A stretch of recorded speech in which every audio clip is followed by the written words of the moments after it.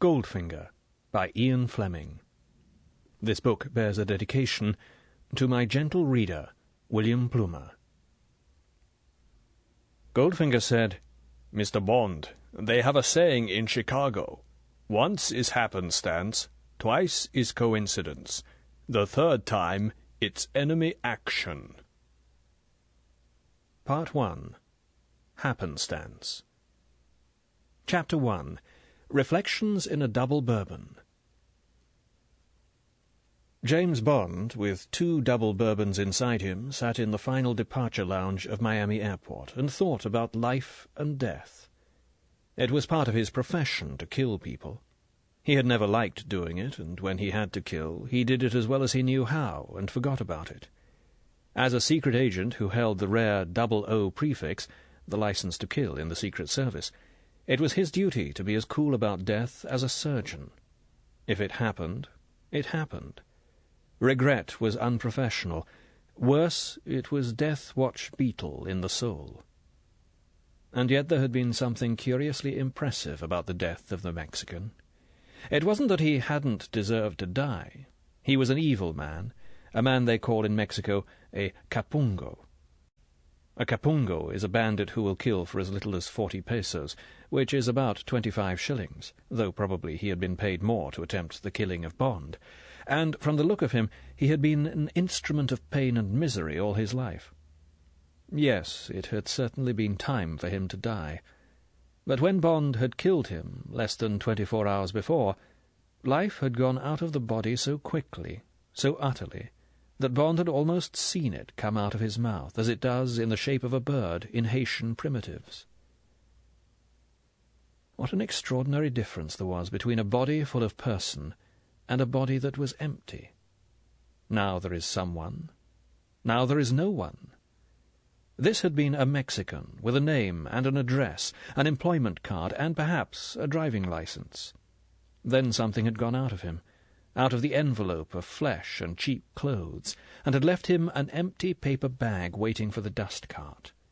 And the difference, the thing that had gone out of the stinking Mexican bandit, was greater than all Mexico. Bond looked down at the weapon that had done it. The cutting edge of his right hand was red and swollen. It would soon show a bruise. Bond flexed the hand, kneading it with his left. He had been doing the same thing at intervals through the quick plane trip that had got him away. It was a painful process, but if he kept the circulation moving, the hand would heal more quickly. One couldn't tell how soon the weapon would be needed again. Cynicism gathered at the corners of Bond's mouth. "National Airlines, Airline of the Stars, announces the departure of their flight NA-106 to LaGuardia Field, New York. Will all passengers please proceed to gate number 7? All aboard, please." The tannoy switched off with an echoing click. Bond glanced at his watch. At least another 10 minutes before Transamerica would be called. He signalled to a waitress and ordered another double bourbon on the rocks. When the wide, chunky glass came, he swirled the liquor round for the ice to blunt it down, and swallowed half of it. He stubbed out the butt of his cigarette, and sat, his chin resting on his left hand, and gazed moodily across the twinkling tarmac to where the last half of the sun was slipping gloriously into the Gulf.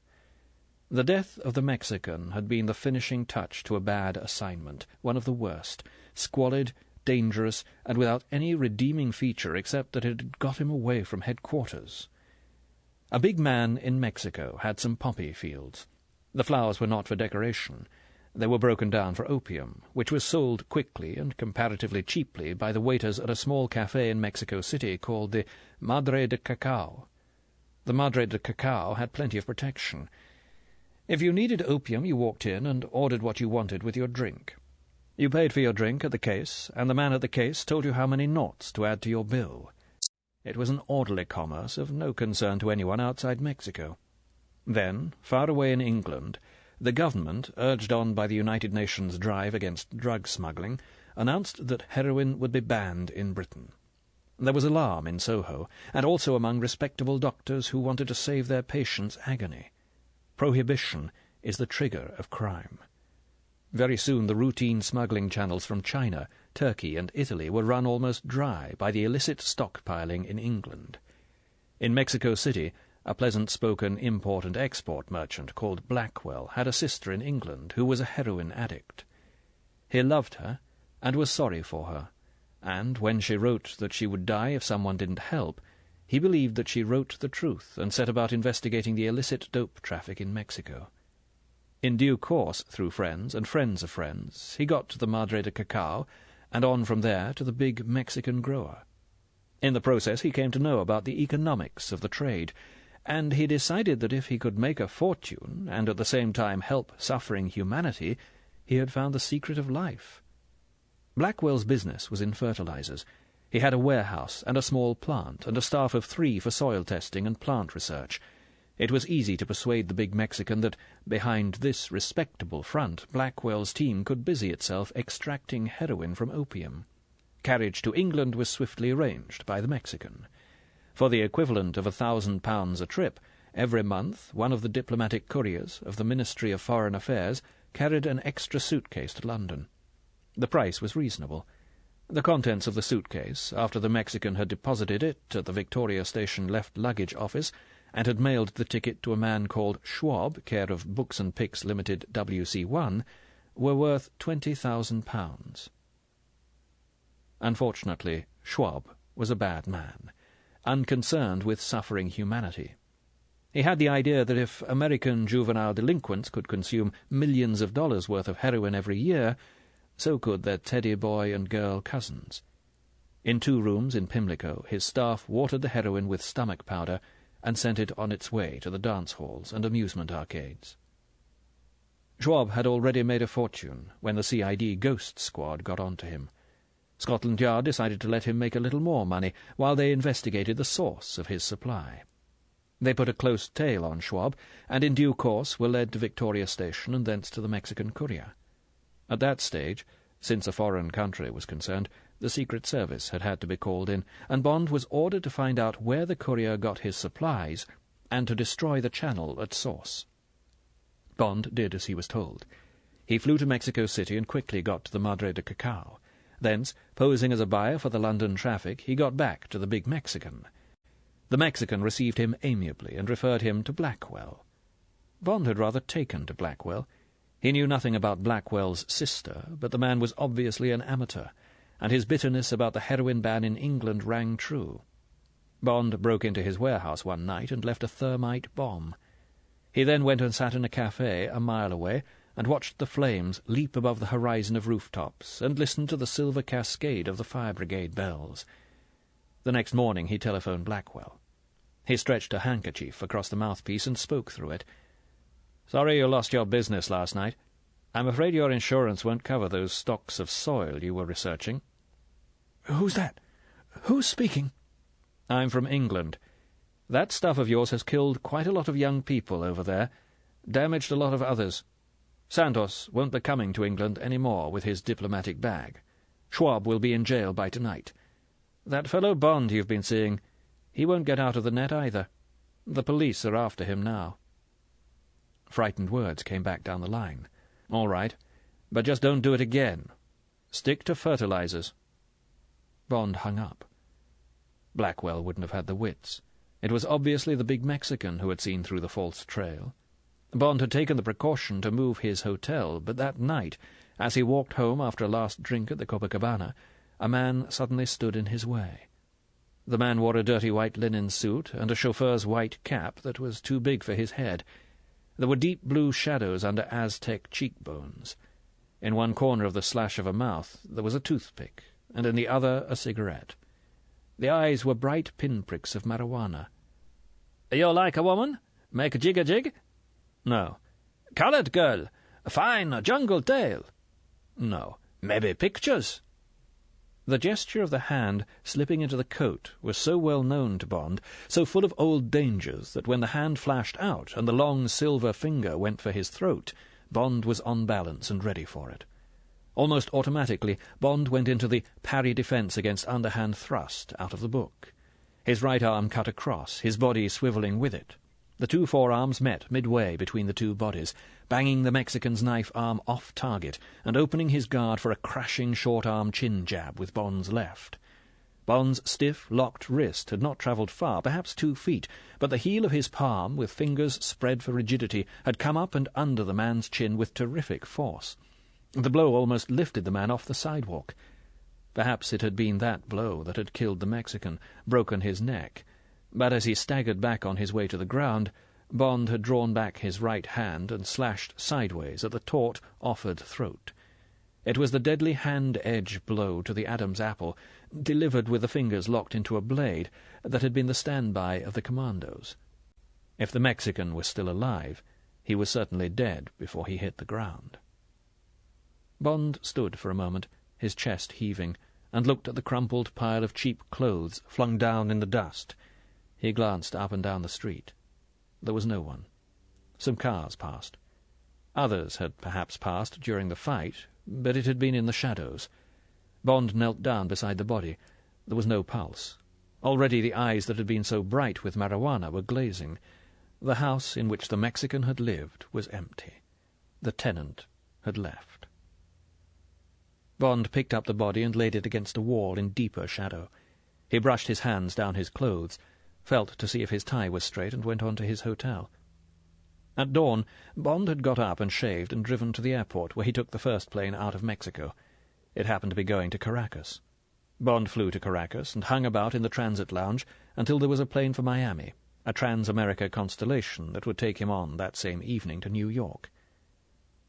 Again the tannoy buzzed and echoed. Trans-America regrets to announce a delay on their flight TR-618 to New York due to a mechanical defect. The new departure time will be at 8 a.m. Will all passengers please report to the Trans-America ticket counter, where arrangements for their overnight accommodation will be made. Thank you. So, that too. Should he transfer to another flight, or spend the night in Miami? Bond had forgotten his drink. He picked it up and, tilting his head back, swallowed the bourbon to the last drop. The ice tinkled cheerfully against his teeth. That was it. That was an idea. He would spend the night in Miami and get drunk, stinking drunk, so that he would have to be carried to bed by whatever tart he had picked up. He hadn't been drunk for years. It was high time. This extra night, thrown at him out of the blue, was a spare night, a gone night. He would put it to good purpose. It was time he let himself go. He was too tense, too introspective. What the hell was he doing, glooming about this Mexican, this Capango who had been sent to kill him? It had been kill or get killed. Anyway, people were killing other people all the time, all over the world. People were using their motor cars to kill with. They were carrying infectious diseases around, blowing microbes in other people's faces, leaving gas jets turned on in kitchens, pumping out carbon monoxide in closed garages. How many people, for instance, were involved in manufacturing H-bombs, from the miners who mined the uranium to the shareholders who owned the mining shares? Was there any person in the world who wasn't, somehow, perhaps only statistically, involved in killing his neighbour? The last light of the day had gone. Below the indigo sky the flare paths twinkled green and yellow, and threw tiny reflections off the oily skin of the tarmac. With a shattering roar, a DC-7 hurtled down the main green lane. The windows in the transit lounge rattled softly. People got up to watch. Bond tried to read their expressions. Did they hope the plane would crash? Give them something to watch, something to talk about, something to fill their empty lives? Or did they wish it well? Which way were they willing the 60 passengers? To live or to die? Bond's lips turned down. Cut it out. Stop being so damned morbid. All this is just reaction from a dirty assignment. You're stale. Tired of having to be tough. You want a change. You've seen too much death. You want a slice of life. Easy, soft, high. Bond was conscious of steps approaching. They stopped at his side. Bond looked up. It was a clean, rich-looking, middle-aged man. His expression was embarrassed, deprecating. "Pardon me, but surely it's Mr. Bond. Mr. James Bond?" Chapter 2. Living It Up. Bond liked anonymity. His "Yes, it is," was discouraging. "Well, That's a mighty rare coincidence." The man held out his hand. Bond rose slowly, took the hand, and released it. The hand was pulpy and unarticulated, like a hand-shaped mud pack or an inflated rubber glove. "My name is DuPont, Junius DuPont. I guess you won't remember me, but we've met before. Mind if I sit down?" The face, the name. Yes, there was something familiar. Long ago, not in America. Bond searched the files while he summed the man up. Mr. DuPont was about 50, pink, clean-shaven, and dressed in the conventional disguise with which Brooks Brothers cover the shame of American millionaires. He wore a single-breasted dark tan tropical suit and a white silk shirt with a shallow collar.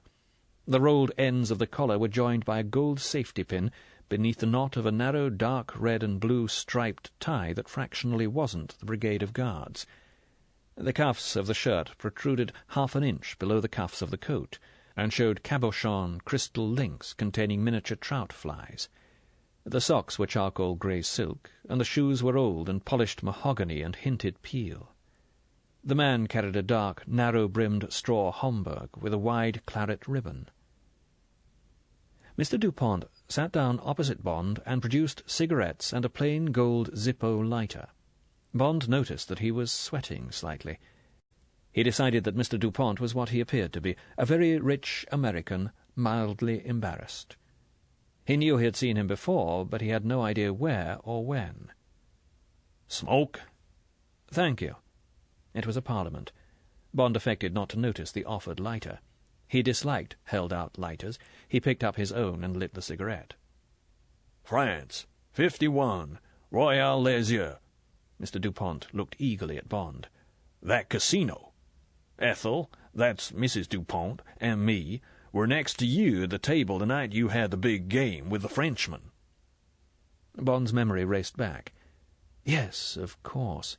The DuPonts had been numbers 4 and 5 at the baccarat table. Bond had been 6. They had seemed harmless people. He had been glad to have such a solid bulwark on his left on that fantastic night when he had broken Le Chiffre. Now Bond saw it all again, the bright pool of light on the green baize, the pink crab hands across the table scuttling out for the cards. He smelled the smoke and the harsh tang of his own sweat. That had been a night. Bond looked across at Mr. DuPont and smiled at the memory. "Yes, of course I remember. Sorry I was slow. But that was quite a night. I wasn't thinking of much except my cards." Mr. DuPont grinned back, happy and relieved. "Why, gosh, Mr. Bond, of course I understand, and I do hope you'll pardon me for butting in. You see—" He snapped his fingers for a waitress. "But we must have a drink to celebrate. What'll you have?" "Thanks. Bourbon on the rocks." "And Dimple Haig and water." The waitress went away. Mr. DuPont leant forward, beaming. A whiff of soap or aftershave lotion came across the table. Lantheric? "I knew it was you, as soon as I saw you sitting there. But I thought to myself, Junius, you don't often make an error over a face, but let's just go make sure. Well, I was flying Trans-American tonight, and when they announced the delay, I watched your expression, and if you'll pardon me, Mr. Bond, it was pretty clear from the look on your face that you had been flying Trans-American too." He waited for Bond to nod. He hurried on. "So I ran down to the ticket counter and had me a look at the passenger list. Sure enough, there it was, J. Bond." Mr. DuPont sat back, pleased with his cleverness. The drinks came. He raised his glass. "Your very good health, sir. This sure is my lucky day." Bond smiled noncommittally and drank. Mr. DuPont leant forward again. He looked round. There was nobody at the nearby tables. Nevertheless, he lowered his voice. "I guess you'll be saying to yourself, well, it's nice to see Junius DuPont again, but what's the score? Why is he so particularly happy at seeing me on just this night?" Mr. DuPont raised his eyebrows as if acting Bond's part for him. Bond put on a face of polite inquiry. Mr. DuPont leant still farther across the table. "Now, I hope you'll forgive me, Mr. Bond. It's not like me to pry into other people's affairs, but after that game at Royale, I did hear that you were not only a grand card player, but also that you were, how shall I put it, that you were a sort of, investigator. You know, kind of intelligence operative." Mr. Dupont's indiscretion had made him go very red in the face. He sat back and took out a handkerchief and wiped his forehead. He looked anxiously at Bond. Bond shrugged his shoulders. The grey-blue eyes that looked into Mr. Dupont's eyes, which had turned hard and watchful despite his embarrassment, held a mixture of candour, irony, and self-deprecation. "I used to dabble in that kind of thing. Hangover from the war. One still thought it was fun playing Red Indians, but there's no future in it in peacetime." "Quite, quite." Mr. Dupont made a throwaway gesture with the hand that held the cigarette. His eyes evaded Bond's as he put the next question, waited for the next lie. Bond thought, "There's a wolf in this Brooks Brothers clothing. This is a shrewd man." "And now you've settled down?" Mr. Dupont smiled paternally. "What did you choose, if you'll pardon the question?" "Import and export. I'm with Universal. Perhaps you've come across them." Mr. Dupont continued to play the game. Universal. Let me see. Why, yes, sure, I've heard of them. Can't say I've ever done business with them, but I guess it's never too late." He chuckled fatly. "I've got quite a heap of interests all over the place. Only stuff I can honestly say I'm not interested in is chemicals. Maybe it's my misfortune, Mr. Bond, but I'm not one of the chemical Duponts." Bond decided that the man was quite satisfied with the particular brand of Dupont he happened to be. He made no comment. He glanced at his watch to hurry Mr. Dupont's play of the hand. He made a note to handle his own cards carefully. Mr. Dupont had a nice, pink, kindly baby face, with a puckered, rather feminine, turned-down mouth. He looked as harmless as any of the middle-aged Americans with cameras who stand outside Buckingham Palace. But Bond sensed many tough, sharp qualities behind the fuddy-duddy facade. Mr. Dupont's sensitive eye caught Bond's glance at his watch. He consulted his own.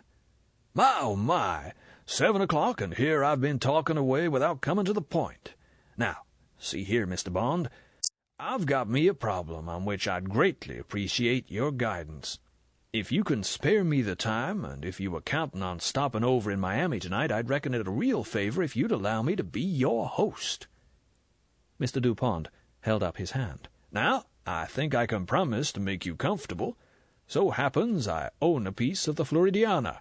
Maybe you heard we opened around Christmas time. Doing a great business, I'm happy to say. Really pushing that little old fountain blue." Mr. Dupont laughed indulgently. "That's what we call the Fontainebleau down here.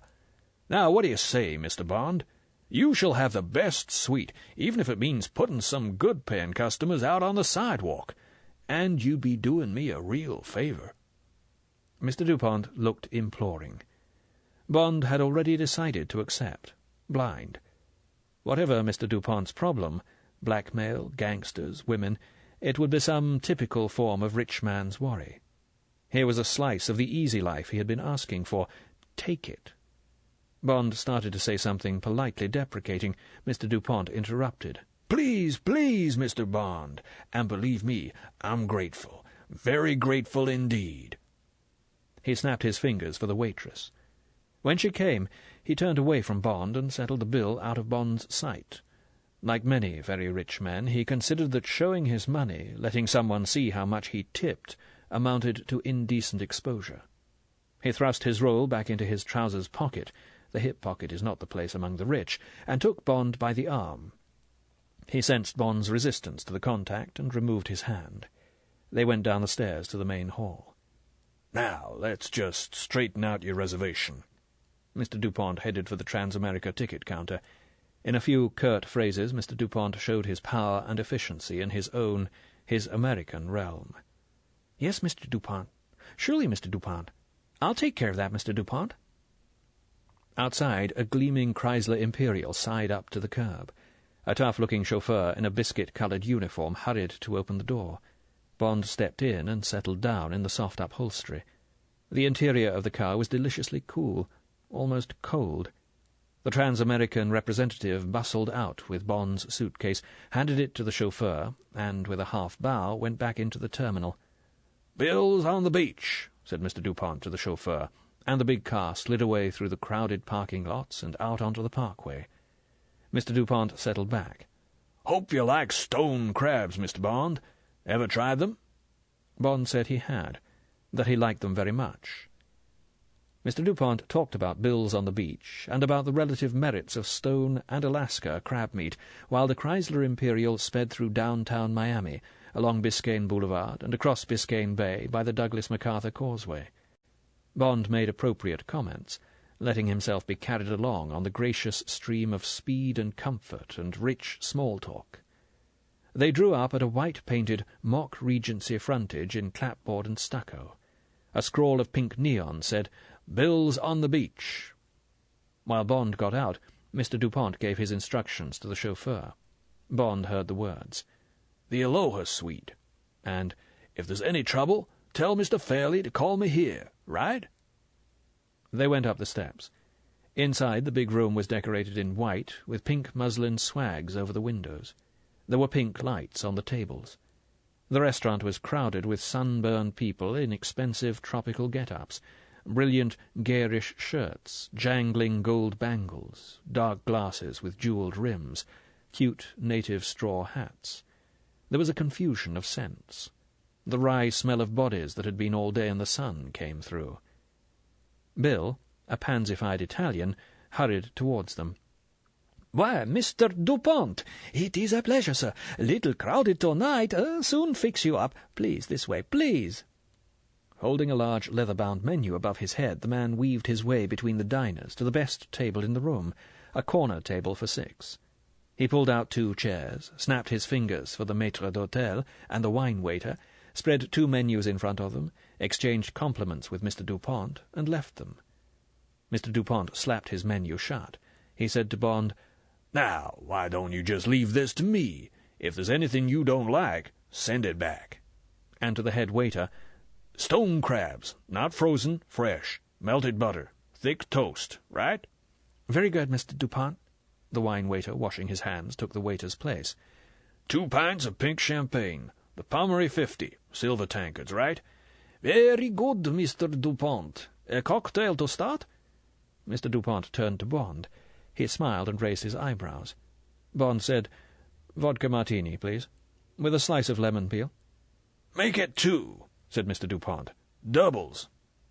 The wine-waiter hurried off.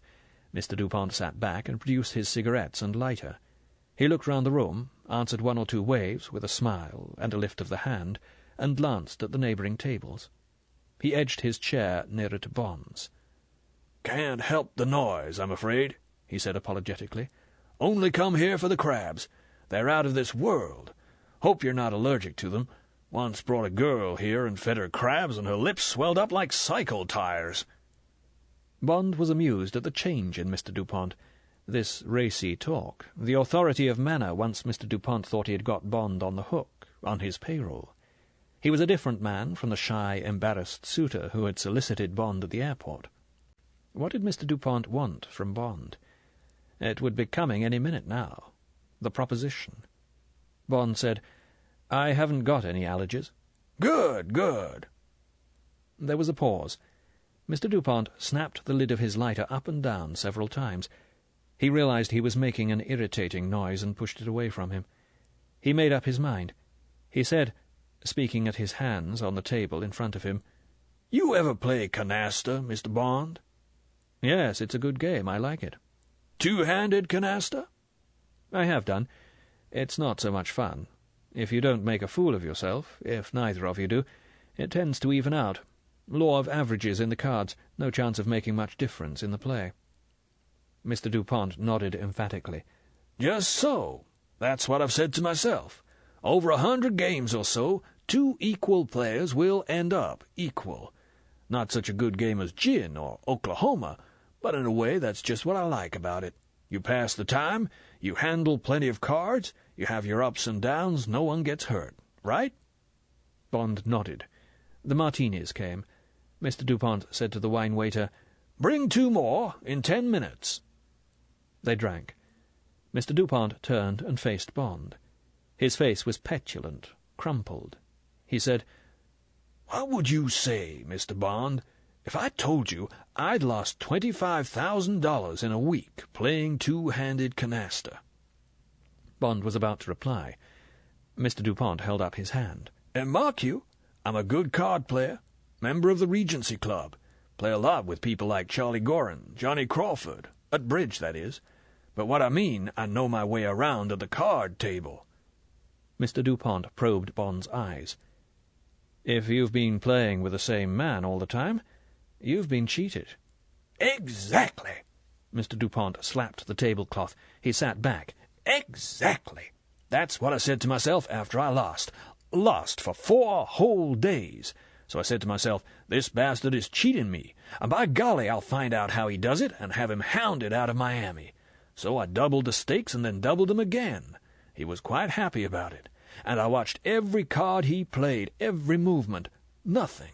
Not a hint or a sign. Cards not marked. New pack whenever I wanted one. My own cards. Never looked at my hand.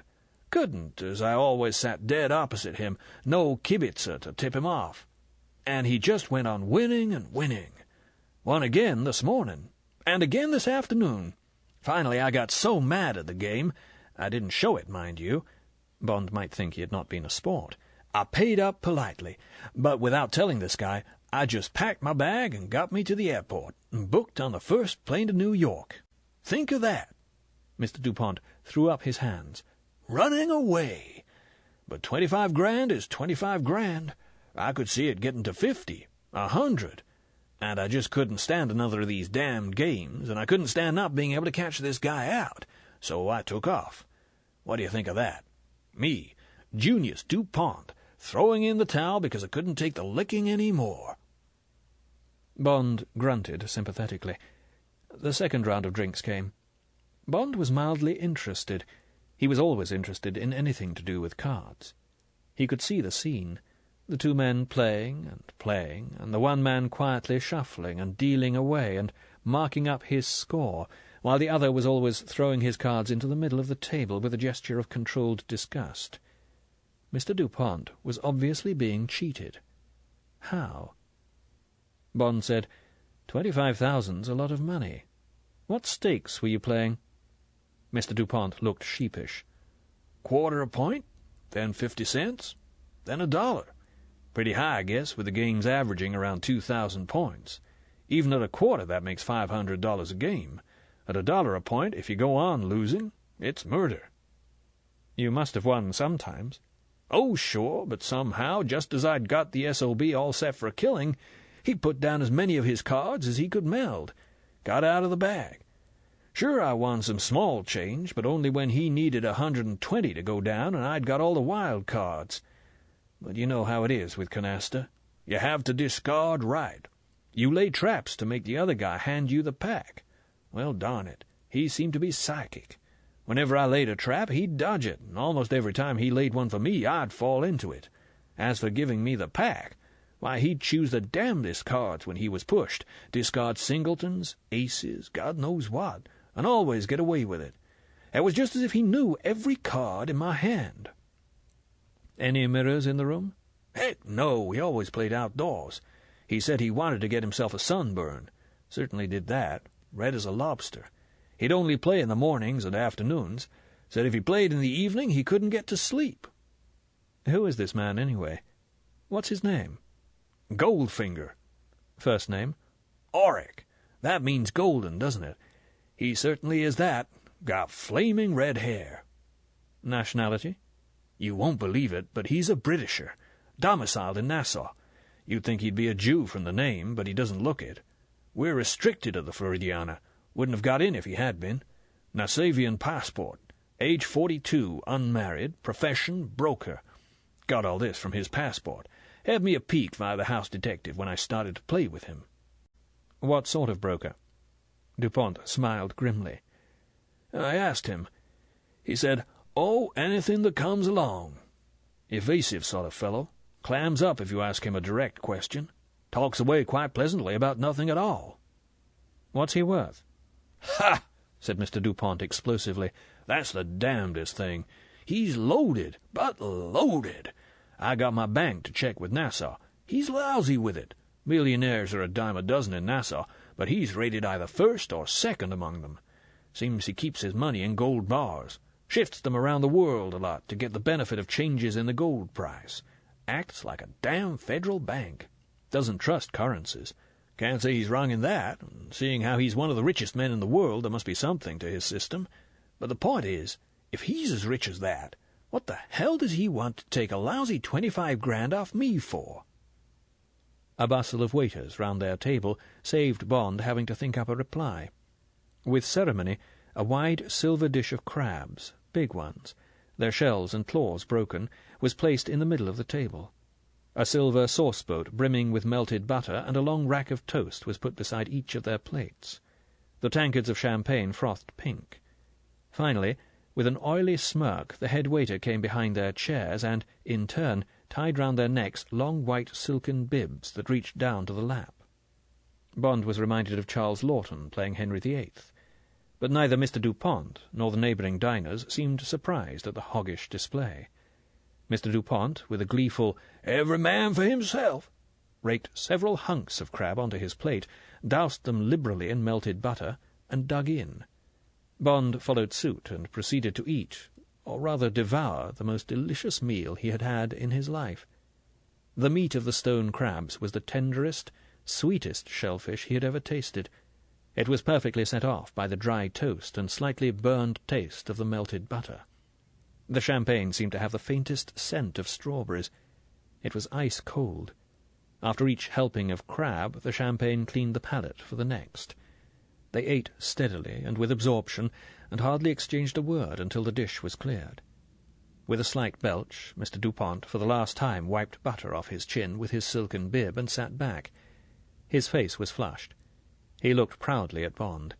He said reverently, "Mr. Bond, I doubt if anywhere in the world a man has eaten as good a dinner as that tonight. What do you say?" Bond thought, I asked for the easy life, the rich life. How do I like it? How do I like eating like a pig and hearing remarks like that? Suddenly the idea of ever having another meal like this, or indeed any other meal with Mr. Dupont, revolted him. He felt momentarily ashamed of his disgust. He had asked, and it had been given. It was the Puritan in him that couldn't take it. He had made his wish, and the wish had not only been granted, it had been stuffed down his throat. Bond said, "I don't know about that, but it was certainly very good." Mr. Dupont was satisfied. He called for coffee. Bond refused the offer of cigars or liqueurs. He lit a cigarette and waited with interest for the catch to be presented. He knew there would be one. It was obvious that all this was part of the come-on. Well, let it come. Mr. Dupont cleared his throat. "And now, Mr. Bond, I have a proposition to put to you." He stared at Bond, trying to gauge his reaction in advance. "Yes?" "It surely was providential to meet you like that at the airport." Mr. Dupont's voice was grave, sincere. "I've never forgotten our first meeting at Royale. I recall every detail of it. Your coolness, your daring, your handling of the cards." Bond looked down at the tablecloth, but Mr. Dupont had got tired of his peroration. He said hurriedly, "Mr. Bond, I will pay you $10,000 to stay here as my guest until you have discovered how this man Goldfinger beats me at cards." Bond looked Mr. Dupont in the eye. He said, "That's a handsome offer, Mr. Dupont, but I have to get back to London. I must be in New York to catch my plane within 48 hours. If you will play your usual sessions tomorrow morning and afternoon, I should have plenty of time to find out the answer, but I must leave tomorrow night, whether I can help you or not. Done?" "Done," said Mr. Dupont. Chapter 3. The Man with Agoraphobia. The flapping of the curtains wakened Bond. He threw off the single sheet and walked across the thick pile carpet to the picture window that filled the whole of one wall. He drew back the curtains and went out onto the sun-filled balcony. The black-and-white checkerboard tiles were warm, almost hot to the feet, although it could not yet be 8 o'clock. A brisk inshore breeze was blowing off the sea, straining the flags of all nations that flew along the pier of the private yacht basin. The breeze was humid and smelt strongly of the sea. Bond guessed it was the breeze that the visitors like, but the residents hate. It would rust the metal fittings in their homes, fox the pages of their books, rot their wallpaper and pictures, breed damp rot in their clothes. 12 stories down, the formal gardens, dotted with palm trees and beds of bright croton, and traced with neat gravel walks between avenues of bougainvillea, were rich and dull. Gardeners were working, raking the paths and picking up leaves with the lethargic slow motion of coloured help. 2 mowers were at work on the lawns, and where they had already been, sprinklers were gracefully flinging handfuls of spray. Directly below Bond, the elegant curve of the Cabana Club swept down to the beach, 2 stories of changing-rooms below a flat roof dotted with chairs and tables, and an occasional red-and-white striped umbrella. Within the curve was the brilliant green oblong of the Olympic-length swimming pool, fringed on all sides by row upon row of mattressed steamer chairs on which the customers would soon be getting their $50-a-day sunburn. White-jacketed men were working among them, straightening the lines of chairs, turning the mattresses, and sweeping up yesterday's cigarette butts. Beyond was the long golden beach, and the sea, and more men, raking the tide-line, putting up the umbrellas, laying out mattresses. No wonder the neat card inside Bond's wardrobe had said that the cost of the Aloha suite was $200 a day. Bond made a rough calculation. If he was paying the bill, it would take him just 3 weeks to spend his whole salary for the year. Bond smiled cheerfully to himself. He went back into the bedroom, picked up the telephone, and ordered himself a delicious, wasteful breakfast, a carton of king-size Chesterfields, and the newspapers. By the time he had shaved and had an ice-cold shower and dressed, it was 8 o'clock. He walked through into the elegant sitting-room and found a waiter in a uniform of plum and gold laying out his breakfast beside the window. Bond glanced at the Miami Herald. The front page was devoted to yesterday's failure of an American ICBM at the nearby Cape Canaveral, and a bad upset in a big race at Hialeah. Bond dropped the paper on the floor and sat down and slowly ate his breakfast, and thought about Mr. Dupont and Mr. Goldfinger. His thoughts were inconclusive. Mr. Dupont was either a much worse player than he thought, which seemed unlikely on Bond's reading of his tough, shrewd character, or else Goldfinger was a cheat. If Goldfinger cheated at cards, although he didn't need the money, it was certain that he had also made himself rich by cheating or sharp practice on a much bigger scale. Bond was interested in big crooks. He looked forward to his first sight of Goldfinger. He also looked forward to penetrating Goldfinger's highly successful and, on the face of it, highly mysterious method of fleecing Mr. Dupont. It was going to be a most entertaining day. Idly, Bond waited for it to get under way. The plan was that he would meet Mr. Dupont in the garden at 10 o'clock. The story would be that Bond had flown down from New York to try and sell Mr. Dupont a block of shares from an English holding in a Canadian natural gas property. The matter was clearly confidential, and Goldfinger would not think of questioning Bond about details. Shares, natural gas, Canada. That was all Bond needed to remember. They would go along together to the roof of the Cabana Club, where the game was played, and Bond would read his paper and watch. After luncheon, during which Bond and Mr. Dupont would discuss their business, there would be the same routine. Mr. Dupont had inquired if there was anything else he could arrange. Bond had asked for the number of Mr. Goldfinger's suite and a pass-key.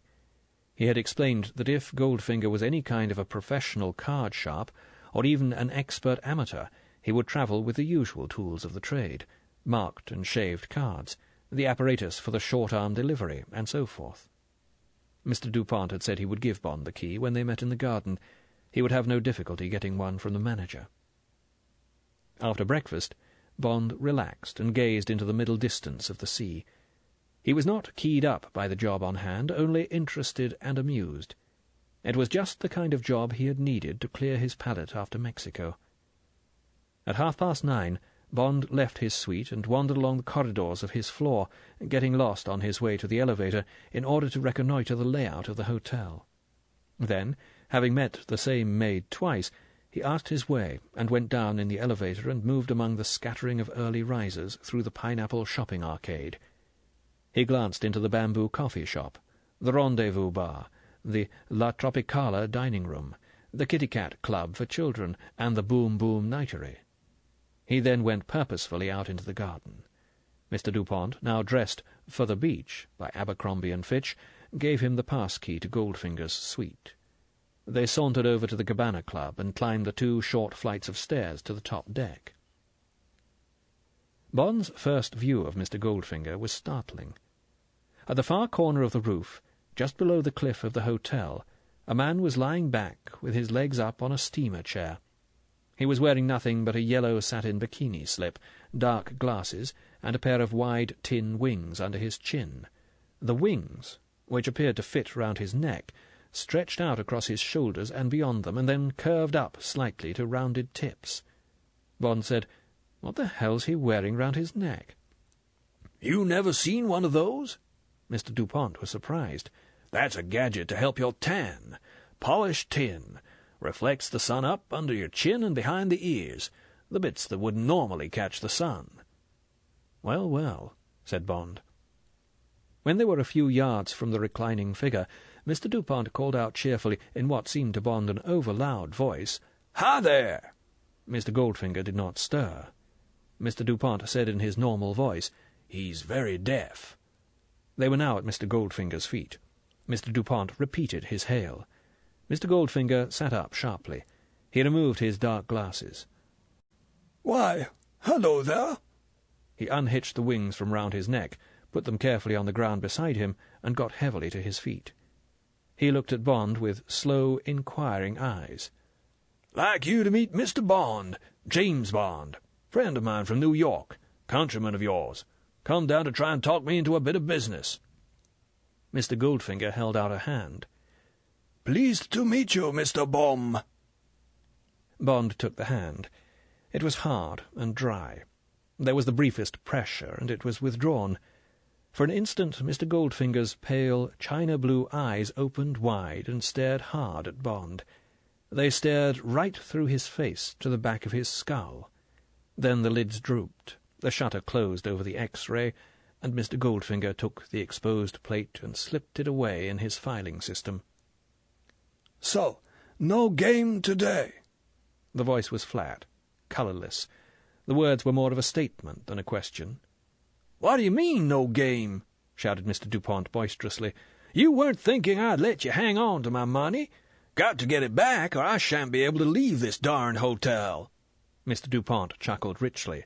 "I'll tell Sam to fix the table. James here says he doesn't know much about cards, and he'd like to learn the game. That right, James?" He turned to Bond. "Sure you'll be all right with your paper and the sunshine?" "I'd be glad of the rest," said Bond. "Been travelling too much."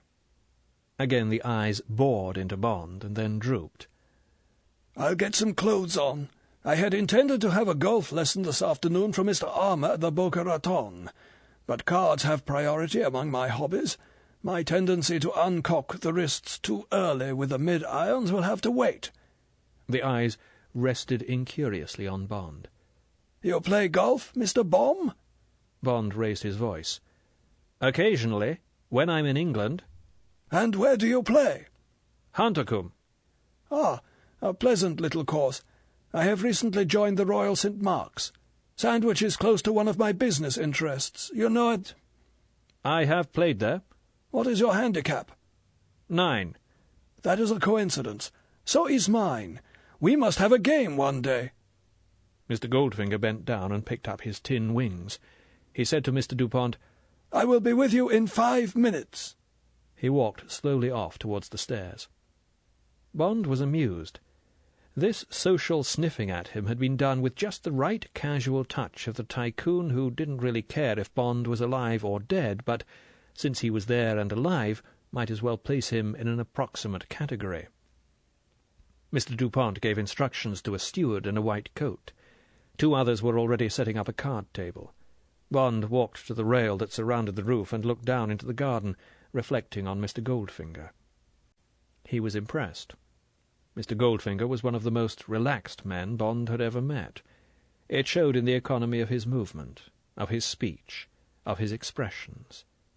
Mr. Goldfinger wasted no effort, yet there was something coiled, compressed in the immobility of the man. When Goldfinger had stood up, the first thing that had struck Bond was that everything was out of proportion. Goldfinger was short, not more than 5 feet tall, and on top of the thick body and blunt peasant legs was set almost directly into the shoulders a huge and it seemed exactly round head. It was as if Goldfinger had been put together with bits of other people's bodies. Nothing seemed to belong. Perhaps, Bond thought, it was to conceal his ugliness that Goldfinger made such a fetish of sunburn.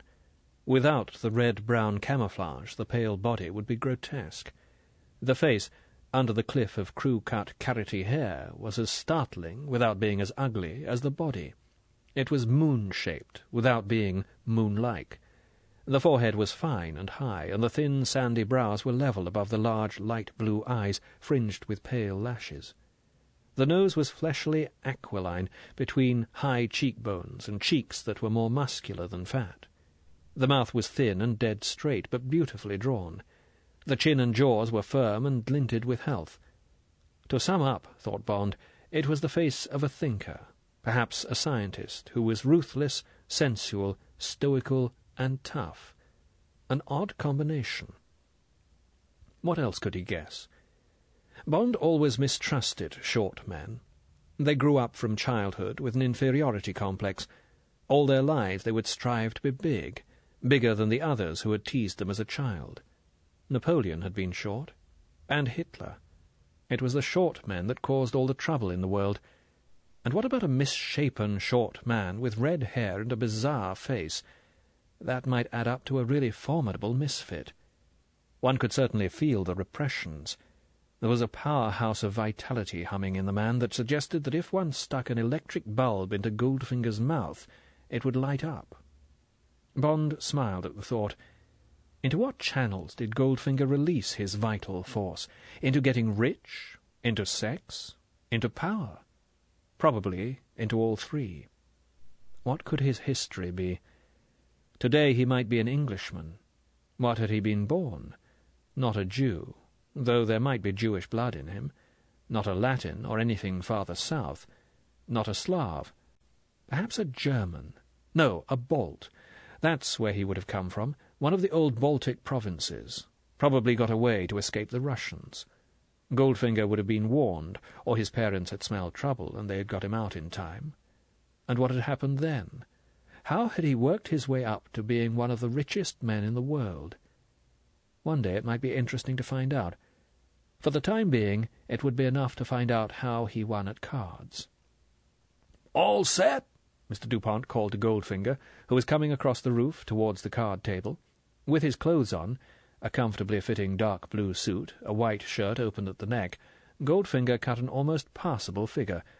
But there was no disguise for the great brown and red football of a head, and the flesh-coloured hearing aid plugged into the left ear was not an improvement. Mr. Dupont sat with his back to the hotel. Goldfinger took the seat opposite and cut the cards. Dupont won the cut, pushed the other pack over to Goldfinger, tapped them to show they were already shuffled, and he couldn't bother to cut, and Goldfinger began the deal. Bond sauntered over and took a chair at Mr. Dupont's elbow. He sat back, relaxed. He made a show of folding his paper to the sports page, and watched the deal. Somehow Bond had expected it, but this was no card sharp. Goldfinger dealt quickly and efficiently, but with no hint of the mechanic's grip, those vital 3 fingers curled round the long edge of the cards, and the index finger at the outside short upper edge, the grip that means you are armed for dealing bottoms or seconds. And he wore no signet ring for pricking the cards, no surgical tape round a finger for marking them. Mr. Dupont turned to Bond. "Deal of 15 cards," he commented. "You draw 2 and discard 1. Otherwise straight Regency rules. No monkey business with the red trays counting 1, 3, 5, 8, or any of that European stuff." Mr. Dupont picked up his cards. Bond noticed that he sorted them expertly, not grading them according to value from left to right, or holding his wild cards, of which he had 2 at the left, a pattern that might help a watchful opponent. Mr. Dupont concentrated his good cards in the centre of his hand, with the singletons and broken melds on either side. The game began. Mr. Dupont drew first, a miraculous pair of wild cards. His face betrayed nothing. He discarded casually. He only needed 2 more good draws to go out unseen, but he would have to be lucky.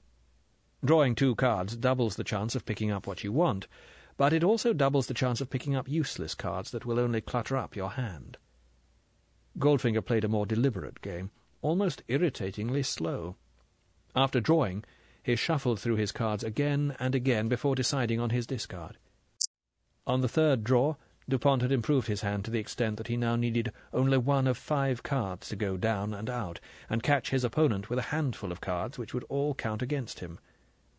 As if Goldfinger knew the danger he was in, he went down for 50, and proceeded to make a canaster with 3 wild cards and 4 5s. He also got rid of some more melds, and ended with only 4 cards in his hand. In any other circumstances, it would have been ridiculously bad play.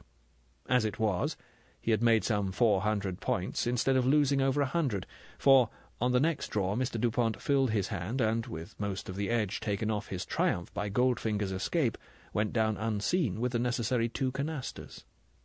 "By golly, I nearly screwed you that time." Mr. Dupont's voice had an edge of exasperation. "What in hell told you to cut and run?" Goldfinger said indifferently, "I smelled trouble." He added up his points, announced them, and jotted them down, waiting for Mr. Dupont to do the same. Then he cut the cards and sat back and regarded Bond with polite interest. "Will you be staying long, Mr. Baum?" Bond smiled. "It's Bond. B-O-N-D. No, I have to go back to New York tonight." "How sad."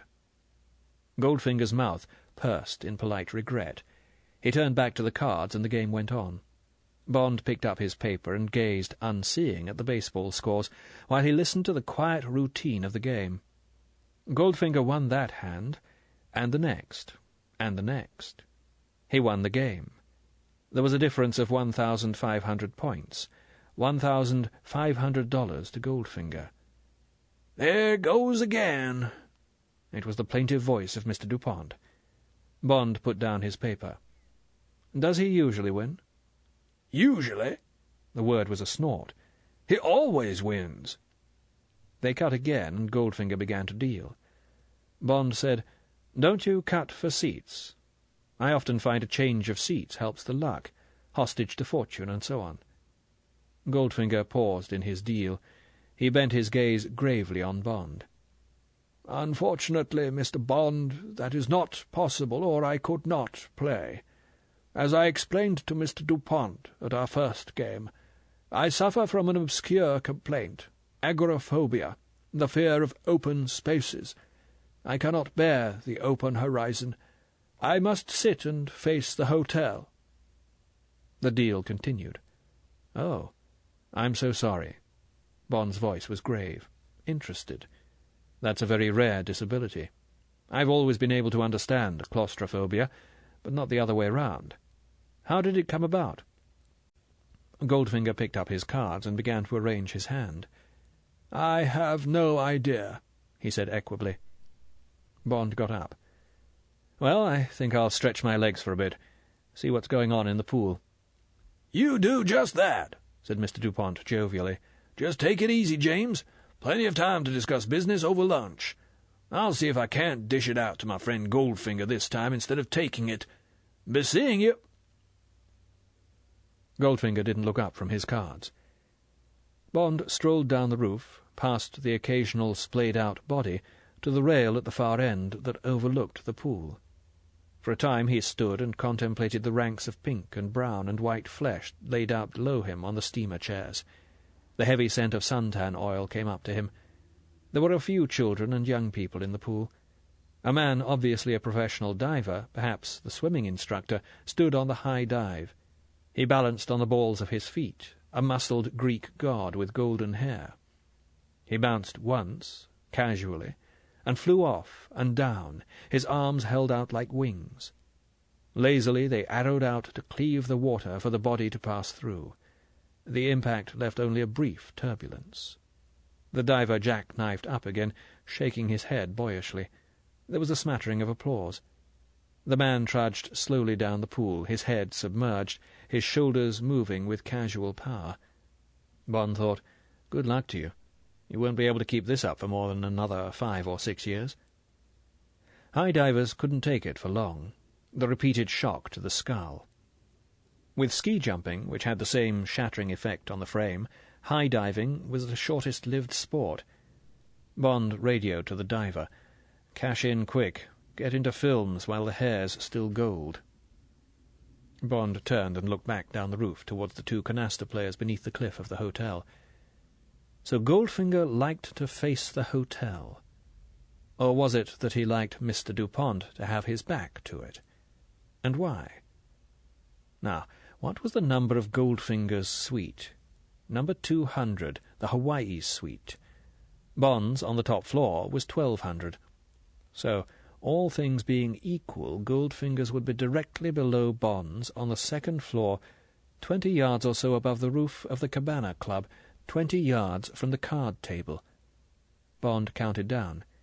He closely examined the frontage that should be Goldfinger's. Nothing.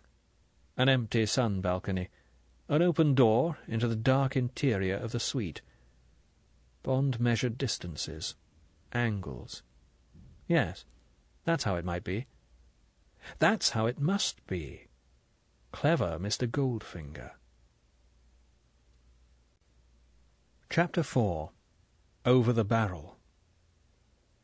After luncheon, the traditional shrimp cocktail, native snapper with a minute paper cup of tartar sauce, roast prime ribs of beef au jus, and pineapple surprise, it was time for the siesta before meeting Goldfinger at 3 o'clock for the afternoon session. Mr. Dupont, who had lost a further $10,000 or more, confirmed that Goldfinger had a secretary. "Never seen her. Sticks to the suite. Probably just some Corrine he's brought down for the ride." He smiled wetly. "I mean the daily ride. Why, you onto something?" Bond was non-committal. "Can't tell yet. I probably won't be coming down this afternoon. Say I got bored watching, gone into the town." He paused. "But if my idea's right, don't be surprised at what may happen. If Goldfinger starts to behave oddly, just sit quiet and watch. I'm not promising anything. I think I've got him, but I may be wrong." Mr. Dupont was enthusiastic. "Good for you, Boyle," he said effusively. "I just can't wait to see that bastard over the barrel. Damn his eyes." Bond took the elevator up to his suite. He went to his suitcase and extracted an M3 Leica, an MC exposure meter, a K2 filter, and a flash holder. He put a bulb in the holder and checked the camera. He went to his balcony, glanced at the sun to estimate where it would be at about 3:30, and went back into the sitting-room, leaving the door to the balcony open. He stood at the balcony door and aimed the exposure meter. The exposure was 1/100th of a second. He set this on the Leica, put the shutter at f11, and the distance at 12 feet. He clipped on a lens hood and took one picture to see that all was working. Then he wound on the film, slipped in the flash holder, and put the camera aside. Bond went to his suitcase again and took out a thick book, The Bible Designed to be Read as Literature, opened it, and extracted his Walter PPK in the Burns Martin holster. He slipped the holster inside his trouser band to the left. He tried 1 or 2 quick draws. They were satisfactory. He closely examined the geography of his suite, on the assumption that it would be exactly similar to the Hawaii. He visualized the scene that would almost certainly greet him when he came through the door of the suite downstairs. He tried his pass-key in the various locks and practiced opening the doors noiselessly. Then he pulled a comfortable chair in front of the open balcony door and sat and smoked a cigarette, while he gazed out across the sea and thought of how he would put things to Goldfinger when the time came. At 3:15, Bond got up and went out onto the balcony, and cautiously looked down at the 2 tiny figures across the square of green baize. He went back into the room and checked the exposure meter on the Leica. The light was the same. He slipped on the coat of his dark blue tropical worsted suit, straightened his tie, and slung the strap of the Leica round his neck so that the camera hung at his chest. Then, with a last look round, he went out and along to the elevator. He rode down to the ground floor and examined the shop windows in the foyer. When the elevator had gone up again, he walked to the staircase and slowly climbed up 2 floors. The geography of the second floor was identical with the 12th. Room 200 was where he had expected it to be. There was no one in sight. He took out his pass-key and silently opened the door and closed it behind him. In the small lobby, a raincoat, a light camel-hair coat, and a pale grey Homburg hung on hooks. Bond took his Leica firmly in his right hand, held it up close to his face, and gently tried the door to the sitting-room. It was not locked. Bond eased it open. Even before he could see what he expected to see, he could hear the voice. It was a low, attractive girl's voice, an English voice. It was saying, "Drew 5 and 4. Completed canasta in 5s with 2 2s. Discarding 4. Has singletons in kings, knaves, 9s, 7s. Bond slid into the room. The girl was sitting on 2 cushions on top of a table, which had been pulled up a yard inside the open balcony door. She had needed the cushions to give her height. It was at the top of the afternoon heat, and she was naked, except for a black brassiere and black silk briefs. She was swinging her legs in a bored fashion. She had just finished painting the nails on her left hand. Now she stretched the hand out in front of her to examine the effect. She brought the hand back close to her lips and blew on the nails. Her right hand reached sideways and put the brush back in the Revlon bottle on the table beside her. A few inches from her eyes were the eyepieces of a powerful-looking pair of binoculars, supported on a tripod whose feet reached down between her sunburned legs to the floor. Jutting out from below the binoculars was a microphone from which wires led to a box about the size of a portable record player under the table. Other wires ran from the box to a gleaming indoor aerial on the sideboard against the wall. The briefs tightened as she leant forward again and put her eyes to the binoculars. Drew a queen and a king. Meld of queens. Can meld kings with a joker. Discarding 7. She switched off the microphone. While she was concentrating, Bond stepped swiftly across the floor until he was almost behind her. There was a chair. He stood on it, praying it wouldn't squeak. Now he had the height to get the whole scene in focus. He put his eye to the viewfinder. Yes, there it was, all in line, the girl's head, the edge of the binoculars, the microphone, and 20 yards below, the 2 men at the table, with Mr. Dupont's hand of cards held in front of him. Bond could distinguish the reds and the blacks. He pressed the button. The sharp explosion of the bulb and the blinding flash of light forced a quick scream out of the girl. She swivelled round. Bond stepped down off the chair. "Good afternoon." "Who are you? What do you want?" The girl's hand was up to her mouth. Her eyes screamed at him. "I've got what I want. Don't worry, it's all over now. And my name's Bond. James Bond." Bond put his camera carefully down on the chair and came and stood in the radius of her scent. She was very beautiful. She had the palest blonde hair. It fell heavily to her shoulders, unfashionably long.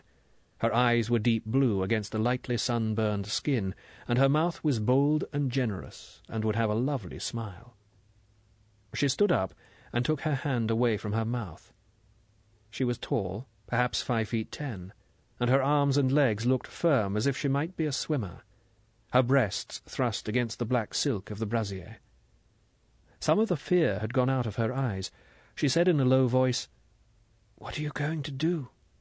"Nothing to you. I may tease Goldfinger a bit. Move over like a good girl and let me have a look." Bond took the girl's place and looked through the glasses. The game was going on normally. Goldfinger showed no sign that his communications had broken down. "Doesn't he mind not getting the signals? Will he stop playing?" She said hesitatingly, "It's happened before when a plug pulled or something. He just waits for me to come through again." Bond smiled at her. "Well, let's let him stew for a bit. Have a cigarette and relax." He held out a packet of Chesterfields. She took one. "Anyway, it's time you did the nails on your right hand." A smile flickered across her mouth. How long were you there? You gave me a frightful shock. Not long, and I'm sorry about the shock. Goldfinger's been giving poor old Mr. Dupont shocks for a whole week. Yes, she said doubtfully. I suppose it's really rather mean. But he's very rich, isn't he? Oh, yes. I shouldn't lose any sleep over Mr. Dupont. But Goldfinger might choose someone who can't afford it. Anyway, he's a zillionaire himself. Why does he do it? He's crawling with money. Animation flooded back into her face. I know. I simply can't understand him. It's a sort of mania with him making money. He can't leave it alone. I've asked him why, and all he says is that one's a fool not to make money when the odds are right. He's always going on about the same thing, getting the odds right. When he talked me into doing this, she waved her cigarette at the binoculars, and I asked him why on earth he bothered, took these stupid risks, all he said was, "That's the second lesson. When the odds aren't right, make them right."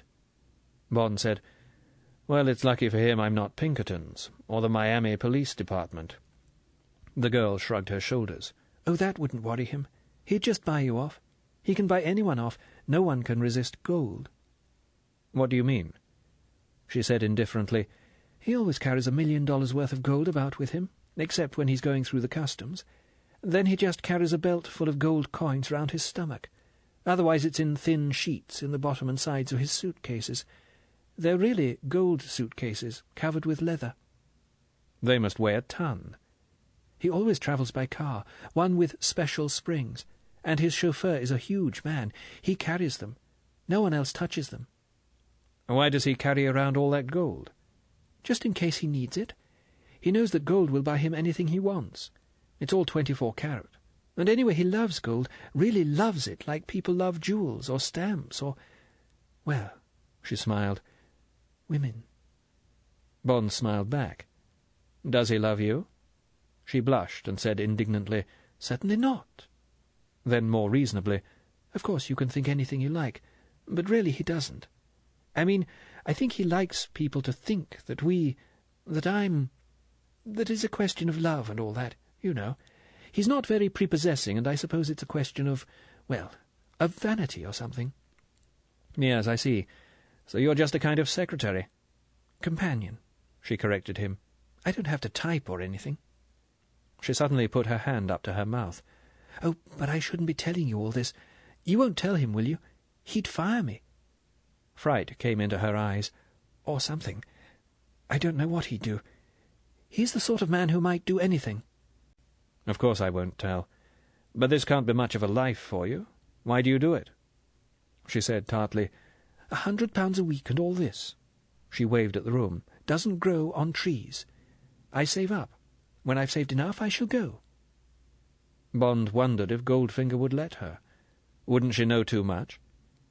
He looked at the beautiful face, the splendid, unself-conscious body. She might not suspect it, but for his money she was in very bad trouble with this man. The girl was fidgeting. Now she said with an embarrassed laugh, "I don't think I'm very properly dressed.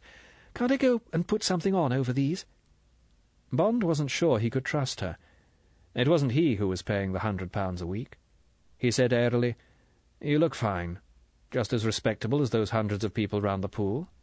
Anyway," he stretched, "it's about time to light a fire under Mr. Goldfinger." Bond had been glancing down at the game from time to time. It seemed to be proceeding normally. Bond bent again to the binoculars. Already Mr. Dupont seemed to be a new man. His gestures were expansive. The half-profile of his pink face was full of animation. While Bond watched, he took a fistful of cards out of his hand and spread them down, a pure canaster in kings.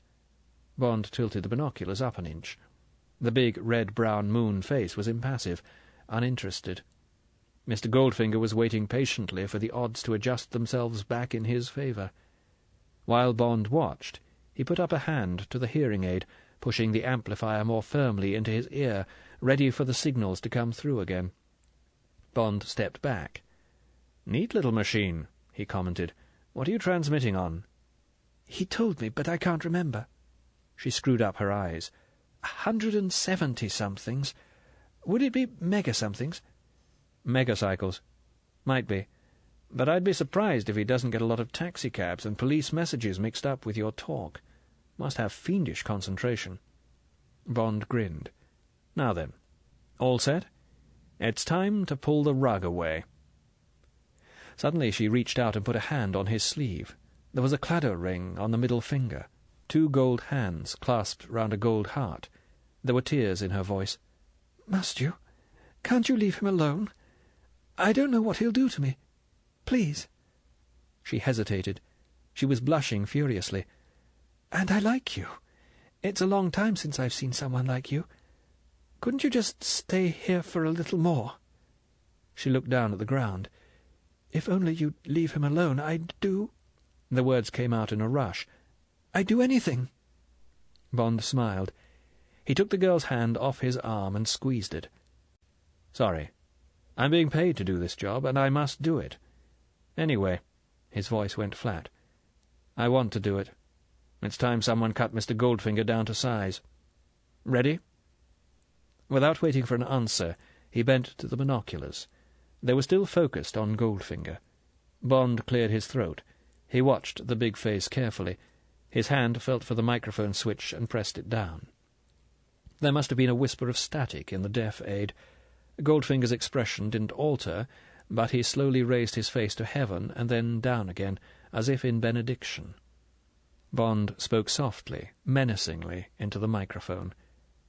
"Now hear me, Goldfinger." He paused. Not a flicker of expression, but Goldfinger bent his head a fraction as if listening. He studied his cards intently, his hands quite still. "This is James Bond speaking. Remember me? The game's finished, and it's time to pay. I have a photograph of the whole setup: blonde, binoculars, microphone, and you and your hearing aid. This photograph will not go to the FBI and Scotland Yard so long as you obey me exactly. Nod your head if you understand." The face was still expressionless. Slowly the big round head bent forward and then straightened itself. "Put your cards down face upwards on the table." The hands went down. They opened, and the cards slid off the fingers onto the table. "Take out your checkbook and write a check to cash for $50,000. That is made up as follows: 35 you have taken from Mr. Dupont, 10 for my fee, the extra 5 for wasting so much of Mr. Dupont's valuable time." Bond watched to see that his order was being obeyed. He took a glance at Mr. Dupont. Mr. Dupont was leaning forward, gaping. Mr. Goldfinger slowly detached the check and countersigned it on the back. "Right. Now jot this down on the back of your checkbook and see you get it right. Book me a compartment on the Silver Meteor to New York tonight. Have a bottle of vintage champagne on ice in the compartment and plenty of caviar sandwiches, the best caviar. And keep away from me. And no monkey business. The photograph will be in the mails, with a full report to be opened and acted upon if I don't show up in good health in New York tomorrow. Nod if you understand." Again the big head came slowly down and up again. Now there were traces of sweat on the high, unlined forehead. "Right. Now hand the check across to Mr. Dupont and say, 'I apologize humbly. I have been cheating you.' Then you can go." Bond watched the hand go across and drop the check in front of Mr. Dupont. The mouth opened and spoke. The eyes were placid, slow. Goldfinger had relaxed. It was only money. He had paid his way out. "Just a moment, Goldfinger. You're not through yet." Bond glanced up at the girl. She was looking at him strangely. There was misery and fear, but also a look of submissiveness, of longing. "What's your name?" "Jill Masterton." Goldfinger had stood up, was turning away. Bond said sharply, "Stop." Goldfinger stopped in mid-stride. Now his eyes looked up at the balcony. They had opened wide as when Bond had first met him. Their hard, level, X-ray gaze seemed to find the lenses of the binoculars, travel down them and through Bond's eyes to the back of his skull. They seemed to say, "I shall remember this, Mr. Bond." Bond said softly, "I'd forgotten. One last thing. I shall be taking a hostage for the ride to New York. Miss Masterton.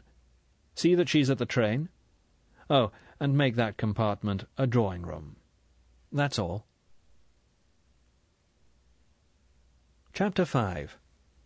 Night Duty. It was a week later. Bond stood at the open window of the 7th-floor office of the tall building in Regent's Park that is the headquarters of the Secret Service. London lay asleep under a full moon that rode swiftly over the town through a shoal of herringbone clouds. Big Ben sounded 3. One of the telephones rang in the dark room. Bond turned and moved quickly to the central desk and the pool of light cast by the green-shaded reading lamp. He picked up the black telephone from the rank of 4. He said, "Duty officer?" "Station H, sir." "Put them on." There was the echoing buzz and twang of the usual bad radio connection with Hong Kong. Why were there always sunspots over China? A sing-song voice asked, "Universal Export?" "Yes." A deep, close voice, London, said, "You're through to Hong Kong. Speak up, please." Bond said impatiently, "Clear the line, please." The sing-song voice said, "You're through now. Speak up, please." "Hello? Hello? Universal Export?" "Yes." "Dixon speaking. Can you hear me?" "Yes." "That cable I sent you about the shipment of mangoes. Fruit, you know?" "Yes. Got it here." Bond pulled the file towards him. He knew what it was about. Station H wanted some limpet mines to put paid to 3 communist spy junks that were using Macau to intercept British freighters and search them for refugees from China. "Must have payment by the 10th. That would mean that the junks were leaving, or else that the guards on the junks would be doubled after that date, or some other emergency. Bond said briefly, "Wilco?" "Thanks. Bye." "Bye." Bond put down the receiver. He picked up the green receiver and dialed Q branch and talked to the section duty officer. It would be all right. There was a BOAC Britannia leaving in the morning. Q branch would see that the crate caught the plane. Bond sat back. He reached for a cigarette and lit it. He thought of the badly air-conditioned little office on the waterfront in Hong Kong, saw the sweat marks on the white shirt of 279, whom he knew well and who had just called himself Dixon. Now 279 would probably be talking to his number 2. "It's okay. London says can do. Let's just go over this ops schedule again." Bond smiled wryly. Better they than he. He'd never liked being up against the Chinese. There were too many of them. Station H might be stirring up a hornet's nest, but M had decided it was time to show the opposition that the service in Hong Kong hadn't quite gone out of business. When, 3 days before, M had first told him his name was down for night duty, Bond hadn't taken to the idea. He had argued that he didn't know enough about the routine work of the stations, that it was too responsible a job to give a man who had been in the 00 section for 6 years, and who had forgotten all he had ever known about station work. "You'll soon pick it up," M had said unsympathetically. "If you get in trouble, there are the duty section officers, or the chief of staff, or me, for the matter of that." Bond had smiled at the thought of waking M up in the middle of the night because some man in Aden or Tokyo was in a flap. "Anyway, I've decided. I want all senior officers to do their spell of routine." M had looked frostily across at Bond. "Matter of fact, 007, I had the Treasury on to me the other day. Their liaison man thinks the 00 section is redundant. Says that kind of thing is out of date. I couldn't bother to argue." M's voice was mild. "Just told him he was mistaken." Bond could visualize the scene. "However, won't do any harm for you to have some extra duties now you're back in London. Keep you from getting stale." And Bond wasn't minding it. He was halfway through his first week, and so far it had just been a question of common sense, or passing routine problems on down to the sections. He rather liked the peaceful room, and knowing everybody's secrets, and being occasionally fed coffee and sandwiches by one of the pretty girls from the canteen. On the first night the girl had brought him tea. Bond had looked at her severely. "I don't drink tea. I hate it. It's mud. Moreover, it's one of the main reasons for the downfall of the British Empire. Be a good girl and make me some coffee." The girl had giggled and scurried off to spread Bond's dictum in the canteen. From then on he had got his coffee. The expression, "a cup of mud," was seeping through the building. A second reason why Bond enjoyed the long vacuum of night duty was that it gave him time to get on with a project he had been toying with for more than a year. A handbook of all secret methods of unarmed combat.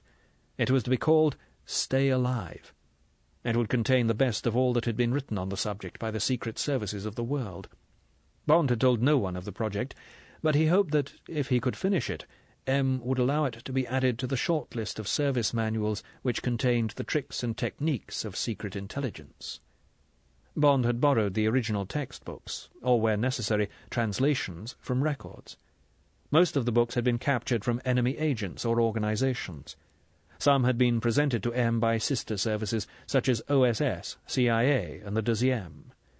Now Bond drew towards him a particular prize, a translation of the manual entitled simply Defense, issued to operatives of SMERSH, the Soviet Organization of Vengeance and Death. That night he was halfway through Chapter 2, whose title, freely translated, was Come Along and Restraint Holds.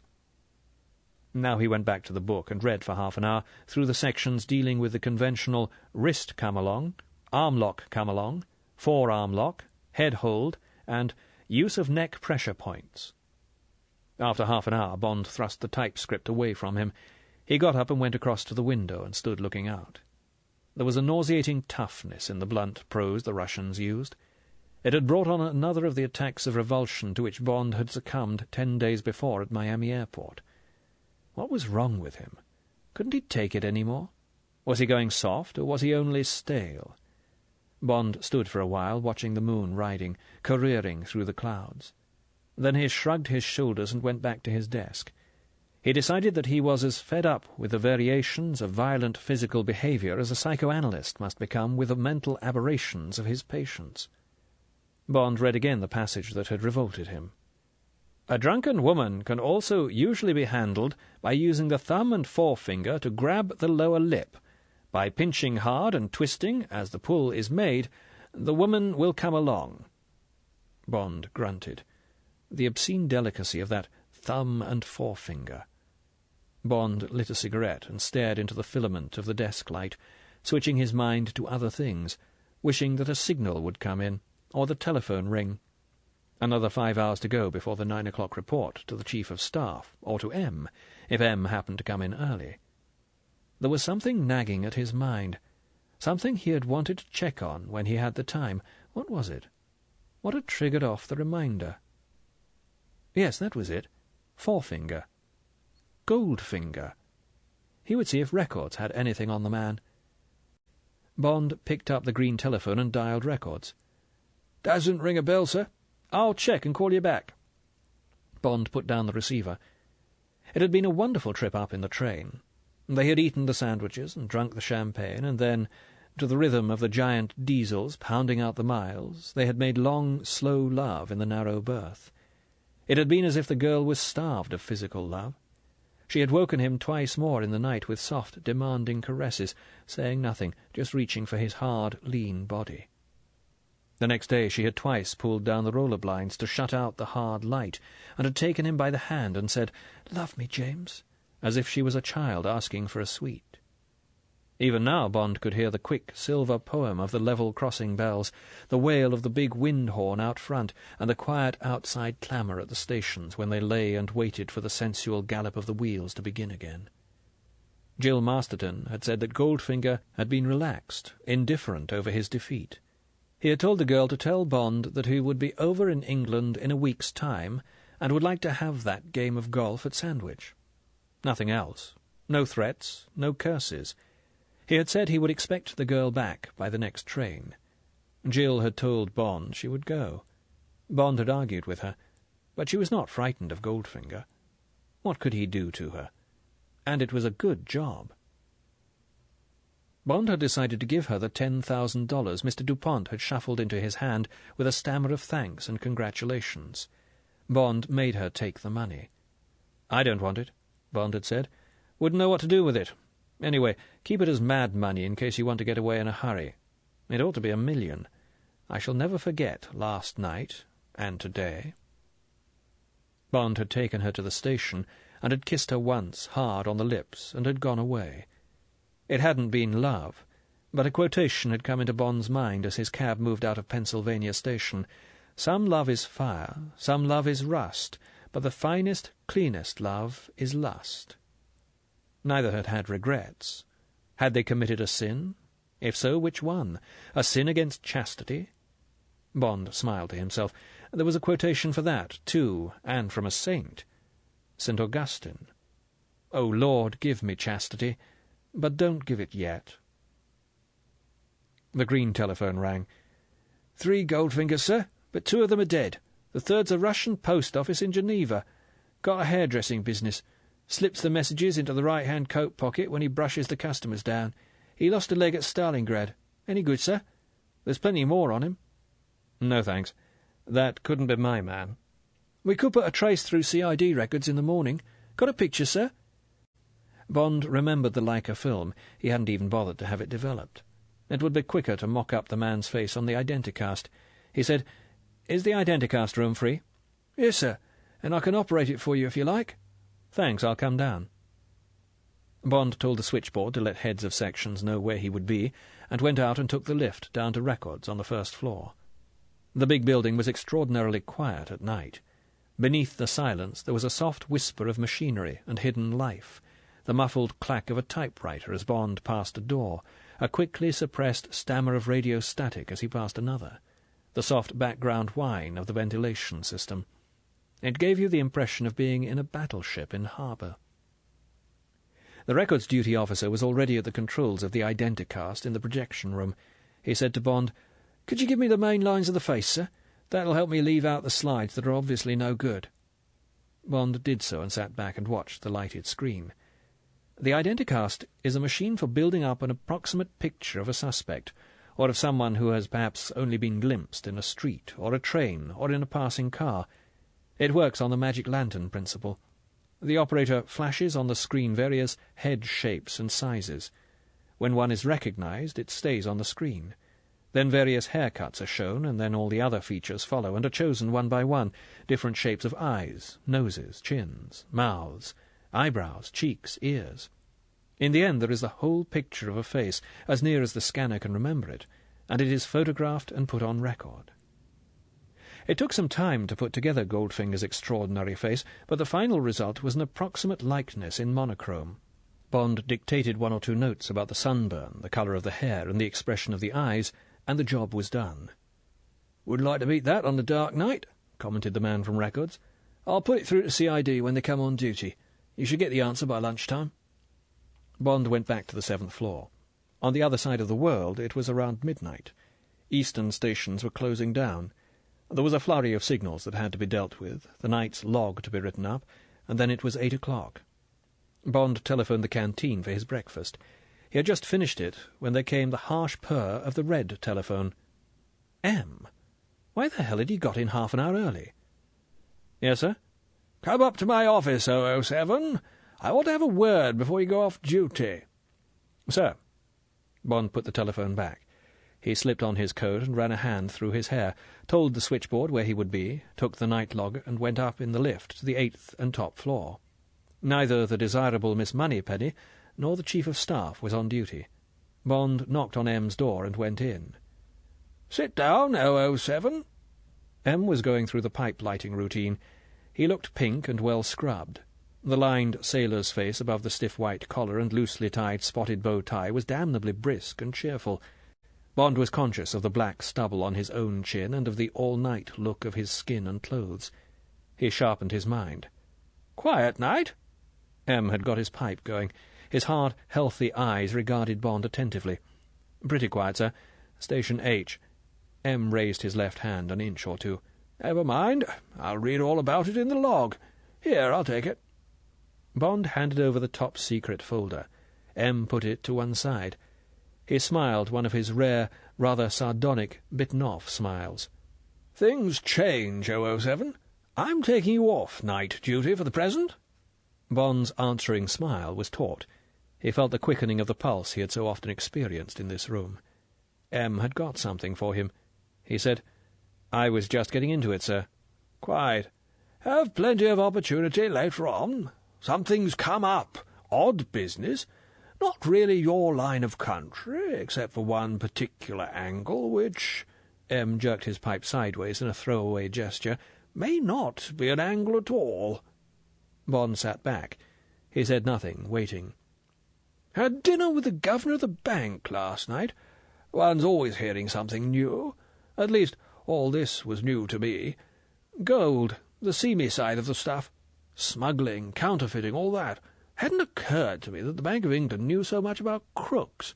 Suppose it's part of the bank's job to protect our currency." M jerked his eyebrows up. "Know anything about gold?" "No, sir." "Well, you will by this afternoon. You've got an appointment with a man called Colonel Smithers at the bank at 4 o'clock. That give you enough time to get some sleep?" "Yes, sir." "Good. Seems that this man Smithers is head of the bank's research department. From what the governor told me, that's nothing more or less than a spy system. First time I knew they had one. Just shows what watertight compartments we all work in. Anyway, Smithers and his chaps keep an eye out for anything fishy in the banking world, particularly any monkeying about with our currency and bullion reserves and what not. There was that business the other day of the Italians who were counterfeiting sovereigns, making them out of real gold, right carats and all that. But apparently a sovereign, or a French Napoleon, is worth much more than its melted-down value in gold. Don't ask me why. Smithers can tell you that, if you're interested. Anyway, the bank went after these people with a whole battery of lawyers. It wasn't technically a criminal offence, and after losing in the Italian courts, they finally nailed them in Switzerland. You probably read about it. Then there was that business of dollar balances in Beirut. Made quite a stir in the papers. Couldn't understand it myself. Some crack in the fence we put round our currency. The wide city boys had found it. Well, it's Smithers' job to smell out that kind of racket. The reason the governor told me all this is because for years, almost since the war apparently, Smithers has had a bee in his bonnet about some big gold leak out of England. Mostly deduction, plus some kind of instinct. Smithers admits he's got damned little to go on, but he's impressed the governor enough for him to get permission from the PM to call us in." M broke off. He looked quizzically at Bond. "Ever wondered who are the richest men in England?" "No, sir." "Well, have a guess. Or rather, put it like this. Who are the richest Englishmen?" Bond searched his mind. There were a lot of men who sounded rich, or who were made to sound rich by the newspapers, but who really had it, liquid, in the bank? He had to say something. He said hesitatingly, "Well, sir, there's Sassoon. Then that shipping man who keeps to himself, Ellerman. They say Lord Cowdray is very rich. There are the bankers, Rothschilds, Barings, Hambros. There was Williamson, the diamond man, Oppenheimer in South Africa. Some of the dukes may still have a lot of money." Bond's voice trailed away. Not bad at all. But you've missed out the joker in the pack. Man I'd never thought of until the governor brought up his name. He's the richest of the lot. Man called Goldfinger. Auric Goldfinger." Bond couldn't help himself. He laughed sharply. "What's the matter?" M's voice was testy. "What the hell is there to laugh about?" "I'm sorry, sir." Bond got hold of himself. "The truth is, only last night I was building his face up on the Identicast." He glanced at his watch. In a strangled voice he said, "Be on its way to CID records. Asked for a trace on him." M was getting angry. "What the hell's all this about? Stop behaving like a bloody schoolboy." Bond said soberly, "Well, sir, it's like this." Bond told the story, leaving nothing out. M's face cleared. He listened with all his attention, leaning forward across the desk. When Bond had finished, M sat back in his chair. He said, Well, on a diminishing scale. He put his hands behind his head and gazed for minutes at the ceiling. Bond could feel the laughter coming on again. How would the CID word the resounding snub he would get in the course of the day? He was brought sharply back to earth by M's next words. "By the way, what happened to that $10,000? "Gave it to the girl, sir." "Really? Why not to the White Cross?" The White Cross Fund was for the families of Secret Service men and women who were killed on duty. "Sorry, sir." Bond was not prepared to argue that one. "Humph. M had never approved of Bond's womanizing. It was anathema to his Victorian soul. He decided to let it pass. He said, "Well, that's all for now, 007. You'll be hearing all about it this afternoon. Funny about Goldfinger. Odd chap. Seen him once or twice at Blades. He plays bridge there when he's in England. He's the chap the Bank of England's after." M paused. He looked mildly across the table at Bond. "As from this moment, so are you." Chapter 6. Talk of Gold. Bond walked up the steps and through the fine bronze portals and into the spacious, softly echoing entrance hall of the Bank of England, and looked around him. Under his feet glittered the brilliant golden patterns of the Boris Anrep mosaics. Beyond, through 25 feet high arched windows, green grass and geraniums blazed in the central courtyard. To right and left were spacious vistas of polished Hopton wood stone. Over all hung the neutral smell of air-conditioned air and the heavy, grave atmosphere of immense riches. One of the athletic-looking, pink frock-coated commissionaires came up to him. "Yes, sir." "Colonel Smithers?" "Commander Bond, sir." "This way, please." The commissionaire moved off to the right, between the pillars. The bronze doors of a discreetly hidden lift stood open. The lift rose a few feet to the first floor. Now there was a long, panelled corridor ending in a tall Adam window. The floor was close carpeted in beige Wilton. The commissionaire knocked at the last of several finely carved oak doors that were just so much taller and more elegant than ordinary doors. A grey-haired woman was sitting at a desk. She looked as if she had once taken a double first. The walls of the room were lined with grey metal filing cabinets. The woman had been writing on a quarto pad of yellow memorandum paper. She smiled with a hint of conspiracy, picked up a telephone, and dialed a number. "Commander Bond is here." She put the telephone back and stood up. "Will you come this way?" She crossed the room to a door covered with green baize and held it open for Bond to go through. Colonel Smithers had risen from his desk. He said gravely, "Nice of you to have come. Won't you sit down?" Bond took the chair. "Smoke?" Colonel Smithers pushed forward a silver box of senior service, and himself sat down and began to fill a pipe. Bond took a cigarette and lit it.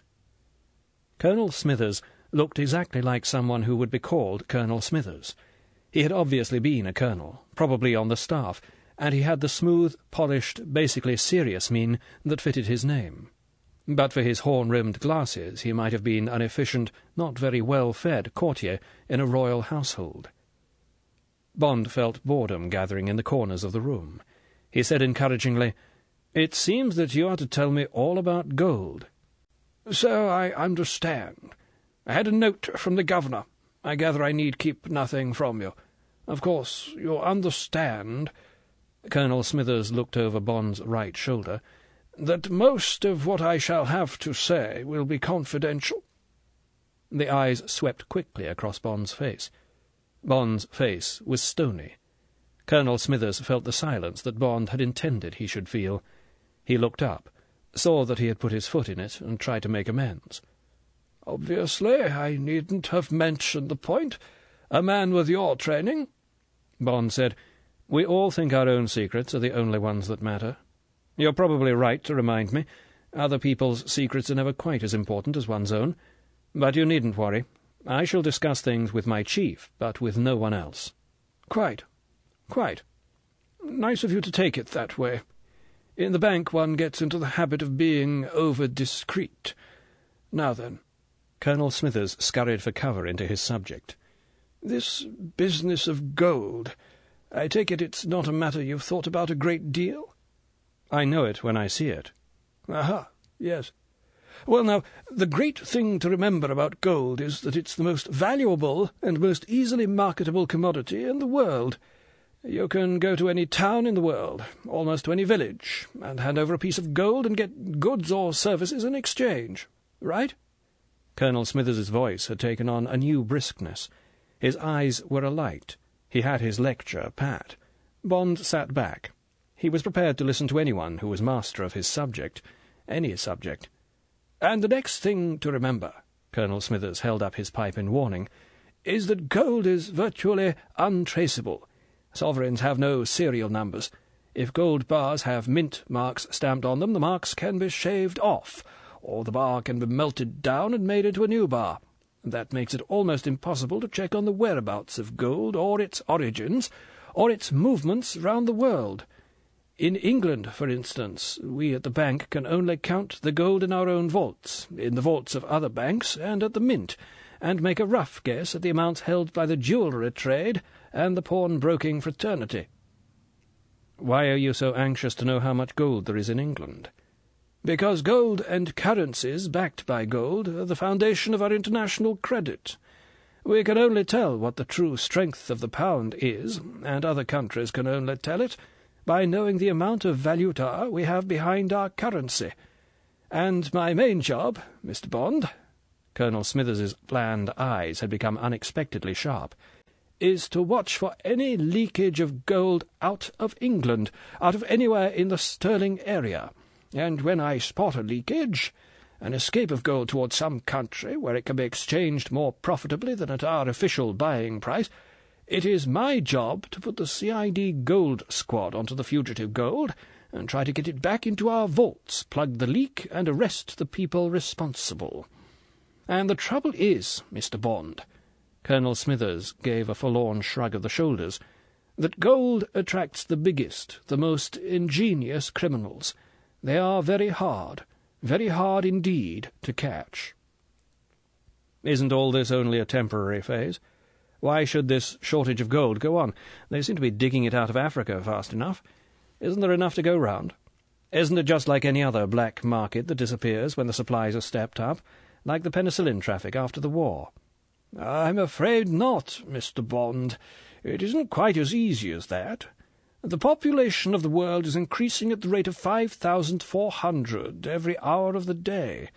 A small percentage of those people become gold hoarders, people who are frightened of currencies, who like to bury some sovereigns in the garden or under the bed. Another percentage needs gold fillings for their teeth. Others need gold-rimmed spectacles, jewellery, engagement rings. All these new people will be taking tons of gold off the market every year. New industries need gold wire, gold plating, amalgams of gold. Gold has extraordinary properties which are being put to new uses every day. It is brilliant, malleable, ductile, almost unalterable, and more dense than any of the common metals except platinum. There's no end to its uses, but it has two defects. It isn't hard enough. It wears out quickly, leaves itself on the linings of our pockets and in the sweat of our skins. Every year the world's stock is invisibly reduced by friction. I said that gold has two defects." Colonel Smithers looked sad. "The other, and by far the major defect, is that it is the talisman of fear. Fear, Mr. Bond, takes gold out of circulation and hoards it against the evil day. In a period of history when every tomorrow may be the evil day, it is fair enough to say that a fat proportion of the gold that is dug out of one corner of the earth is at once buried again in another corner." Bond smiled at Colonel Smithers's eloquence. This man lived gold, thought gold, dreamed gold. Well, it was an interesting subject. He might just as well wallow in the stuff. In the days when Bond had been after the diamond smugglers, he had had first to educate himself in the fascination, the myth of the stones. He said, "What else ought I to know before we get down to your immediate problem?" "You're not bored? Well, you were suggesting that gold production was so vast nowadays that it ought to take care of all these various consumers. Unfortunately, that is not so. In fact, the gold content of the world is being worked out. You may think that large areas of the world have still to be explored for gold. You would be mistaken. Broadly speaking, there only remains the land under the sea and the sea itself, which has a notable gold content. People have been scratching the surface of the world for gold for thousands of years. There were the great gold treasures of Egypt and Mycenae, Montezuma and the Incas. Croesus and Midas emptied the Middle Eastern territories of gold. Europe was worked for it, the valleys of the Rhine and the Po, Malaga, and the plains of Granada. Cyprus was emptied, and the Balkans. India got the fever, Ants coming up from under the earth carrying grains of gold led the Indians to their alluvial fields. The Romans worked Wales and Devon and Cornwall. In the Middle Ages there were the finds in Mexico and Peru. These were followed by the opening up of the Gold Coast, then called Negro Land, and after that came the Americas. The famous gold rushes of the Yukon and El Dorado, and the rich strikes at Eureka sounded off the first modern gold age. Meanwhile, in Australia, Bendigo and Ballarat had come into production, and the Russian deposits at Lena and in the Urals were making Russia the largest gold producer in the world in the middle of the 19th century. Then came the second modern gold age, the discoveries on the Witwatersrand. These were helped by the new method of cyaniding instead of separation of the gold from the rock by mercury. Today we are in the third gold age, with the opening up of the Orange Free State deposits. Colonel Smithers threw up his hands. Now gold is pouring out of the earth. Why, the whole production of the Klondike and the Homestake and El Dorado, which were once the wonder of the world, would only add up to 2 or 3 years of today's production from Africa. Just to show you, from 1500 to 1900, when approximate figures were kept, the whole world produced about 18,000 tons of gold. From 1900 to today we have dug up 41,000 tons. At this rate, Mr. Bond— Colonel Smithers leaned forward earnestly, "and please don't quote me, but I wouldn't be surprised if in 50 years' time we have not totally exhausted the gold content of the earth." Bond, smothered by this cataract of gold history, found no difficulty in looking as grave as Colonel Smithers. He said, "You certainly make a fascinating story of it. Perhaps the position isn't as bad as you think. They're already mining oil under the sea. Perhaps they'll find a way of mining gold. Now, about this smuggling—" The telephone rang. Colonel Smithers impatiently snatched up the receiver. "Smithers speaking." He listened, irritation growing on his face. "I'm sure I sent you a note about the summer fixtures, Miss Philby. The next match is on Saturday against the discount houses." He listened again. "Well, if Mrs. Flake won't play goals, I'm afraid she'll have to stand down. It's the only position on the field we've got for her. Everybody can't play centre-forward." "Yes, please do. Say I'll be greatly obliged if just this once. I'm sure she'll be very good. Right figure and all that. Thank you, Miss Philby." Colonel Smithers took out a handkerchief and mopped his forehead. "Sorry about that. Sports and welfare are becoming almost too much of a fetish at the bank. I've just had the women's hockey team thrown into my lap, as if I hadn't got enough to do with the annual gymkhana coming on. However," Colonel Smithers waved these minor irritations aside, "as you say, time to get on to the smuggling. Well, to begin with, and taking only England and the Stirling area, it's a very big business indeed. We employ 3,000 staff at the bank, Mr. Bond, and of those no less than 1,000 work in the Exchange Control Department. Of those, at least 500, including my little outfit, are engaged in controlling the illicit movements of valuta, the attempts to smuggle or to evade the exchange control regulations." "That's a lot." Bond measured it against the Secret Service, which had a total force of 2,000. "Can you give me an example of smuggling? In gold? I can't understand these dollar swindles." "All right." Colonel Smithers now talked in the soft, tired voice of an overworked man in the service of his government. It was the voice of the specialist in a particular line of law enforcement. It said that he knew most things connected with that line, and that he could make a good guess at all the rest. Bond knew the voice well, the voice of the first-class civil servant. Despite his prosiness, Bond was beginning to take to Colonel Smithers. "All right. Supposing you have a bar of gold in your pocket about the size of a couple of packets of Players, weight about 5¼ pounds. Never mind for the moment where you got it from, stole it, or inherited it, or something. That'll be 24 carat, what we call 1,000 fine. Now, the law says you have to sell that to the Bank of England at the controlled price of £12.10 per ounce. That would make it worth around £1,000. But you're greedy. You've got a friend going to India, or perhaps you're on good terms with an airline pilot or a steward on the Far East run. All you have to do is cut your bar into thin sheets, or plates— you'd soon find someone to do this for you— and sew the plates, they'd be smaller than playing cards, into a cotton belt, and pay your friend a commission to wear it. You could easily afford £100 for the job. Your friend flies off to Bombay and goes to the first bullion dealer in the bazaar. He will be given £1,700 for your £5 bar, and you're a richer man than you might have been. Mark you, Colonel Smithers waved his pipe airily, that's only 70% profit. Just after the war you could have got 300%. If you'd done only half a dozen little operations like that every year, you'd be able to retire by now. Why the high price in India? Bond didn't really want to know. He thought M might ask him. It's a long story. Briefly, India is shorter of gold, particularly for her jewellery trade, than any other country. What's the size of this traffic? Huge. To give you an idea, the Indian Intelligence Bureau and their customs captured 43,000 ounces in 1955. I doubt if that's 1% of the traffic. Gold's been coming into India from all points of the compass. Latest dodge is to fly it in from Macau and drop it by parachute to a reception committee, a ton at a time, like we used to drop supplies to the resistance during the war. I see. Is there anywhere else I can get a good premium for my gold bar? You could get a small premium in most countries, Switzerland, for instance, but it wouldn't be worth your while. India's still the place. All right, said Bond. I think I've got the picture.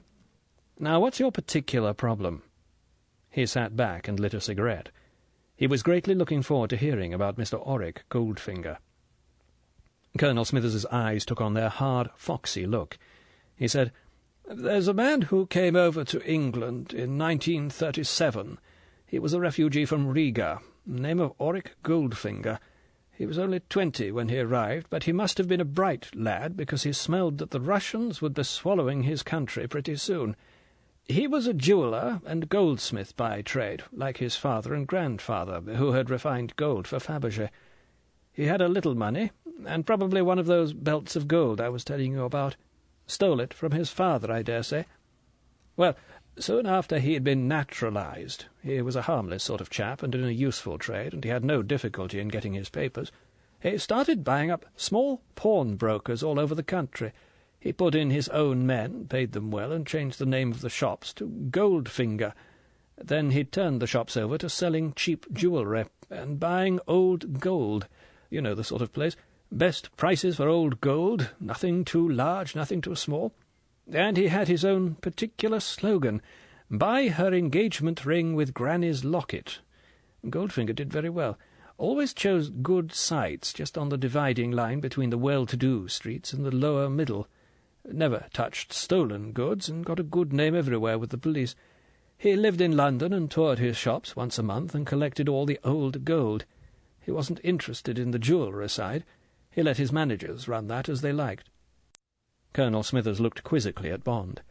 You may think these lockets and gold crosses and things are pretty small beer.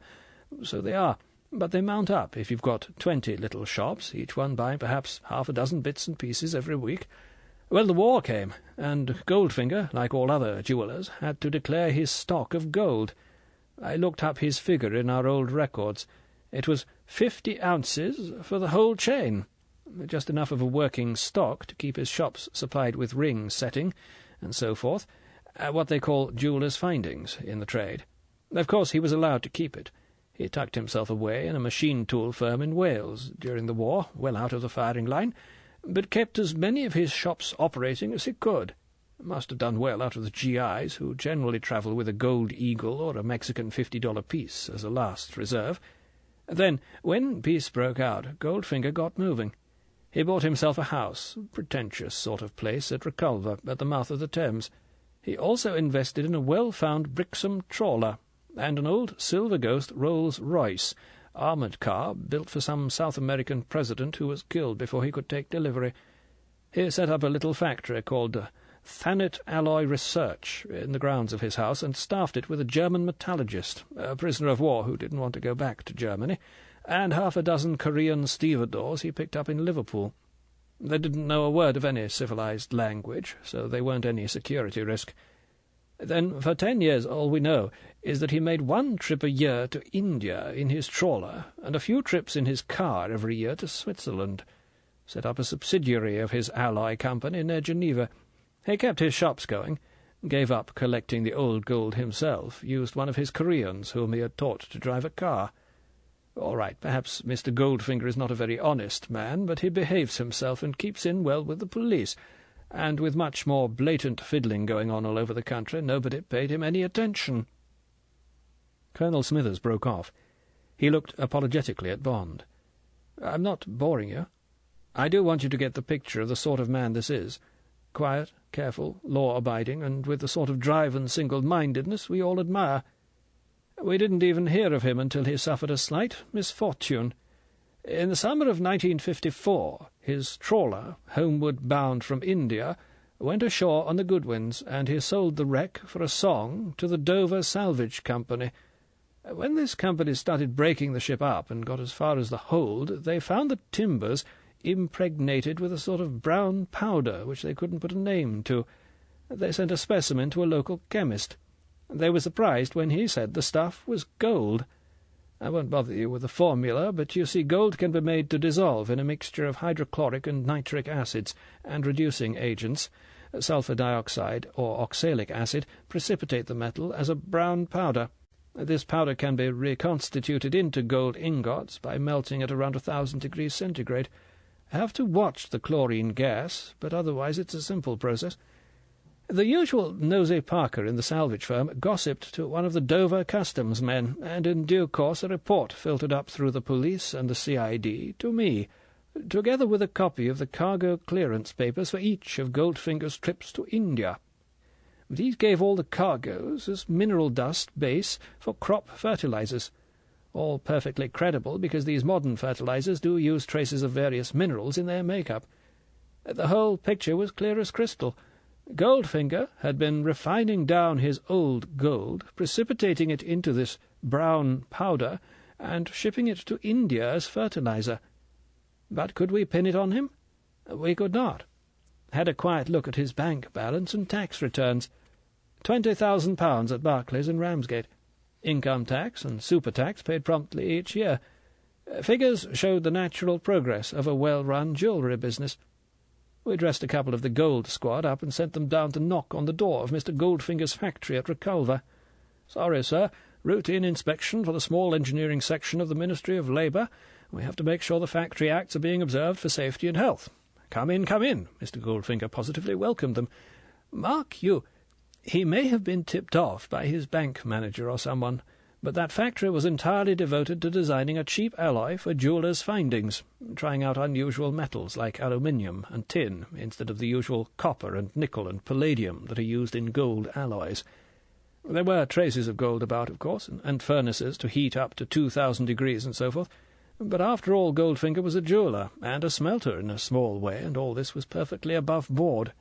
The gold squad retired discomfited. Our legal department decided the brown dust in the trawler's timbers was not enough to prosecute on without supporting evidence, and that was more or less that. Except, Colonel Smithers slowly wagged the stem of his pipe, that I kept the file open and started sniffing around the banks of the world. Colonel Smithers paused. The rumble of the city came through the half-open window high up in the wall behind his chair. Bond glanced surreptitiously at his watch. 5 o'clock. Colonel Smithers got up from his chair. He placed both hands palm downwards on the desk and leant forward. "It took me 5 years, Mr. Bond, to find out that Mr. Goldfinger, in ready money, is the richest man in England. In Zurich, in Nassau, in Panama, in New York, he has £20 million worth of gold bars on safe deposit. And those bars, Mr. Bond, are not mint bars. They don't carry any official marks of origin whatsoever. They're bars that Mr. Goldfinger has melted himself. I flew to Nassau and had a look at the £5 million worth or so he holds there in the vaults of the Royal Bank of Canada. Oddly enough, like all artists, he couldn't refrain from signing his handiwork. It needs a microscope to see it, but somewhere, on each Goldfinger bar, a minute letter Z has been scratched in the metal. And that gold, or most of it, belongs to England. The bank can do nothing about it, so we are asking you to bring Mr. Goldfinger to book, Mr. Bond, and get that gold back. You know about the currency crisis and the high bank rate. Of course. Well, England needs that gold badly, and the quicker the better. Chapter 7. Thoughts in a DB3. Bond followed Colonel Smithers to the lift. While they waited for it, Bond glanced out of the tall window at the end of the passage. He was looking down into the deep well of the back courtyard of the bank. A trim, chocolate-brown lorry with no owner's name had come into the courtyard through the triple steel gates. Square cardboard boxes were being unloaded from it and put onto a short conveyor belt that disappeared into the bowels of the bank. Colonel Smithers came over. "Fivers," he commented. "Just up from our printing works at Loughton." The lift came and they got in. Bond said, "I'm not very impressed by the new ones. They look like any other country's money. The old ones were the most beautiful money in the world." They walked across the entrance hall, now dimly lit and deserted. Colonel Smithers said, "As a matter of fact, I agree with you. Trouble was that those Reichsbank forgeries during the war were a darn sight too good. When the Russians captured Berlin, amongst the loot they got hold of the plates. We asked the Narodny Bank for them, but they refused to give them up. We and the Treasury decided it was just too dangerous. At any moment, if Moscow had been inclined, they could have started a major raid on our currency. We had to withdraw the old fivers. The new ones aren't much to look at, but at least they'd be hell to forge." The night guard let them out onto the steps. Threadneedle Street was almost deserted. The long city night was beginning. Bond said good-bye to Colonel Smithers and walked along to the tube. He had never thought very much about the Bank of England, but now that he had been inside the place, he decided that the old lady of Threadneedle Street might be old, but she still had some teeth left in her head.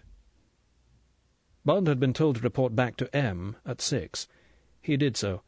M's face was no longer pink and shining. The long day had knocked it about, stressed it, shrunken it. When Bond went in and took the chair across the desk, he noticed the conscious effort M made to clear his mind, cope with the new problem the day was to fling at him. M straightened himself in his chair and reached for his pipe. "Well?" Bond knew the false belligerence of that particular bark. He told the gist of the story in less than 5 minutes. When he had finished, M said thoughtfully, "Suppose we've got to take it on. Don't understand a thing about the pound and bank rate and all that, but everyone seems to be taking it damned seriously. Personally, I should have thought the strength of the pound depended on how hard we all worked, rather than how much gold we'd got. Germans didn't have much gold after the war. Look where they've got in 10 years. However, that's probably too easy an answer for the politicians, or more likely too difficult. Got any ideas how to tackle this chap Goldfinger? Any way of getting closer to him? Offering to do some dirty work for him, or something like that?" Bond said thoughtfully, "I wouldn't get anywhere sucking up to him, asking him for a job or something of that sort, sir. I should say he's the sort of man who only respects people who are tougher or smarter than he is. I've given him one beating, and the only message I got from him was that he'd like me to play golf with him. Perhaps I'd better do just that." "Fine way for one of my top men to spend his time." The sarcasm in M's voice was weary, resigned. "All right. Go ahead. But if what you say is right, you'd better see that you beat him. What's your cover story?" Bond shrugged. "I hadn't thought, sir. Perhaps I'd better be thinking of leaving Universal Export. No future in it. Having a holiday while I look round. Thinking of emigrating to Canada. Fed up here, something like that. But perhaps I'd better play it the way the cards fall. I wouldn't think he's an easy man to fool." "All right. Report progress. And don't think I'm not interested in this case." M's voice had changed. So had his expression. His eyes had become urgent, commanding. "Now, I'll give you one piece of information the bank didn't give you. It just happens that I also know what Mr. Goldfinger's gold bars look like. As a matter of fact, I was handling one today, scratched Z and all. It had come in with that haul we made last week when the Redland Resident Director's office caught fire in Tangier. You'll have seen the signals. Well, that's the 20th of these particular gold bars that have come our way since the war." Bond interrupted. "But that Tangier bar was out of the Smash safe." "Exactly. I've checked. All the other 19 bars with a scratched Z have been taken from Smash operatives." M paused. He said mildly, "Do you know 007? I wouldn't be at all surprised if Goldfinger doesn't turn out to be the foreign banker, the treasurer, so to speak, of Smash." James Bond flung the DB3 through the last mile of straight and did a racing change down into third, and then into second for the short hill before the inevitable traffic crawl through Rochester. Leashed in by the velvet claw of the front discs, the engine muttered its protest with a mild back popple from the twin exhausts. Bond went up into third again, beat the lights at the bottom of the hill, and slid resignedly up to the back of the queue that would crawl on for a quarter of an hour, if he was lucky, through the sprawl of Rochester and Chatham. Bond settled back into second and let the car idle. He reached for the wide gunmetal case of Moreland cigarettes on the neighbouring bucket seat, fumbled for one and lit it from the dashboard. He had chosen the A2 in preference to the A20 to Sandwich because he wanted to take a quick look at Goldfinger land, Reculver and those melancholy forsaken reaches of the Thames which Goldfinger had chosen for his parish. He would then cross the Isle of Thanet to Ramsgate and leave his bag at the Channel Packet, have an early lunch, and be off to Sandwich. The car was from the pool. Bond had been offered the Aston Martin or a Jaguar 3.4. He had taken the DB3. Either of the cars would have suited his cover, a well-to-do, rather adventurous young man with a taste for the good, the fast things of life. But the DB3 had the advantage of an up-to-date triptyque, an inconspicuous colour, battleship grey, and certain extras which might or might not come in handy. These included switches to alter the type and colour of Bond's front and rear lights if he was following, or being followed at night, reinforced steel bumpers fore and aft in case he needed to ram, a long-barrelled Colt 45 in a trick compartment under the driver's seat, a radio pickup tuned to receive an apparatus called the Homer, and plenty of concealed space that would fox most customs men. Bond saw a chance and picked up 50 yards, sliding into a 10-yard gap left by a family saloon of slow reactions. The man at the wheel, who wore that infallible badge of the bad driver, a hat clamped firmly on the exact centre of his head, hooted angrily. Bond reached out of the window and raised an enigmatically clenched fist. The hooting stopped. And now, what about this theory of M's? It made sense. The Russians were notoriously incompetent payers of their men. Their centres were always running out of funds, their men complaining to Moscow that they couldn't afford a square meal. Perhaps Smersh couldn't get the valuta out of the Ministry of Home Security, or perhaps the Ministry of Home Security couldn't get the money out of the Ministry of Finance. But it had always been the same. Endless money troubles that resulted in missed chances, broken promises, and waste of dangerous radio time. It would make sense to have a clever financial brain somewhere outside Russia who could not only transmit funds to the centres, but also, in this case, make profits large enough to run the Smersh centres abroad without any financial assistance from Moscow. Not only that, on the side, Goldfinger was appreciably damaging the currency base of an enemy country. If all this was correct, it was typical of Smersh. A brilliant scheme faultlessly operated by an outstanding man.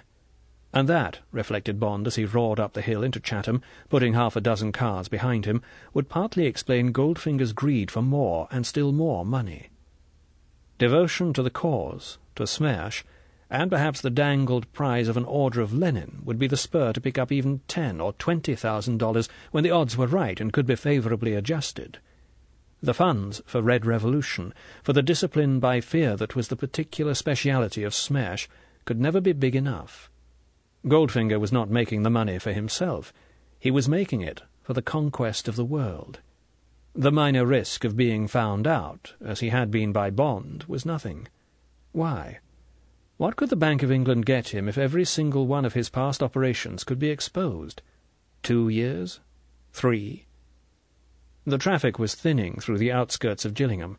Bond started motoring again, but easily now, not hurrying, following his thoughts as the hands and feet went through their automatic responses. So, in 37, Smersh must have sent Goldfinger out with the belt of gold round his young waist.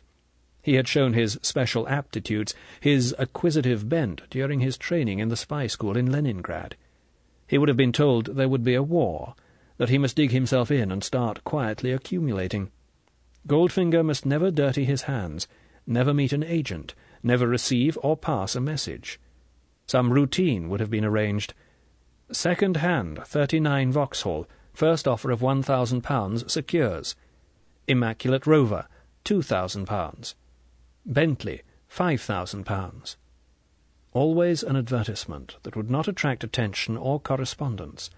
The prices would be just too high, the description inadequate. In the agony column of the Times, perhaps.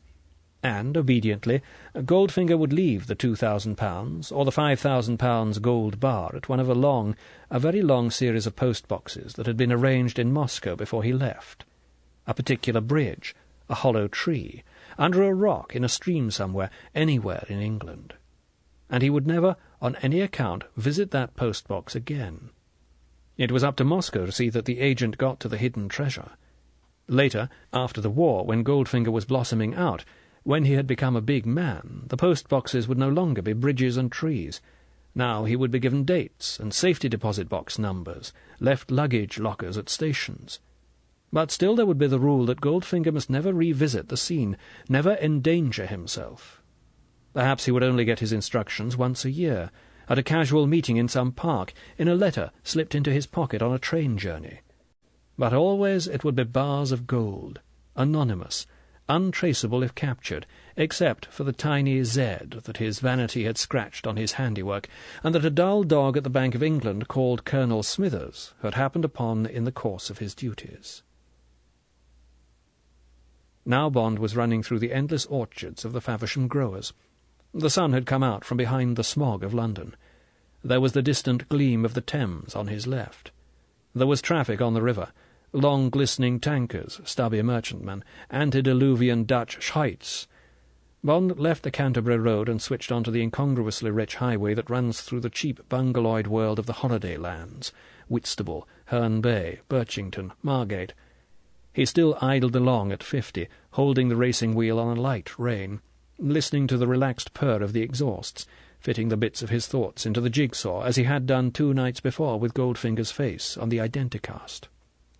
And, Bond reflected, while Goldfinger was pumping £2 million a year into the bloody maw of Smersh, he was pyramiding his reserves, working on them, making them work for him whenever the odds were right, piling up the surplus for the day when the trumpets would sound in the Kremlin and every golden sinew would be mobilized. And no one outside Moscow had been watching the process. No one suspected that Goldfinger, the jeweller, the metallurgist, the resident of Reculver and Nassau, the respected member of Blades, of the Royal St. Mark's at Sandwich, was one of the greatest conspirators of all time, that he had financed the murder of hundreds, perhaps thousands of victims of Smersh all over the world. Smersh, Smiertspionam, death to spies, the murder apparat of the High Presidium. And only M suspected it. Only Bond knew it. And here was Bond, launched against this man by a series of flukes, a train of coincidence that had been started by a plane breaking down on the other side of the world. Bond smiled grimly to himself. How often in his profession had it been the same? The tiny acorn of coincidence that soared into the mighty oak whose branches darkened the sky. And now, once again, he was setting out to bring the dreadful growth down. With what? A bag of golf clubs? A repainted sky-blue Ford Popular with large yellow ears was scurrying along the crown of the road ahead. Mechanically, Bond gave the horn ring a couple of short, polite jabs. There was no reaction. The Ford Popular was doing its 40. Why should anyone want to go more than that respectable speed? The Ford obstinately hunched its shoulders and kept on its course. Bond gave it a sharp blast, expecting it to swerve. He had to touch his brakes when it didn't. Damn the man. Of course. The usual tense figure, hands held too high up on the wheel, and the inevitable hat, this time a particularly hideous black bowler square on a large bullet head. Oh well, thought Bond, they weren't his stomach ulcers. He changed down and contemptuously slammed the DB3 past on the inside. Silly bastard. Another 5 miles, and Bond was through the dainty teleworld of Herne Bay. The howl of Manston sounded away on his right. A flight of 3 Super Sabres came in to land. They skimmed below his right-hand horizon as if they were diving into the earth.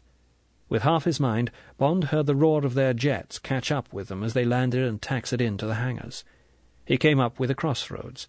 To the left the signpost said Reculver. Underneath was the ancient monument sign for Reculver Church. Bond slowed but didn't stop. No hanging about. He motored slowly on, keeping his eyes open. The shoreline was too exposed for a trawler to do anything but beach or anchor. Probably Goldfinger had used Ramsgate. Quiet little port. Customs and police who were probably only on the lookout for brandy coming over from France. There was a thick clump of trees between the road and the shore, a glimpse of roofs and of a medium-sized factory chimney with a thin plume of light smoke or steam. That would be it. Soon there was the gate of a long drive. A discreet, authoritative sign said Thanet Alloys, and underneath, no admittance except on business. All very respectable. Bond drove slowly on. There was nothing more to be seen. He took the next right-hand turn across the Manston Plateau to Ramsgate. It was 12 o'clock. Bond inspected his room, a double with bathroom, on the top floor of the Channel Packet, unpacked his few belongings, and went down to the snack bar, where he had 1 vodka and tonic and 2 rounds of excellent ham sandwiches with plenty of mustard. Then he got back into his car and drove slowly over to the Royal St. Mark's at Sandwich. Bond carried his clubs to the professionals' shop and through to the workroom. Alfred Blacking was winding a new grip onto a driver. "Hello, Alfred." The professional looked up sharply. His sunburned, leathery face broke into a wide smile. "Why, if it isn't Mr. James!" They shook hands. "Must be 15, 20 years. What brings you down here, sir? Someone was telling me only the other day that you were in the Diplomatic or something. Always abroad. Well, I never. Still the same flat swing, sir?" Alfred Blacking joined his hands and gave a low, flat sweep. "Afraid so, Alfred. Never had time to get myself out of it. How's Mrs. Blacking and Cecil?" "Can't complain, sir. Cecil was runner-up in the Kent Championship last year. Should win it this year if he can only get out of the shop and onto the course a bit more." Bond propped his clubs up against the wall. It was good to be back. Everything was just the same. There had been a time in his teens when he had played 2 rounds a day, every day of the week at St. Mark's. Blacking had always wanted to take him in hand. "A bit of practice, Mr. James, and you'd be scratch. No fooling. You really would. What do you want to hang around at 6 for? It's all there except for that flat swing and wanting to hit the ball out of sight when there's no point in it. And you've got the temperament. A couple of years, perhaps only 1, and I'd have you in the amateur." But something had told Bond that there wasn't going to be a great deal of golf in his life, and if he liked the game he'd better forget about lessons and just play as much of it as he could. Yes, it would be about 20 years since he had played his last round on St. Mark's.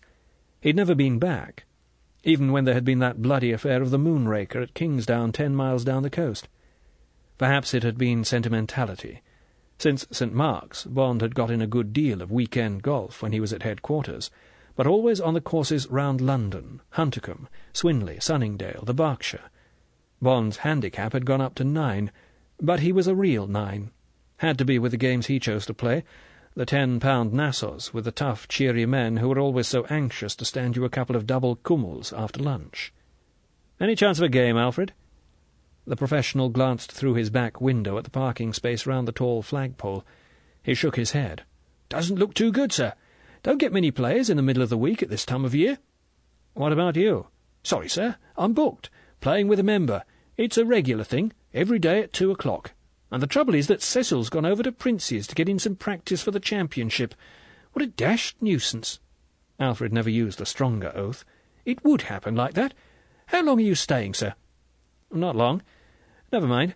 I'll knock a ball round with a caddy. Who's this chap you're playing with?" "A Mr. Goldfinger, sir."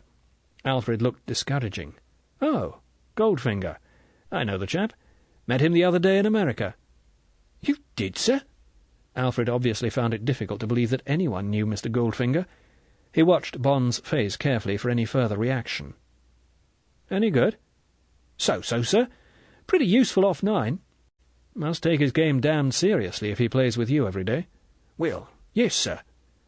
The professional's face had the expression Bond remembered so well. It meant that Blacking had an unfavourable view of a particular member, but that he was too good a servant of the club to pass it on. Bond smiled. He said, "You haven't changed, Alfred. What you mean is that no one else will play with him.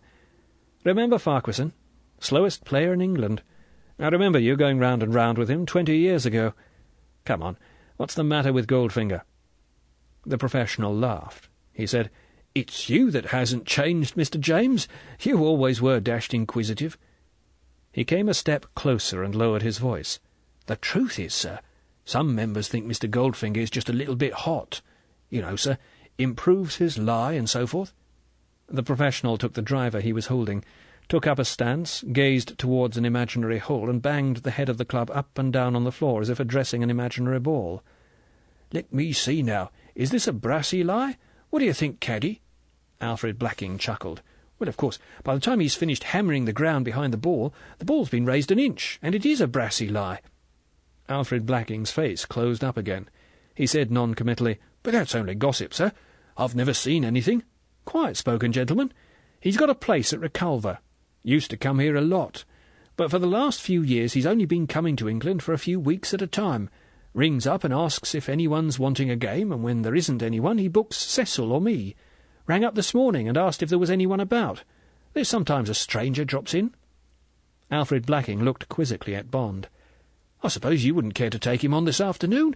It'd look odd, you being here and short of a game, and you knowing him and all. He might think I'd been trying to keep him to myself or something. That wouldn't do." "Nonsense, Alfred. And you've got your living to make.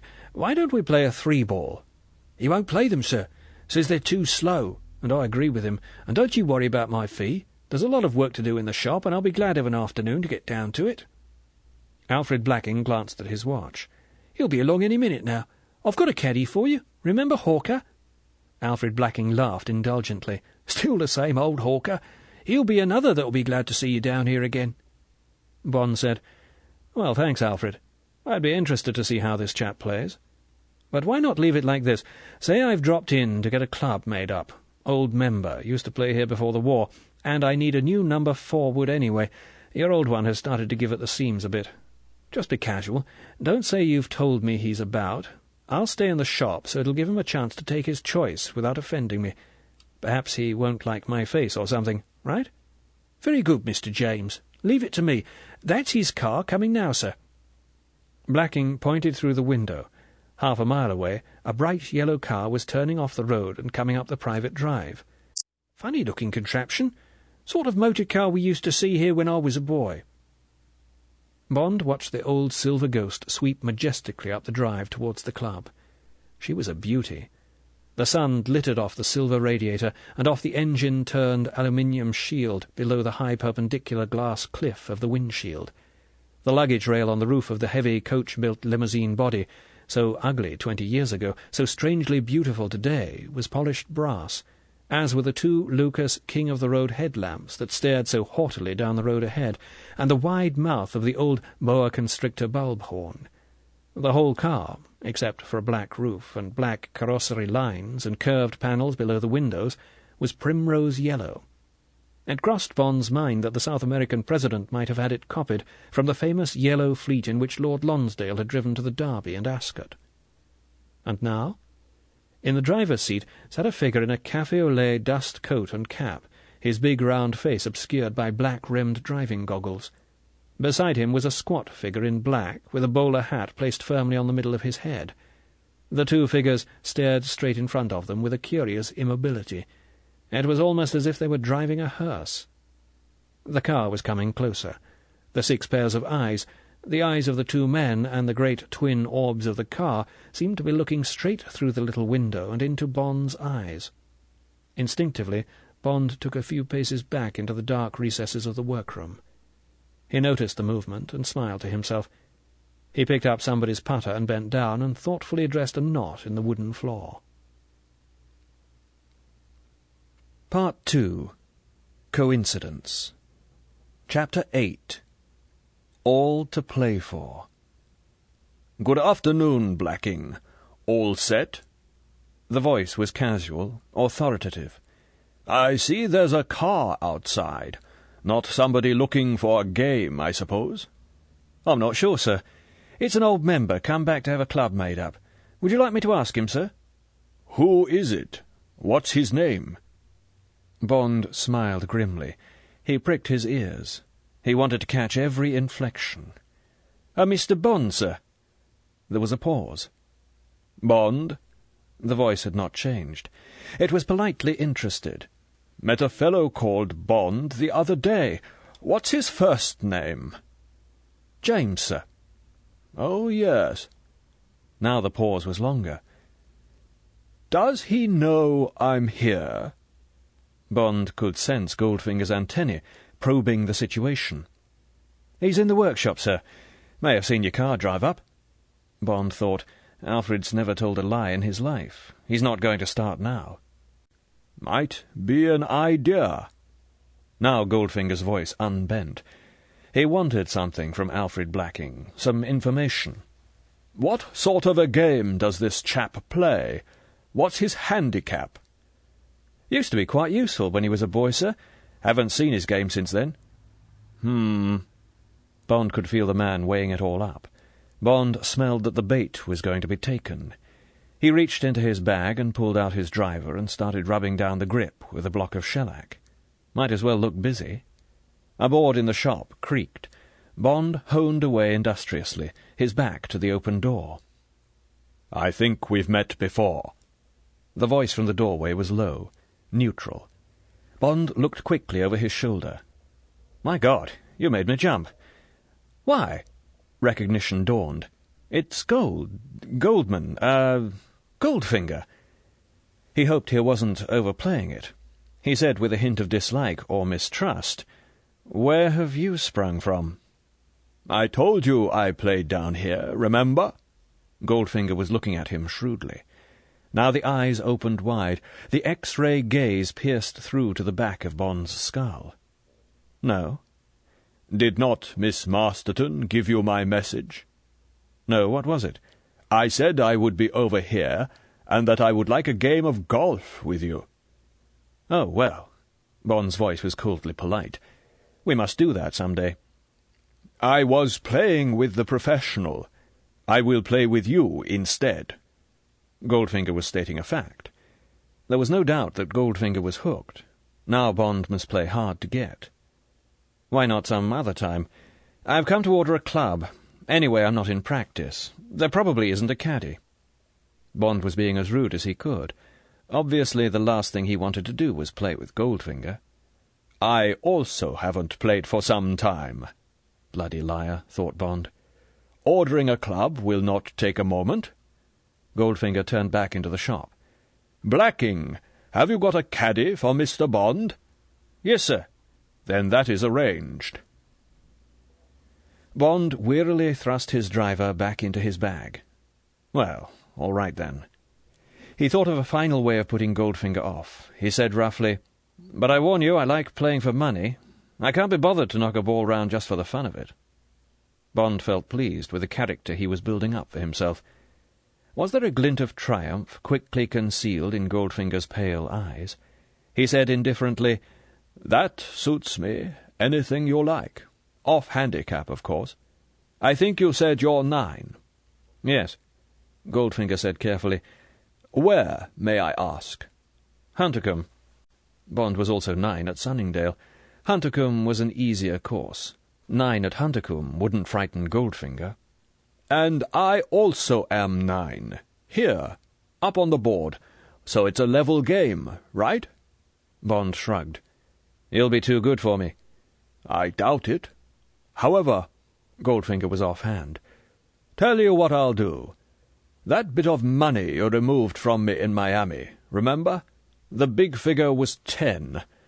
I like a gamble. It will be good for me to have a try. I will play you double or quits for that." Bond said indifferently, "That's too much." Then, as if he thought better of it, thought he might win, he said, with just the right amount of craft mixed with reluctance, "Of course you can say that was found money. I won't miss it if it goes again. Oh, well, all right. Easy come, easy go. Level match. $10,000 it is." Goldfinger turned away. He said, and there was a sudden sweetness in the flat voice, "That's all arranged then, Mr. Blacking. Many thanks. Put your fee down on my account. Very sorry we shall be missing our game. Now, let me pay the caddy fees." Alfred Blacking came into the workroom and picked up Bond's clubs. He looked very directly at Bond. He said, "Remember what I told you, sir?" One eye closed and opened again. "I mean about that flat swing of yours. It needs watching, all the time." Bond smiled at him. Alfred had long ears. He might not have caught the figure, but he knew that somehow this was to be a key game. "Thanks, Alfred. I won't forget. 4 penfolds, with hearts on them, and a dozen teas. I won't be a minute." Bond walked through the shop and out to his car. The bowler-hatted man was polishing the metalwork of the rolls with a cloth. Bond felt, rather than saw him stop, and watched Bond take out his zip bag and go into the clubhouse. The man had a square, flat, yellow face. One of the Koreans? Bond paid his green fee to Hampton, the steward, and went into the changing-room. It was just the same tacky smell of old shoes and socks, and last summer's sweat. Why was it a tradition of the most famous golf clubs that their standard of hygiene should be that of a Victorian private school? Bond changed his socks and put on the battered old pair of nailed Saxons. He took off the coat of his yellowing black-and-white houndstooth suit and pulled on a faded black wind-cheater. Cigarettes? Lighter? He was ready to go. Bond walked slowly out, preparing his mind for the game. On purpose he had needled this man into a high, tough match, so that Goldfinger's respect for him should be increased, and Goldfinger's view of Bond, that he was the type of ruthless, hard adventurer who might be very useful to Goldfinger, would be confirmed. Bond had thought that perhaps £100 Nassau would be the form, but $10,000... There had probably never been such a high singles game in history, except in the finals of American championships, or in the big amateur Calcutta sweeps, where it was the backers rather than the players who had the money on. Goldfinger's private accounting must have taken a nasty dent. He wouldn't have liked that. He would be aching to get some of his money back. When Bond had talked about playing high, Goldfinger had seen his chance. So be it. But one thing was certain: for 100 reasons, Bond could not afford to lose. He turned into the shop and picked up the balls and tees from Alfred Blacking. "Hawker's got the club, sir." Bond strolled out across the 500 yards of shaven seaside turf that led to the first tee. Goldfinger was practising on the putting green. His caddy stood nearby, rolling balls to him. Goldfinger putted in the new fashion, between his legs, with a mallet putter. Bond felt encouraged. He didn't believe in the system. He knew it was no good practising himself. His old hickory Calamity Jane had its good days and its bad. There was nothing to do about it. He knew also that the St. Mark's practice green bore no resemblance, in speed or texture, to the greens on the course. Bond caught up with the limping, insouciant figure of his caddy, who was sauntering along, chipping at an imaginary ball with Bond's blaster. "Afternoon, Hawker." "Afternoon, sir." Hawker handed Bond the blaster and threw down 3 used balls. His keen, sardonic poacher's face split in a wry grin of welcome. "Have you been keeping, sir? Played any golf in the last 20 years? Can you still put them on the roof of the starter's hut?" This referred to the day when Bond, trying to do just that before a match, had put 2 balls through the starter's window. Let's see. Bond took the blaster and hefted it in his hand, gauging the distance. The tap of the balls on the practice green had ceased. Bond addressed the ball, swung quickly, lifted his head, and shanked the ball almost at right angles. He tried again. This time it was a dunch. A foot of turf flew up. The ball went 10 yards. Bond turned to Hawker, who was looking his most sardonic. "It's all right, Hawker. Those were for show. Now then, one for you." He stepped up to the 3rd ball, took his club back slowly, and whipped the club head through. The ball soared 100 feet, paused elegantly, dropped 80 feet onto the thatched roof of the starter's hut, and bounced down. Bond handed back the club. Hawker's eyes were thoughtful, amused. He said nothing. He pulled out the driver and handed it to Bond.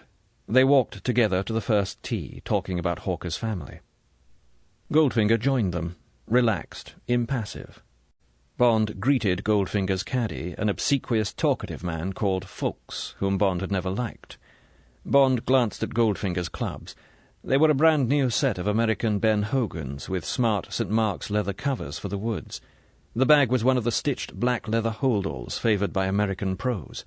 The clubs were in individual cardboard tubes for easy extraction. It was a pretentious outfit, but the best. Toss for honour? Goldfinger flicked a coin. Tails. It was heads. Goldfinger took out his driver and unpeeled a new ball. He said, Dunlop 65. Number 1. Always use the same ball. What's yours? Penfold. Hearts. Goldfinger looked keenly at Bond. Strict rules of golf? Naturally. Right. Goldfinger walked onto the tee and teed up. He took 1 or 2 careful, concentrated practice swings. It was a type of swing Bond knew well, the grooved, mechanical, repeating swing of someone who had studied the game with great care, read all the books, and spent £5,000 on the finest pro teachers. It would be a good, scoring swing which might not collapse under pressure. Bond envied it. Goldfinger took up his stance, waggled gracefully, took his club head back in a wide, slow arc, and, with his eyes glued to the ball, broke his wrists correctly. He brought the club head mechanically, effortlessly down and through the ball, and into a rather artificial copybook finish. The ball went straight and true about 200 yards down the fairway. It was an excellent, uninspiring shot. Bond knew that Goldfinger would be capable of repeating the same swing with different clubs again and again round the 18 holes. Bond took his place, gave himself a lowish tee, addressed the ball with careful enmity, and with a flat racket player's swing in which there was just too much wrist for safety, lashed the ball away. It was a fine attacking drive that landed past Goldfinger's ball and rolled on 50 yards, but it had had a shade of draw and ended on the edge of the left-hand rough. There were 2 good drives. As Bond handed his club to Hawker and strolled off in the wake of the more impatient Goldfinger, he smelled the sweet smell of the beginning of a knock-down-and-drag-out game of golf on a beautiful day in May, with the larks singing over the greatest seaside course in the world. The first hole of the Royal St. Mark's is 450 yards long. 450 yards of undulating fairway, with 1 central bunker to trap a miss-hit second shot, and a chain of bunkers guarding 3/4 of the green to trap a well-hit one. You can slip through the unguarded quarter, but the fairway slopes to the right there, and you're more likely to end up with a nasty first chip of the day out of the rough. Goldfinger was well placed to try for this opening. Bond watched him take what was probably a spoon, make his 2 practice swings, and address the ball. Many unlikely people play golf, including people who are blind, people who have only 1 arm, or even no legs, and people often wear bizarre clothes to the game. Other golfers don't think them odd, for there are no rules of appearance or dress at golf. That is one of its minor pleasures. But Goldfinger had made an attempt to look smart at golf, and that is the only way of dressing that is incongruous on a links. Everything matched in a blaze of rust-coloured tweed, from the buttoned golfer's cap centred on the huge flaming red hair to the brilliantly polished, almost orange shoes. The +4 suit was too well cut, and the +4s themselves had been pressed down the sides. The stockings were of a matching heather mixture and had green garter tabs. It was as if Goldfinger had gone to his tailor and said, "Dress me for golf, you know, like they wear in Scotland." Social errors made no impression on Bond, and for the matter of that he rarely noticed them. With Goldfinger it was different. Everything about the man had grated on Bond's teeth from the first moment he had seen him. The assertive blatancy of his clothes was just part of the malevolent animal magnetism that had affected Bond from the beginning. Goldfinger executed his mechanical, faultless swing. The ball flew true, but just failed to make the slope, and curled off to the right, to finish pin-high off the green in a short rough. Easy 5. A good chip could turn it into a 4, but it would have to be a good one. Bond walked over to his ball. It was lying cocked up just off the fairway. Bond took his number forward. Now for the all-air route, a soaring shot that would carry the cross bunkers and give him 2 putts for a 4. Bond remembered the dictum of the pros, "It's never too early to start winning." He took it easy, determined not to press for the long but comfortable carry. As soon as Bond had hit the shot, he knew it wouldn't do. The difference between a good golf shot and a bad one is the same as the difference between a beautiful and a plain woman, a matter of millimetres. In this case the club face had gone through just that 1 millimetre too low under the ball. The arc of flight was high and soft, no legs. Why the hell hadn't he taken a spoon or 2 iron off that lie? The ball hit the lip of the far bunker and fell back. Now it was the blaster, and fighting for a half. Bond never worried too long about his bad or stupid shots. He put them behind him and thought of the next.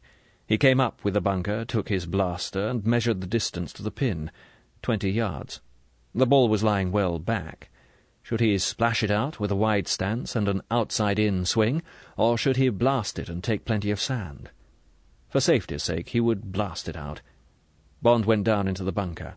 Head down and follow well through. The easiest shot in golf. Try and put it dead. The wish, halfway down his backswing, hurried the hands in front of the clubhead. The loft was killed, and there was the ball rolling back off the face. Get it out, you bloody fool, and hole a long putt. Now Bond took too much sand. He was out, but barely on the green. Goldfinger bent to his chip and kept his head down until the ball was halfway to the hole. The ball stopped 3 inches from the pin.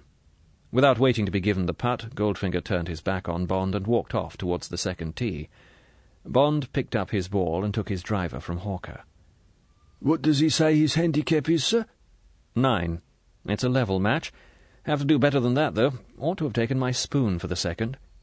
Hawker said encouragingly, "It's early days yet, sir." Bond knew it wasn't. It was always too early to start losing. Chapter 9. The Cup and the Lip. Goldfinger had already teed up. Bond walked slowly behind him, followed by Hawker. Bond stood and leant on his driver. He said, "I thought you said we would be playing the strict rules of golf, but I'll give you that putt. This makes you 1 up." Goldfinger nodded curtly. He went through his practice routine and hit his usual excellent, safe drive. The second hole is a 370-yard dogleg to the left, with deep cross-bunkers daring you to take the tiger's line. But there was a light, helping breeze. For Goldfinger it would now be a 5-iron for his second. Bond decided to try and make it easier for himself and only have a wedge for the green. He laid his ears back and hit the ball hard and straight for the bunkers. The breeze got under the slight draw and winged the ball on and over. The ball pitched and disappeared down into the gully just short of the green. A 4. Chance of a 3. Goldfinger strode off without comment. Bond lengthened his stride and caught up. "How's the agoraphobia? Doesn't all this wide-open space bother it?" "No." Goldfinger deviated to the right. He glanced at the distant, half-hidden flag, planning his second shot. He took his 5-iron and hit a good, careful shot which took a bad kick short of the green and ran down into the thick grass to the left. Bond knew that territory. Goldfinger would be lucky to get down in 2. Bond walked up to his ball, took the wedge, and flicked the ball onto the green with plenty of stop. The ball pulled up and lay a yard past the hole. Goldfinger executed a creditable pitch, but missed the 12-foot putt. Bond had 2 for the hole from a yard. He didn't wait to be given the hole, but walked up and putted. The ball stopped an inch short. Goldfinger walked off the green. Bond knocked the ball in. All square. The third is a blind 240 yards, all carry, a difficult 3. Bond chose his brassy and hit a good one. It would be on or near the green. Goldfinger's routine drive was well hit, but would probably not have enough steam to carry the last of the rough and trickle down into the saucer of the green. Sure enough, Goldfinger's ball was on top of the protecting mound of rough. He had a nasty cuppy lie, with a tuft just behind the ball. Goldfinger stood and looked at the lie. He seemed to make up his mind. He stepped past his ball to take a club from the caddy. His left foot came down just behind the ball, flattening the tuft. Goldfinger could now take his putter. He did so and trickled the ball down the bank towards the hole. It stopped 3 feet short. Bond frowned. The only remedy against a cheat at golf is not to play with him again, but that was no good in this match. Bond had no intention of playing with the man again, and it was no good starting a "you did, I didn't" argument unless he caught Goldfinger doing something even more outrageous. Bond would just have to try and beat him, cheating and all. Now Bond's 20-foot putt was no joke. There was no question of going for the hole. He would have to concentrate on laying it dead. As usual, when one plays to go dead, the ball stopped short, a good yard short. Bond took a lot of trouble about the putt and holed it, sweating. He knocked Goldfinger's ball away. He would go on giving Goldfinger missable putts until suddenly Bond would ask him to hole one. then that one might look just a bit more difficult.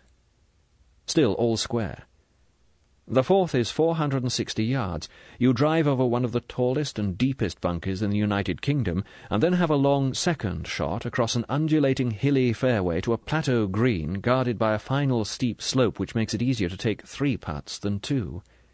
Bond picked up his usual 50 yards on the drive, and Goldfinger hit 2 of his respectable shots to the gully below the green.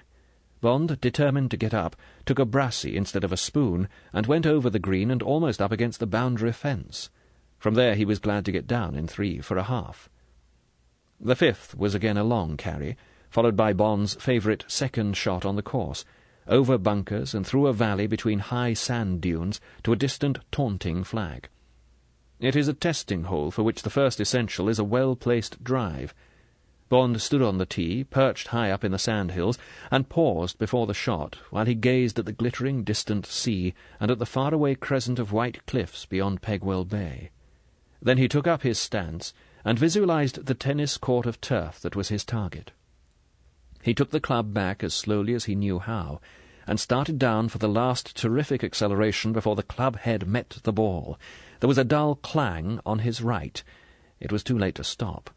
Desperately, Bond focused the ball and tried to keep his swing all in one piece. There came the ugly clonk of a mishit ball. Bond's head shot up. It was a lofted hook. Would it have legs? Get on! Get on! The ball hit the top of a mountain of rough and bounced over. Would it reach the beginning of the fairway? Bond turned towards Goldfinger and the caddies, his eyes fierce. Goldfinger was straightening up. He met Bond's eyes indifferently. "Sorry. Dropped my driver." "Don't do it again," said Bond curtly. He stood down off the tee and handed his driver to Hawker. Hawker shook his head sympathetically. Bond took out a cigarette and lit it. Goldfinger hit his drive the dead-straight regulation 200 yards. They walked down the hill in a silence which Goldfinger unexpectedly broke. "What is the firm you work for?" "Universal Export." "And where do they hang out?" "London. Regent's Park." "What do they export?" Bond woke up from his angry ruminations. "Here, pay attention. This is work, not a game. All right, he put you off your drive, but you've got your cover to think about. Don't let him needle you into making mistakes about it. Build up your story." Bond said casually, "Oh, everything from sewing machines to tanks." "What's your speciality?" Bond could feel Goldfinger's eyes on him.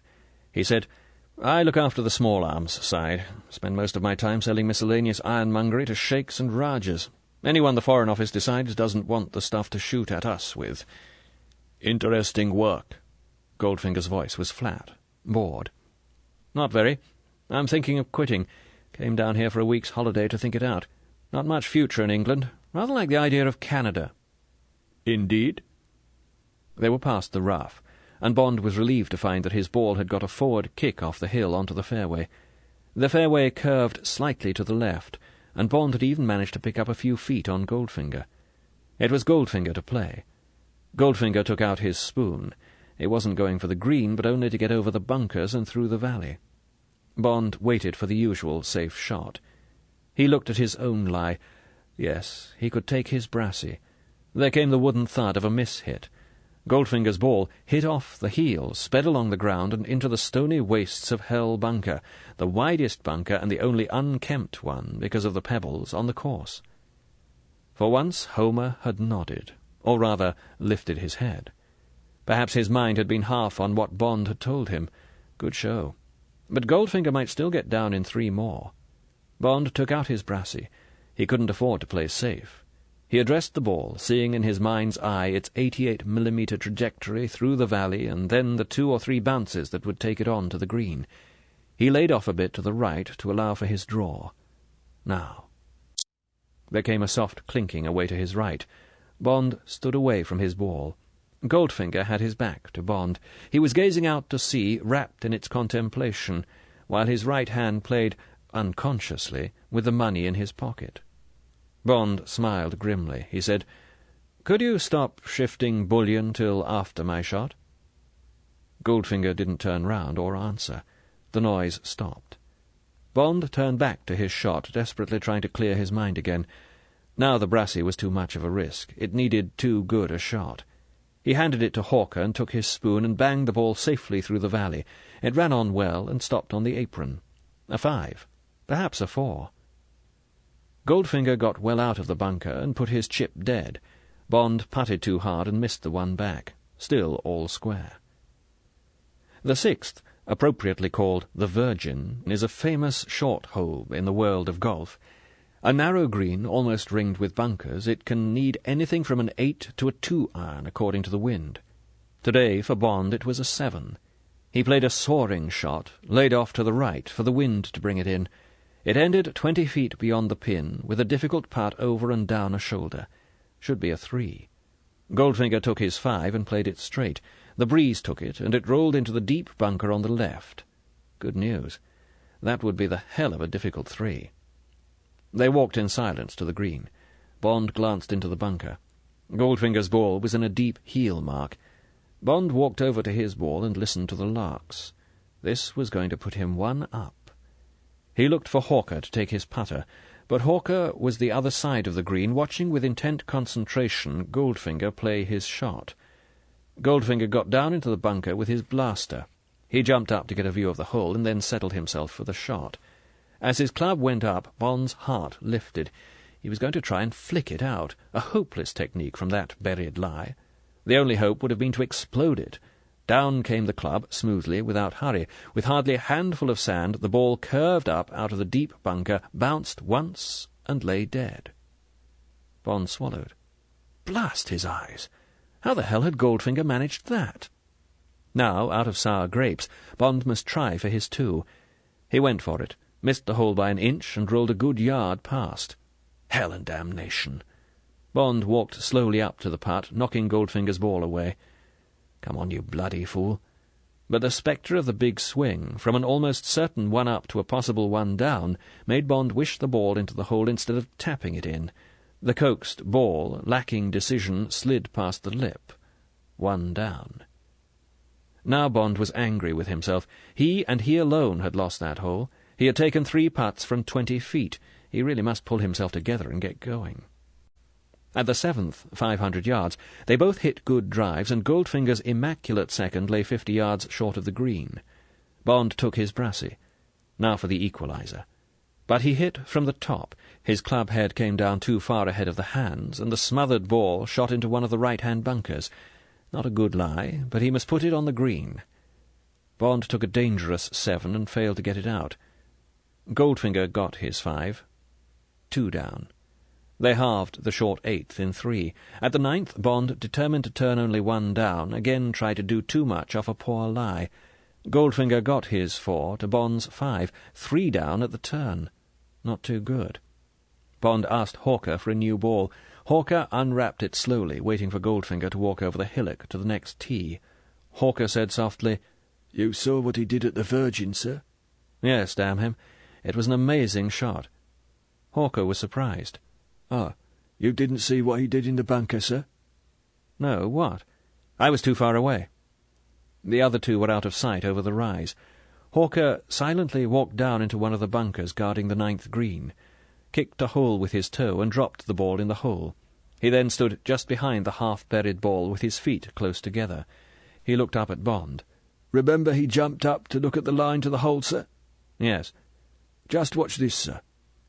Hawker looked towards the 9th pin and jumped, just as Goldfinger had done, as if to get the line. Then he looked up at Bond again and pointed to the ball at his feet.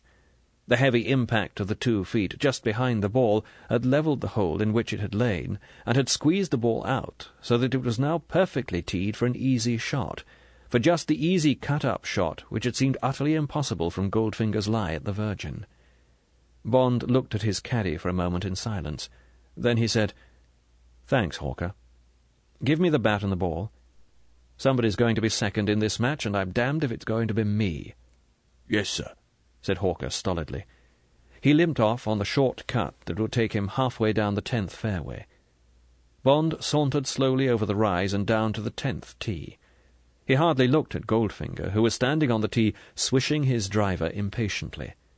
Bond was clearing his mind of everything but cold, offensive resolve. For the first time since the first tee he felt supremely confident. All he needed was a sign from heaven, and his game would catch fire. The 10th at the Royal St. Mark's is the most dangerous hole on the course. The second shot, to the skiddy plateau green with cavernous bunkers to right and left, and a steep hill beyond, has broken many hearts. Bond remembered that Philip Scruton, out in 4 under 4s in the Gold Bowl, had taken a 14 at this hole, 7 of them ping-pong shots from one bunker to another, to and fro across the green. Bond knew that Goldfinger would play his second to the apron, or short of it, and be glad to get a 5. Bond must go for it, and get his 4. 2 good drives, and sure enough, Goldfinger well up on the apron with his second, a possible 4. Bond took his 7, laid off plenty for the breeze, and fired the ball off into the sky. At first he thought he had laid off too much, but then the ball began to float to the left. It pitched and stopped dead in the soft sand blown onto the green from the right-hand bunker. A nasty 15-foot putt. Bond would now be glad to get a half. Sure enough, Goldfinger putted up to within a yard. That, thought Bond as he squared up to his putt, he will have to hole. He hit his own putt fairly smartly to get it through the powdering of sand, and was horrified to see it going like lightning across the skiddy green. God, he was going to have not a yard, but a 2-yard putt back. But suddenly, as if drawn by a magnet, the ball swerved straight for the hole, hit the back of the tin, bounced up, and fell into the cup with an audible rattle. The sign from heaven. Bond went up to Hawker, winked at him, and took his driver. They left the caddies and walked down the slope and back to the next tee. Goldfinger said coldly, "That putt ought to have run off the green." Bond said offhandedly, "Always give the hole a chance." He teed up his ball and hit his best drive of the day down the breeze. Wedge and 1 putt. Goldfinger hit his regulation shot, and they walked off again. Bond said, "By the way, what happened to that nice Miss Masterton?" Goldfinger looked straight in front of him. "She left my employ." Bond thought, good for her. He said, "Oh, I must get in touch with her again. Where did she go to?" "I couldn't say." Goldfinger walked away from Bond towards his ball. Bond's drive was out of sight over the ridge that bisected the fairway. It wouldn't be more than 50 yards from the pin. Bond thought he knew what would be in Goldfinger's mind, what is in most golfers' minds when they smell the first scent of a good lead melting away. Bond wouldn't be surprised to see that grooved swing quicken a trifle. It did. Goldfinger hooked into a bunker on the left of the green. Now was the moment when it would be the end of the game if Bond made a mistake, let his man off the hook.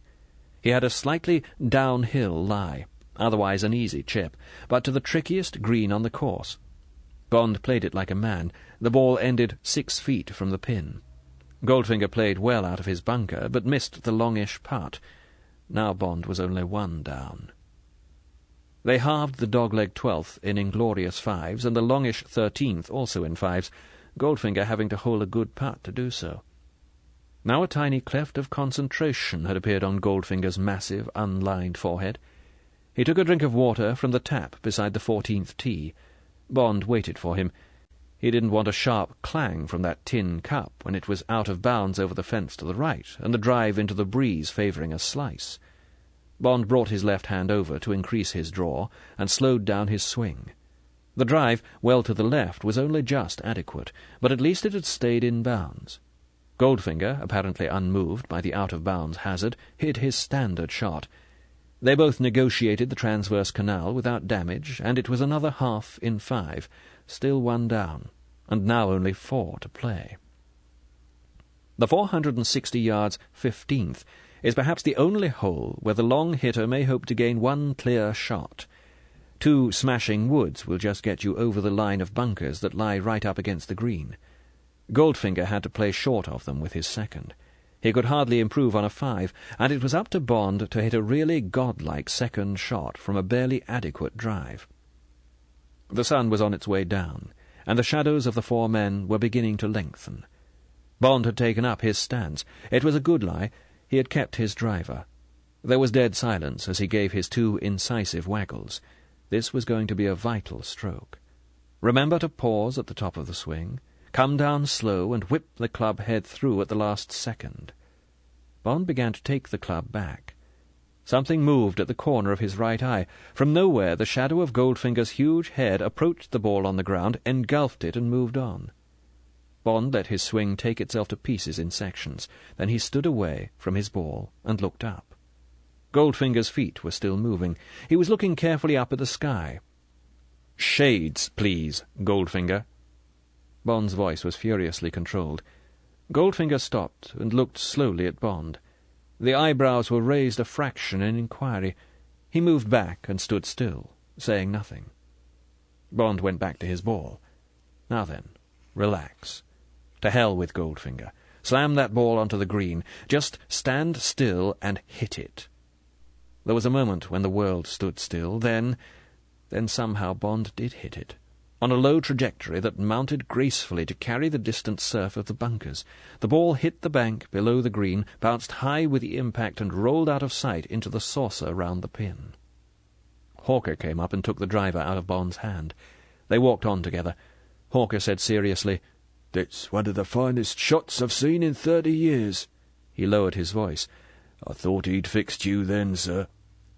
"He damn nearly did, Hawker. It was Alfred Blacking that hit that ball, not me."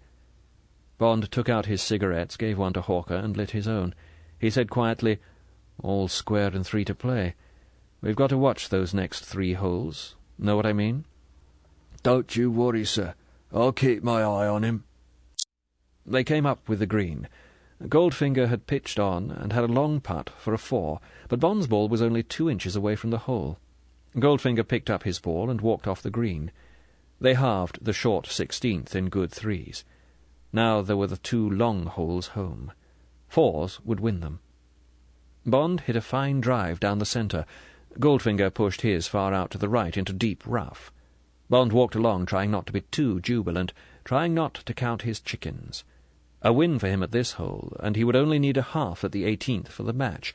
He prayed that Goldfinger's ball would be unplayable, or better still, lost.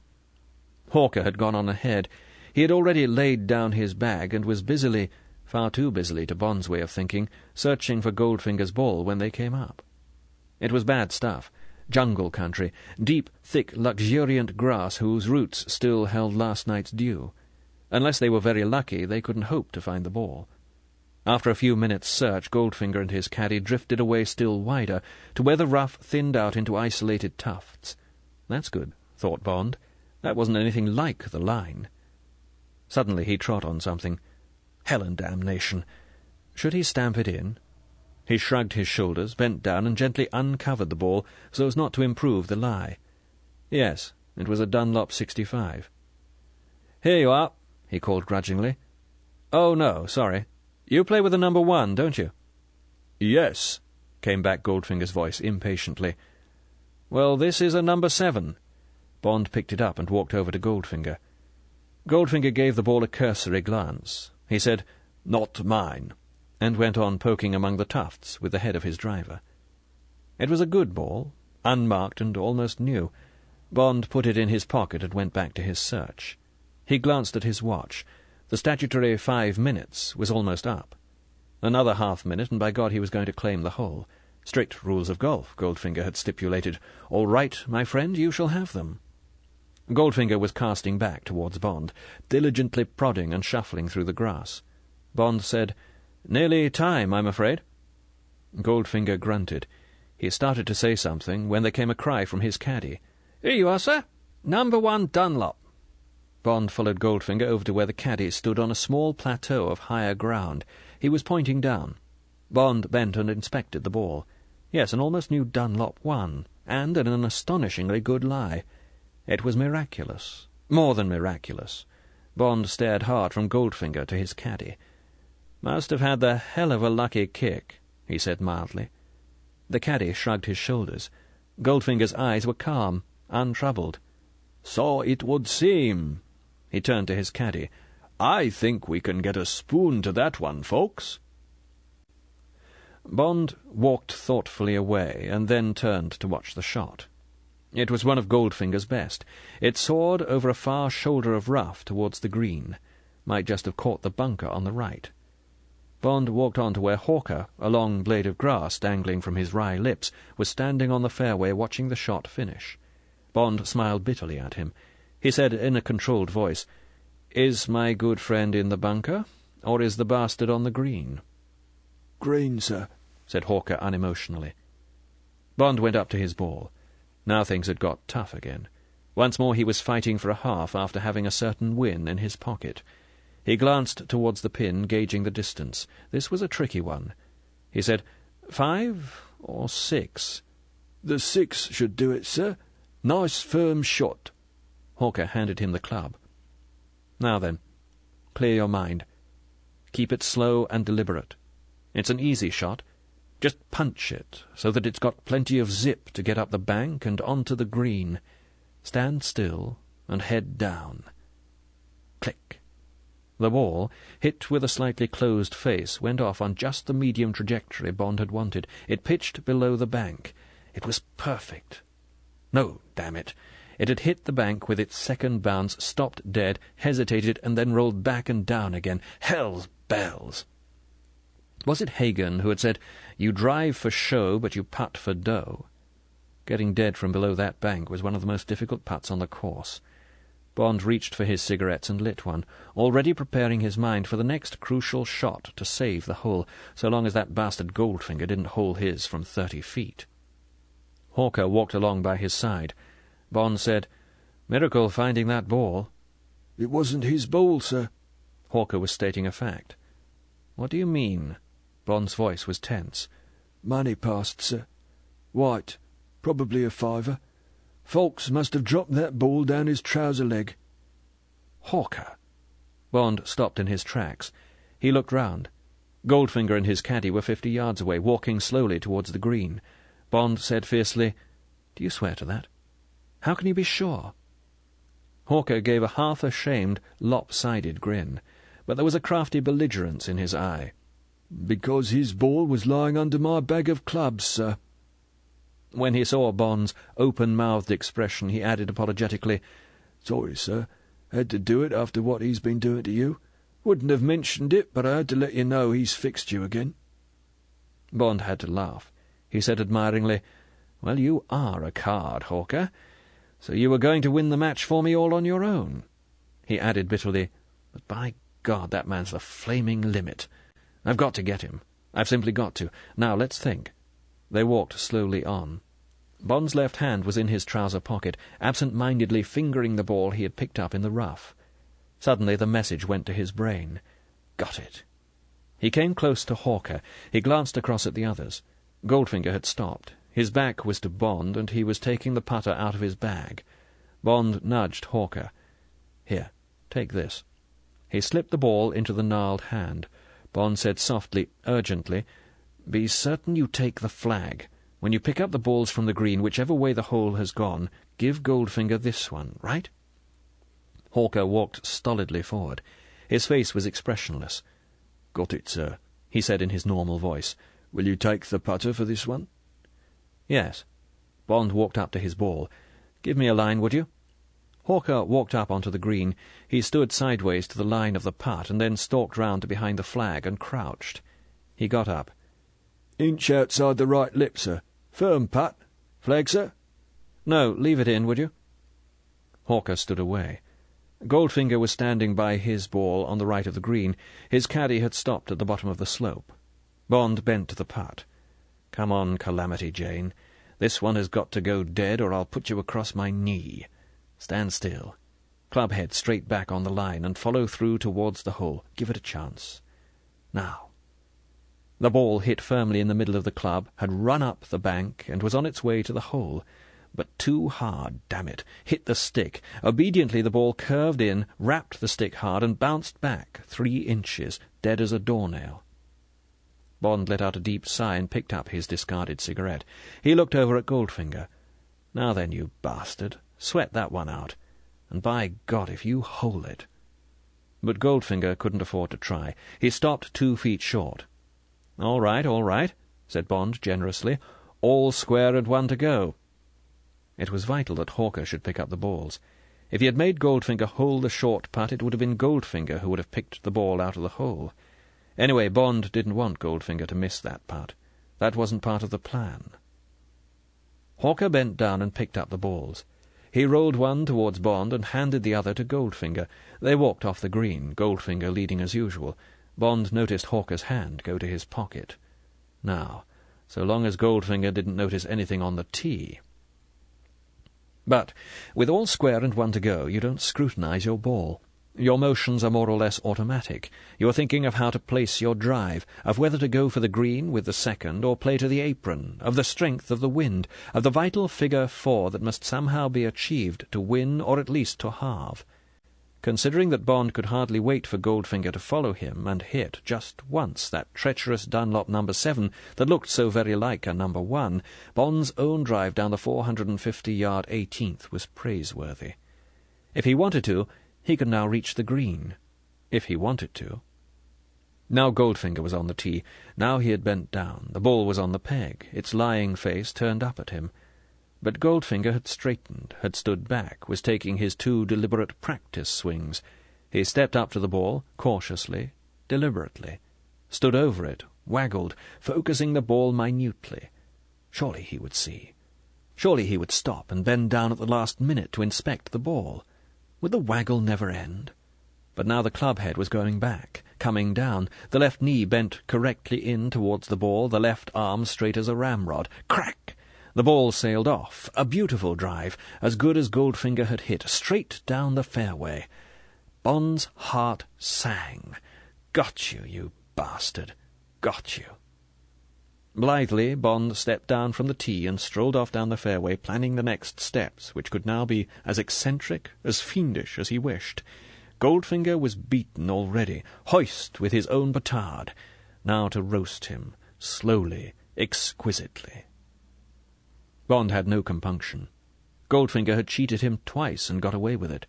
But for his cheats at the Virgin and the 17th, not to mention his improved lie at the 3rd and the various times he had tried to put Bond off, Goldfinger would have been beaten by now. If it needed one cheat by Bond to rectify the score-sheet, that was only poetic justice.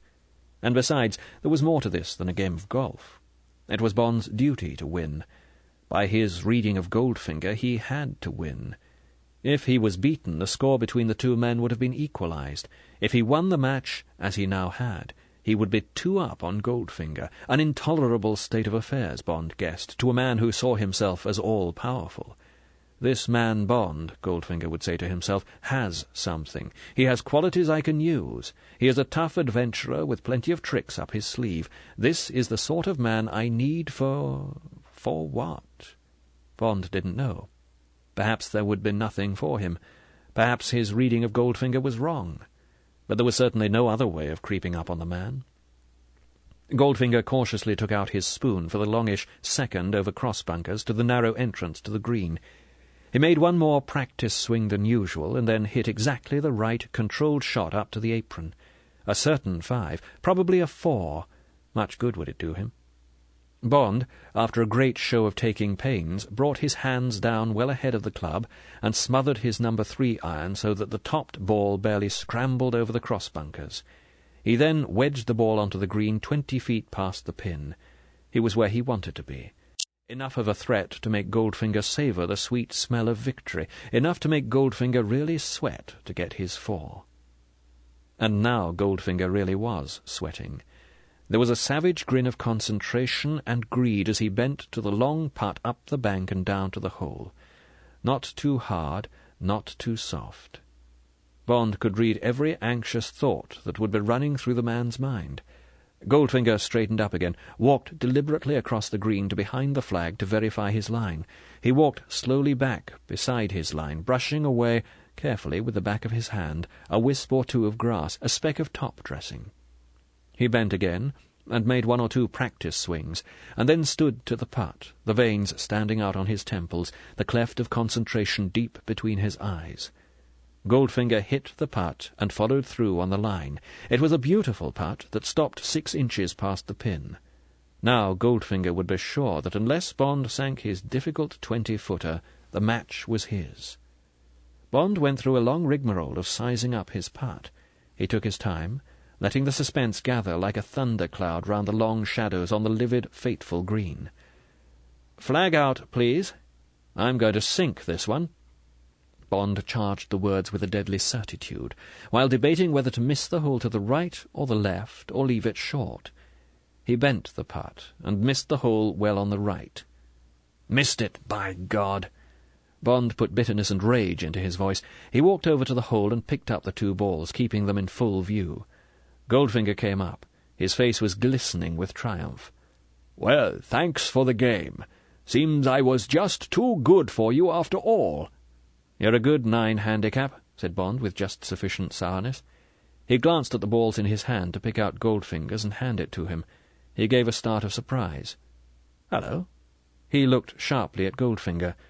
"You play a number 1 Dunlop, don't you?" "Yes, of course." A sixth sense of disaster wiped the triumph off Goldfinger's face.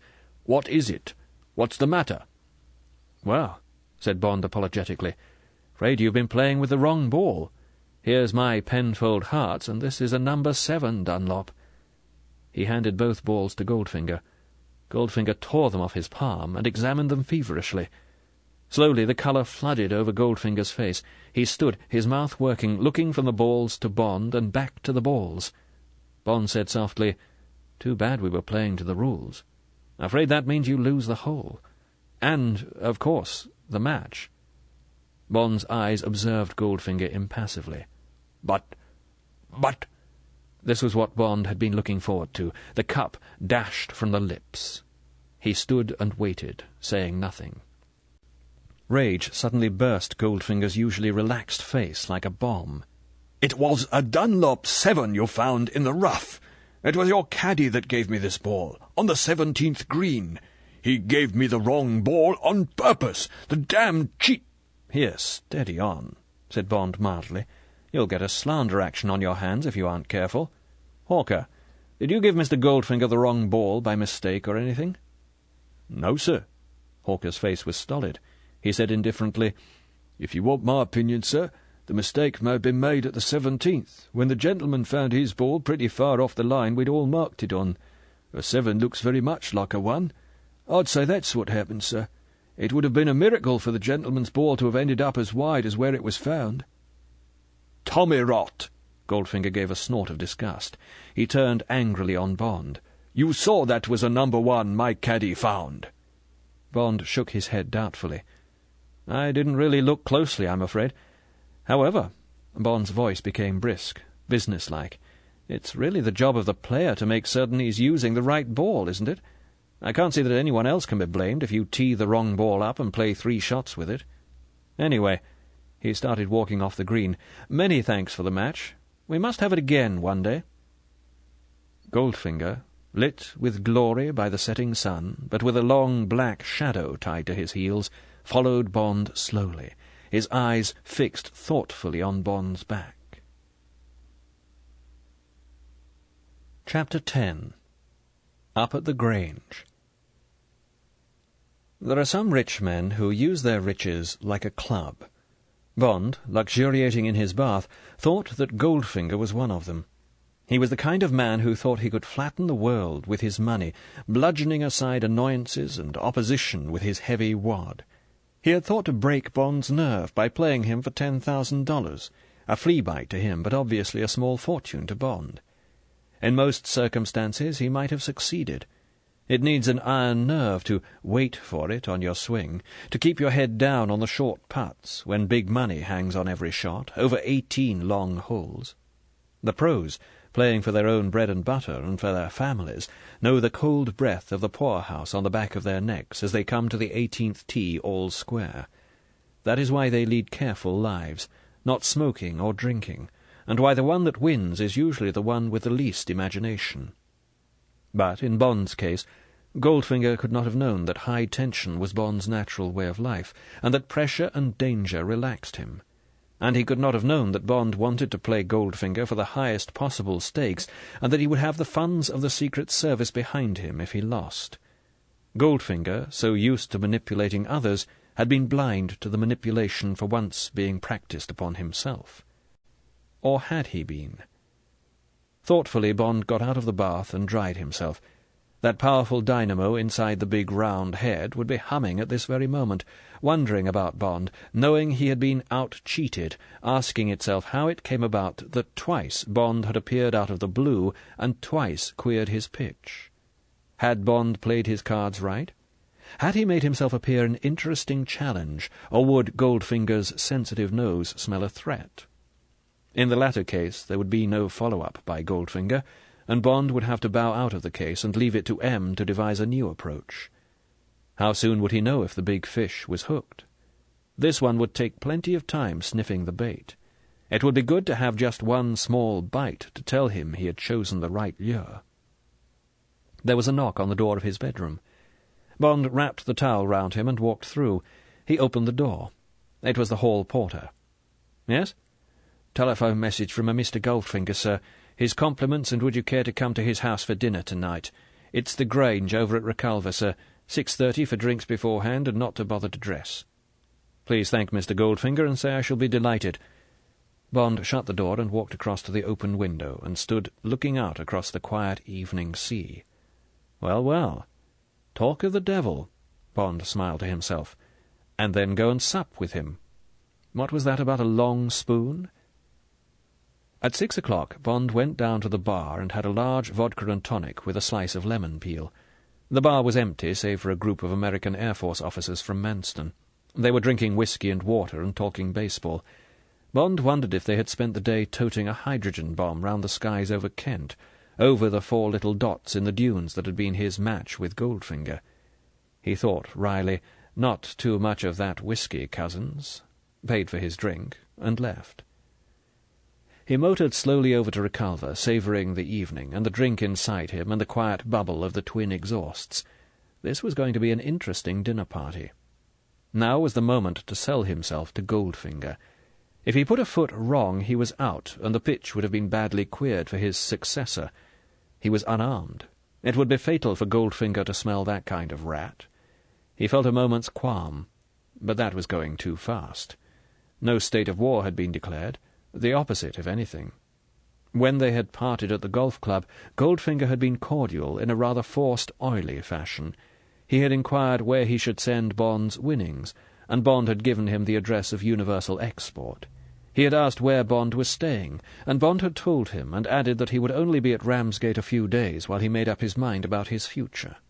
Goldfinger hoped that they would one day have a return match, but, alas, he was leaving for France tomorrow, and wasn't certain when he would be back. Flying? Yes, taking the air ferry from Lydd. Well, thanks for the match. And thank you, Mr. Bond. The eyes had given Bond one last X-ray treatment, as if fixing him for a last time in Goldfinger's filing system, and then the big yellow car had sighed away. Bond had had a good look at the chauffeur. He was a chunky, flat-faced Japanese, or more probably Korean, with a wild, almost mad glare in dramatically slanting eyes that belonged in a Japanese film rather than in a Rolls-Royce on a sunny afternoon in Kent. He had the snout-like upper lip that sometimes goes with a cleft palate, but he said nothing, and Bond had no opportunity of knowing whether his guess was right. In his tight, almost bursting black suit and farcical bowler hat, he looked rather like a Japanese wrestler on his day off. But he was not a figure to make one smile. If one had been inclined to smile, a touch of the sinister, the unexplained in the tight, shining patent-leather black shoes that were almost dancing pumps, and in the heavy black-leather driving gloves, would have changed one's mind. There was something vaguely familiar to Bond in the man's silhouette. It was when the car drove away, and Bond had a glimpse of the head from the rear, that he remembered.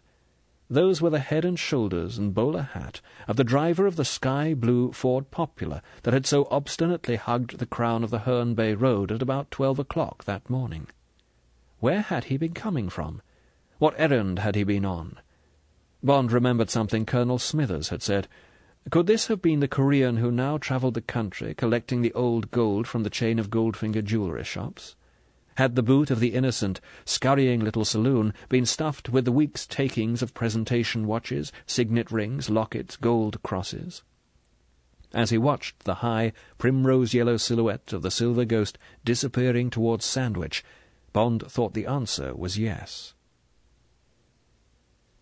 Bond turned off the main road into the drive and followed it down between high Victorian evergreens to the gravel sweep in front of just the sort of house that would be called the Grange, a heavy, ugly, turn-of-the-century mansion with a glass-enclosed portico and sun-parlour, whose smell of trapped sunshine, rubber plants, and dead flies came to Bond in his imagination before he had switched off the engine. Bond got slowly out of the car and stood looking at the house. Its blank, well-washed eyes stared back at him. The house had a background noise, a heavy, rhythmic pant like a huge animal with a rather quick pulse. Bond assumed it came from the factory, whose plumed chimney reared up like a giant cautionary finger from the high conifers to the right, where the stabling and garages would normally be. The quiet, watchful facade of the house seemed to be waiting for Bond to do something, make some offensive move to which there would be a quick reply. Bond shrugged his shoulders to lighten his thoughts, and went up the steps to the opaque glass-panelled door and pressed the bell. There was no noise of it ringing, but the door slowly opened. The Korean chauffeur still had his bowler hat on. He looked without interest at Bond. He stood motionless, his left hand on the inside doorknob, and his outstretched right pointing like a signpost into the dark hall of the house. Bond walked past him, vanquishing a desire either to stamp on his neat black feet or hit him very hard indeed in the centre of his tightly buttoned black stomach. This Korean matched up with what he had always heard about Koreans. And anyway, Bond wanted to do something violent to the heavy electric atmosphere of the house. The gloomy hall was also the main living room. A meagre fire flickered behind the fire-irons in the wide hearth, and 2 club chairs and a knoll sofa stood impassively watching the flames. Between them, on a low settee, was a well-stocked drink-tray. The wide spaces surrounding this spark of life were crowded with massive Rothschildian pieces of furniture of the Second Empire, and ormolu, tortoise-shell, brass, and mother-of-pearl winked back richly at the small fire. Behind this orderly museum, dark panelling ran up to a first-floor gallery, which was reached by a heavy, curved stairway to the left of the hall. The ceiling was laced with the sombre wood-carving of the period. Bond was standing taking all this in when the Korean came silently up. He flung out his signpost of an arm towards the drink-tray and the chairs. Bond nodded and stayed where he was. The Korean walked past him and disappeared through a door into what Bond assumed were the servants' quarters. The silence, helped by the slow iron tick of a massively decorated grandfather clock, gathered and crept nearer. Bond walked over and stood with his back to the poor fire. He stared offensively back at the room. What a dump! What a bloody awful deathly place to live in! How could one live in this rich, heavy morgue amongst the conifers and evergreens, when 100 yards away there was light and air and wide horizons? Bond took out a cigarette and lit it. What did Goldfinger do for enjoyment, for fun, for sex? Perhaps he didn't need these things. Perhaps the pursuit of gold slaked all his thirsts. Somewhere in the distance a telephone rang. The bell shrilled twice and stopped. There was the murmur of a voice, then steps echoed down a passage, and a door under the stairway opened. Goldfinger came through and quietly closed the door behind him. He was wearing a plum-coloured velvet dinner jacket. He came slowly across the polished wood floor. He didn't hold out his hand.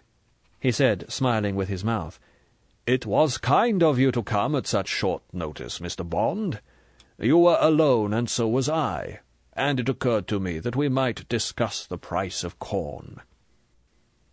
It was the sort of remark that rich men make to each other. Bond was amused at being made a temporary member of the club. He said, "I was delighted to get the invitation. I was already bored with worrying over my problems. Ramsgate hasn't much to offer." "No. And now I have an apology to make. I have had a telephone call. One of my staff, I employ Koreans, by the way, has had some minor trouble with the Margate police, and I must go over and straighten it out. Some incident at the fun fair, I understand. These people get easily overexcited. My chauffeur will drive me, and we should not be more than half an hour. Meanwhile, I fear I must leave you to your own devices. Please help yourself to drinks. There are magazines to read. Will you forgive me? Not more than half an hour, I assure you." "That's quite all right." Bond felt there was something fishy in this. He couldn't put his finger on what it was. "Well then, au revoir." Goldfinger went to the front door. "But I must give you some light. It's really very dark in here." Goldfinger brushed his hand down a wall plate of switches, and suddenly lights blazed all over the hall, from standard lamps, wall brackets, and 4 clusters in the ceiling. Now the room was as bright as a film studio. It was an extraordinary transformation. Bond, half dazzled, watched Goldfinger open the front door and stride out. In a minute he heard the sound of a car, but not the rolls, rev up noisily, change gear, and go off fast down the drive. On an instinct, Bond walked over to the front door and opened it. The drive was empty.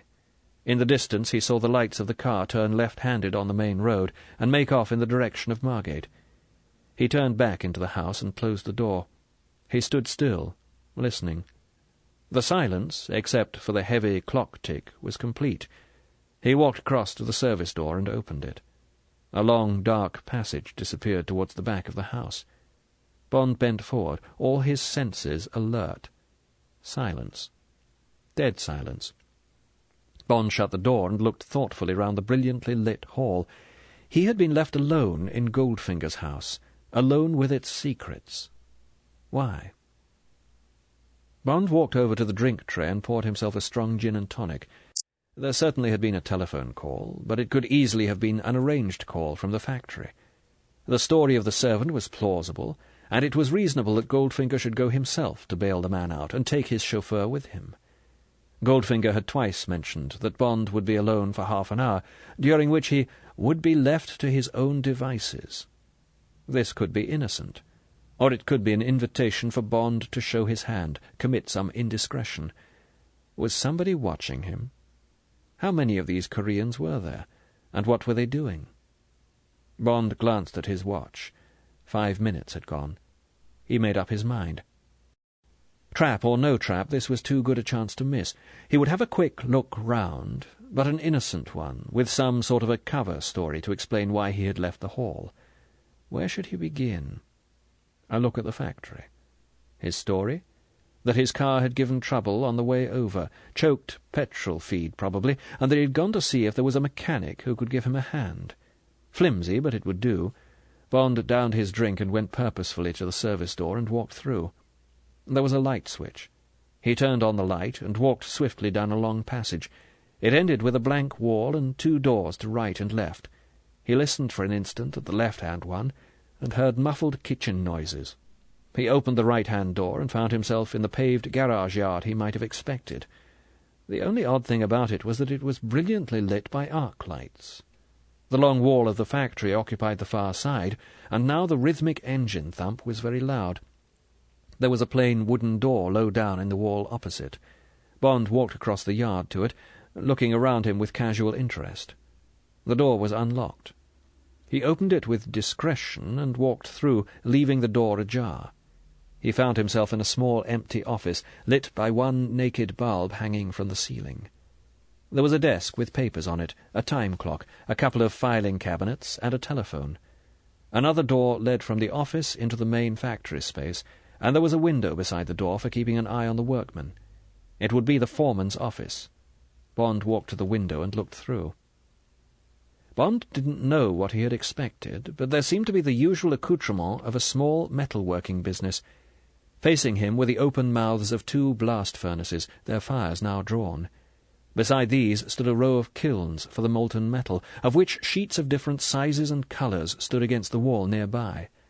There was the polished steel table of a circular saw, a diamond saw, presumably, for cutting the sheets, and to the left, in the shadows, a big oil engine connected to a generator pounded away, making power. To the right, under arc lights, a group of 5 men in overalls, 4 of them Koreans, were at work on, of all things, Goldfinger's Rolls-Royce. It stood there, gleaming under the lights, immaculate save for the right-hand door, which had been taken off its hinges and now lay across 2 nearby benches, minus its door panel. As Bond watched, 2 men picked up the new door panel, a heavy, discoloured sheet of aluminium-coloured metal, and placed it on the door frame. There were 2 hand riveters on the floor, and soon, Bond thought, the men would rivet the panel into place and paint it to match the rest of the car. all perfectly innocent and above board. Goldfinger had dented the panel that afternoon, and had had a quick repair job done in preparation for his trip tomorrow. Bond gave a quick, sour look round, withdrew from the window and went out by the factory door, and closed it softly behind him. Nothing there, damn it. And now what was his story? That he had not wanted to disturb the men at their work. Perhaps after dinner, if one of them had a moment. Bond walked unhurriedly back the way he had come, and regained the hall without misadventure. Bond looked at his watch. 10 minutes to go. Now for the first floor. The secrets of a house are in the bedrooms and bathrooms. Those are the private places where the medicine cabinets, the dressing-table, the bedside drawers reveal the intimate things, the frailties. Bond had a bad headache. He had gone to look for an aspirin. He acted the part for an invisible audience, massaged his temples, glanced up at the gallery, walked decisively across the floor, and climbed the stairs. The gallery gave onto a brightly lit passage. Bond walked down it, opening the doors and glancing in, but they were spare bedrooms, the beds not made up. They held a smell of must and shut windows. A large ginger cat appeared from nowhere and followed him, mewing and rubbing itself against his trouser legs. The end room was the one. Bond went in and closed the door to a crack. All the lights were on. Perhaps one of the servants was in the bathroom. Bond walked boldly across to the communicating door and opened it. More lights, but no one. It was a big bathroom, probably a spare room converted into a bathroom, and, in addition to the bath and lavatory, it held various fitness machines, a rowing machine, a fixed bicycle wheel, Indian clubs, and a rally health belt. The medicine cabinet contained nothing except a great variety of purges, Senopods, Cascara, Calsalets, Enos, and various apparatus for the same purpose. There were no other drugs, and no aspirin. Bond went back into the bedroom and again drew a blank. It was a typical man's room, comfortable, lived in, with plenty of fitted cupboards. It even smelled neutral. There was a small bookcase beside the bed in which all the books were history or biography, all in English. The drawer of the bedside table yielded a solitary indiscretion, a yellow-backed copy of The Hidden Sight of Love, Palladium Publications, Paris. Bond glanced at his watch. 5 more minutes. It was time to go. He took a last look round the room and moved to the door. Suddenly he stopped. What was it he had noticed almost subconsciously ever since he had come into the room? He sharpened his senses. There was an incongruity somewhere. What was it? A colour? An object? A smell? A sound? That was it. From where he stood, he could hear the faintest mosquito-shrill whine. It was almost extrasensory in its pitch. Where did it come from? What was making it? Now there was something else in the room, something that Bond knew all too well, the smell of danger. Tensely, Bond stepped closer to the fitted cupboard beside the door, softly opened it. Yes, it came from inside the cupboard, from behind a range of sports coats that reached down to the top of 3 banks of drawers. Sharply, Bond swept the coats aside. His jaws clenched at what was behind them. From 3 slots near the top of the cupboard, 16mm film was inching down in 3 separate strips into a deep bin behind the false front of the drawers. The bin was almost half full of the slimy snakes of the stuff. Bond's eyes narrowed tensely as he watched the damning evidence coil slowly down onto the pile. So that was it. Cine cameras, 3 of them, their lenses concealed God knows where, in the hall, in the garage courtyard, in this room, had been watching his every move from the moment Goldfinger had left the house, switching on the cameras, and, of course, the dazzling lights, as he went out of the door. Why hadn't Bond seen the significance of those lights? Why hadn't he had the elementary imagination to see the trap as well as smell it? Cover stories, indeed. What use were they now, when he had spent half an hour snooping round and finding nothing for his pains? That, too. He had discovered nothing, unearthed no secret. It had all been an idiotic waste of time, and now Goldfinger had him. Now he was finished, hopelessly blown. Was there any way of saving something from the wreckage? Bond stood riveted, staring at the slow cataracts of film. Let's see now. Bond's mind raced, thinking of ways out, excuses, discarding them all. Well, at least by opening the cupboard door he had exposed some of the film. Then why not expose it all? Why not? But how? How could the open cupboard door be explained except by his doing? There came a meow from the open slit of the bedroom door. The cat! Why shouldn't the cat have done it? Pretty thin, but at least it was the shadow of an alibi. Bond opened the door. He picked the cat up in his arms. He went back with it to the cupboard, stroking it brusquely. It purred. Bond leant over the bin of film, picking it up in handfuls, so that it would all get the light. Then, when he was satisfied that it must be ruined, he tossed it back and dropped the cat in on top of it. The cat would not be able to get out easily. With any luck it would settle down and go to sleep. Bond left the cupboard door 3 inches ajar to spoil the continuing film, and the bedroom door the same amount, and ran down the passage. At the top of the stairs he slowed and sauntered down. The empty hall yawned at his play-acting. He walked across to the fireplace, dashed more drink into his glass, and picked up The Field. He turned to the golf commentary by Bernard Darwin, ran his eye down it to see what it was about, and then settled into one of the club chairs and lit a cigarette. What had he found out? What was there on the plus side? Precious little, except that Goldfinger suffered from constipation and a dirty mind, and that he had wanted to put Bond through an elementary test.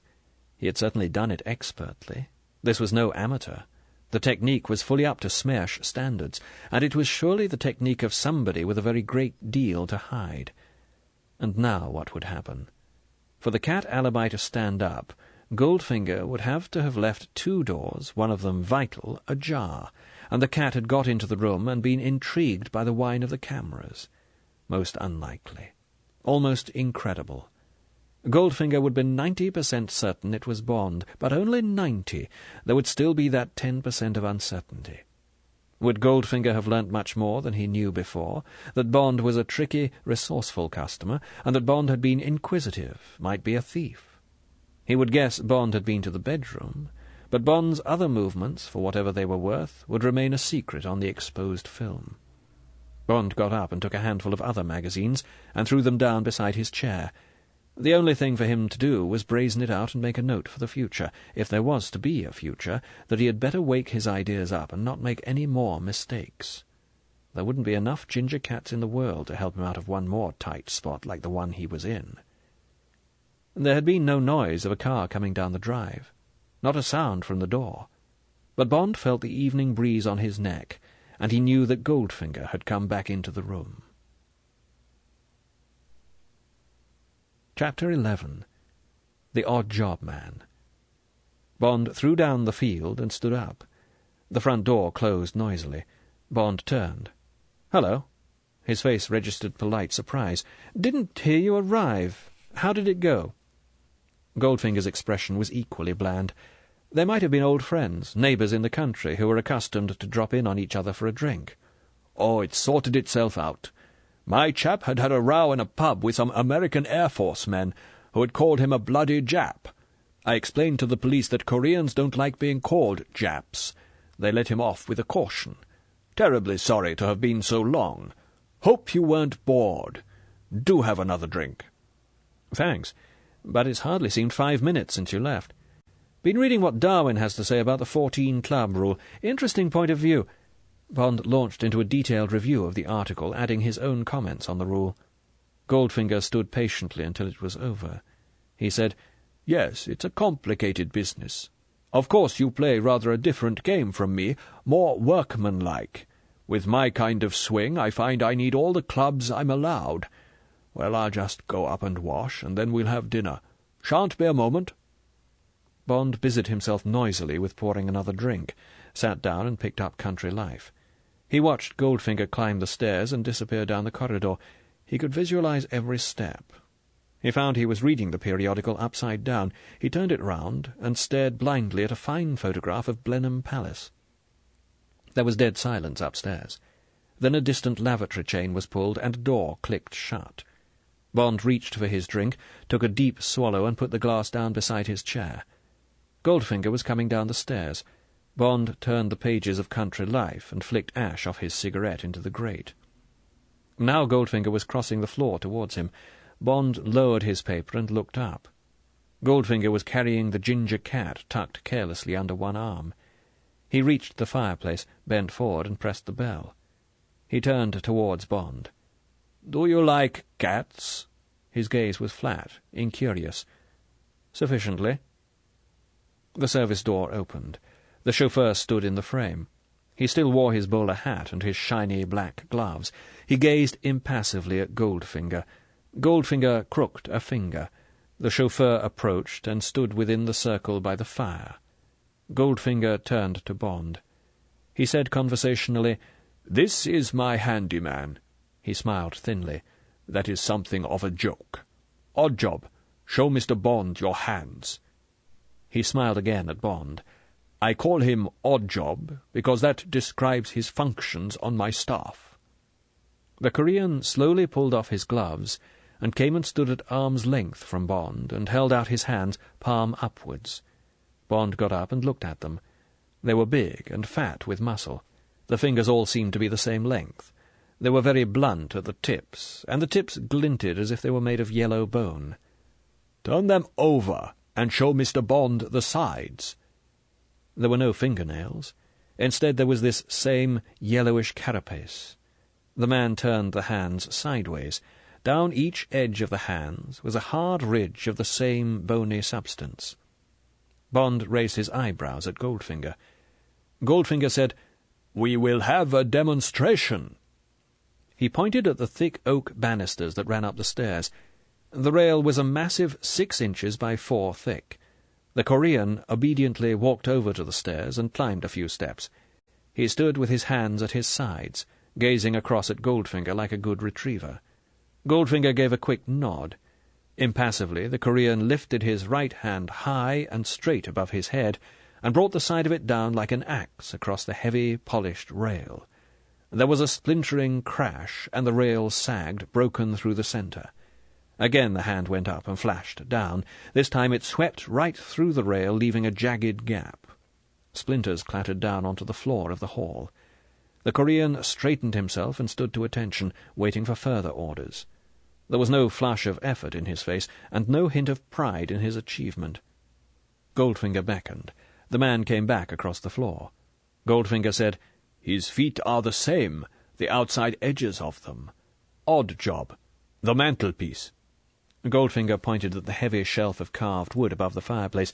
It was about 7 feet off the ground, 6 inches higher than the top of the Korean's bowler hat.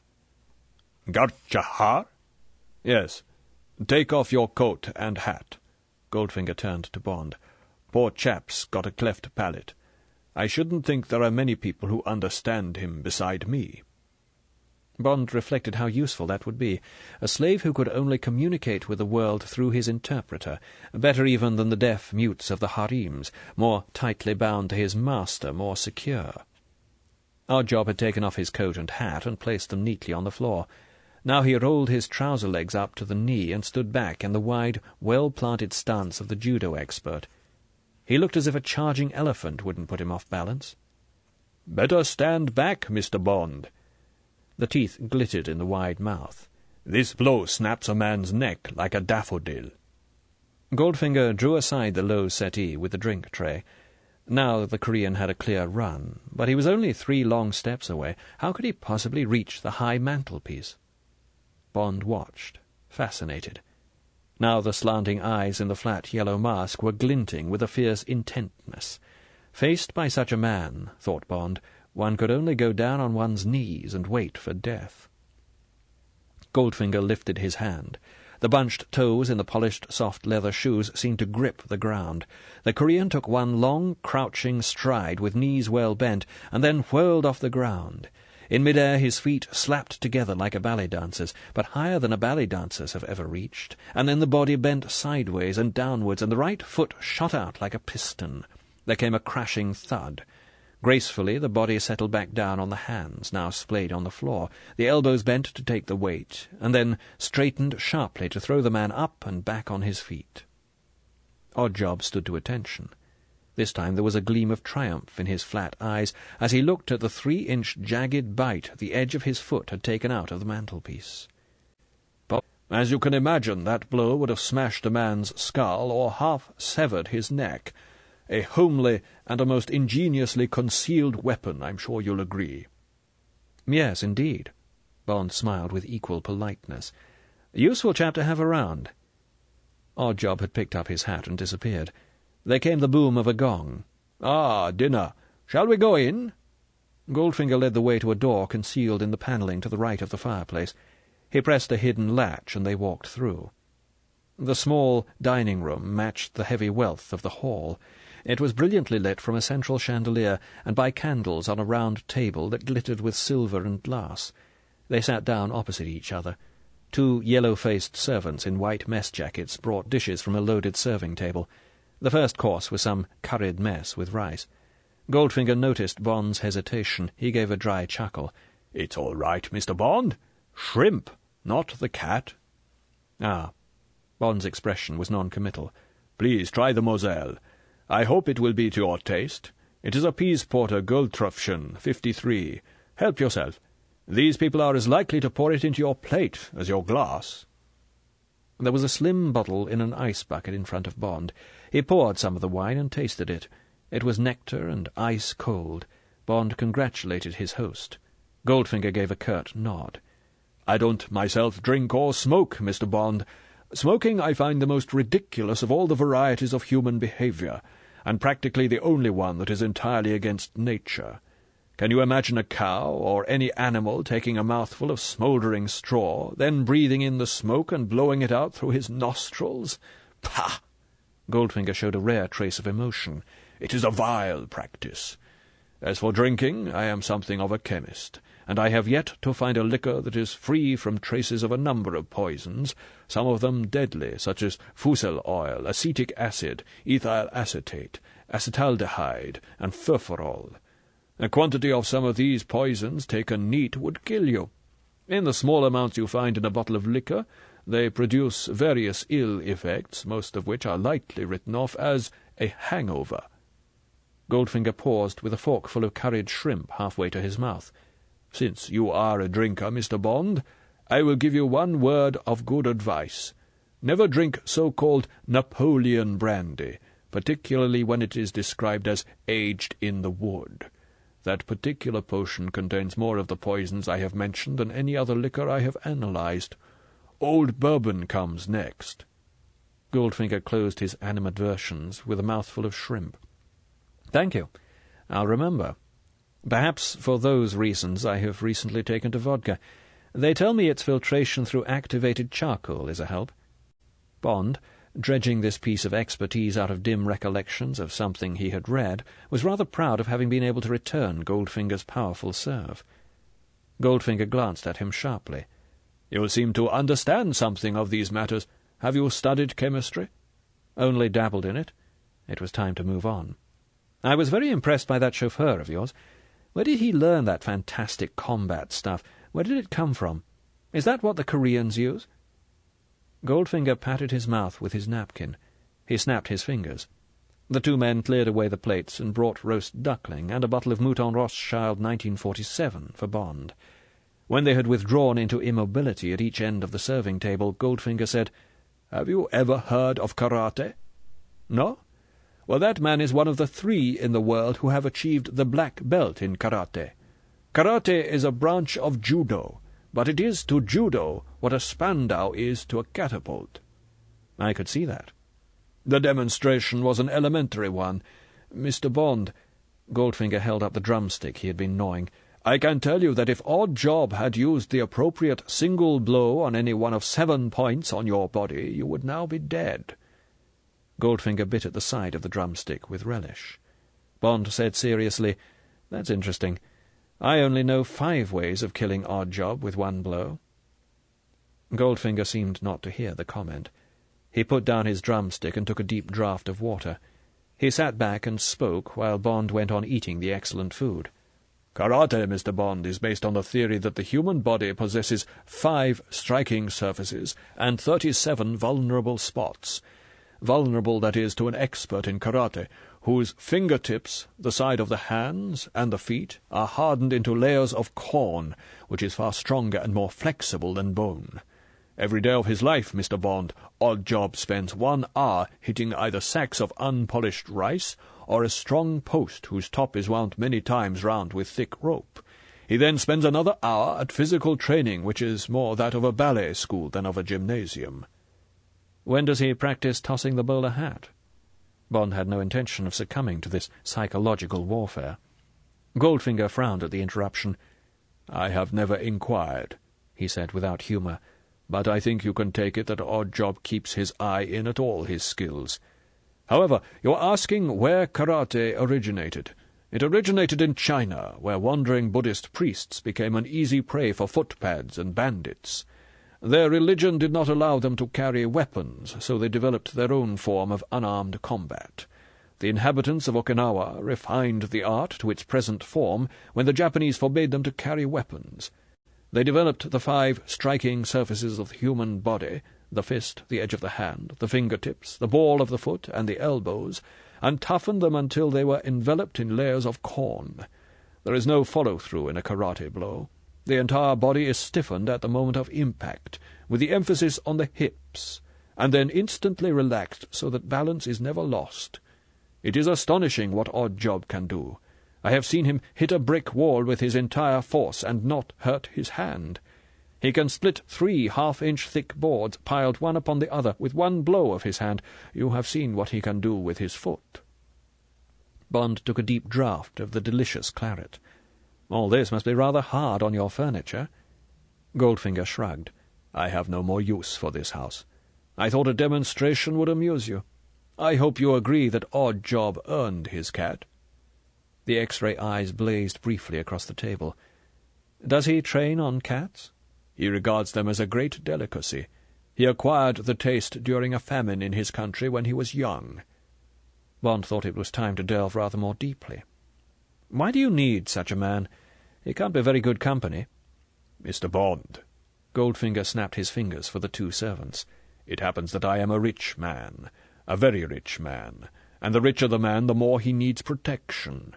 The ordinary bodyguard or detective is usually a retired policeman. Such men are valueless. Their reactions are slow, their methods old-fashioned, and they are open to bribery. Moreover, they have a respect for human life. That is no good if I wish to stay alive. The Koreans have no such feelings. That is why the Japanese employed them as guards for their prison camps during the war. They are the cruelest, most ruthless people in the world. My own staff are hand-picked for these qualities. They have served me well. I have no complaints, nor have they. They are well paid and well fed and housed. When they want women, street women are brought down from London, well remunerated for their services, and sent back. The women are not much to look at, but they are white, and that is all the Koreans ask, to submit the white race to the grossest indignities. There are sometimes accidents, but—" The pale eyes gazed blankly down the table. "Money is an effective winding-sheet." Bond smiled. "You like the aphorism? It is my own." An excellent cheese soufflé came and was followed by coffee. They ate in silence, both apparently comfortable and relaxed by these confidences. Bond certainly was. Goldfinger, obviously by design, was letting his hair down, not farther than his shoulders, but he was showing Bond one of his private faces, presumably the one to which he thought Bond would respond, the ruthlessly efficient, cold-blooded tycoon. Perhaps, after all, Bond's spying in the house, which Goldfinger must at least presume, had revealed something about Bond that Goldfinger was pleased to know. That Bond had a crooked side to him, that he wasn't a gentleman in more than appearance. Now there should be more probing, and then, with luck, the proposition would follow. Bond sat back and lit a cigarette. He said, "That's a beautiful car you've got. Must be about the last of the series. About 1925, wasn't it? 2 blocks of 3 cylinders, with 2 plugs for each cylinder, one set fired from the mag and the other from the coil." "You are correct. But in other respects I have had to introduce some modifications. I have added 5 leaves to the springs and fitted disc brakes to the rear wheels to increase the braking power. The servo-operated front wheel brakes were not sufficient." "Oh? Why not? The top speed wouldn't be more than 50. The body can't be all that heavy." Goldfinger raised his eyebrows. "You think not? 1 ton of armor-plating and armor-plated glass make a big difference." Bond smiled. "Ah, I see. You certainly do take good care of yourself. But how does that work flying the Channel? Doesn't the car go through the floor of the plane?" "I take a plane to myself. The Silver City Company knows the car. It is a regular routine, twice a year." "Just touring round Europe?" "A golfing holiday." "Great fun. Always wanted to do it myself. Goldfinger didn't take the bait. You can afford to now. Bond smiled. Oh, that extra $10,000. But I may need that if I decide to move to Canada. You think you could make money there? Do you want to make a lot of money? Bond's voice was eager. Very much. There's no other point in working. Unfortunately, most ways of making big money take a long time. By the time one has made the money, one is too old to enjoy it. That's the trouble. I'm always on the lookout for shortcuts. You won't find them here. Taxation's too heavy. Quite. And the laws are strict. Yes, I found that out. Indeed? Got on the fringe of the heroin racket. Only just got out without burning my fingers. Of course this'll go no further. Goldfinger shrugged his shoulders. Mr. Bond, someone said that law is the crystallized prejudices of the community. I agree with that definition. It happens to apply most strongly to the traffic in drugs. Even if it didn't, I am not concerned with assisting the police. Well, it was like this. Bond launched into the story of the Mexican traffic, swapping roles with Blackwell. He ended up, I was lucky to get away with it, but it didn't make me particularly popular with Universal Export. I dare say not. An interesting story. You seem to have shown resource. You are not tempted to continue in the same line of business? Bond shrugged his shoulders. A bit too tricky. To judge by this Mexican, the big men in the business aren't quite big enough when it comes to the pinch. When things got tough, he didn't fight back, except with his mouth. Well, Mr. Bond. Goldfinger got up from the table, and Bond followed suit. It's been an interesting evening. I don't know that I would go back into heroin. There are safer ways of making big money. You want to be certain that the odds are right, and then you should hazard everything. Doubling one's money isn't easy, and the chances don't occur frequently. You would like to hear another of my aphorisms? Yes. Well, Mr. Bond. Goldfinger gave the rich man's thin smile. The safest way to double your money is fold it twice and put it in your pocket. Bond, the bank clerk hearkening to the bank manager, smiled dutifully but made no comment. This just wasn't good enough. He was getting nowhere. But instinct told him not to put his foot down on the accelerator. They went back into the hall. Bond held out his hand. Well, many thanks for the excellent dinner. Time I went and got some sleep. Perhaps we shall run into each other again some day. Goldfinger pressed Bond's hand briefly and pushed it away from him. It was another mannerism of the millionaire subconsciously afraid of the touch. He looked hard at Bond. He said enigmatically, I shouldn't be at all surprised, Mr. Bond. On his way across the Isle of Thanet in the moonlight, Bond turned the phrase over and over in his mind. He undressed and got into bed, thinking of it, unable to guess its significance. It could mean that Goldfinger intended to get in touch with Bond, or it could mean that Bond must try and keep in touch with Goldfinger.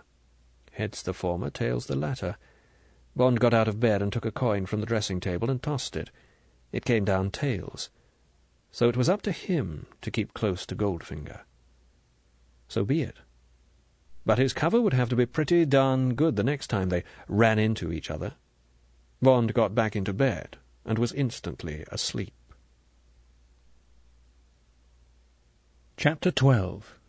Long Tale on a Ghost. Punctually at 9 the next morning, Bond got onto the Chief of Staff. "James here. I've had a look at the property, been all over it. Had dinner last night with the owner.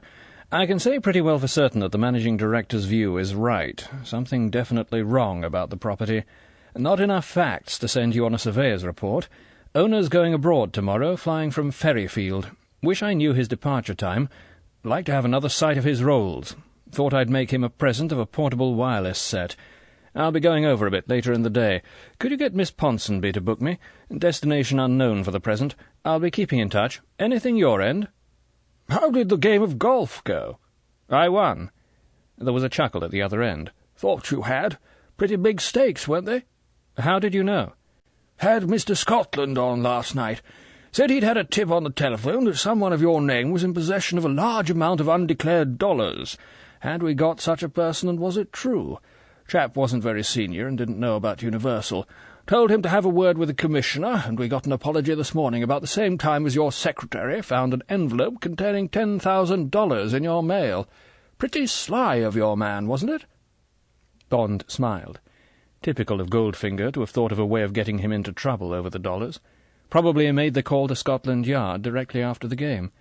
He had wanted to show Bond that if you gave Goldfinger a knock, you'd get at least a thorn in your hand. But the universal export cover seemed to have stuck. Bond said, "That's pretty hot. The Twister. You might tell the managing director that this time it goes to the White Cross. Can you fix the other things?" "Of course. Call you back in a few minutes. But watch your step abroad and call us at once if you get bored and need company. So long." "Bye." Bond put down the receiver.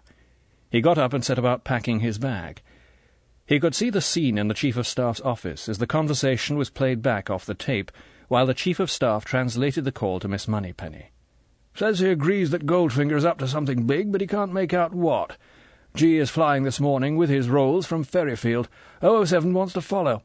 Let's say 2 hours later to let G get well away on the other side. Fix the reservation, would you? He wants us to have a word with Customs, so that he can take a good look at the rolls and plant a homer in the boot. Fix that too, please. He'll keep in touch through stations in case he needs help." And so forth.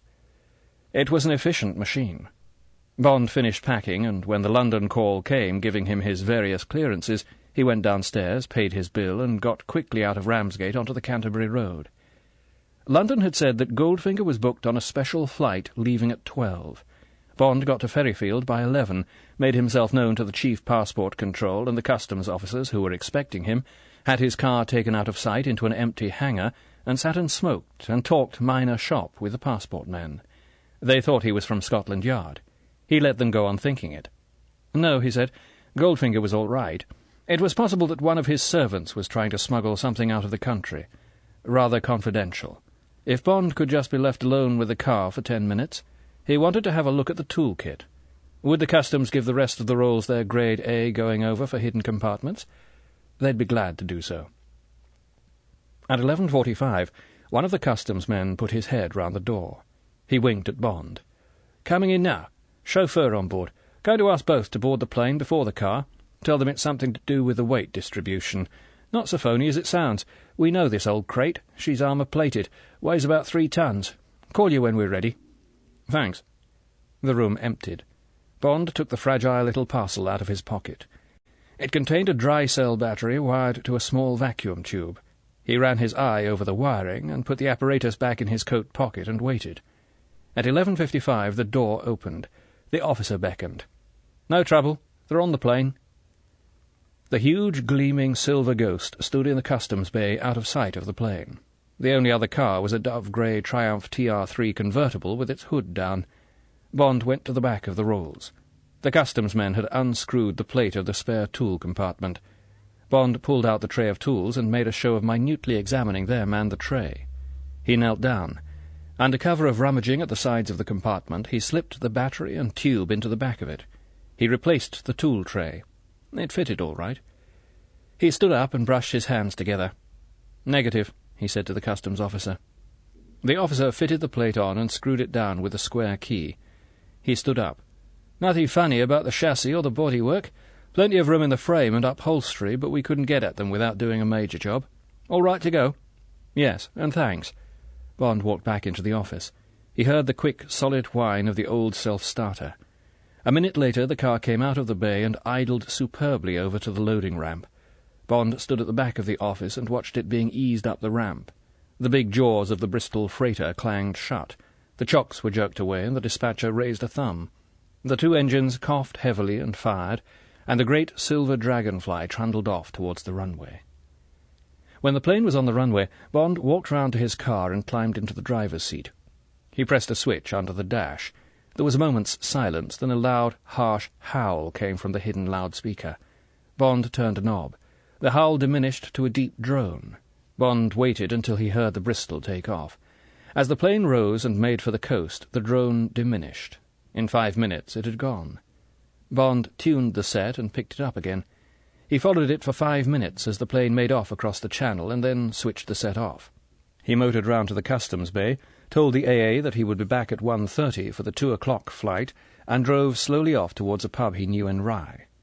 From now on, so long as he kept within about 100 miles of the Rolls, the Homer, the rough radio transmitter he had slipped into its tool compartment, would keep contact with Bond's receiver.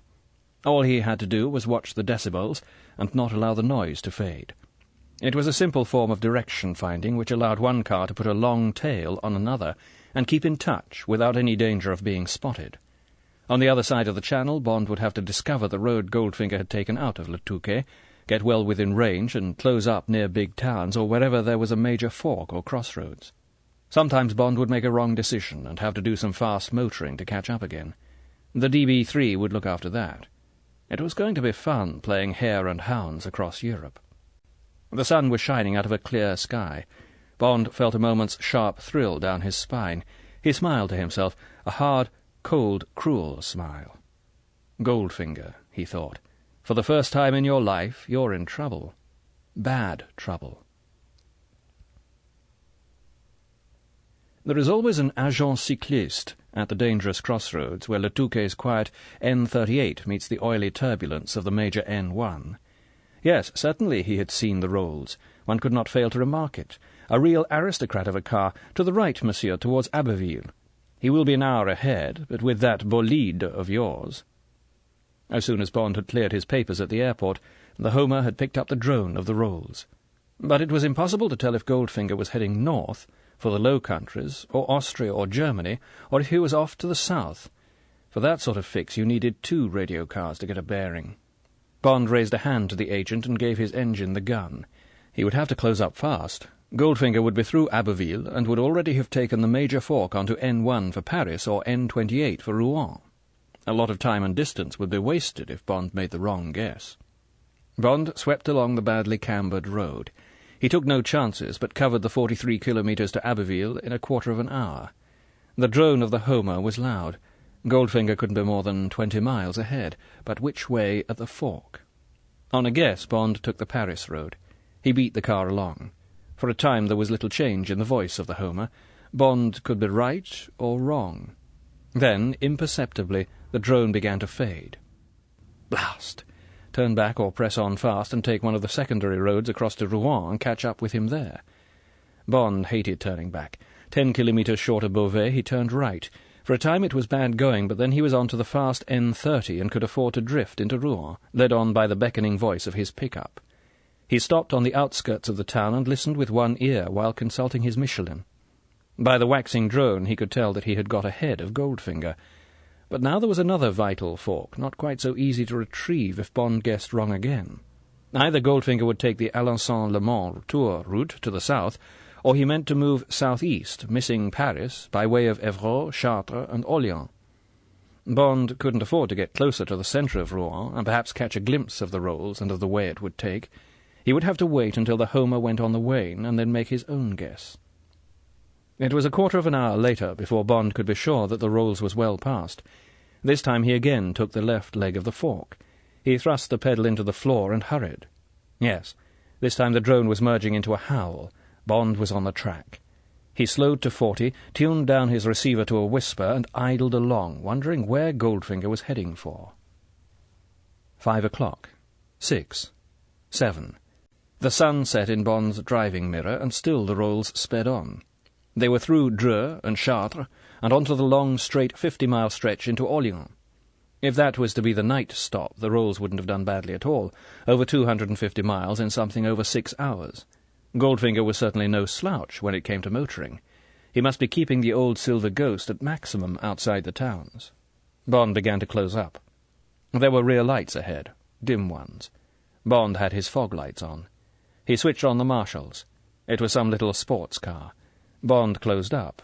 MG, Triumph, Austin Healey. It was a pale grey Triumph 2-seater with the hood up. Bond blinked his lights and swept past. Now there was the glare of another car ahead. Bond doused his headlamps and drove on the fogs. The other car was a mile down the road. Bond crept up on it. At a quarter of a mile he flashed the marshals on and off for a quick look. Yes, it was the Rolls. Bond dropped back to a mile and stayed there, vaguely noticing the dim lights of the TR3 in his mirror. On the outskirts of Orléans, Bond pulled into the side of the road. The Triumph growled casually past. Bond had never cared for Orléans. It was a priest and myth-ridden town without charm or gaiety. It was content to live off Joan of Arc and give the visitor a hard, holy glare while it took his money. Bond consulted his Michelin. Goldfinger would stop at 5-star hotels and eat fillets of sole and roast chicken. It would be the arcades for him, perhaps the Moderne. Bond would have liked to stay outside the town and sleep on the banks of the Loire in the excellent Auberge de la Montespan, his belly full of quenelle de brochet. He would have to stick closer to his fox. He decided on the Hôtel de la Gare and dinner at the station buffet. When in doubt, Bond always chose the station hotels. They were adequate. There was plenty of room to park the car, and it was better than even chances that the Buffet de la Gare would be excellent. And at the station one could hear the heartbeat of the town. The night sounds of the trains were full of its tragedy and romance. The drone on the receiver had stayed constant for 10 minutes. Bond noted his way to the 3 hotels and cautiously crept into the town. He went down to the river and along the lighted quay. He had been right. The Rolls was outside the arcades. Bond turned back into the town and made for the station. The Hôtel de la Gare was all he had expected, cheap, old-fashioned, solidly comfortable. Bond had a hot bath, went back to his car to make sure the Rolls hadn't moved, and walked into the station restaurant and ate one of his favourite meals, 2 œufs cocottes à la crème, a large sole meunière. Orléans was close enough to the sea. The fish of the Loire are inclined to be muddy, and an adequate camembert. He drank a well-iced pint of Rosé d'Anjou and had a Hennessy's 3-star with his coffee. At 10:30 he left the restaurant, checked on the Rolls, and walked the virtuous streets for an hour. One more check on the Rolls, and bed. At 6 o'clock the next morning the Rolls hadn't moved. Bond paid his bill, had a café complet, with a double ration of coffee, at the station, motored down to the quay, and backed his car up a side street. This time he could not afford to make a mistake. Goldfinger would either cross the river and head south to join N7 for the Riviera, or he would follow the north bank of the Loire, also perhaps for the Riviera, but also on the route for Switzerland and Italy. Bond got out of the car and lounged against the parapet of the river wall, watching between the trunks of the plane trees. At 8:30 2 small figures came out of the arcades. The Rolls moved off. Bond watched it follow the quay until it was out of sight. Then he got behind the wheel of the Aston Martin and set off in pursuit. Bond motored comfortably along the Loire in the early summer sunshine. This was one of his favourite corners of the world. In May, with the fruit trees burning white and the soft, wide river still big with the winter rains, the valley was green and young and dressed for love. He was thinking this when, before Châteauneuf, there was a shrill scream from twin Boche horns, and the little Triumph tore past. The hood was down. There was the blur of a pretty face, hidden by white motoring goggles with dark blue lenses. Although Bond only saw the edge of a profile, a slash of red mouth and the fluttering edge of black hair under a pink handkerchief with white spots, he knew she was pretty from the way she held her head. There was the authority of someone who is used to being admired, combined with the self-consciousness of a girl driving alone and passing a man in a smart car. Bond thought, that would happen today. The Loire is dressed for just that, chasing that girl until you run her to ground at lunchtime, the contact at the empty restaurant by the river, out in the garden under the vine trellis, the friture and the ice-cold Vouvray, the cautious sniffing at each other, and then the 2 cars motoring on in convoy until that evening, well down to the south, there would be the place they had agreed on at lunch, olive trees, crickets singing in the indigo dusk, the discovery that they liked each other, and that their destinations could wait. Then next day, no, not tonight. I don't know you well enough, and besides, I'm tired. They would leave her car in the hotel garage and go off in his at a tangent, slowly, knowing there was no hurry for anything, driving to the west, away from the big roads. What was that place he had always wanted to go to, simply because of the name? Yes, Entre-deux-Seines, a village near Les Baux. Perhaps there wasn't even an inn there. Well, then they would go to Les Baux itself, at the Bouches du Rhône, on the edge of the Camargue. There they would take adjoining rooms, not a double room, it would be too early for that, in the fabulous Beaumanière, the only hotel-restaurant in France with Michelin's supreme accolade. They would eat the gratin de langouste, and perhaps, because it was traditional on such a night, drink champagne. And then... Bond smiled at his story and at the dots that ended it. Not today. Today you're working. Today is for Goldfinger, not for love. Today the only scent you may smell is Goldfinger's expensive aftershave lotion, not... What would she use? English girls made mistakes about scent. He hoped it would be something slight and clean. Balmain's Vent Vert, perhaps, or Caron's Muguet. Bond tuned up his receiver for reassurance, then hushed it and motored on, relaxed, playing with his thoughts of the girl, filling in the details. Of course he might meet up with her again. They seemed to be keeping pretty close company. She must have spent the night in Orleans. Where? What a waste. But wait a minute. Suddenly Bond woke up from his daydreaming. The open hood reminded him. He'd seen that Triumph before. It had been at Ferryfield. Must have taken the flight after Goldfinger. It was true he hadn't seen the girl or noted the registration number, but surely it was the same. If so, for her to be still on Goldfinger's tail after 300 miles was more than coincidence. And she had been driving with dimmed lights the night before. Here, what's going on? Bond stepped on the accelerator. He was approaching Nevers. He'd anyway have to close up for the next big turning. He would kill two birds with one stone and also see what the girl was up to. If she was keeping station somewhere between him and Goldfinger, there would have to be some furious thinking. And it would be a blasted nuisance. It was hard enough keeping up with Goldfinger. With another tail sandwiched between them, it would become hellish difficult. She was still there, perhaps 2 miles behind the rolls, keeping well back. As soon as he caught sight of her little glittering rump, as he described it to himself, Bond slowed. Well, well, who was she? What the hell was all this about? Bond motored on, his face morose and thoughtful.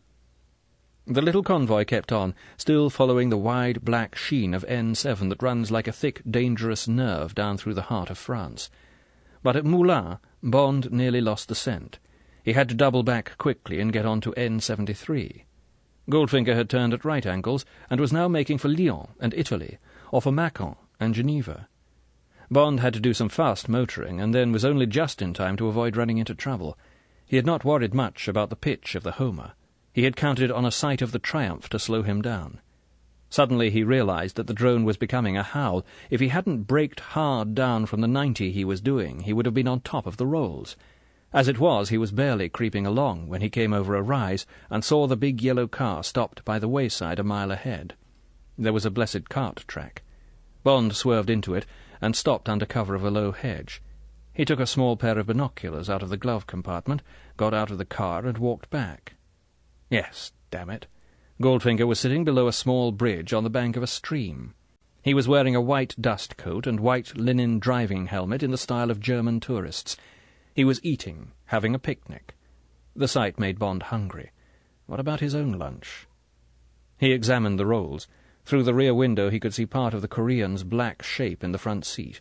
There was no sign of the Triumph. If the girl had still been on Goldfinger's tail, she would have had no warning.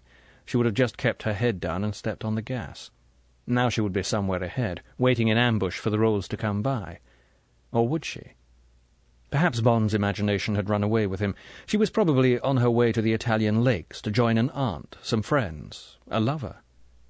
Now Goldfinger was on his feet. Tidy man. That's right, pick up the scraps of paper and tuck them away carefully under the bridge. Why not throw them in the stream? Suddenly Bond's jaws tightened. What did those actions of Goldfinger remind him of? Was Bond romancing again, or was the bridge a post-box? Had Goldfinger been instructed to leave something, one of his bars of gold, under this particular bridge? France, Switzerland, Italy. It was convenient for all of them. The communist cell in Lyon, for instance, one of the strongest in France, and this was a good place to use, with a clear field of view up and down the road. Goldfinger scrambled up the bank. Bond drew back under cover. He heard the distant grind of the old self-starter. He cautiously watched the rolls until it had disappeared. It was a pretty bridge over a pretty stream. It had a survey number set in the arch, 79/6, the 6th bridge from some town on N79. Easy to find. Bond got quickly out of the car and slid down the shallow bank. It was dark and cool under the arch. There were the shadows of fish in the slow, clear, pebbled water. Bond searched the edge of the masonry near the grass verge. Exactly in the centre, below the road, there was a patch of thick grass against the wall. Bond parted the grass. There was a sprinkling of freshly turned earth. Bond dug with his fingers. There was only one. It was smooth to the touch and brick-shaped. It needed some strength to lift it. Bond brushed the earth off the dull yellow metal and wrapped the heavy bar in his handkerchief. He held the bar under his coat and climbed back up the bank onto the empty road. Chapter 13. If You Touch Me There. Bond felt pleased with himself. A whole lot of people were going to get very angry with Goldfinger. You can do a lot of dirty work with £20,000. Now plans would have to be altered, conspiracies postponed, perhaps even lives saved. And if it ever got to an inquiry by Smash, which was unlikely as they were the sort of realistic people who cut their losses, it could only be assumed that some sheltering tramp had found the gold bar. Bond lifted the secret flap under the passenger seat and slipped the bar inside. Dangerous stuff. He would have to contact the next station of the service and hand it over to them. They would get it back to London in the embassy bag. Bond would have to report this quickly. It confirmed a lot. M might even want to warn the 2e and have the bridge watched to see who came. But Bond hoped that would not happen. He didn't want a scare started just when he was getting close to Goldfinger. He wanted the skies over Goldfinger to be blue and clear. Bond got moving. Now there were other things to think about. He must catch up with the rolls before Macon and get the next fork to Geneva or Lyon right. He must solve the problem of the girl and, if possible, get her off the road. Pretty or not, she was confusing the issue. And he must stop and buy himself something to eat and drink. It was 1 o'clock, and the sight of Goldfinger eating had made him hungry. And it was time to fill up and check the water and oil. The drone of the Homer grew louder. He was in the outskirts of Macon. He must close up and take the risk of being spotted. The busy traffic would hide his low-slung car. It was vital to know if the rolls crossed the Seine for the Bourg Road, or if it turned right at the bridge and joined the N6 for Lyon. Far down the Rue Rambuteau there was a glimpse of yellow, over the railway bridge, and through the little square. The high yellow box kept on towards the river. Bond watched the passers-by turn their heads to follow the gleaming rolls. The river. Would Goldfinger turn right or keep on across the bridge? The rolls kept straight on. So it was Switzerland. Bond followed over into the suburb of Saint-Laurent, now for a butcher and a baker and a wine shop. 100 yards ahead the golden head of a calf hung over the pavement. Bond glanced in his driving mirror. Well, well. The little Triumph was only feet away from his tail. How long had she been there? Bond had been so intent on following the rolls that he hadn't glanced back since entering the town. She must have been hiding up a side street. So, now coincidence was certainly out. Something must be done. Sorry, sweetheart, I've got to mess you up. I'll be as gentle as I can. Hold tight. Bond stopped abruptly in front of the butcher's shop. He banged the gears into reverse. There was a sickening scrunch and tinkle. Bond switched off his engine and got out. He walked round to the back of the car. The girl, her face tense with anger, had one beautiful silken leg on the road.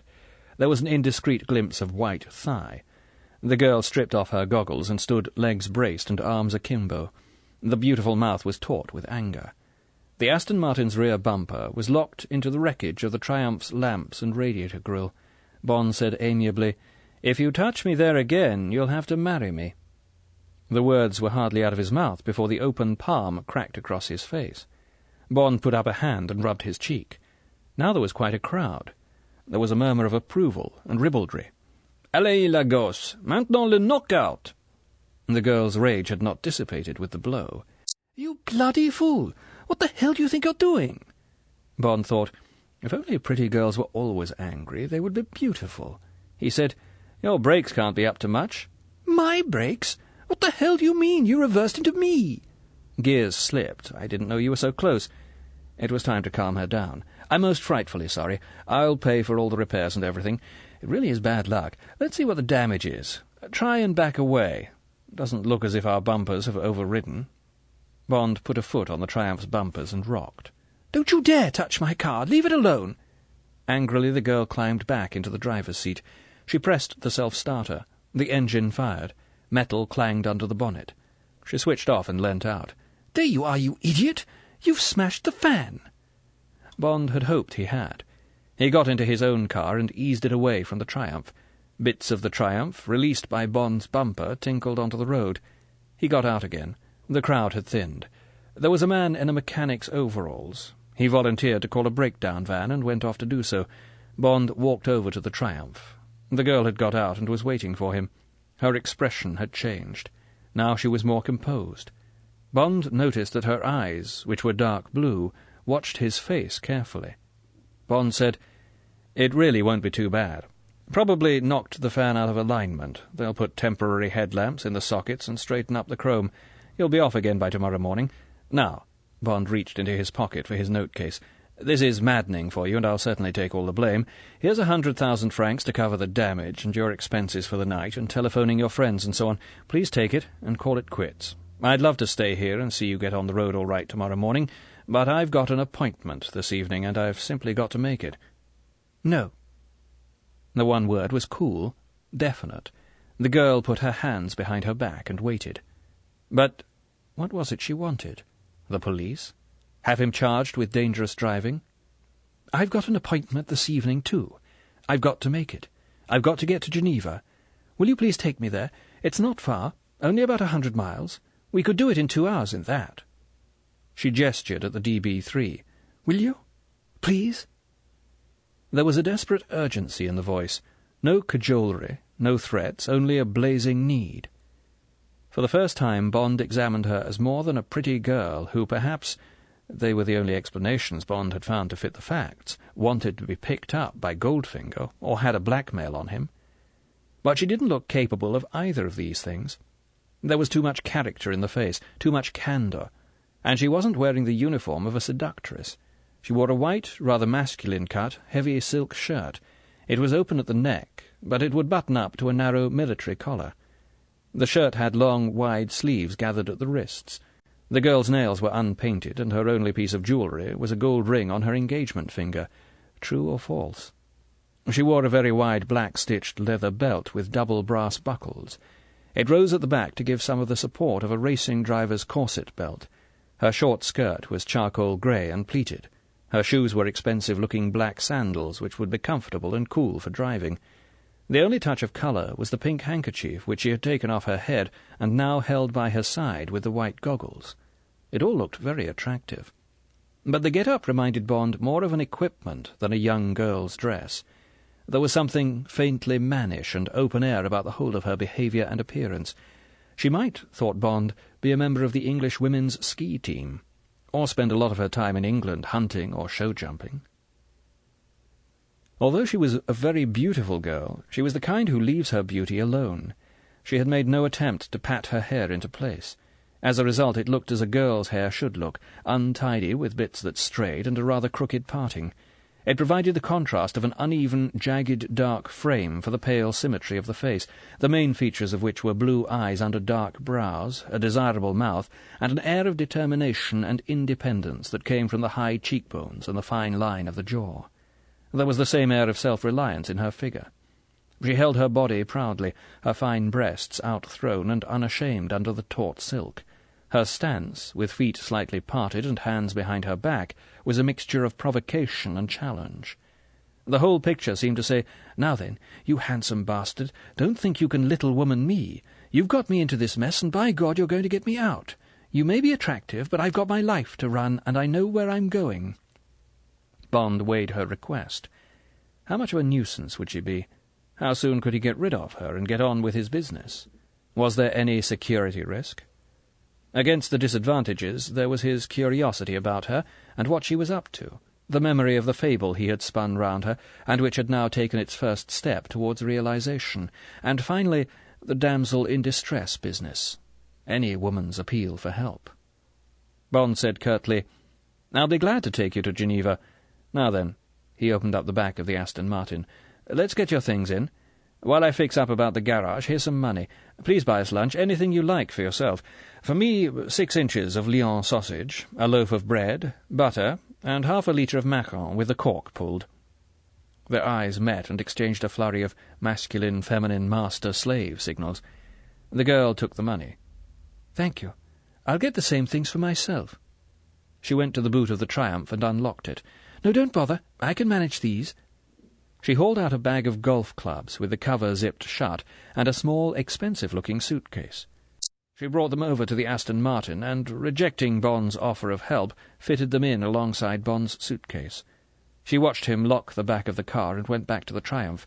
She took out a wide, black-stitched leather shoulder bag. Bond said, "What name and address shall I give?" "What?" Bond repeated his question, wondering if she would lie about the name, or the address, or both. She said, "I shall be moving about. Better say the Berg at Geneva. The name's Soames. Miss Tilly Soames." There was no hesitation. She went into the butcher's shop. A quarter of an hour later they were on their way. The girl sat upright and kept her eyes on the road. The drone on the Homer was faint. The rolls must have gained 50 miles. Bond hurried. They flashed through Bourg and over the river at Pont d'Ain. Now they were in the foothills of the Jura, and there were the S-bends of N84. Bond went at them as if he was competing in the Alpine trials. After the girl had swayed against him twice, she kept her hand on the handle on the dash, and rode with the car as if she were his spare driver. Once, after a particularly sharp, dry skid that almost took them over the side, Bond glanced at her profile. Her lips were parted and her nostrils slightly flared. The eyes were alight. She was enjoying herself. They came to the top of the pass, and there was the run down towards the Swiss frontier. Now the Homer was sending out a steady howl. Bond thought, "I must take it easy, or we shall be running into them at the customs." He put his hand under the dash and tuned the noise down. He pulled in to the side of the road. They sat in the car and ate a polite but almost silent picnic, neither making any attempt at conversation, both, it seemed, with other things on their minds. After 10 minutes, Bond got going again.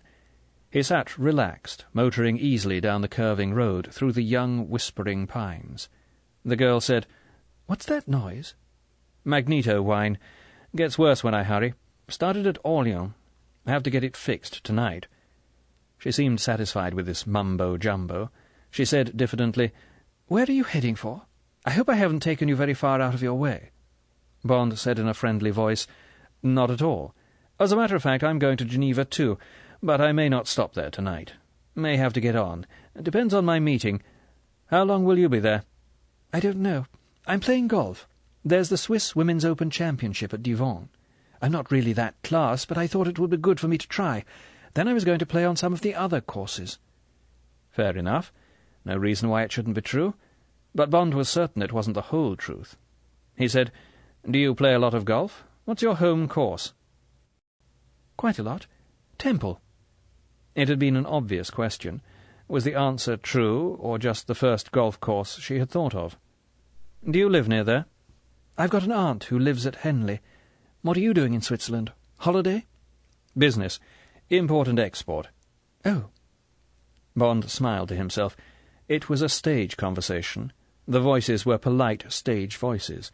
He could see the scene, beloved of the English theatre, the drawing-room, sunshine on hollyhocks outside French windows, the couple sitting on the sofa, on the edge of it, she pouring out the tea. "Do you take sugar?" They came out into the foothills. There was a long, straight stretch of road, and in the distance the small group of buildings of the French customs. The girl gave him no chance to get a glimpse of her passport. As soon as the car stopped, she said something about tidying up and disappeared into the Dam. Bond had gone through the control, and was dealing with the triptyque when she reappeared, her passport stamped. At the Swiss customs she chose the excuse of getting something out of her suitcase. Bond hadn't got time to hang about and call her bluff. Bond hurried on into Geneva and pulled up at the imposing entrance of the Berg. The bagagiste took her suitcase and golf clubs. They stood together on the steps. She held out her hand. "Goodbye." There was no melting of the candid blue eyes. "And thank you. You drive beautifully." Her mouth smiled. "I'm surprised you got into the wrong gear at Macon." Bond shrugged. "It doesn't often happen. I'm glad I did. If I can get my business finished, perhaps we could meet again." "That would be nice." The tone of voice said it wouldn't be. The girl turned and went in through the swing doors. Bond ran down to his car. To hell with her. Now to pick up Goldfinger. Then to the little office on the Quai Wilson. He tuned the Homer and waited a couple of minutes. Goldfinger was close, but moving away. He could either be following the right or the left bank of the lake. From the pitch of the Homer he was at least a mile outside the town. Which way? To the left towards Lausanne? To the right towards Evian? The DB3 was already on the left-hand road. Bond decided to follow its nose. He got moving. Bond caught up with a high yellow silhouette just before Coppet, the tiny lakeside hamlet made famous by Madame de Stael. He hid behind a lorry. At his next reconnaissance, the rolls had disappeared. Bond motored on, watching to the left. At the entrance to the village, big solid iron gates were closing in a high wall. Dust hung in the air. Above the wall was a modest placard. It said in faded yellow on blue, Enterprises Auric A.G. The fox had gone to earth. Bond went on until he found a turning to the left. He followed this until there was a lane which led back through the vineyards to the woods behind Coppet and to the chateau of Madame de Stael. Bond stopped among the trees. Now he should be directly above the Enterprises Auric. He took his binoculars, got out, and followed a footpath down towards the village. Soon on his right was a spiked iron railing. There was rolled barbed wire along its top. 100 yards lower down the hill, the railing merged into a high stone wall. Bond walked slowly back up the path, looking for the secret entrance the children of Coppet would have made to get at the chestnut trees. He found it. 2 bars of the railing widened to allow a small boy through. Bond stood on the lower railing with all his weight, widened the gap by another couple of inches, and wormed his way through. Bond walked warily through the trees, watching each step for dead branches. The trees thinned. There were glimpses of a huddle of low buildings behind a small manoir. Bond picked the thick trunk of a fir tree and got behind it. Now he was looking down on the buildings. The nearest was about 100 yards away. There was an open courtyard. In the middle of the courtyard stood the dusty silver ghost. Bond took out the binoculars and examined everything minutely. The house was a well-proportioned square block of old red brick with a slate roof. It consisted of 2 stories and an attic floor. It would probably contain 4 bedrooms and 2 principal rooms. The walls were partly covered by a very old wisteria in full bloom. It was an attractive house. In his mind's eye, Bond could see the white painted panelling inside. He smelled the sweet, musty, sunshiny smell of the rooms. The back door gave onto the wide, paved courtyard in which stood the rolls. The courtyard was open on Bond's side, but closed on the other 2 sides by single-story corrugated iron workshops. A tall zinc chimney rose from the angle of the 2 workshops. The chimney was topped by a zinc cowl. On top of the zinc cowl was the revolving square mouth of what looked to Bond like a Decca radar scanner you see on the bridges of most ships. The apparatus whirled steadily round. Bond couldn't imagine what purpose it served on the roof of this little factory among the trees. Suddenly the silence and immobility of the peaceful scene were broken. It was as if Bond had put a penny in the slot of a diorama on Brighton Pier. Somewhere a tinny clock struck 5. At the signal, the back door of the house opened and Goldfinger came out, still dressed in his white linen motoring coat but without the helmet. He was followed by a nondescript, obsequious little man with a toothbrush moustache and horn-rimmed spectacles. Goldfinger looked pleased. He went up to the rolls and patted its bonnet. The other man laughed politely. He took a whistle out of his waistcoat pocket and blew it. A door in the right-hand workshop opened, and 4 workmen in blue overalls filed out and walked over to the car. From the open door they had left, there came a whirring noise, and a heavy engine started up and settled into the rhythmic pant Bond remembered from Reculver. The 4 men disposed themselves round the car. At a word from the little man, who was presumably the foreman, they began to take the car to pieces. By the time they had lifted the 4 doors off their hinges, removed the bonnet cover from the engine, and had set about the rivets on one of the mudguards, it was clear that they were methodically stripping the car of its armour plating. Almost as soon as Bond had come to this conclusion, the black, bowler-hatted figure of Oddjob appeared at the back door of the house and made some sort of a noise at Goldfinger. With a word to the foreman, Goldfinger went indoors and left the workmen to it. It was time for Bond to get going. He took a last careful look round to fix the geography in his mind and edged back among the trees. "I'm from Universal Export." Yes?" Behind the desk there was a reproduction of the Antigone portrait of the Queen. On the other walls were advertisements for Ferguson tractors and other agricultural machinery. From outside the wide window came the hum of traffic along the Quai Wilson. A steamer hooted. Bond glanced out of the window and watched it ride across the middle distance. It left an enchanted wake across the flawless evening mirror of the lake. Bond looked back into the politely inquiring eyes in the bland, neutral businessman's face. "We were hoping to do business with you." "What sort of business?" "Important business." The man's face broke into a smile. He said cheerfully, "It's 007, isn't it? Thought I recognized you. Well now, what can I do for you?" The voice became cautious. "Only one thing. Better make it quick and get along. There's been the hell of a heat on since the Dumont business. They've got me taped, the locals and Redland. All very peaceful, of course, but you won't want them sniffing round you." "I thought it might be like that. It's only routine. Here." Bond unbuttoned his shirt and took out the heavy chunk of gold. "Get that back, would you? And transmit this when you have a chance." The man pulled a pad towards him and wrote in shorthand to Bond's dictation. When the man had finished, he put the pad in his pocket.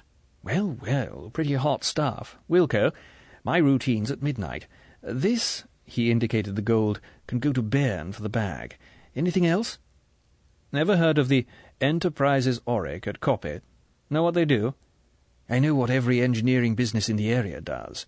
Have to. Tried to sell them some hand riveters last year. They make metal furniture, pretty good stuff. The Swiss railways take some of it, and the airlines." "Know which airlines?" The man shrugged. "I heard they did all the work for Mecca, the big charter line to India. Their terminus is Geneva. They're quite a big competitor with All India. Mecca's privately owned. Matter of fact, I did hear that Auric & Co. had some money in it. No wonder they've got the contract for the seating." A slow, grim smile spread across Bond's face. He got up and held out his hand. "You don't know it, but you've just done a whole jigsaw puzzle in under a minute. Many thanks. Best of luck with the tractor business. Hope we'll meet again one day." Out in the street, Bond got quickly into his car and drove along the quay to the Berg. So that was the picture. For 2 days he'd been trailing a silver ghost across Europe. It was an armour-plated silver ghost. He'd watched the last bit of plating being riveted on in Kent, and the whole lot being stripped off at Coppet. Those sheets would already be in the furnaces at Coppet, ready to be modelled into 70 chairs for a Mecca constellation. In a few days' time those chairs would be stripped off the plane in India and replaced with aluminium ones, and Goldfinger would have made what? £500,000? £1 million? For the silver ghost wasn't silver at all. It was a golden ghost, all the 2 tons of its bodywork, solid 18-carat white gold. Chapter 14. Things that go thump in the night. James Bond booked in at the Hôtel de Berg, took a bath and shower and changed his clothes. He weighed the Walter PPK in his hand and wondered whether he should take it or leave it behind. He decided to leave it. He had no intention of being seen when he went back to the Enterprises Auric.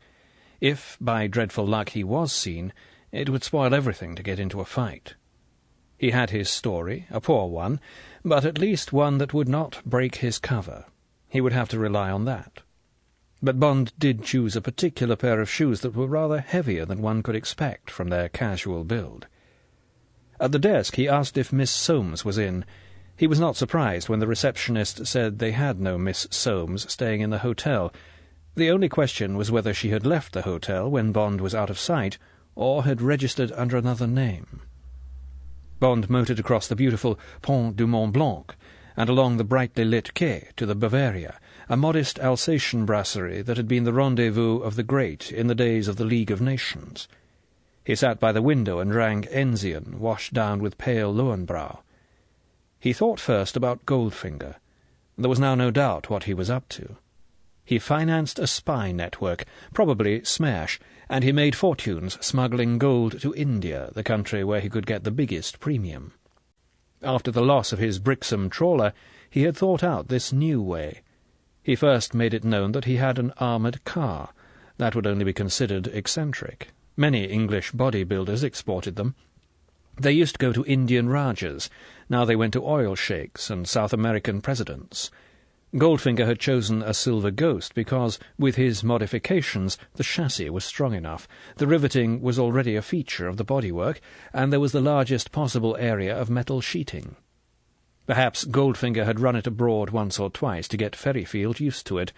Then, on the next trip, he took off the armour plating in his works at Reculver. He substituted 18-carat white gold. Its alloy of nickel and silver would be strong enough. The colour of the metal would not betray him if he got in a smash or if the bodywork was scratched. Then off to Switzerland and to the little factory. The workmen would have been as carefully picked as the ones at Reculver. They would take off the plates and mould them into aircraft seats, which would then be upholstered and installed in Mecca Airlines, run presumably by some stooge of Goldfinger's who got a cut on each gold run. On these runs, once, twice, 3 times a year, the plane would accept only light freight and a few passengers. At Bombay or Calcutta the plane would need an overhaul, be re-equipped. It would go to the Mecca hangar and have new seats fitted. The old ones, the gold ones, would go to the bullion brokers.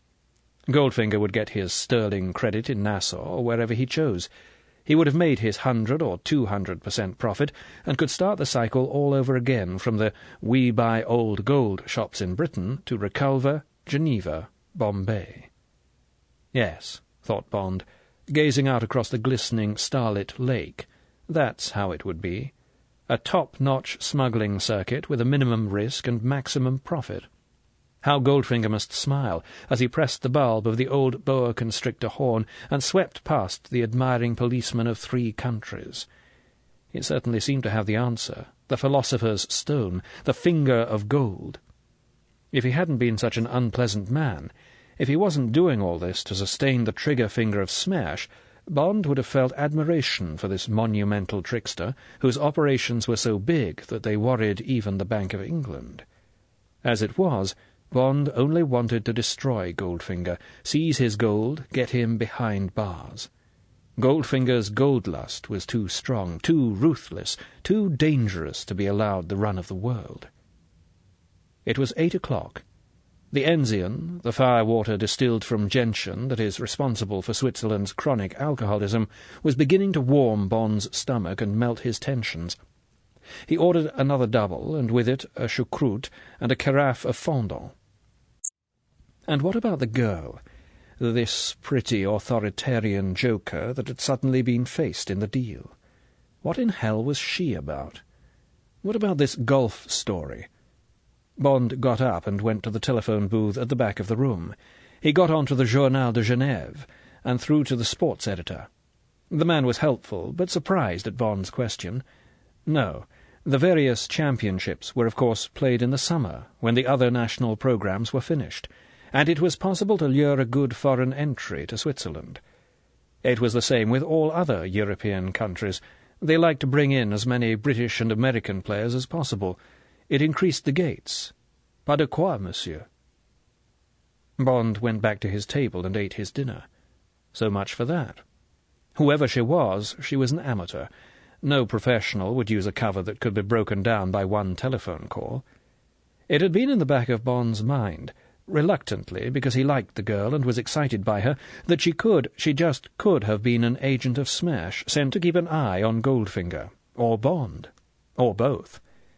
She had some of the qualities of a secret agent, the independence, the strength of character, the ability to walk alone. But that idea was out. She hadn't got the training. Bond ordered a slice of Gruyere, pumpernickel, and coffee. No, she was an enigma. Bond only prayed that she hadn't got some private plot involving either him or Goldfinger that was going to mess up his own operation. And his own job was so nearly finished. All he needed was the evidence of his own eyes that the story he had woven round Goldfinger and the rolls was the truth. One look into the works at Coppet, 1 grain of white gold dust, and he could be off to Bern that very night, and be on to the duty officer over the embassy scrambler. Then, quietly, discreetly, the Bank of England would freeze Goldfinger's accounts all over the world, and perhaps, already tomorrow, the special branch of the Swiss police would be knocking on the door of Enterprises Auric. Extradition would follow, Goldfinger would go to Brixton, there would be a quiet, rather complicated case in one of the smuggling courts like Maidstone or Lewis. Goldfinger would get a few years, his naturalization would be revoked, and his gold hoard, illegally exported, would trickle back into the vaults below the Bank of England, and Smash would gnash its blood-stained teeth and add another page to Bond's bulging Zapiska. Time to go for the last lap. Bond paid his bill and went out and got into his car. He crossed the Rhone and motored slowly along the glittering quay through the evening traffic. It was an average night for his purpose. There was a blazing three-quarter moon to see by, but not a breath of wind to hide his approach through the woods to the factory. Well, there was no hurry. They would probably be working through the night. He would have to take it very easily and carefully. The geography of the place and the route he had plotted for himself ran before Bond's eyes like a film, while the automatic pilot that is in all good drivers took the car along the wide, white highway beside the sleeping lake. Bond followed his route of the afternoon. When he had turned off the main road, he drove on his sidelights. He nosed the car off the lane into a clearing in the woods and switched off the engine. He sat and listened. In the heavy silence there was only a soft ticking from the hot metal under the bonnet and the hasty trip of the dashboard clock. Bond got out, eased the door shut, and walked softly down the little path through the trees. Now he could hear the soft, heavy pant of the generator engine, thumpa, thumpa, thumpa. It seemed a watchful, rather threatening noise. Bond reached the gap in the iron bars, slipped through, and stood, straining his senses forward through the moon-dappled trees. Thumpa, thumpa, thumpa. The great iron puffs were on top of him, inside his brain. Bond felt the skin-crawling tickle at the groin that dates from one's first game of hide-and-seek in the dark. He smiled to himself at the animal danger signal. What primeval chord had been struck by this innocent engine noise coming out of the tall zinc chimney? The breath of a dinosaur in its cave? Bond tightened his muscles and crept forward foot by foot, moving small branches carefully out of his way, placing each step as cautiously as if he was going through a minefield. The trees were thinning. Soon he would be up with the big sheltering trunk he had used before. He looked for it, and then stood frozen, his pulse racing. Below the trunk of his tree, spread-eagled on the ground, was a body. Bond opened his mouth wide and breathed slowly in and out to release the tension. Softly he wiped his sweating palms down his trousers. He dropped slowly to his hands and knees and stared forward. His eyes widened like camera lenses. The body under the tree moved, shifted cautiously to a new position. A breath of wind whispered in the tops of the trees. The moonbeams danced quickly across the body and then were still.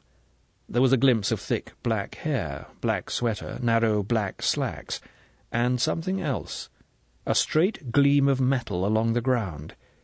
It began beneath the clump of black hair and ran past the trunk of the trees into the grass.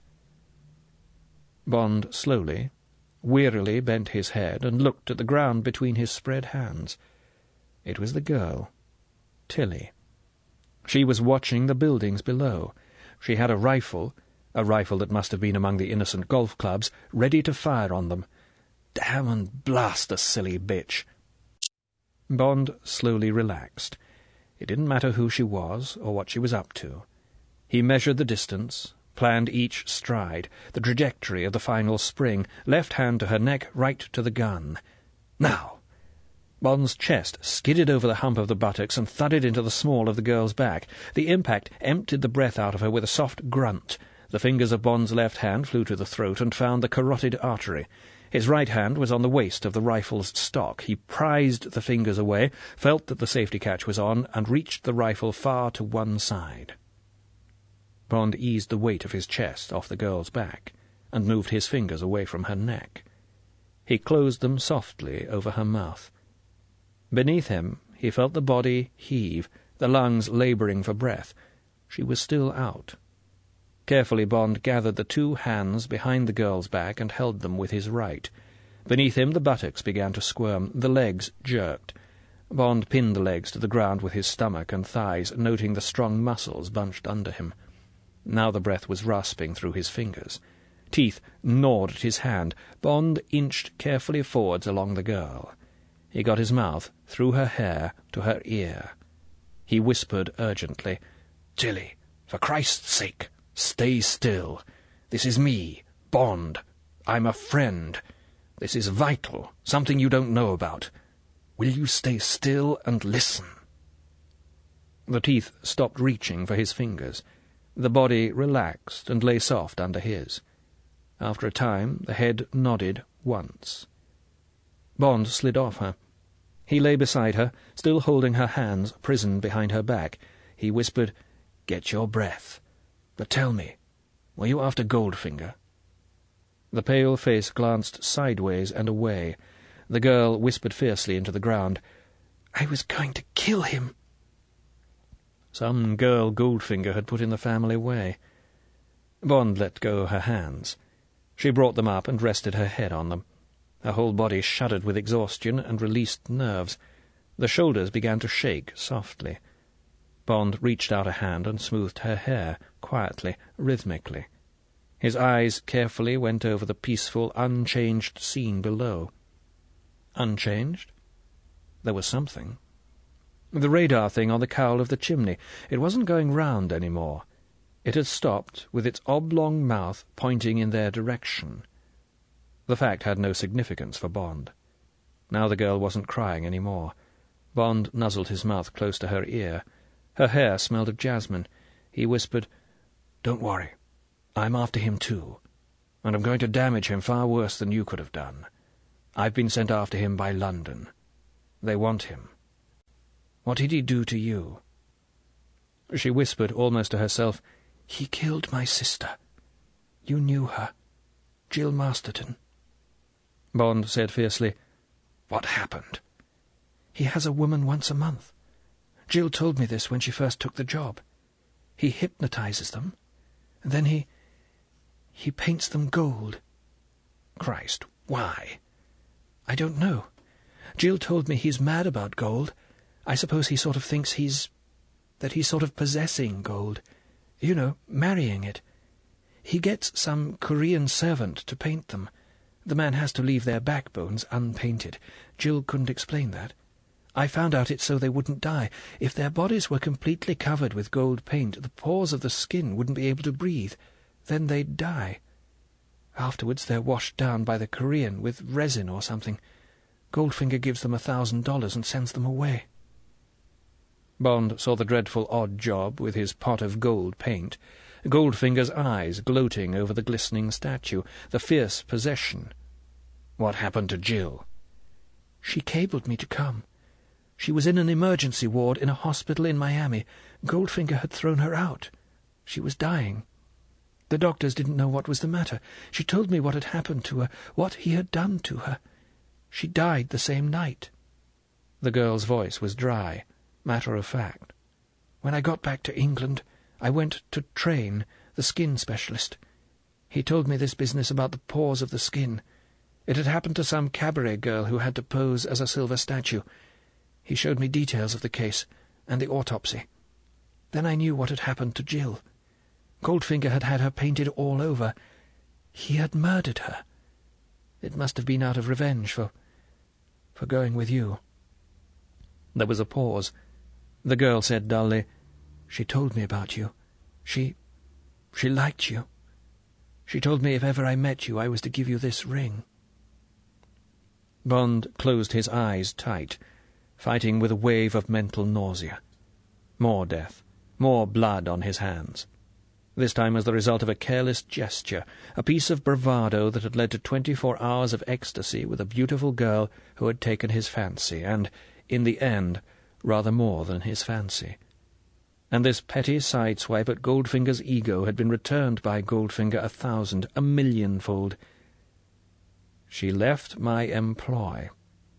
The flat words in the sunshine at Sandwich 2 days before. How Goldfinger must have enjoyed saying that. Bond's fingernails dug into the palms of his hands. By God, he'd pin this murder on Goldfinger if it was the last act of his life. As for himself, Bond knew the answer. This death he would not be able to excuse as being part of his job. This death he would have to live with. The girl was pulling at her finger, at the cladder ring, the entwined hands round the gold heart. She put her knuckle to her mouth. The ring came off. She held it up for Bond to take. The tiny gold circle, silhouetted against the trunk of the tree, glittered in the moonlight. The noise in Bond's ear was something between a hiss and a shrill whistle. There was a dry, twanging thud. The aluminium feathers of the steel arrow trembled like a humming-bird's wings in front of Bond's eyes. The shaft of the arrow straightened. The gold ring tinkled down the shaft until it reached the bark of the tree. Slowly, almost incuriously, Bond turned his head. 10 yards away, half in moonlight, half in shadow, the black, melon-headed figure crouched, its legs widely straddled in the judo stance. The left arm, thrust forward against the glinting semicircle of the bow, was straight as a duellist's. The right hand, holding the feathers of the second arrow, was rigid against the right cheek. Behind the head, the taut right elbow lanced back in frozen suspense. The silver tip of the second arrow pointed exactly between the two pale, raised profiles. Bond breathed the words, "Don't move an inch." Aloud he said, "Hello, Oddjob. Damn good shot." Oddjob jerked the tip of the arrow upwards. Bond got to his feet, shielding the girl. He said softly out of the corner of his mouth, "He mustn't see the rifle." He said to Oddjob, speaking casually, peaceably, "Nice place Mr. Goldfinger has here. Want to have a word with him sometime? Perhaps it's a bit late tonight. You might tell him I'll be along tomorrow." Bond said to the girl, "Come on, darling. We've had our walk in the woods. Time to get back to the hotel." He took a step away from Oddjob towards the fence. Oddjob stamped his forward foot. The point of the second arrow swung to the centre of Bond's stomach. "Wang!" Oddjob jerked his head sideways and downwards towards the house. "Oh, you think he'd like to see us now? All right. You don't think we'll be disturbing him? Come on, darling." Bond led the way to the left of the tree, away from the rifle that lay in the shadowed grass. As they went slowly down the hill, Bond talked softly to the girl, briefing her. "You're my girlfriend. I brought you out from England. Seem surprised and interested by our little adventure. We're in a tough spot. Don't try any tricks." Bond jerked back his head. "This man's a killer." The girl said angrily, "If only you hadn't interfered." "Same to you," said Bond shortly. He took it back. "I'm sorry, Tilly. Didn't mean that. But I don't think you could have got away with it." "I had my plans. I'd have been over the frontier by midnight." Bond didn't answer. Something had caught his eye. On top of the tall chimney, the oblong mouth of the radar thing was revolving again. It was that had spotted them, heard them.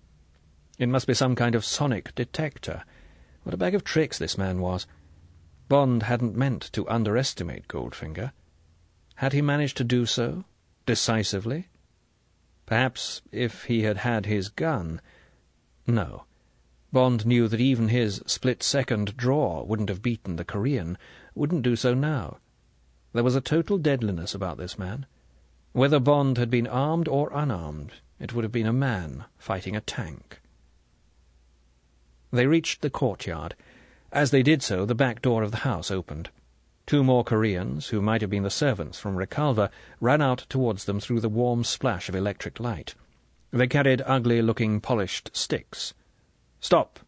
Both men wore the savage, empty grin that men from Station J, who had been in Japanese prison camps, had described to Bond. "We search.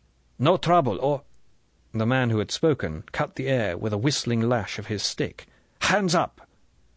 Bond put his hands slowly up. He said to the girl, "Don't react, whatever they do." Oddjob came forward and stood menacingly, watching the search. The search was expert. Bond coldly watched the hands on the girl, the grinning faces. "Okay, come!" They were herded through the open door and along a stone-flagged passage to the narrow entrance hall at the front of the house. The house smelled as Bond had imagined it would, musty and fragrant and summery. There were white-panelled doors. Oddjob knocked on one of them. "Yes?" Oddjob opened the door. They were prodded through. Goldfinger sat at a big desk. It was neatly encumbered with important-looking papers. The desk was flanked by grey metal filing cabinets. Beside the desk, within reach of Goldfinger's hand, stood a short-wave wireless set on a low table. There was an operator's keyboard and a machine that ticked busily and looked like a barograph. Bond guessed that this had something to do with the detector that had intercepted them. Goldfinger wore his purple velvet smoking jacket over an open-necked white silk shirt. The open neck showed a tuft of orange chest hair. He sat very erect in a high-backed chair. He hardly glanced at the girl. The big china-blue eyes were fixed on Bond. They showed no surprise. They held no expression, except a piercing hardness. Bond blustered. "Look here, Goldfinger. What the hell's all this about? You put the police onto me over that $10,000, and I got on your tracks with my girlfriend here, Miss Soames. I've come to find out what the hell you mean by it. We climbed the fence. I know it's trespassing, but I wanted to catch you before you moved on somewhere else. Then this ape of yours came along and damn near killed one of us with his bow and arrow. 2 more of your bloody Koreans held us up and searched us. What the hell's going on? If you can't give me a civil answer and full apologies, I'll put the police on you." Goldfinger's flat, hard stare didn't flicker. He might not have heard Bond's angry gentleman's outburst. The finely chiselled lips parted. He said, "Mr. Bond, they have a saying in Chicago. Once is happenstance, twice is coincidence, the third time it's enemy action.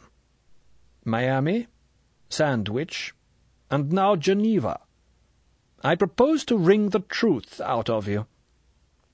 Goldfinger's eyes slid slowly past Bond's head. "Odd job? The pressure room." Part 3. Enemy Action. Chapter 15. The Pressure Room. Bond's reaction was automatic. There was no reason behind it. He took one quick step forward and hurled himself across the desk at Goldfinger. His body, launched in a shallow dive, hit the top of the desk and ploughed through the litter of papers. There was a heavy thud as the top of his head crashed into Goldfinger's breastbone. The momentum of the blow rocked Goldfinger in his chair. Bond kicked back at the edge of the desk, got a purchase, and rammed forward again. As the chair toppled backwards and the 2 bodies went down in the splintering woodwork, Bond's fingers got to the throat and his thumbs went into its base and downwards with every ounce of his force. Then the whole house fell on Bond. A balk of timber hit him at the base of the neck, and he rolled sluggishly off Goldfinger onto the floor and lay still. The vortex of light through which Bond was whirling slowly flattened into a disk, a yellow moon, and then into a burning cyclops eye.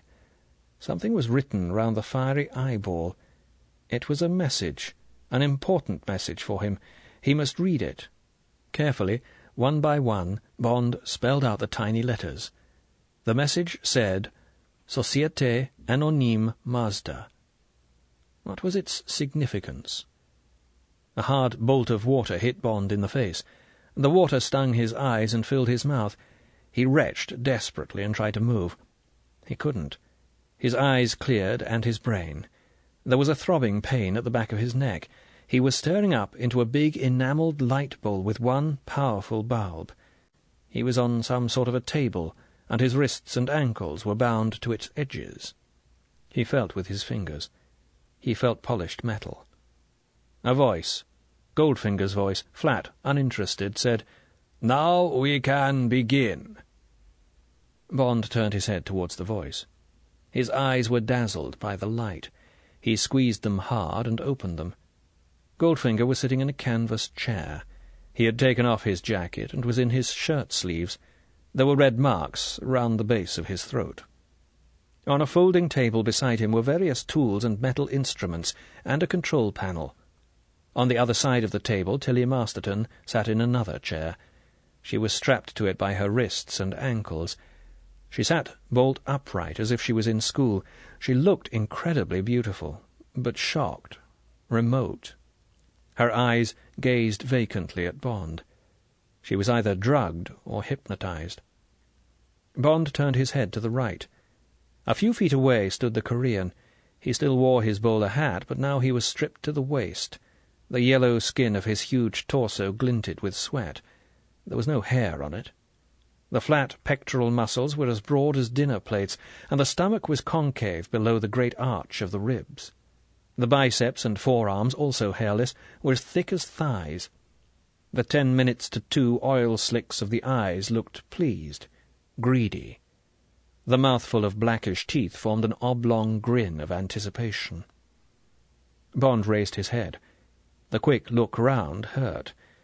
They were in one of the factory workrooms. White light blazed round the iron doors of 2 electric furnaces. There were bluish sheets of metal stacked in wooden frames. From somewhere came the whir of a generator. There was a distant, muffled sound of hammering, and behind the sound the faraway iron pant of the power plant. Bond glanced down the table on which he lay spread-eagled. He let his head fall back with a sigh. There was a narrow slit down the centre of the polished steel table. At the far end of the slit, like a foresight framed in the V of his parted feet, were the glinting teeth of a circular saw. Bond lay and stared up at the little message on the lamp bulb. Goldfinger began to speak in a relaxed conversational voice. Bond pulled the curtains tight across the ghastly peep-show of his imagination and listened. "Mr. Bond, the word pain comes from the Latin poena, meaning penalty, that which must be paid. You must now pay for the inquisitiveness which your attack upon me proves, as I suspected, to be inimical. Curiosity, as they say, killed the cat. This time it will have to kill 2 cats, for I fear I must also count this girl an enemy. She tells me she is staying at the Berg. One telephone call proved that to be false. Oddjob was sent to where you were both hidden, and recovered her rifle, and also a ring which it happens that I recognize. Under hypnotism the rest came out. This girl came here to kill me. Perhaps you did too. You have both failed. Now must come the poena. Mr. Bond." The voice was weary, bored. "I have had many enemies in my time. I am very successful and immensely rich, and riches, if I may inflict another of my aphorisms upon you, may not make you friends, but they greatly increase the class and variety of your enemies." "That's very neatly put." Goldfinger ignored the interruption. "If you were a free man, with your talent for inquiry, you would be able to find round the world the relics of those who have wished me ill, or who have tried to thwart me. There have, as I said, been many of these people, and you would find, Mr. Bond, that their remains resemble those of hedgehogs squashed upon the roads in summer-time." "Very poetic simile." "By chance, Mr. Bond. I am a poet in deeds, not often in words. I am concerned to arrange my actions in appropriate and effective patterns, but that is by the way. I wish to convey to you that it was a most evil day for you when you first crossed my path, and, admittedly in a very minor fashion, thwarted a minuscule project upon which I was engaged. On that occasion it was someone else who suffered the poena that should have been meted out to you. An eye was taken for the eye, but it was not yours. You were lucky, and if you had then found an oracle to consult, the oracle would have said to you, 'Mr. Bond, you have been fortunate. Keep away from Mr. Auric Goldfinger. He is a most powerful man. If Mr. Goldfinger wanted to crush you, he would only have to turn over in his sleep to do so.'" "You express yourself most vividly." Bond turned his head. The great brown and orange football of a head was bent slightly forward. The round moon face was bland, indifferent. Casually, one hand reached out to the control panel and pressed down a switch. There came a slow, metallic growl from the end of the table on which Bond lay. It curved quickly up to a harsh whine, and then to a shrill, high whistle that was barely audible. Bond turned his head wearily away. How soon could he manage to die? Was there any way he could hasten death? A friend of his had survived the Gestapo. He had described to Bond how he had tried to commit suicide by holding his breath. By superhuman willpower, after a few minutes without breathing, unconsciousness had come. But, with the blackout of the senses, will and intention had also left the body. At once reason was forgotten. The body's instinct to live manned the pumps and got breath back into the body again. But Bond could try it. There was nothing else to help him through the pain barrier before the blessing of death. For death was the only exit. He knew he could never squeal to Goldfinger and live with himself again, even in the unlikely event that Goldfinger could be bought off with the truth. No, he must stick to his thin story, and hope that the others who would now follow him on Goldfinger's trail would have better luck. Who would M choose? Probably 008, the second killer in the small section of 3. He was a good man, more careful than Bond. M would know that Goldfinger had killed Bond, and he would give 008 license to kill in return. 258 in Geneva would put him onto the scent that would end with Bond's inquiry about the Enterprise's Auric. Yes, fate would catch up with Goldfinger if Bond could only keep his mouth shut. If he gave the least clue away, Goldfinger would escape. That was unthinkable. "Now then, Mr. Bond," Goldfinger's voice was brisk, "enough of these amiabilities. Sing, as my Chicago friends put it, and you will die quickly and painlessly. The girl also. Sing not, and your death will be one long scream. The girl I shall then give to Oddjob, as I did that cat for supper. Which is it to be?" Bond said, "Don't be a fool, Goldfinger. I told my friends at Universal where I was going and why. The girl's parents know that she went with me. I made inquiries about this factory of yours before we came here. We shall be traced here very easily. Universal is powerful. You will have the police after you within days of our disappearance. I will make a deal with you. Let us go, and nothing more will be heard of the matter. I will vouch for the girl. You're making a stupid mistake. We are two perfectly innocent people." Goldfinger said in a bored voice, "I'm afraid you don't understand, Mr. Bond. Whatever you have managed to find out about me, which I suspect is very little, can only be a grain of the truth. I am engaged upon gigantic enterprises. To take the gamble of letting either of you leave here alive would be quite ludicrous. It is out of the question. As for my being bothered by the police, I shall be delighted to receive them if they come. Those of my Koreans who can speak won't do so, nor will the mouths of my electric furnaces, which will have vaporized you both and all your belongings at 2,000 degrees centigrade. No, Mr. Bond, make your choice. Perhaps I can encourage you." There came the noise of a lever moving across iron teeth.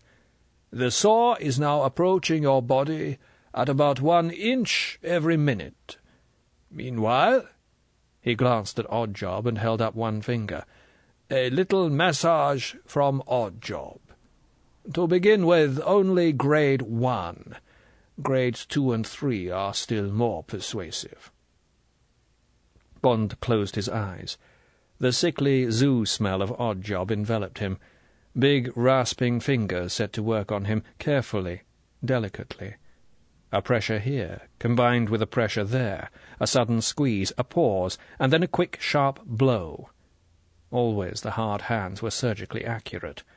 Bond ground his teeth until he thought they would break. The sweat of pain began to form pools in the sockets of his closed eyes. The shrill whine of the saw was getting louder.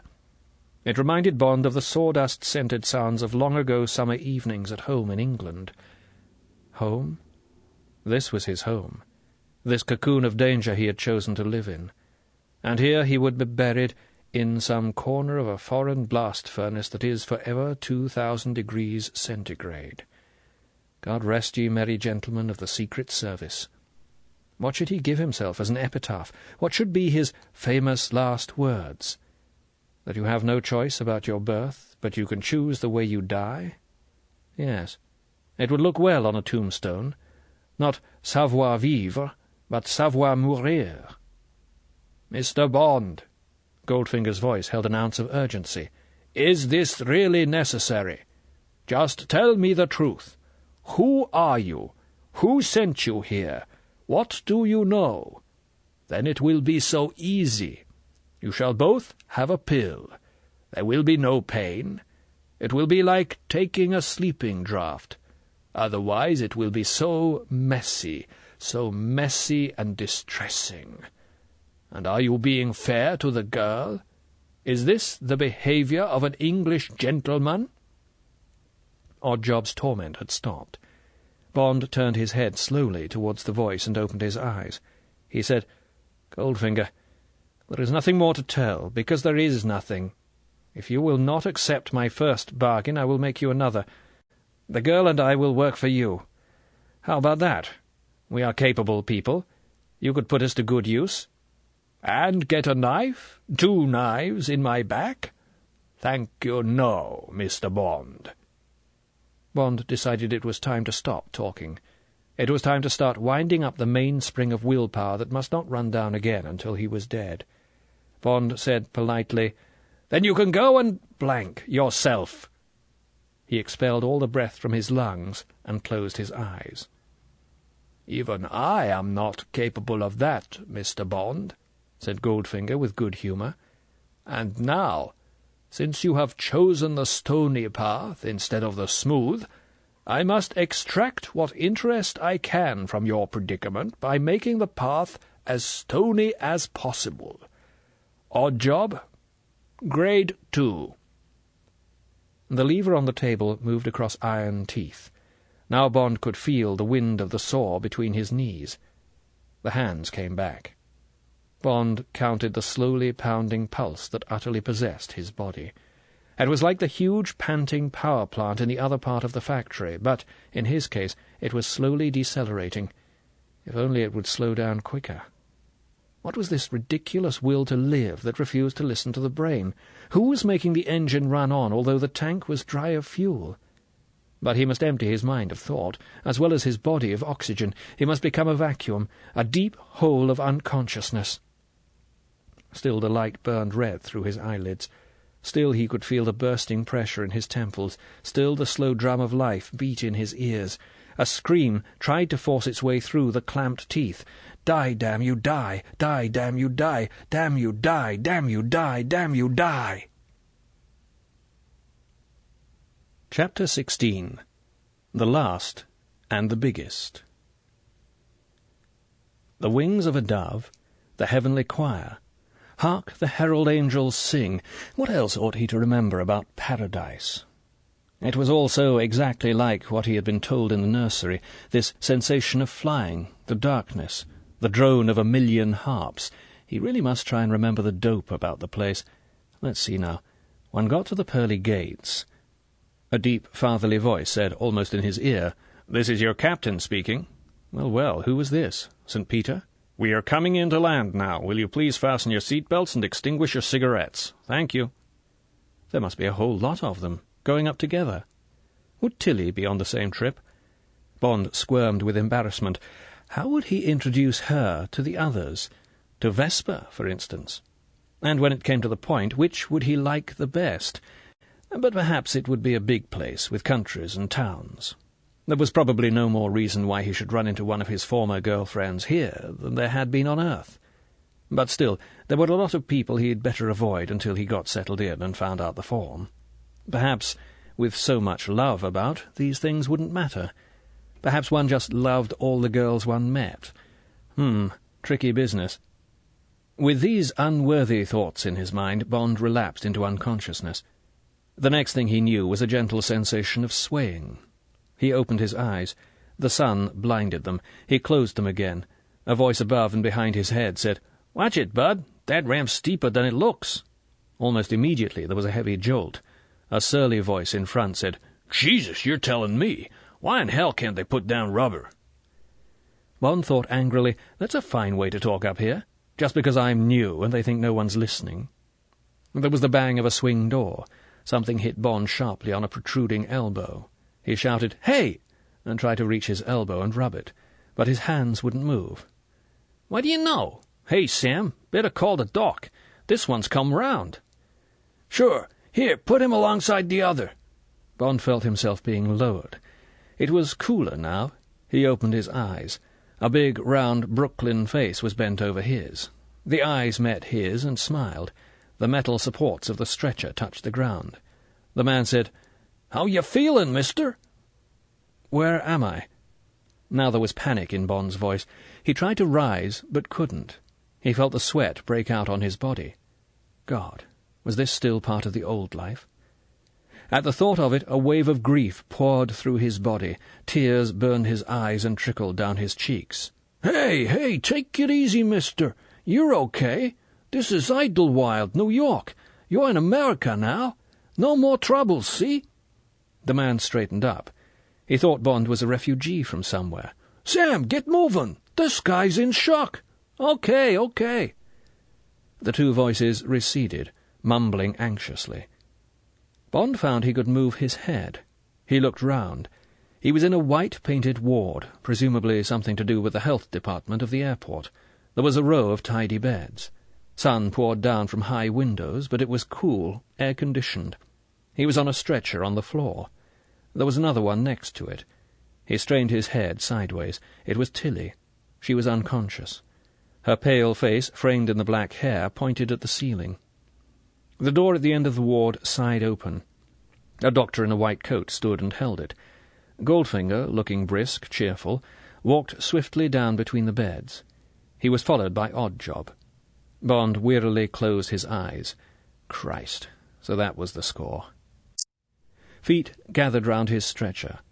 Goldfinger said breezily, "Well, they certainly look in good shape, Doctor? That's one of the blessings of having enough money. When one's friends or one's staff are ill, one can get them the very best medical attention. Nervous breakdowns, both of them, and in the same week. Would you believe it? But I blame myself for working them both too hard. Now it's my duty to get them back on their feet again. Dr. Foch, he's the best man in Geneva, by the way, was quite definite. He said, 'They need rest, Mr. Goldfinger. Rest, and again rest.' He gave them sedatives, and now they're on their way to the Harkness Pavilion at the Presbyterian." Goldfinger chuckled fatly. "Sow and you shall reap, Doctor? When I gave the Harkness $1 million worth of X-ray equipment, I certainly never expected anything back. But now, I only had to put through a call, and they got 2 fine rooms waiting for them. Now then," there was a rustle of notes, "thank you for all your help with immigration. Fortunately, they both had valid visas, and I think immigration was satisfied that Mr. Auric Goldfinger was a sufficient guarantee that neither of them wants to overthrow the United States government by force, what?" "Yes, indeed, and thank you, Mr. Goldfinger. Anything I can do. I understand you have a private ambulance waiting outside." Bond opened his eyes and looked at where the doctor's voice came from. He saw a pleasant, serious young man with rimless glasses and a crew cut. Bond said quietly and with desperate sincerity, "Doctor, there is absolutely nothing wrong with me or this girl. We have been drugged and brought here against our will. Neither of us works or has ever worked for Goldfinger. I am warning you that we have been kidnapped. I demand to see the Chief of Immigration. I have friends in Washington and New York. They will vouch for me. I beg of you to believe me." Bond held the man's eyes in his, willing him to believe. The doctor looked worried. He turned to Goldfinger. Goldfinger shook his head, discreetly so that Bond would not be insulted. A surreptitious hand went up and tapped the side of his head away from Bond. Goldfinger raised helpless eyebrows. "You see what I mean, Doctor. It's been like this for days. Total nervous prostration combined with persecution mania. Dr. Foch said they often go together. It may need weeks at the Harkness. But I'm going to pull him round if it's the last thing I do. It's the shock of these unfamiliar surroundings. Perhaps a shot of intraval sodium?" The doctor bent to his black bag. "I guess you're right, Mr. Goldfinger. So long as Harkness is looking after the case." There came the tinkle of instruments. Goldfinger said, "It's terribly sad to see a man break down so utterly. A man who has been one of my best assistants." He bent a sweet, fatherly smile on Bond.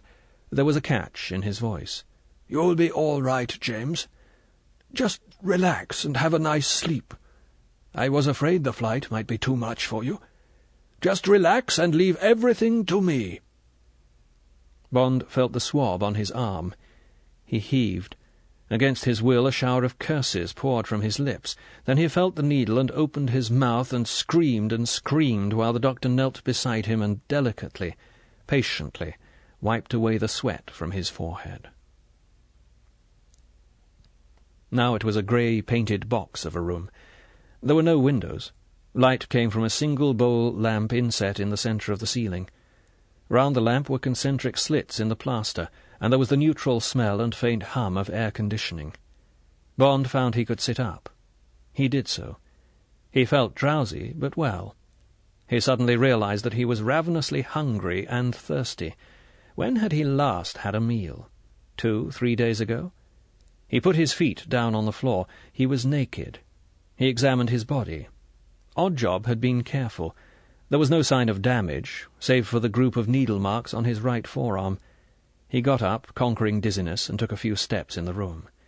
He had been lying on a ship's-type bunk with drawers under it. The only other furniture in the room was a plain deal table and an upright wooden chair. Everything was clean, functional, Spartan. Bond knelt to the drawers under the bunk and opened them.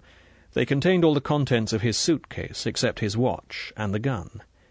Even the rather heavy shoes he had been wearing on his expedition to Enterprise's Auric were there. He twisted one of the heels and pulled. The broad, double-sided knife slid smoothly out of its scabbard in the sole. With the fingers wrapped round the locked heel, it made a workmanlike stabbing dagger. Bond verified that the other shoe held its knife, and clicked the heels back into position. He pulled out some clothes and put them on. He found his cigarette case and lighter and lit a cigarette. There were 2 doors, of which one had a handle. He opened this one. It led into a small, well-appointed bathroom and lavatory. His washing and shaving things were neatly laid out. There were a girl's things beside them. Bond softly opened the other door into the bathroom. It was a similar room to his own. Tilly Masterton's black hair showed on the pillow of the bunk. Bond tiptoed over and looked down. She was sleeping peacefully, a half-smile on the beautiful mouth. Bond went back into the bathroom, softly closed the door, and went to the mirror over the basin and looked at himself. The black stubble looked more like 3 days than 2. He set to work to clean himself up. Half an hour later, Bond was sitting on the edge of his bunk, thinking, when the door without a handle opened abruptly. Oddjob stood in the entrance. He looked incuriously at Bond. His eyes flickered carefully round the room. Bond said sharply, "Oddjob, I want a lot of food, quickly, and a bottle of bourbon, soda and ice. Also a carton of Chesterfields, king size, and either my own watch or another one as good as mine. Quick march. Chop, chop. And tell Goldfinger I want to see him, but not until I've had something to eat. Come on, jump to it. Don't stand there looking inscrutable. I'm hungry." Oddjob looked redly at Bond as if wondering which piece to break. He opened his mouth, uttered a noise between an angry bark and a belch, spat dryly on the floor at his feet, and stepped back, whirling the door shut. When the slam should have come, the door decelerated abruptly and closed with a soft, decisive double click. The encounter put Bond in good humour. For some reason Goldfinger had decided against killing them. He wanted them alive. Soon Bond would know why he wanted them alive, but so long as he did, Bond intended to stay alive on his own terms. Those terms included putting Oddjob and any other Korean firmly in his place, which in Bond's estimation was rather lower than apes in the mammalian hierarchy. By the time an excellent meal, together with everything else, including his watch, Bond had asked for, had been brought by one of the Korean servants, Bond had learned nothing more about his circumstances, except that his room was close to water and not far from a railway bridge. Assuming his room was in New York, it was either on the Hudson or the East River. The railway was electric and sounded like a subway, but Bond's New York geography was not good enough to place it. His watch had stopped. When he asked the time, he got no answer. Bond had eaten all the food on the tray and was smoking and sipping a solid bourbon and soda when the door opened. Goldfinger came in alone. He was wearing a regulation businessman's clothes and looked relaxed and cheerful. He closed the door behind him and stood with his back to it. He looked searchingly at Bond. Bond smoked and looked politely back. Goldfinger said, "Good morning, Mr. Bond. I see you are yourself again. I hope you prefer being here to being dead. So as to save you the trouble of asking a lot of conventional questions, I will tell you where you are and what has happened to you. I will then put to you a proposition to which I require an unequivocal reply. You are a more reasonable man than most, so I need only give you one brief warning. Do not attempt any dramatics. Do not attack me with a knife or a fork or that bottle. If you do, I shall shoot you with this." A small-caliber pistol grew like a black thumb out of Goldfinger's right fist. He put the hand with the gun back in his pocket. "I very seldom use these things. When I have had to, I have never needed more than one .25 caliber bullet to kill. I shoot at the right eye, Mr. Bond, and I never miss." Bond said, "Don't worry, I'm not as accurate as that with a bourbon bottle." He hitched up the knee of his trousers and put one leg across the other. He sat relaxed. "Go ahead." "Mr. Bond," Goldfinger's voice was amiable, "I am an expert in many other materials beside metals, and I have a keen appreciation of everything that is 1,000 fine, as we say of the purest gold. In comparison with that degree of purity, of value, human material is of a very low grade indeed. But occasionally one comes across a piece of this stuff that can at least be put to the lower forms of use. Oddjob is an example of what I mean. Simple, unrefined clay, capable of limited exploitation. At the last moment, my hand hesitated to destroy a utensil with the durability I observed in yourself. I may have made a mistake in staying my hand. In any case, I shall take the fullest steps to protect myself from the consequences of my impulse. It was something you said that saved your life. You suggested that you and Miss Masterton would work for me. Normally I would have no use for either of you, but it just happens that I am on the brink of a certain enterprise in which the services of both of you could be of a certain minimal assistance. So I took the gamble. I gave you both the necessary sedatives. Your bills were paid, and your things fetched from the Berg, where Miss Masterton turned out to be registered under her real name. I sent a cable in your name to Universal Export. You had been offered employment in Canada. You were flying over to explore the prospects. You were taking Miss Masterton as your secretary. You would write further details. A clumsy cable, but it will serve for the short period I require your services." "It won't," thought Bond, "unless you included in the text one of the innocent phrases that would tell M that the cable was authentic. By now the service would know he was working under enemy control. Wheels would be turning very fast indeed." "And in case you think, Mr. Bond, that my precautions were inadequate, that you will be traced, let me tell you that I am no longer in the least interested about your true identity, nor the strength and resources of your employers. You and Miss Masterton have utterly disappeared, Mr. Bond. So have I. So have all my staff. The airport will refer inquiries to the Harkness Pavilion at the Presbyterian Hospital. The hospital will never have heard of Mr. Goldfinger, nor of his patients. The FBI and the CIA have no record of me, for I have no criminal history. No doubt the immigration authorities will have details of my comings and goings over the years, but these will not be helpful. As for my present whereabouts and yours, Mr. Bond, we are now in the warehouse of the High-Speed Trucking Corporation, a formerly respectable concern which I own through nominees and which has been equipped most thoroughly as the secret headquarters for the enterprise of which I spoke. You and Miss Masterton will be confined to these quarters. Here you will live and work, and possibly, though personally I have doubts about Miss Masterton's inclinations in that respect, make love." "And what will our work consist of?" "Mr. Bond." For the first time since Bond had known Goldfinger, the big, bland face, always empty of expression, showed a trace of life. A look almost of rapture illuminated the eyes. The finely chiselled lips pursed into a thin, beatic curve. "Mr. Bond, all my life I have been in love. I have been in love with gold. I love its colour, its brilliance, its divine heaviness. I love the texture of gold, that soft sliminess that I have learnt to gauge so accurately by touch that I can estimate the fineness of a bar to within 1 carat. And I love the warm tang it exudes when I melt it down into a true golden syrup.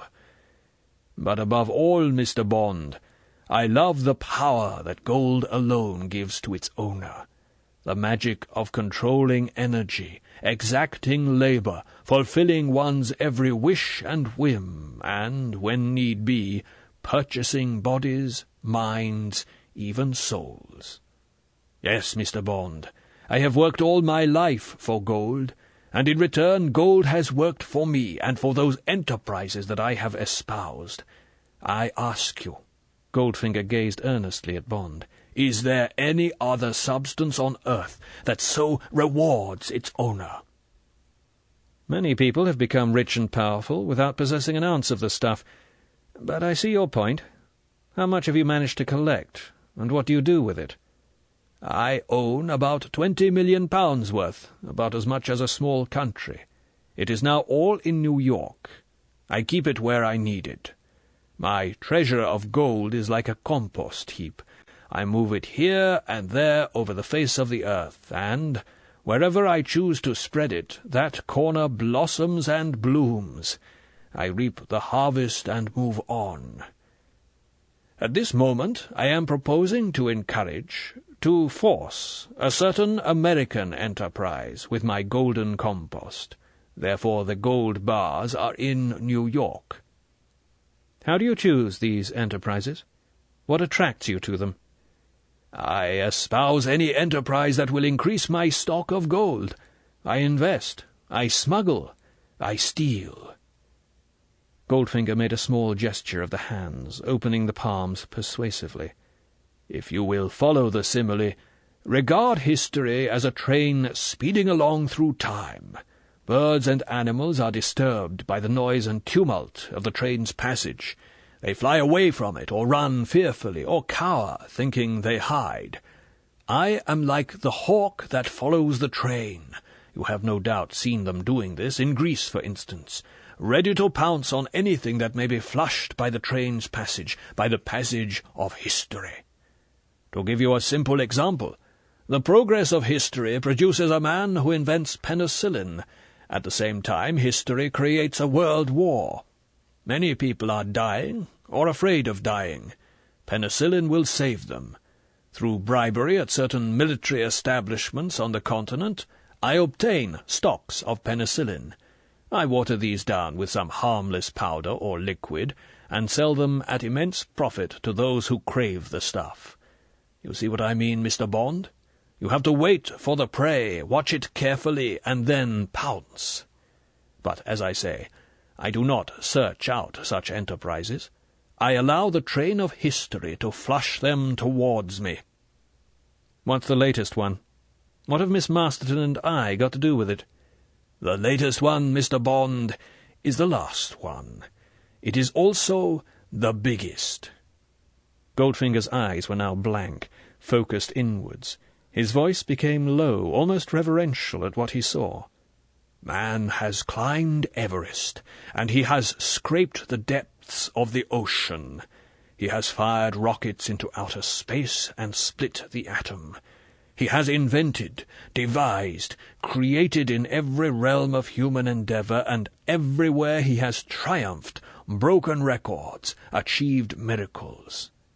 I said in every realm, but there is one that has been neglected, Mr. Bond. That one is the human activity loosely known as crime.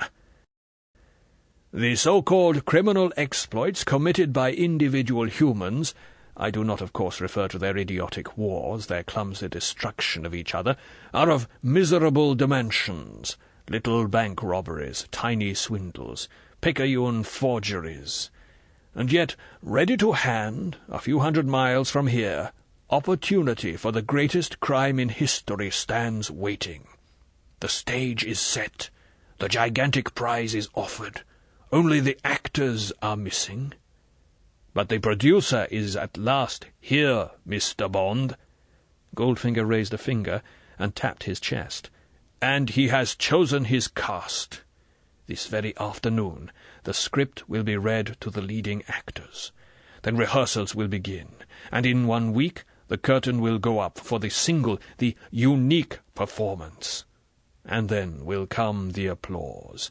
The applause for the greatest extra-legal coup of all time. And, Mr. Bond, the world will rock with that applause for centuries." Now a dull fire burned in Goldfinger's big pale eyes, and there was a touch of extra colour in his red-brown cheeks. But he was still calm, relaxed, profoundly convinced. "There's no trace here," reflected Bond, "of the madman, the visionary." Goldfinger had some fantastic exploit in mind, but he had gauged the odds and knew they were right. Bond said, "Well, come on. What is it, and what do we have to do about it?" "It is a robbery, Mr. Bond. A robbery against no opposition, but one that will need detailed execution. There will be much paperwork, many administrative details to supervise. I was going to do this myself, until you offered your services. Now you will do it, with Miss Masterton as your secretary. You have already been partly remunerated for this work with your life. When the operation is successfully completed, you will receive £1 million in gold. Miss Masterton will receive £500,000. Bond said enthusiastically, "Now you're talking. What are we going to do? Rob the end of the rainbow?" "Yes," Goldfinger nodded.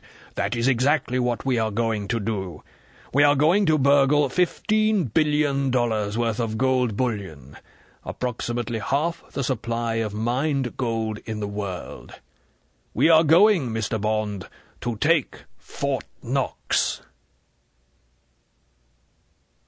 Chapter 17. Hood's Congress.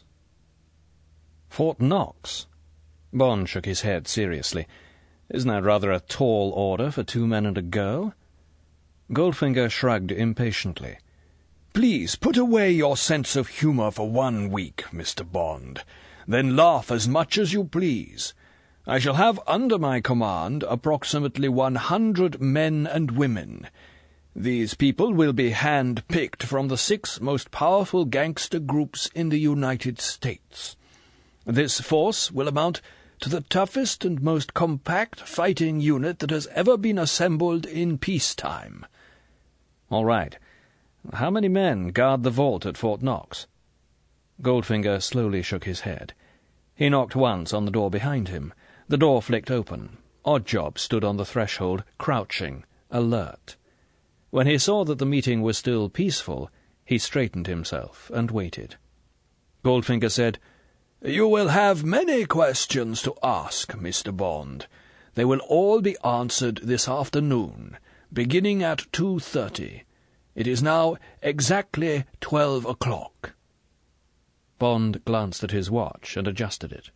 "You and Miss Masterton will attend the meeting at which the proposition will be put to the heads of the 6 organizations I have mentioned. No doubt these people will ask the same questions as occur to you. Everything will be explained. Afterwards you will settle down to detailed work with Miss Masterton. Ask for what you want. Oddjob will see to your welfare and also be on permanent guard. Do not be obstreperous, or you will instantly be killed. And do not waste time trying to escape or to contact the outside world. I have hired your services, and I shall require every ounce of them. Is that a bargain?" Bond said dryly, "I've always wanted to be a millionaire." Goldfinger didn't look at him. He looked at his fingernails. Then he gave Bond one last hard glance and went out and shut the door behind him. Bond sat and gazed at the closed door. He brusquely ran both hands through his hair and down over his face. He said, "Well, well, aloud to the empty room, got up and walked through the bathroom to the girl's bedroom. He knocked on the door. "Who is it?" "Me. Are you visible?"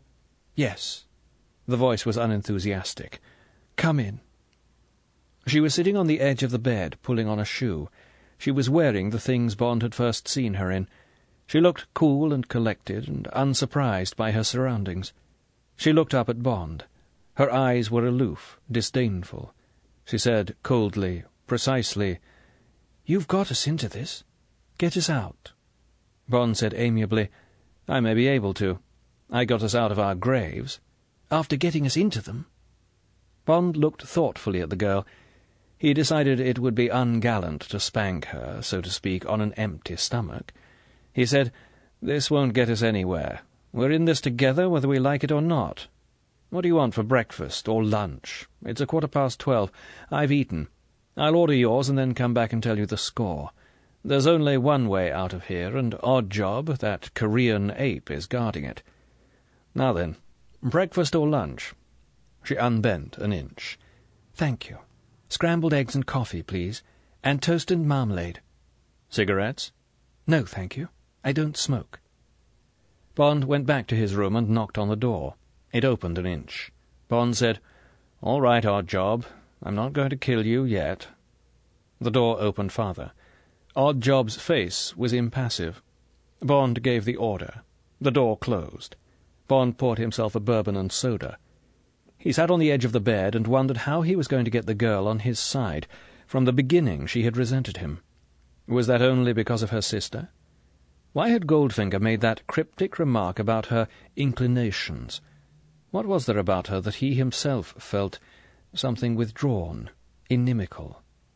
She was beautiful, physically desirable, but there was a cold, hard centre to her that Bond couldn't understand or define. Oh well, the main thing was to get her to go along, otherwise life in prison would be intolerable. Bond went back into her room. He left both doors open so that he could hear. She was still sitting on the bed, wrapped in a coiled immobility. She watched Bond carefully. Bond leaned against the jamb of the door. He took a long pull at his whisky. He said, looking her in the eye, "You'd better know that I'm from Scotland Yard." The euphemism would serve. "We're after this man Goldfinger. He doesn't mind. He thinks no one can find us for at least a week. He's probably right. He saved our lives because he wants us to work for him on a crime. It's big business. Pretty scatterbrained. But there's a lot of planning and paperwork. We've got to look after that side. Can you do shorthand and typing?" "Yes." Her eyes were alight. "What's the crime?" Bond told her. He said, "Of course it all sounds ridiculous, and I dare say a few questions and answers will show these gangsters, if they don't show Goldfinger, that the whole thing's impossible. But I don't know. Goldfinger's an extraordinary man. From what I know about him, he never moves unless the odds are right, and I don't think he's mad, at least not madder than other kinds of geniuses, scientists and so on. And there's no doubt he's a genius in his particular field." "So what are you going to do about it?" Bond lowered his voice. He said, "What are we going to do about it, you mean? We are going to play along, and to the hilt. No shirking, and no funny business. We're going to be greedy for the money, and we're going to give him absolutely top-notch service. Apart from saving our lives, which mean less than nothing to him, it's the only hope we, or rather I, because that's my line of country, can have of a chance to queer his pitch." "How are you going to do that?" "I haven't the faintest idea. Something may turn up." "And you expect me to go along with you?" "Why not? Any other suggestions?" She pursed her lips obstinately. "Why should I do what you say?" Bond sighed. "There's no point in being a suffragette about this. It's either that or get yourself killed after breakfast. It's up to you." The mouth turned down with distaste. She shrugged her shoulders. She said ungraciously, "Oh, all right then." Suddenly her eyes flared. "Only don't ever touch me, or I shall kill you." There came the click of Bond's bedroom door. Bond looked mildly down at Tilly Masterton. "The challenge is attractive. But don't worry. I won't take it up." He turned and strolled out of the room. One of the Koreans passed him, carrying the girl's breakfast. In his room, another Korean had brought in a typist's desk and chair and a Remington portable. He arranged them in the corner away from the bed. Oddjob was standing in the doorway. He held out a sheet of paper. Bond went up to him and took it. It was a foolscap memo sheet. The writing, with a ballpoint, was neat, careful, legible, undistinguished. It said, "Prepare 10 copies of this agenda. Meeting held under the chairmanship of Mr. Gold. Secretaries J. Bond, Miss Tilly Masterton. Present, Helmut M. Springer, The Purple Gang, Detroit. Jed Midnight, Shadow Syndicate, Miami and Havana. Billy the Grinner Ring, The Machine, Chicago. Jack Strap, The Spangled Mob, Las Vegas. Mr. Solo, Unione Siciliano. Miss Pussy Galore, The Cement Mixers, Harlem, New York City. Agenda, a project with the code name Operation Grand Slam. In brackets, refreshments."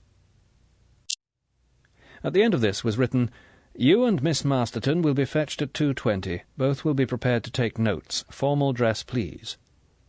Bond smiled. The Koreans left the room. He sat down at the desk, slipped paper and carbons into the typewriter, and set to. At least he would show the girl that he was prepared to do his stint. Gosh, what a crew! Even the Mafia had come in. How had Goldfinger persuaded them all to come? And who in heaven's name was Miss Pussy Galore? Bond had the copies finished by 2 o'clock. He went into the girl's room and gave them to her, together with a shorthand notebook and pencils. He also read her Goldfinger's note. He said, "You'd better get these names in your head. They probably won't be hard to identify. We can ask if we get stuck. I'll go and get into my formal dress." He smiled at her. 20 minutes to go." She nodded. Walking down the corridor behind Oddjob, Bond could hear the sounds of the river, the slapping of water on the piles below the warehouse, the long, mournful hoot of a ferry clearing her way, the distant thump of diesels. Somewhere beneath his feet a truck started up, revved, and then growled away, presumably towards the West Side Highway. They must be on the top tier of the long, 2-tiered building. The grey paint in the corridor smelled new. There were no side doors. Light came from bowls in the ceiling. They reached the end. Oddjob knocked.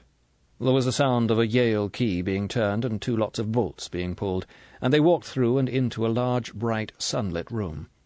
The room was over the end of the warehouse, and a wide picture window, filling most of the facing wall, framed the river and the distant brown muddle of Jersey City.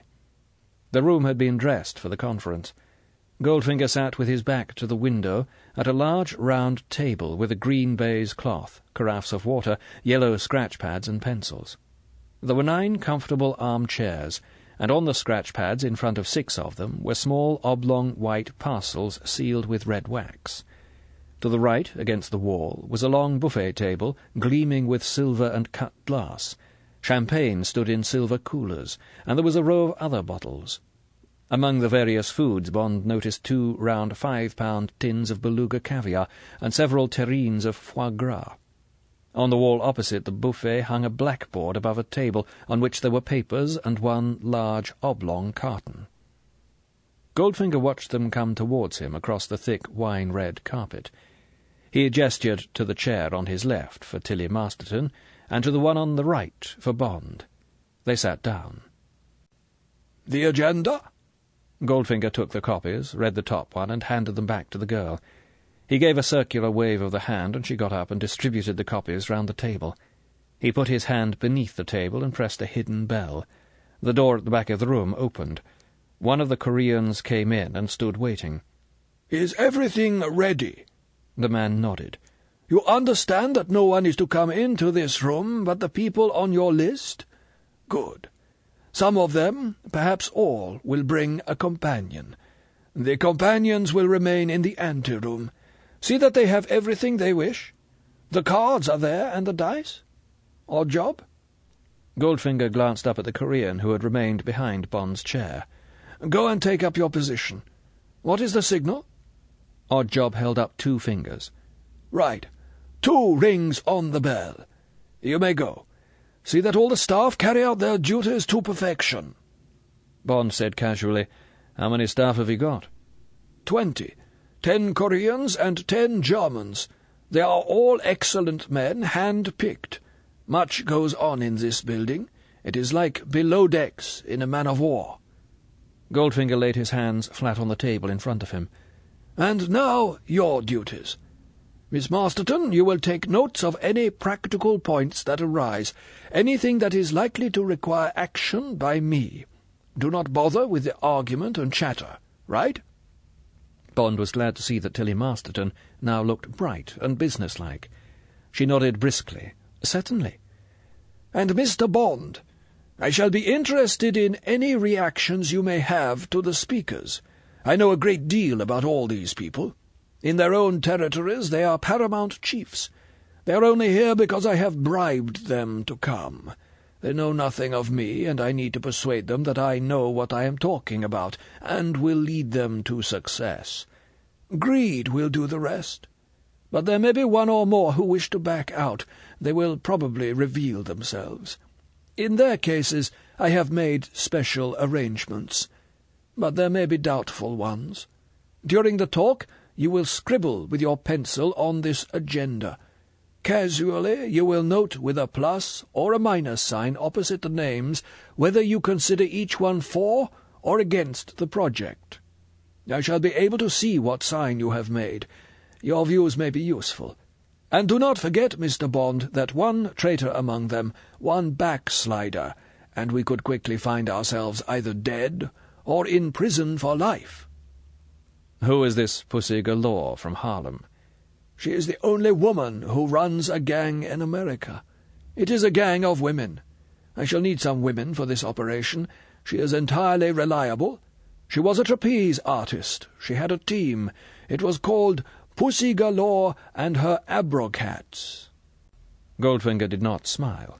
"The team was unsuccessful, so she trained them as burglars, cat burglars. It grew into a gang of outstanding ruthlessness. It is a lesbian organization which now calls itself the Cement Mixers. Even the big American gangs respect them. She is a remarkable woman." A buzzer sounded very softly beneath the table. Goldfinger straightened himself.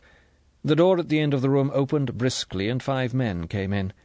Goldfinger rose in his chair and ducked his head in welcome. He said, "My name is Gold. Will you please be seated?" There was a careful murmur. Silently the men closed round the table, pulled out chairs, and sat down. 5 pairs of eyes looked coldly, warily at Goldfinger. Goldfinger sat down. He said quietly, "Gentlemen, in the parcels before you, you will find one 24-carat gold bar, value $15,000. I thank you for the courtesy of your attendance. The agenda is self-explanatory. Perhaps, while we wait for Miss Galore, I could run through your names for the information of my secretaries, Mr. Bond here and Miss Masterton. No notes will be made of this meeting, except on action you may wish me to take, and I can assure you there are no microphones. Now then, Mr. Bond, on your right is Mr. Jed Midnight of the Shadow Syndicate, operating out of Miami and Havana." Mr. Midnight was a big, good-living man with a jovial face, but slow, careful eyes. He wore a light blue tropical suit over a white silk shirt ornamented with small green palm trees. The complicated gold watch on his wrist must have weighed nearly half a pound. He smiled tautly at Bond and said, "How do?" "Then we have Mr. Billy Ring, who controls the famous Chicago Machine." Bond thought he had never seen anyone who was less of a Billy. It was a face out of a nightmare, and, as the face turned towards Bond, it knew it was, and watched Bond for his reactions. It was a pale, pear-shaped baby face, with downy skin and a soft thatch of straw-coloured hair, but the eyes, which should have been pale blue, were a tawny brown. The whites showed all round the pupils and gave a mesmeric quality to the hard, thoughtful stare, unsoftened by a tick in the right eyelid which made the right eye wink with the heartbeat. At some early stage in Mr. Ring's career someone had cut off Mr. Ring's lower lip. Perhaps he had talked too much, and this had given him a permanent false smile like the grin of a Halloween pumpkin. He was about 40 years old. Bond summed him up as a merciless killer. Bond smiled cheerfully into the hard stare of Mr. Ring's left eye, and looked past him at the man Goldfinger introduced as Mr. Helmut Springer, of the Detroit Purple Gang. Mr. Springer had the glazed eyes of someone who is either very rich or very dead. The eyes were pale blue, opaque glass marbles which briefly recognized Bond, and then turned inwards again in complete absorption with self. The rest of Mr. Springer was a man of distinction, casually pinstriped, Hathaway-shirted, aqua velvet. He gave the impression of someone who found himself in the wrong company, a first-class ticket-holder in a third-class compartment, a man from the stalls who has been shown by mistake to a seat in the pit. Mr. Midnight put his hand up to his mouth and said softly, for Bond's benefit, "Don't be taken in by the Duke. My friend Helmut was the man who put the piqué shirt on the hood. Daughter goes to Vassar, but it's protection money that pays for her hockey sticks." Bond nodded his thanks. "And Mr. Solo, of the Unione Siciliano." Mr. Solo had a dark, heavy face, gloomy with the knowledge of much guilt and many sins. His thick, horn-rimmed spectacles helioed briefly in Bond's direction, and then bent again to the business of cleaning Mr. Solo's nails with a pocket-knife. He was a big, chunky man, half boxer, half head waiter, and it was quite impossible to tell what was on his mind or where his strength lay. But there is only one head of the Mafia in America, and if Mr. Solo had the job, thought Bond, he had got it by strength out of terror. It would be by the exercise of both that he kept it. "Howdy." Mr. Jack Strapp of the Spangled Mob had the synthetic charm of a front-man for the Las Vegas casinos, but Bond guessed he had inherited from the late lamented brothers Spang, thanks to other qualities. He was an expansive, showily dressed man of about 50. He was coming to the end of a cigar. He smoked it as if he was eating it, munching hungrily. From time to time he turned his head sideways and discreetly spat a scrap of it out onto the carpet behind him. Behind this compulsive smoking there would be a lot of tension. Mr. Strapp had quick conjurer's eyes. He seemed to know that his eyes frightened people, because now, presumably not wanting to frighten Bond, he gave them charm by crinkling them at the corners. The door at the back of the room opened. A woman in a black masculine-cut suit with a high coffee-coloured lace jabot stood in the doorway. She walked slowly, unself-consciously down the room, and stood behind the empty chair. Goldfinger had got to his feet. She examined him carefully, and then ran her eyes round the table. She said a collective, bored, "Hi," and sat down. Mr. Strapp said, "Hi, pussy," and the others, except Mr. Springer, who merely bowed, made careful sounds of welcome. Goldfinger said, "Good afternoon, Miss Galore. We have just been through the formality of introductions. The agenda is before you, together with the $15,000 gold bar I asked you to accept to meet the expense and inconvenience of attending this meeting." Miss Galore reached for her parcel and opened it. She weighed the gleaming yellow brick in her hand. She gave Goldfinger a direct, suspicious look. "All the way through?" "All the way through." Miss Galore held his eyes. She said, "Pardon my asking," with the curt tone of a hard woman shopper at the sales. Bond liked the look of her. He felt the sexual challenge all beautiful lesbians have for men. He was amused by the uncompromising attitude that said to Goldfinger and to the room, "All men are bastards and cheats. Don't try any masculine hocus on me. I don't go for it. I'm in a separate league." Bond thought she would be in her early 30s. She had pale, Rupert Brooke good looks, with high cheekbones and a beautiful jawline. She had the only violet eyes Bond had ever seen. They were the true, deep violet of a pansy, and they looked candidly out at the world from beneath straight black brows. Her hair, which was as black as Tilly Masterton's, was worn in an untidy urchin cut. The mouth was a decisive slash of deep vermilion. Bond thought she was superb, and so, he noticed, did Tilly Masterton, who was gazing at Miss Galore with worshipping eyes and lips that yearned. Bond decided that all was now clear to him about Tilly Masterton. Goldfinger said, "And now I must introduce myself. My name is not Gold. My credentials are as follows. By various operations, most of them illegitimate, I have made a large sum of money in 20 years. That sum now stands at $60 million. A respectful humming went round the table. My operations have, for the most part, been confined to Europe, but you may be interested to know that I founded and subsequently disposed of the Golden Poppy distributors who operated out of Hong Kong. Mr. Jack Strapp whistled softly.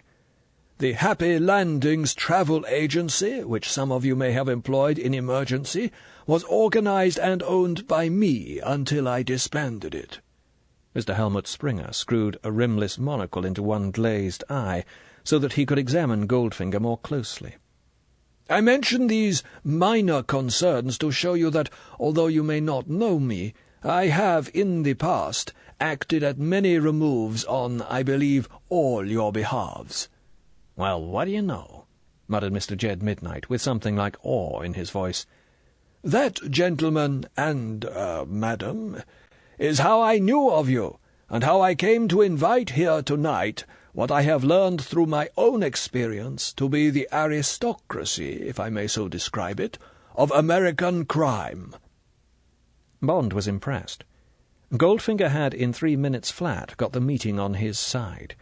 Now everyone was looking towards Goldfinger with profound attention. Even Miss Pussy Galore's eyes were rapt. Bond knew nothing about the Golden Poppy distributors or the Happy Landings agency, but they must have run like clockwork from the expressions on their former customers' faces. Now everyone was hanging on Goldfinger's words as if he was Einstein. Goldfinger's face showed no emotion. He made a throwaway gesture of his right hand. He said flatly, I have mentioned 2 projects of mine that were successful. They were small. There have been many others of a higher caliber. Not one of them has failed, and so far as I know, my name is on the police files of no country. I say this to show you that I thoroughly understand our profession. And now, gentlemen and madam, I propose to offer you partnership in an undertaking that will assuredly place in each of your treasuries within 1 week the sum of $1 billion. Mr. Goldfinger held up his hand. We have different views in Europe and America as to what constitutes the arithmetical expression, $1 billion. I use the word in the sense of 1,000 million. Do I make myself clear? Chapter 18. Crime de la Crime. A tug hooted on the river.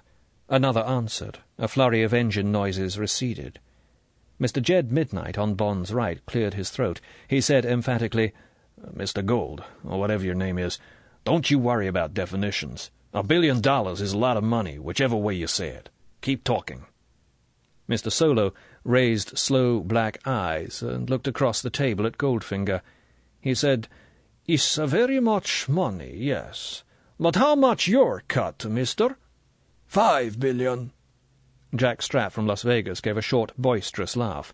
Listen, fellas, what's a few billion between friends? If Mr. Whosis can lead me to $1 billion, I'd be glad to slip him a fin, or even maybe a mega fin for his trouble. Don't let's be small-minded about this, huh? Mr. Helmut Springer tapped his monocle on the gold brick in front of him. Everyone looked towards him. Mr. Gold. It was the grave voice of the family lawyer. These are big figures you mention. As I understand it, a total of some $11 billion is involved. Mr. Goldfinger said with precision, The exact figure will be nearer 15 billion. For convenience, I referred only to the amounts I thought it would be possible for us to carry away. A sharp, excited giggle came from Mr. Billy Ring. Quite, Mr. Gold. Mr. Springer screwed his monocle back into his eye to observe Goldfinger's reactions.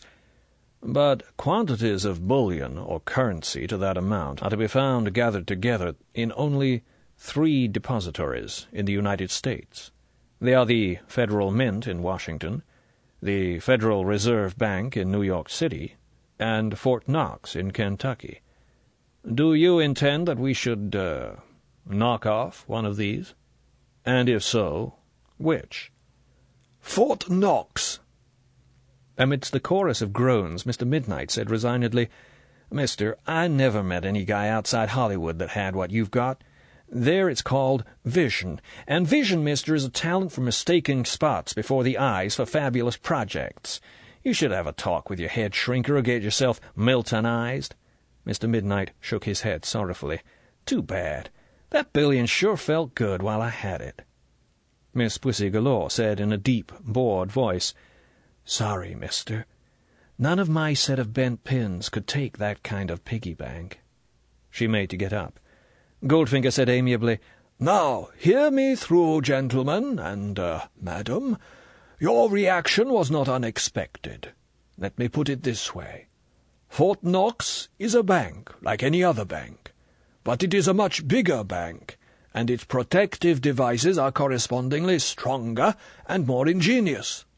To penetrate them will require corresponding strength and ingenuity. That is the only novelty in my project, that it is a big one. Nothing else. Fort Knox is no more impregnable than any other fortress. No doubt we all thought the Brink organization was unbeatable, until half a dozen determined men robbed a Brink armored car of $1 million back in 1950. It is impossible to escape from Sing Sing, and yet men have found ways of escaping from it. No, gentlemen. Fort Knox is a myth like other myths. Shall I proceed to the plan?" Billy Ring hissed through his teeth, like a Japanese when he talked. He said harshly, "Listen, Seamus, maybe you didn't know it, but the 3rd Armoured is located at Fort Knox. If that's a myth, why don't the Ruskies come and take the United States the next time they have a team over here playing ice hockey?" Goldfinger smiled thinly. "If I may correct you without weakening your case, Mr. Ring, the following is the order of battle of the military units presently quartered at Fort Knox. Of the 3rd Armoured Division there is only the Spearhead, but there are also the 6th Armoured Cavalry Regiment, the 15th Armour Group, the 160th Engineer Group, and approximately half a division from all units of the United States Army currently going through the Armoured Replacement Training Center and Military Human Research Unit No. 1. There is also a considerable body of men associated with Continental Armoured Command Board No. 2, the Army Maintenance Board, and various activities connected with the Armoured Center. In addition, there is a police force consisting of 20 officers and some 400 enlisted men. In short, out of a total population of some 60,000, approximately 20,000 are combat troops of one sort or another." "And who's going to say boo to them?"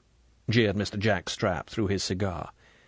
Without waiting for an answer, he disgustedly tore the tattered stump out of his mouth and mashed it to fragments in the ashtray. Next to him, Miss Pussy Galore sucked her teeth sharply, with the incisiveness of a parrot spitting. She said, "Go buy yourself some better smokes, Jacko. That thing smells like burning wrestlers' trunks." "Shove it, puss," said Mr. Strapp inelegantly. Miss Galore was determined to have the last word. She said sweetly, "Know what, Jacko? I could go for a He-Man like you. Matter of fact, I wrote a song about you the other day. Care to hear its title? It's called, 'If I Had to Do It All Over Again, I'd Do It All Over You.'"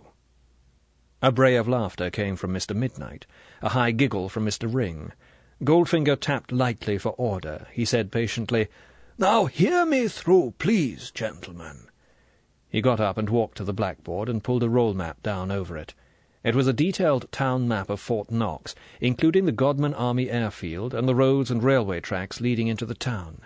The committee members on the right of the table swiveled their chairs. Goldfinger pointed to the bullion depository. It was down on the left-hand corner, enclosed in a triangle formed by the Dixie Highway, Bullion Boulevard, and Vine Grove Road. Goldfinger said, "I will show you a detailed plan of the depository in just a moment." He paused. "Now, gentlemen, allow me to point out the main features of this fairly straightforward township. Here," he ran his finger from the top centre of the map down through the town and out beyond the bullion depository, "runs the line of the Illinois Central Railroad from Louisville, 35 miles to the north, through the town and on to Elizabethtown, 18 miles to the south. We are not concerned with Brandenburg Station in the centre of the town, but with this complex of sidings adjoining the bullion vault. That is one of the loading and unloading bays for the bullion from the mint in Washington. Other methods of transport to the vault, which are varied in no particular rotation for security reasons, are by truck convoy down the Dixie Highway or by freight plane to Godman Airfield. As you can see, the vault is isolated from these routes and stands alone without any natural cover whatsoever in the centre of approximately 50 acres of grassland. Only one road leads to the vault, a 50-yard driveway through heavily armed gates on Bullion Boulevard. Once inside the armoured stockade, the trucks proceed on this circular road which runs round the vault to the rear entrance where the bullion is unloaded. That circular road, gentlemen, is manufactured out of steel plates or flaps. These plates are on hinges, and in an emergency the entire steel surface of the road can be raised hydraulically to create a second internal stockade of steel. Not so obvious to the eye, but known to me, is that an underground delivery tunnel runs below the plain between Bullion Boulevard and Vine Grove Road. This serves as an additional means of access to the vault through steel doors that lead from the wall of the tunnel to the first subground floor of the depository. Goldfinger paused and stood away from the map. He looked round the table. "All right, gentlemen. There is the vault, and those are the main approaches to it, with the exception of its front door, which is purely an entrance to the reception hall and offices. Any questions?" There were none. All eyes were on Goldfinger, waiting. Once again the authority of his words had gripped them. This man seemed to know more about the secrets of Fort Knox than had ever been released to the outside world. Goldfinger turned back to the blackboard and pulled down a second map over the first. This was the detailed plan of the gold vault. Goldfinger said, "Well, gentlemen, you can see that this is an immensely solid two-story building, somewhat like a square two-layered cake. You will notice that the roof has been stepped for bomb protection, and you will observe the 4 pillboxes on the ground at the 4 corners. These are of steel and are connected with the interior of the building. The exterior dimensions of the vault are 105 by 121 feet. The height from ground level is 42 feet. The construction is of Tennessee granite, steel-lined. The exact constituents are 16,000 cubic feet of granite, 4,000 cubic yards of concrete, 750 tons of reinforcing steel, and 760 tons of structural steel. Right? Now, within the building there is a 2-story steel and concrete vault divided into compartments. The vault door weighs more than 20 tons, and the casing of the vault is of steel plates, steel I-beams, and steel cylinders, laced with hoop bands and encased in concrete. The roof is of similar construction and is independent of the roof of the building. A corridor encircles the vault at both levels, and gives access both to the vault and to the offices and storerooms that are housed in the outer wall of the building. No one person is entrusted with a combination to the door of the vault. Various senior members of the depository staff must separately dial combinations known only to each of them. Naturally, the building is equipped with the latest and finest protective devices. There is a strong guard post within the building, and immensely powerful reinforcements are at all times available from the armoured centre less than a mile distant. Do you follow me? Now, as to the actual content of the vault, these amount, as I said earlier, to some $15 billion worth of standard mint bars, 1,000 fine. Each bar is double the size of the one before you, and contains 400 troy ounces, the avoirdupois weight being some 27.5 pounds. These are stored without wrappings in the compartments of the vault." Goldfinger glanced round the table. "And that, gentlemen and madam," he concluded flatly, "is all I can tell you, and all I think we need to know about the nature and contents of Fort Knox Depository. Unless there are any questions at this stage, I will proceed to a brief explanation of how this depository may be penetrated and its contents seized." There was silence. The eyes round the table were rapt, intent. Nervously, Mr. Jack Strapp took a medium-sized cigar out of his vest pocket and stuffed it in the corner of his mouth. Pussy Galore said sternly, "If you set fire to that thing, I swear I'll KO you with my gold brick." She took a threatening hold of the bar. "Take it easy, kid," said Mr. Strapp out of the corner of his mouth. Mr. Jed Midnight commented derisively, "Mister, if you can heist that joint, you got yourself a summon cum laude. Go ahead and tell. This is either a bust or the crime de la crime." Goldfinger said indifferently, "Very well, gentlemen. You shall hear the plan." He paused and looked carefully round the table and into each pair of eyes in turn. "But I hope you understand that total security must now prevail. What I have said so far, if repeated, would be taken for the maunderings of a lunatic. What I am about to say will involve all of us in the greatest peacetime conspiracy in the history of the United States. May I take it that we are all bound by an oath of absolute secrecy?" Almost instinctively, Bond watched the eyes of Mr. Helmut Springer from Detroit. While affirmatives in various tones of voice came from the others, Mr. Springer veiled his eyes. His portentous, "You'll have my solemn word," rang hollow. To Bond the candour was as false as a second-hand motor salesman. Casually he drew a short, straight minus line beside Mr. Springer's name on the agenda. "Very well, then." Goldfinger returned to his seat at the table. He sat down, picked up his pencil, and began talking to it in a thoughtful, conversational voice. "First, and in some ways most difficult, is the question of disposal. $1 billion of gold bullion weighs approximately 1,000 tons. To transport this amount would require 100 10-ton trucks or some 20 six-wheel heavy industry road transporters. I recommend the latter vehicles. I have a list of the charter companies who hire out this type of vehicle, and I recommend that if we are to be partners, you should proceed immediately after this meeting to contracting with the relevant companies in your territories. For obvious reasons, you will all wish to engage your own drivers, and this I must leave in your hands. No doubt," Mr. Goldfinger allowed himself the ghost of a smile, "the Teamsters' Union will prove a fruitful source for reliable men, and you will perhaps consider recruiting ex-drivers from the Negro Red Ball Express that served the American armies during the war. However, these are details requiring exact planning and coordination. There will also be a traffic control problem, and no doubt you will make arrangements among yourselves for sharing out the available roads. Transport aircraft will be a subsidiary source of mobility, and arrangements will be made to keep open the north-south runway on the Godman airfield. Your subsequent disposal of the bullion will, of course, be your own affair. For my part," Goldfinger looked coolly round the table, "I shall initially be using the railroad, and, since I have a bulkier transport problem, I trust you will allow me to reserve this means of egress for my own." Goldfinger did not wait for comment.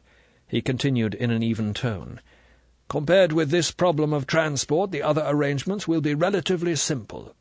To begin with, on D-1, I propose to put the entire population, military and civilian, of Fort Knox temporarily out of action.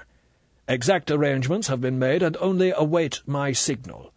Briefly, the town is supplied with all drinking and other water supplies by 2 wells and 2 filter plants yielding just under 7 million gallons per day. These are under the control of the post engineer. This gentleman has been pleased to accept a visit from the superintendent and deputy superintendent of the Tokyo Municipal Waterworks, who wish to study the workings of a plant of this size for installation in a new suburb planned for the environs of Tokyo. The post-engineer has been much flattered by this request, and the Japanese gentleman will be accorded all facilities. These 2 gentlemen, who are, of course, members of my staff, will be carrying on their persons relatively small quantities of a highly concentrated opiate devised by the German chemical warfare experts for just this purpose during the last war. This substance disseminates rapidly through a volume of water of this magnitude, and in its consequent highly diluted form has the effect of instant but temporary narcosis of any person drinking half a tumbler of the infected water. The symptoms are a deep and instant sleep, from which the victim awakens much refreshed in approximately 3 days. Gentlemen," Goldfinger held out one hand, palm upwards, "in the month of June in Kentucky, I consider it out of the question that a single resident is able to go through 24 hours without consuming half a glass of water. There may perhaps be a handful of confirmed alcoholics on their feet on D-Day, but I anticipate that we shall enter a town in which virtually the entire population has fallen into a deep sleep where they stand." What was that fairy tale? Miss Galore's eyes were shining with a vision. "Puss in Boots," said Mr. Jack Strapp in a surly voice. "Go ahead, mister. This is good. How do we get into the town?" "We come in," said Goldfinger, "on a special train that will have left New York City on the night of D-1.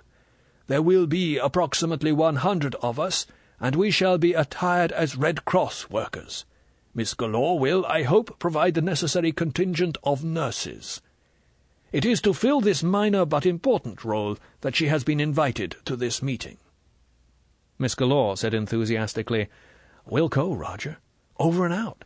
My girls will look sweet in starch. What do you say, Jacko?" She leant sideways and nudged Mr. Strapp in the ribs. "I'd say they'd look better in cement overcoats," said Mr. Strapp impatiently. "Why do you have to keep on butting in for? Keep going, mister."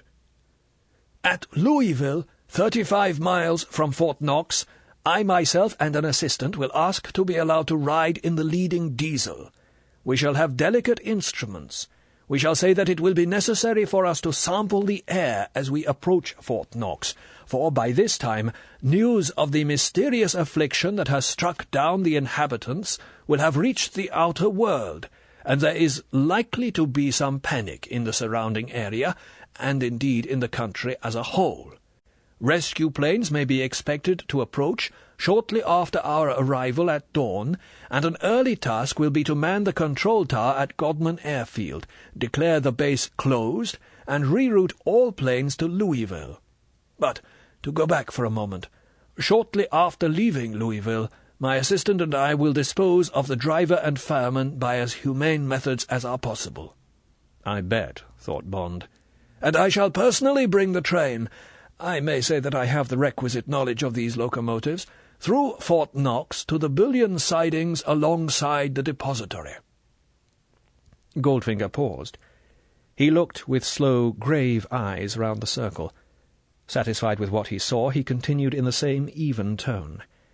"By this time, gentlemen and madam, your transport convoys should be arriving. The traffic controller will dispose them in the neighbourhood of the depository, according to a pre-arranged plan. The airport staff will proceed by truck to Godman Airfield and take over, and we shall enter the depository, paying no heed to the sleeping bodies with which the landscape will be, decorated. Right?" Mr. Solo's dark eyes burned across the table. He said softly, "Sure, is right so far. Now, maybe you—" He blew out his cheeks and gave a quick hard puff towards Goldfinger. "Like this? And the 20-ton door he fall down. Yes?" "Yes," said Goldfinger equably. "Almost exactly like that." He rose and went to the table under the blackboard, lifted up the big ungainly carton and carried it carefully back and placed it on the table in front of him. It seemed to be very heavy. He sat down and continued.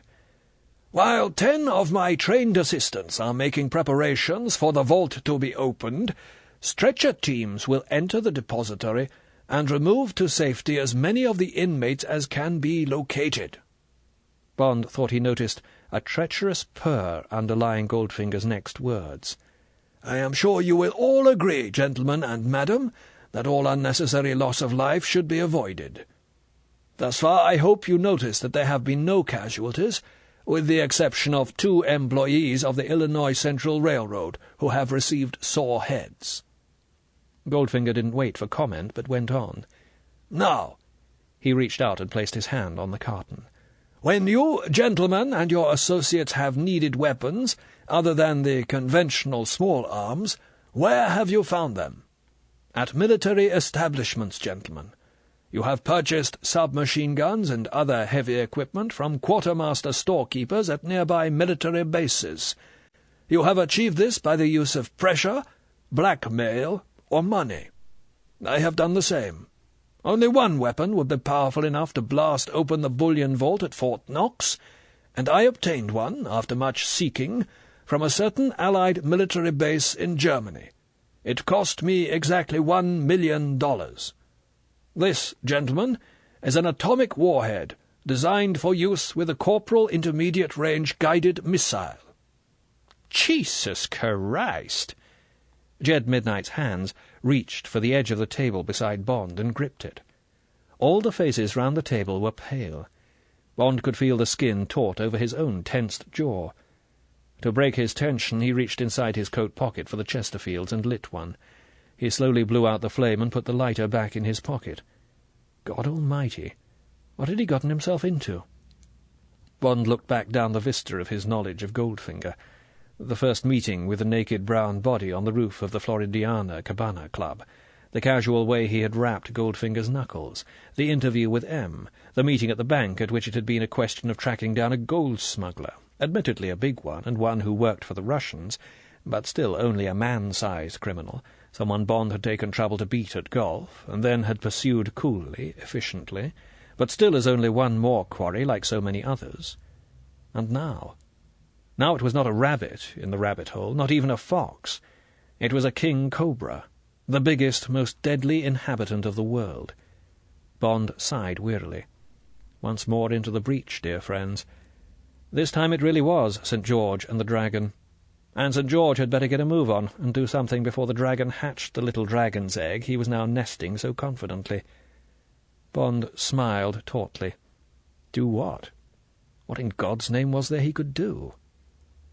Goldfinger held up his hand. "Gentlemen and madam, believe me, this object is an entirely harmless lump of machinery. It is not armed. If I hit it with a hammer, it would not explode. Nothing can make it explode until it is armed, and that will not happen until the day." Mr. Billy Ring's pale face was shiny with sweat. The words trembled slightly as they hissed out through the false grin. "Mister, what about this thing they call, fallout?" "Fallout will be minimal, Mr. Ring, and extremely localized. This is the latest model, the so-called clean atomic bomb. But protection suits will be issued to the squad that first enters the ruins of the building. They will form the first in the human chain that will remove the gold and pass it to the waiting trucks." "Flying debris, mister? Chunks of concrete and steel and so forth?" Mr. Midnight's voice came from somewhere in his stomach.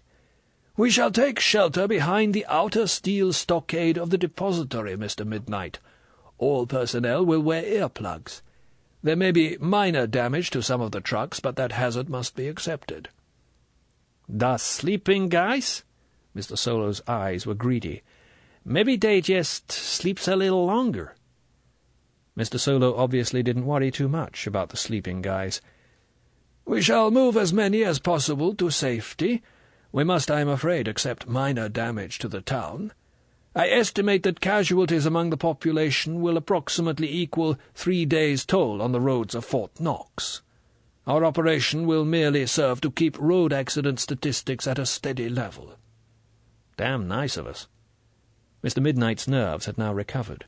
"Any more questions?" Goldfinger's voice was bland. He had read out the figures, estimated the prospects for the business. Now it was time to put the meeting to the vote. "Details remain to be worked out exactly. In that, my staff here," he turned first to Bond and then to Miss Masterton, "will be assisting me. This room will be our operations room, to which you will all have access by day or by night. The code word for the project is Operation Grand Slam, which will always be used in referring to the project. May I suggest that those of you who wish to participate should brief one and only one of your most trusted lieutenants. Other staff can be trained for their functions as if this were a run-of-the-mill bank robbery." On D-1, a slightly wider briefing of staff will be necessary. I know I can rely on you, gentlemen and madam, if you decide to participate, to treat this whole project as an operation of war. Inefficiency or insecurity will of course have to be dealt with decisively. And now, gentlemen and madam, I will ask you to reply on behalf of your respective organizations. Which of you wishes to enter this race? The prize is gigantic. The risks are minimal. Mr. Midnight? Goldfinger turned his head an inch to the right. Bond saw the wide-open X-ray gaze devour his neighbour. Yes? There was a pause. Or no? Chapter 19. Secret Appendix. "Mr. Gold," Jed Midnight pronounced sonorously, "you are undoubtedly the greatest thing in crime since Cain invented murder and used it on Abel." He paused, and added emphatically, "I shall count it an honor to be associated with you in this enterprise." "Thank you, Mr. Midnight. And you, Mr. Ring." Bond was doubtful about Mr. Billy Ring. He had scrawled pluses against all the names except Ring and Helmut Springer. To Mr. Ring he had allotted a naught, to Springer a minus sign. He had come to his conclusions by watching eyes, mouths, hands. But nothing had been betrayed by the grinner's unwavering false smile. The wink in his right eye had been as steady on the pulse beat as a metronome, and he had kept his hands below the table. Now Billy Ring brought his hands up from below the table and formed a cat's cradle with them on the green baize in front of him. For a moment he watched the two thumbs twirling, then he raised his nightmare face to Goldfinger's. The tick in his right eye had stopped. The two rows of teeth began to operate like a ventriloquist's dummy. "Mister," he found difficulty with his B's, M's, and P's, and produced them by bringing his upper lip down over his teeth like a horse does when it takes sugar out of your hand. "Long time now, my friends and I been back in legal. What I mean, the old days of leaving corpses strewn all over the landscape went out with the 40s. Me and my associates, we do all right with the girls, the hemp, and the racetrack. And when we're short, there's our good friends, the unions, to slip us the odd fin. You see, mister." The grinner opened his hands and then put them back into the cradle. "We figure the old days are gone. Big Jim Colosimo, Johnny Torrio, Dion O'Banion, Al Capone. Where are those guys today, huh? Mister, they're pushing up the morning glory by the fence. Maybe you weren't around in the days when we used to hide up between fights in little Bohemia up behind Milwaukee. Well, sirree, in those days people were shooting at each other so fast you'd often need a program to tell the act from the spectators. So all right, people got tired of it. Those that hadn't already got tired to death, if you get my meaning. And when the 50s come along and I take over the team, it's unanimous that we get out of the fireworks business. And now what, mister? Now you come along and put it to me that me and my friends assist you to let off the biggest fizz-bang in history. So what do I figure to say to your proposition, Mr. Who's this? Well, I tell you, mister, everybody's got his price, see? And for $1 billion, it's a deal. We'll put away the marbles and bring out the slingshots. We're in." "Grinner, you sure take one hell of a long time to say yes," commented Mr. Midnight sourly. Goldfinger said cordially, "Thank you for your most interesting statement, Mr. Ring. I am very happy to welcome you and your associates. Mr. Solo?" Mr. Solo prefaced his reply by reaching into his coat pocket and taking out a battery shaver. He switched it on. The room filled with the noise of angry bees. Mr. Solo leant his head back and began running the machine thoughtfully up the right side of his face, while his up-tilted eyes sought decision in the ceiling. Suddenly he switched the razor off, put it down on the table in front of him, and jerked his head down and forward like a snake striking. The black gun muzzles of his eyes pointed threateningly across the table at Goldfinger, and moved slowly from feature to feature of the big moon face. Half Mr. Solo's own face now looked naked. The other half was dark, with the Italian swarthiness that comes from an uncontrollable beard growth. Bond guessed that he probably had to shave every 3 or 4 hours. Now Mr. Solo decided to speak. He spoke in a voice that brought chill into the room. He said softly, "Mister, I've been watching you. You are a very relaxed man for someone who speaks of such big things. Last man I knew was so much relaxed he got himself totally relaxed by a quick burst of the chopper. Okay. Mr. Solo sat back. He spread open palms in reluctant surrender. So I come in, yes. But, mister— There was a pause for emphasis. Either we get that billion, or you get dead. Is okay with you? Goldfinger's lips bent ironically. Thank you, Mr. Solo. Your conditions are quite acceptable. I have every wish to stay alive. Mr. Helmut Springer. Mr. Springer's eyes looked deader than ever. He said pompously, I am still giving the matter my full consideration. Pray consult my colleagues while I deliberate. Mr. Midnight commented impatiently, Same old hell. Waits for what he calls inspiration. He's guided. Messages from the Almighty on the angel's wavelength. I guess he hasn't heard a human voice in 20 years. And Mr. Strap? Mr. Jack Strap crinkled his eyes at Goldfinger. He said smoothly, Mister, I figure you know the odds, and you surely play the best, since one of our machines at Vegas got the trots and gave continuous jackpots. I guess if we provide the muscles and the guns, this caper'll pay off. You can count me in. Mr. Strap turned off the charm. His eyes, now frightening again, turned, with Goldfinger's, to Miss Pussy Galore. Miss Galore veiled her violet eyes so as not to have to look at either of them. She said indifferently to the room at large, Business ain't been so brisk in my corner of the woods. She tapped with long silver-painted fingernails on the gold bar before her. Mind you, I won't say I'm overdrawn at the bank. Let's put it I'm just a shade under-deposited. Yep, sure I'll come in. Me and my gals got to eat. Goldfinger allowed himself a half smile of sympathy. That is excellent news, Miss Galore.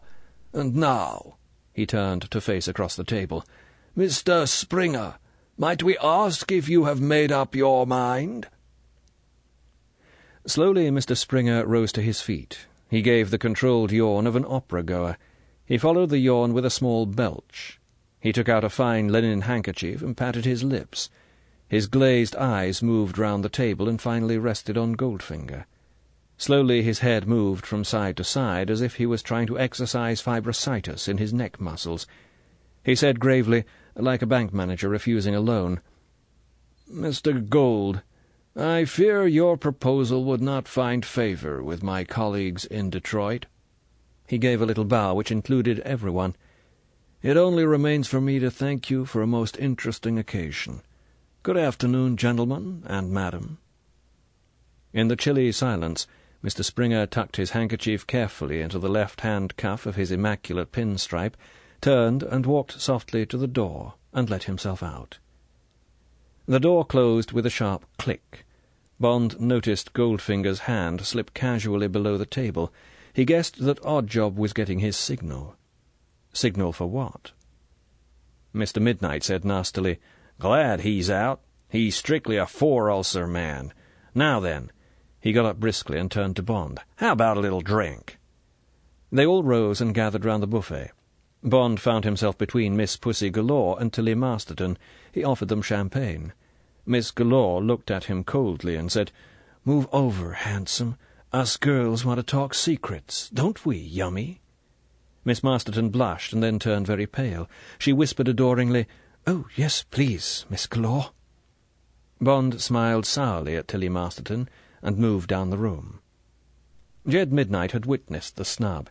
He got close to Bond and said earnestly, Mister, if that's your doll, you better watch her. Pussy gets the girls she wants. She consumes them in bunches, like grapes, if you follow me. Mr. Midnight sighed wearily. Jesus, how they bore me, the Lizes. You'll see, she'll soon have that frail parting her hair 3 ways in front of the mirror. Bond said cheerfully, "I'll watch out. There's nothing much I can do. She's an independent sort of a girl." "That's so?" said Mr. Midnight, with a spark of interest. "Well, maybe I can help to break it up." He straightened his tie. "I could go for that, Masterton. She's sure got natural resources. See you around." He grinned at Bond and moved off down the room. Bond was having a quiet, square meal off caviar and champagne, and thinking how well Goldfinger had handled the meeting, when the door at the end of the room opened, and one of the Koreans hurried in and went up to Goldfinger. Goldfinger bent his head to the whispered words. His face became grave. He rapped a fork on his glass of Saratoga Vichy. "Gentlemen and madam," he looked sadly round the group, "I have received bad news. Our friend Mr. Helmut Springer has met with an accident. He fell down the stairs. Death was instantaneous." "Ho, ho!" Mr. Ring's laugh was not a laugh. It was a hole in the face. "And what does that sloppy Hapgood, his torpedo, have to say about it?" Goldfinger said gravely, "Alas, Mr. Hapgood also fell down the stairs and has succumbed to his injuries." Mr. Solo looked at Goldfinger with new respect. He said softly, "Mister, you better get those stairs fixed before me and my friend Julio come to use them." Goldfinger said seriously, "The fault has been located. Repairs will be put in hand at once." His face grew thoughtful. "I fear these accidents may be misconstrued in Detroit." Jed Midnight said cheerfully, "Don't give it a thought, mister. They love funerals up there, and it'll take a load off their minds. Old hell wouldn't have lasted much longer. They've been stoking the fires under him these 12 months. He appealed to Mr. Strap, who stood next to him. "Am I right, Jacko?" "Sure, Jed," said Mr. Strap sagely. "You got the score. Mr. Helmut M. Springer had to be hit." Hit. Mob-ease for murder. When Bond at last got to bed that night, he couldn't wipe the word out of his mind. Oddjob had got the signal, a double ring, and Springer and his guard had got hit. There had been nothing Bond could have done about it, even if he had wanted to, and Mr. Helmut Springer meant nothing to him, probably richly deserved to be hit anyway. But now some 59,998 other people were going to get hit unless he, and only he, could do something about it. When the meeting of Paramount Hoods had broken up to go about their various duties, Goldfinger had dismissed the girl and kept Bond in the room. He told Bond to take notes, and then for more than 2 hours went over the operation down to the smallest detail. When they came to the doping of the 2 reservoirs, Bond had to work out an exact timetable to ensure that the people of Fort Knox would all be under in good time. Bond had asked for details of the drug and its speed of action. "You won't have to worry about that." "Why not? Everything depends on it." "Mr. Bond." Goldfinger's eyes had a far-away, withdrawn look. "I will tell you the truth, because you will have no opportunity of passing it on. From now, Oddjob will not be more than a yard from your side, and his orders will be strict and exact. So I can tell you that the entire population of Fort Knox will be dead or incapacitated by midnight on D1. The substance that will be inserted in the water supply outside the filter plant will be a highly concentrated form of GB." "You're mad. You don't really mean you're going to kill 60,000 people?" "Why not? American motorists do it every 2 years. Bond stared into Goldfinger's face in fascinated horror. It couldn't be true. He couldn't mean it. He said tensely, "What's this GB?" GB is the most powerful of the trilone group of nerve poisons.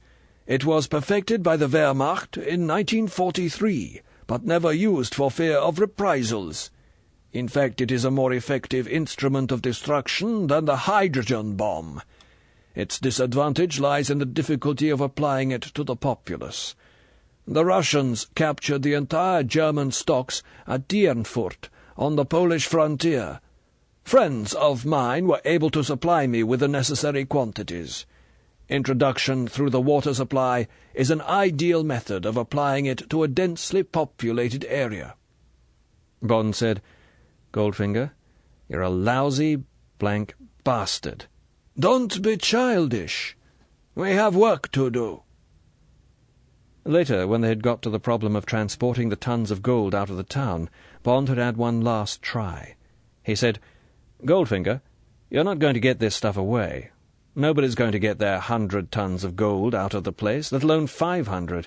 You'll find yourself tearing down the Dixie Highway in a truck with a few gold bars loaded with gamma rays and the American army on your tail, and you'll have killed 60,000 people for that.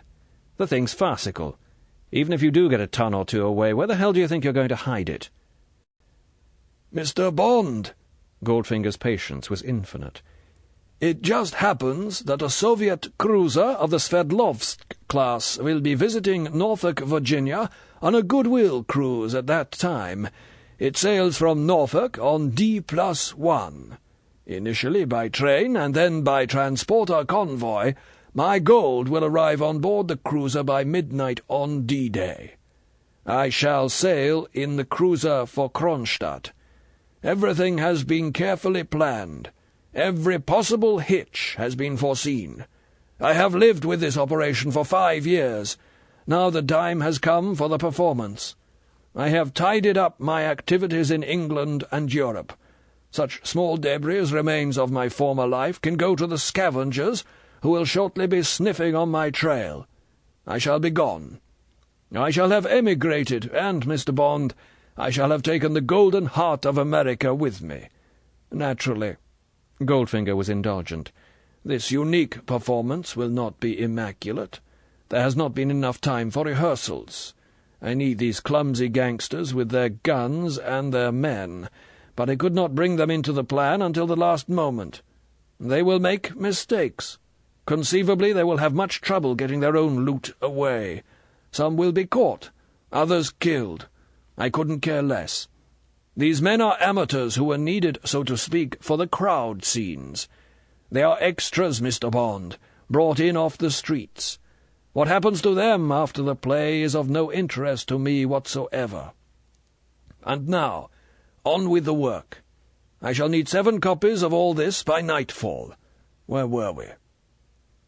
So, in fact, reflected Bond feverishly, this was not only a Goldfinger operation with Smersh in the background. Smersh had even got the High Presidium to play. This was Russia versus America, with Goldfinger as the spearhead. Was it an act of war to steal something from another country? But who would know that Russia had the gold? No one, if the plan went off as Goldfinger intended. None of the gangsters had an inkling. To them, Goldfinger was just another of them, another gangster, slightly larger than life size. And Goldfinger's staff, his drivers for the golden convoy to the coast, Bond himself, and Tilly Masterton. Some would be killed, including him and the girl. Some, the Koreans for instance, would no doubt sail in the cruiser. Not a trace would be left, not a witness.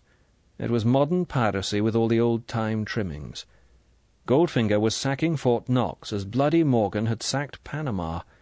There was no difference except that the weapons and the techniques had been brought up to date, and there was only one man in the whole world who could stop it.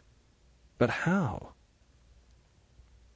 The next day was an unending blizzard of paperwork. Every half-hour a note would come in from Goldfinger's operations room, asking for schedules of this, copies of that, estimates, timetables, lists of stores. Another typewriter was brought in, maps, reference books, anything that Bond requisitioned. But not once did Odd Job relax the extreme care with which he opened the door to Bond's knock. Not once did his watchful eyes wander from Bond's eyes, hands, feet, when he came into the room to bring meals or notes or supplies. There was no question of Bond and the girl being part of the team. They were dangerous slaves, and nothing else. Tilly Masterton was equally reserved. She worked like a machine, quick, willing, accurate, but uncommunicative. She responded with cool politeness to Bond's early attempts to make friends, share his thoughts with her. By the evening he had learnt nothing about her except that she had been a successful amateur ice skater in between secretarial work for Unilevers. Then she had started getting star parts in ice shows. Her hobby had been indoor pistol and rifle shooting, and she had belonged to 2 marksman clubs. She had few friends. She had never been in love or engaged. She lived by herself in 2 rooms in Earl's Court. She was 24. Yes, she realized that they were in a bad fix, but something would turn up. This Fort Knox business was nonsense. It would certainly go wrong. She thought Miss Pussy Galore was divine. She somehow seemed to count on her to get her out of this mess. Women, with a sniff, were rather good at things that needed finesse. Instinct told them what to do. Bond was not to worry about her. She would be all right. Bond came to the conclusion that Tilly Masterton was one of those girls whose hormones had got mixed up. He knew the type well, and thought they and their male counterparts were a direct consequence of giving votes to women and sex equality. As a result of 50 years of emancipation, feminine qualities were dying out or being transferred to the males. Pansies of both sexes were everywhere, not yet completely homosexual, but confused, not knowing what they were. The result was a herd of unhappy sexual misfits, barren and full of frustrations, the women wanting to dominate and the men to be nannied. He was sorry for them, but he had no time for them. Bond smiled sourly to himself as he remembered his fantasies about this girl as they sped along the valley of the Loire. Entre deux Seines, indeed. At the end of the day, there was a final note from Goldfinger. 5 principals and myself will leave LaGuardia Airport tomorrow at 11 a.m. in chartered plane, flown by my pilots for aerial survey of Grand Slam. You will accompany. Masterton will remain. G. Bond sat on the edge of his bed and looked at the wall. Then he got up and went to the typewriter. He worked for an hour, typing, single-spaced on both sides of the sheet, exact details of the operation. He folded the sheet, rolled it to a small cylinder about the size of his little finger, and sealed it carefully with gum. Next he typed on a slip of paper, "Urgent and vital. Reward of $5,000 is guaranteed with no questions asked to the finder who delivers this message unopened to Felix Leiter, care Pinkerton's Detective Agency, 154 Nassau Street, New York City. Immediate cash on delivery." Bond rolled this message round the cylinder, wrote $5,000 reward in red ink on the outside, and stuck the little package down the centre of 3 inches of Scotch tape. Then he sat down again on the edge of the bed, and carefully strapped the free ends of the Scotch tape down the inside of his thigh. Chapter 20. Journey into Holocaust. "Mister, Flying Control is buzzing us. Wants to know who we are. They say this is restricted air." Goldfinger got up from his seat and went forward into the cockpit. Bond watched him pick up the hand microphone. His voice came back clearly over the quiet hum of the 10-seater executive Beechcraft.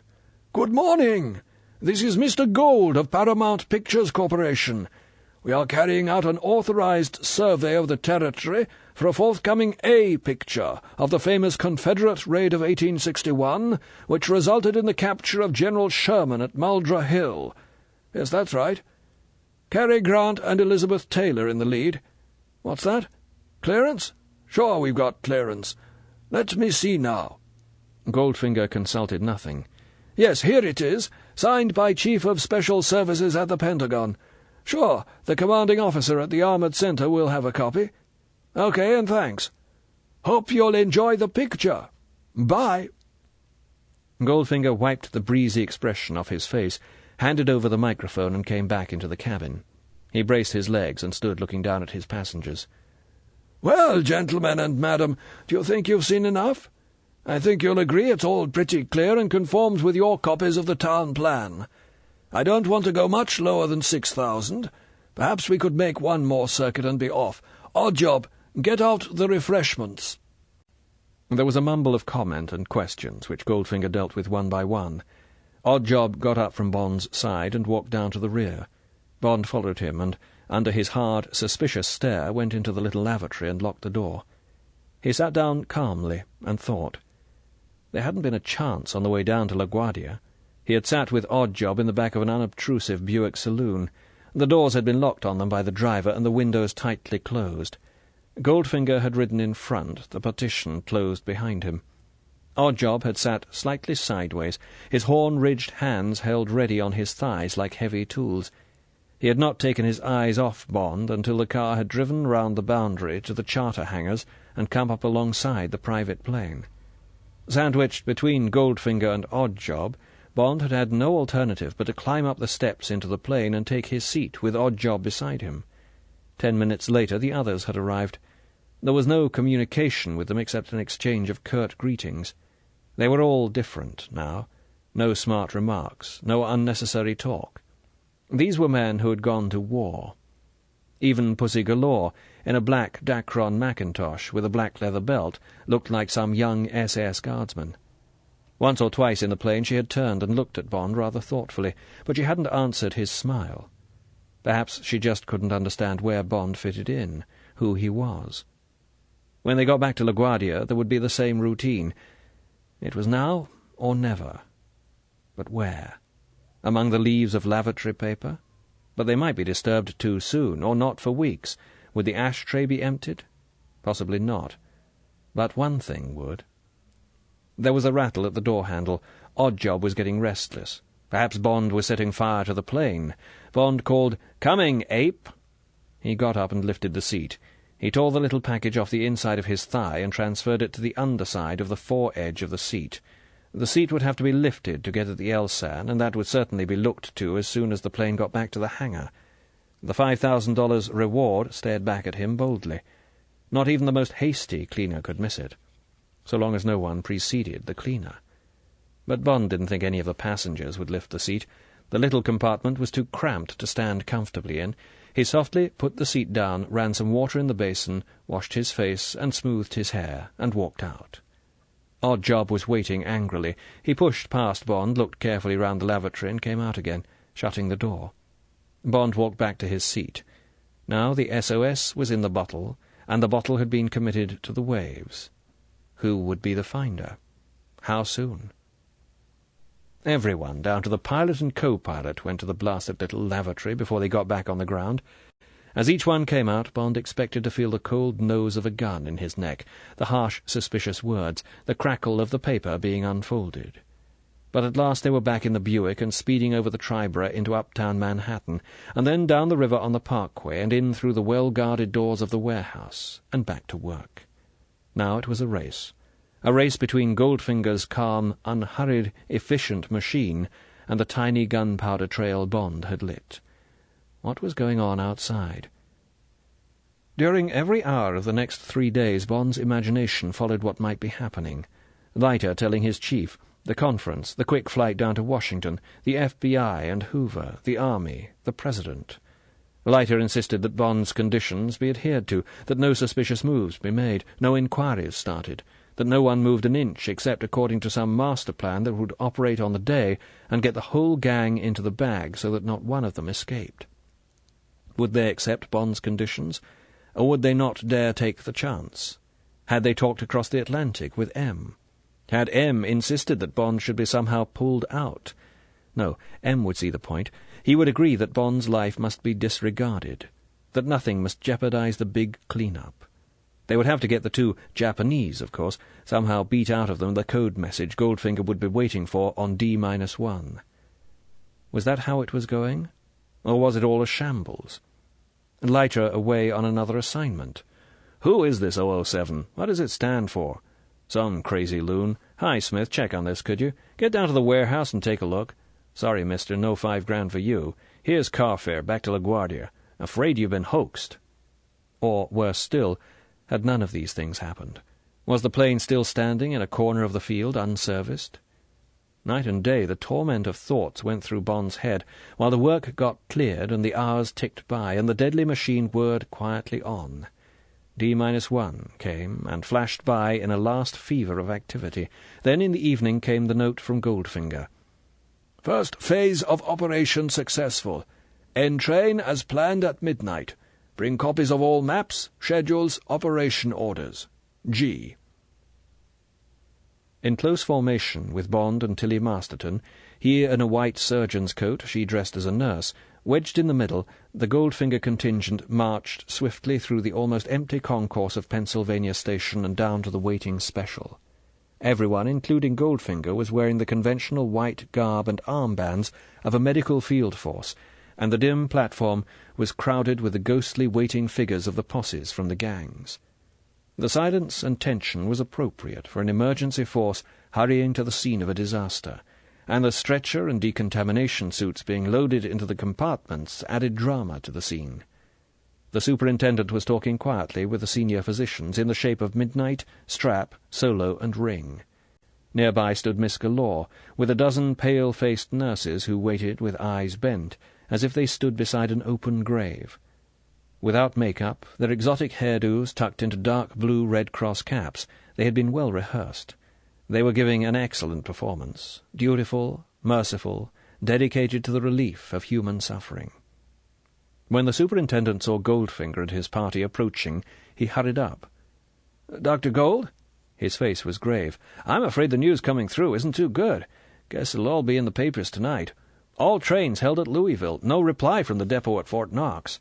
But we'll get you through all right. God almighty, Doctor, what's going on down there? People coming through from Louisville are talking about the Russians spraying something from the air. Of course." The superintendent looked keenly at Goldfinger. "I'm not believing that kind of stuff. But what is it? Food poisoning?" Goldfinger's face was solemn.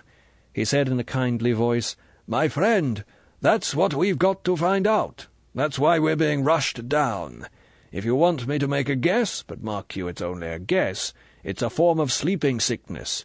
Trypanosomiasis, we call it." "That so?"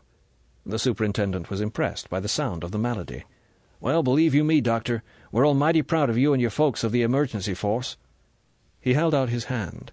Goldfinger took it. "Best of luck, Doc. And now, if you'll get your men and the nurses on board, I'll have this train on its way just as quick as may be." "Thank you, Superintendent. My colleagues and I will not forget your services." Goldfinger gave a short bow. His contingent moved on. "Board!" Bond found himself in a Pullman with Tilly Masterton across the aisle and the Koreans and Germans all around them. Goldfinger was in the front of the car talking cheerfully with his satraps. Miss Pussy Galore strolled by. She ignored the upturned face of Tilly Masterton, but gave Bond the usual searching glance. There was a banging of doors being closed. Pussy Galore stopped and rested an arm on the back of the seat in front of Bond. She looked down at him. "Hello, handsome. Long time no see.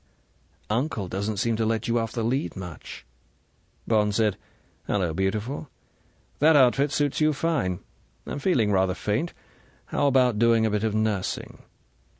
The deep violet eyes examined him carefully. She said softly, "You know what, Mr. Bond? I got a feeling there's something phony about you. I got instincts, see? Just what are you and that doll," she jerked her head back, "doing in this outfit?" "We do all the work." The train began to move. Pussy Galore straightened herself. She said, "Maybe you do. But if any little thing goes wrong with this caper, for my money it'll be Handsome who knows why. Get me?"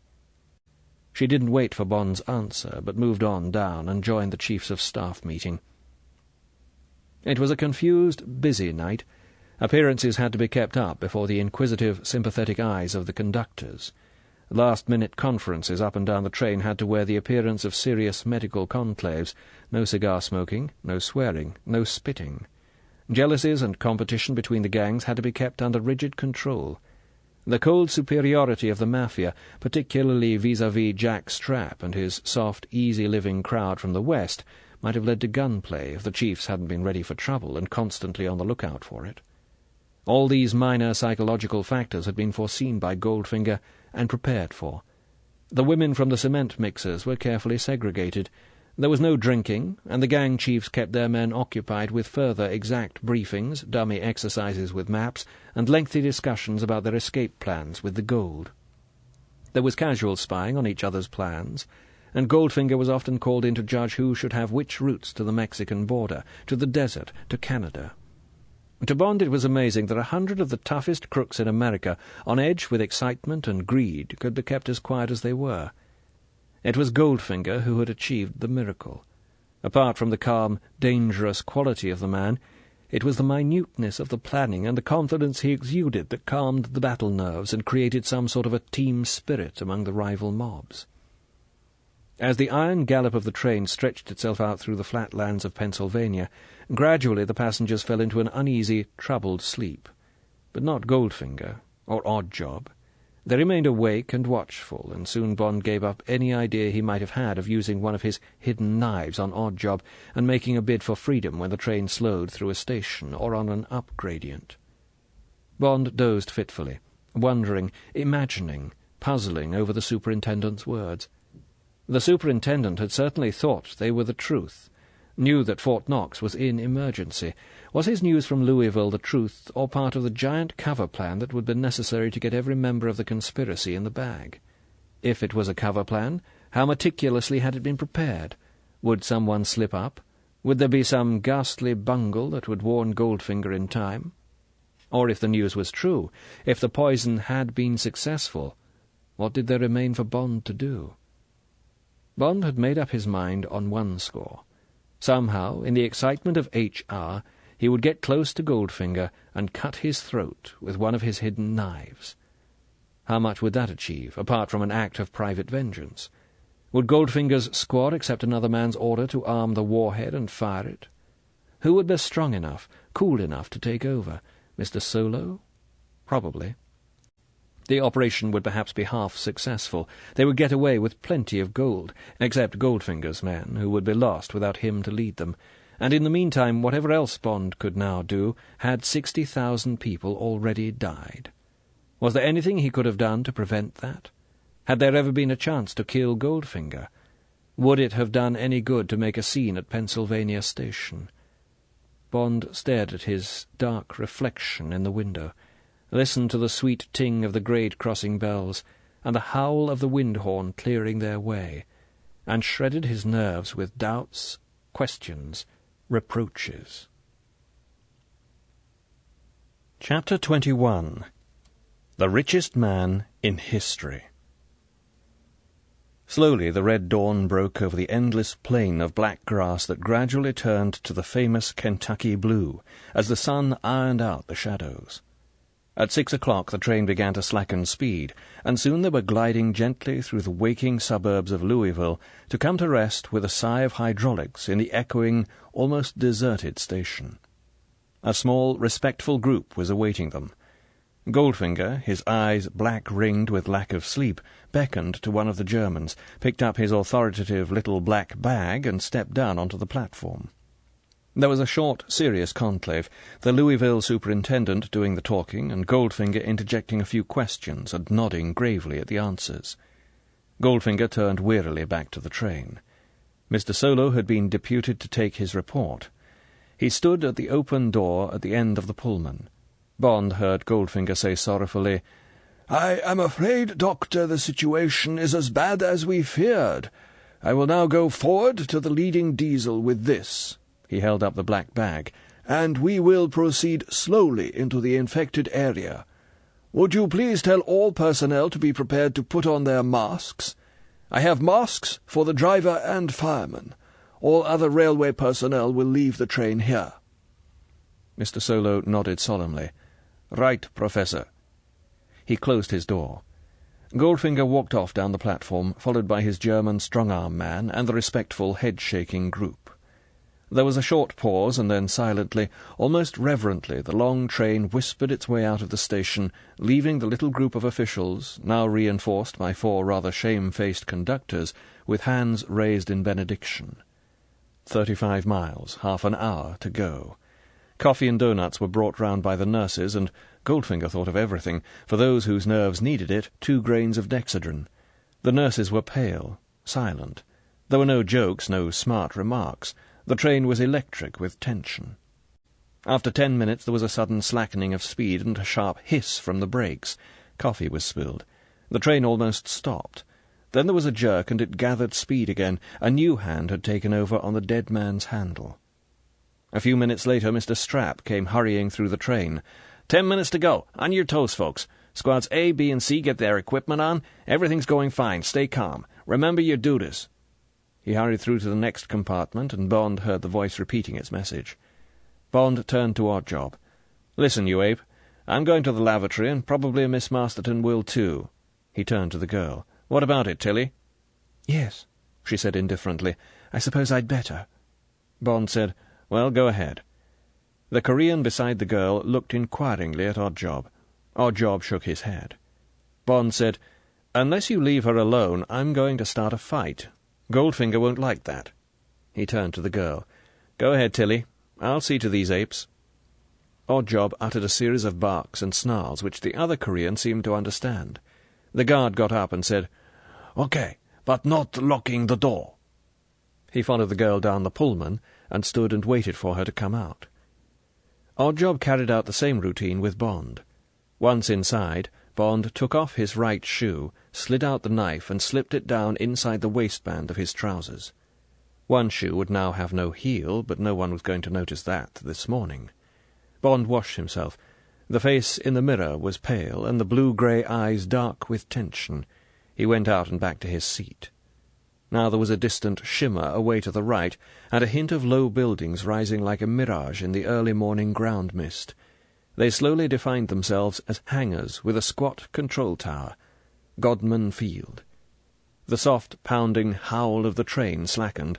Some trim, modern villas, part of a new housing development, slid by. They seemed to be unoccupied. Now, on the left, there was the black ribbon of Brandenburg Station Road. Bond craned. The gleaming, modern sprawl of Fort Knox looked almost soft in the light mist. Above its jagged outline the air was clear as crystal, not a trace of smoke. No breakfasts cooking. The train slowed to a canter. On Station Road there had been a bad motor accident. 2 cars seemed to have met head-on. The body of a man sprawled half out of a smashed door. The other car lay on its back like a dead beetle. Bond's heart pounded. The main signal box came and went. Over the levers something white was draped. It was a man's shirt. Inside the shirt the body hung down, its head below the level of the window. A row of modern bungalows. A body clad in singlet and trousers flat on its face in the middle of a trim lawn. The lines of mown grass were beautifully exact until, near the man, the mower had written an ugly flourish, and had then come to rest on its side in the newly turned earth of the border. A line of washing that had broken when the woman had grasped it. The woman lay in a white pile at one end of the sagging string of family underclothes, cloths and towels. And now the train was moving at walking pace into the town, and everywhere, down every street, on every sidewalk, there were the sprawling figures, singly, in clumps, in rocking chairs on the porches, in the middle of intersections where the traffic lights still unhurriedly ticked off their coloured signals, in cars that had managed to pull up, and in others that had smashed into shop windows. Death. Dead people everywhere, no movement, no sound save the click of the murderer's iron feet as his train slid through the graveyard. Now there was bustle in the carriages. Billy Ring came through, grinning hugely. He stopped by Bond's chair. "Oh, boy," he said delightedly. "Old Goldie certainly slipped into Mickey Finn. Too bad some people are out for a ride when they got hit. But you know what they say about omelettes? You can't make 'em without you break some eggs, right?" Bond smiled tightly. "That's right." Billy Ring made his silent O of a laugh and went on his way. The train trundled through Brandenburg Station. Now there were scores of bodies, men, women, children, soldiers. The platform was scribbled with them, faces upwards to the roof, down in the dust, cradled sideways. Bond searched for movement, for an inquisitive eye, for a twitching hand. Nothing.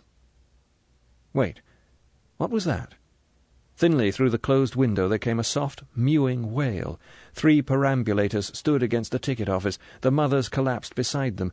Of course, the babies in the perambulators would have drunk milk, not the deadly water. Oddjob got to his feet. So did the whole of Goldfinger's team. The faces of the Koreans were indifferent, unchanged. Only their eyes flickered constantly like nervous animals. The Germans were pale, grim. Nobody looked at anyone else. Silently they filed towards the exit and lined up, waiting.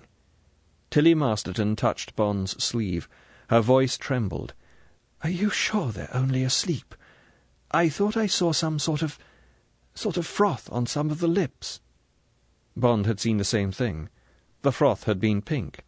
He said, "I expect some of them were eating sweets or something when they fell asleep. You know what these Americans are? Always chewing something." He softly mouthed the next words. "Stay away from me. There may be shooting." He looked hard at her to see she understood. She nodded dumbly, not looking at him.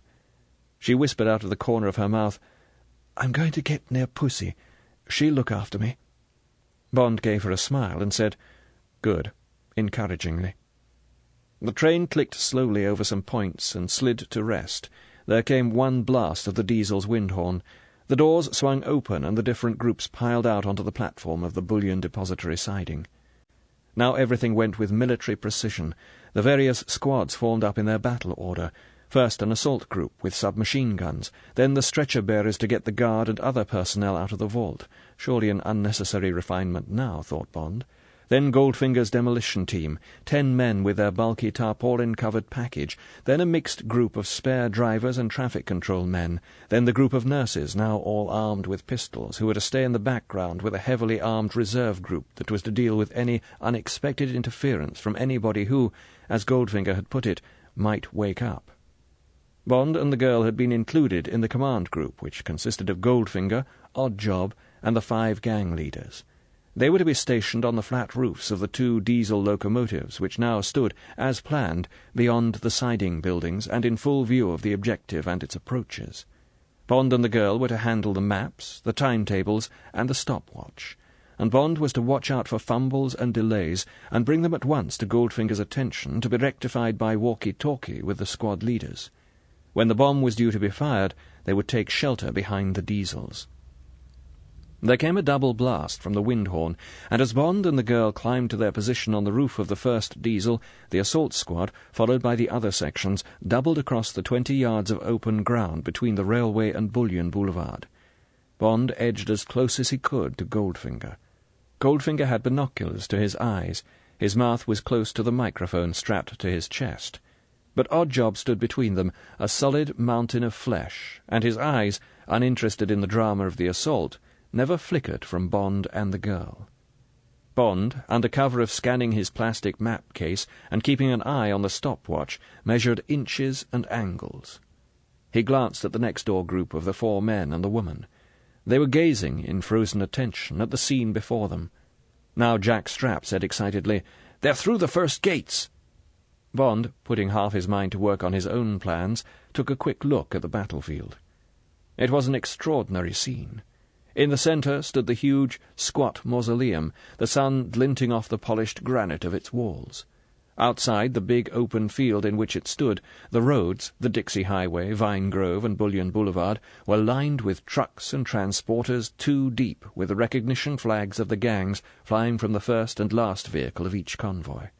Their drivers lay piled up outside the shelter of the surrounding guard wall of the vault, while, through the main gate, poured the tidy, disciplined squads from the train.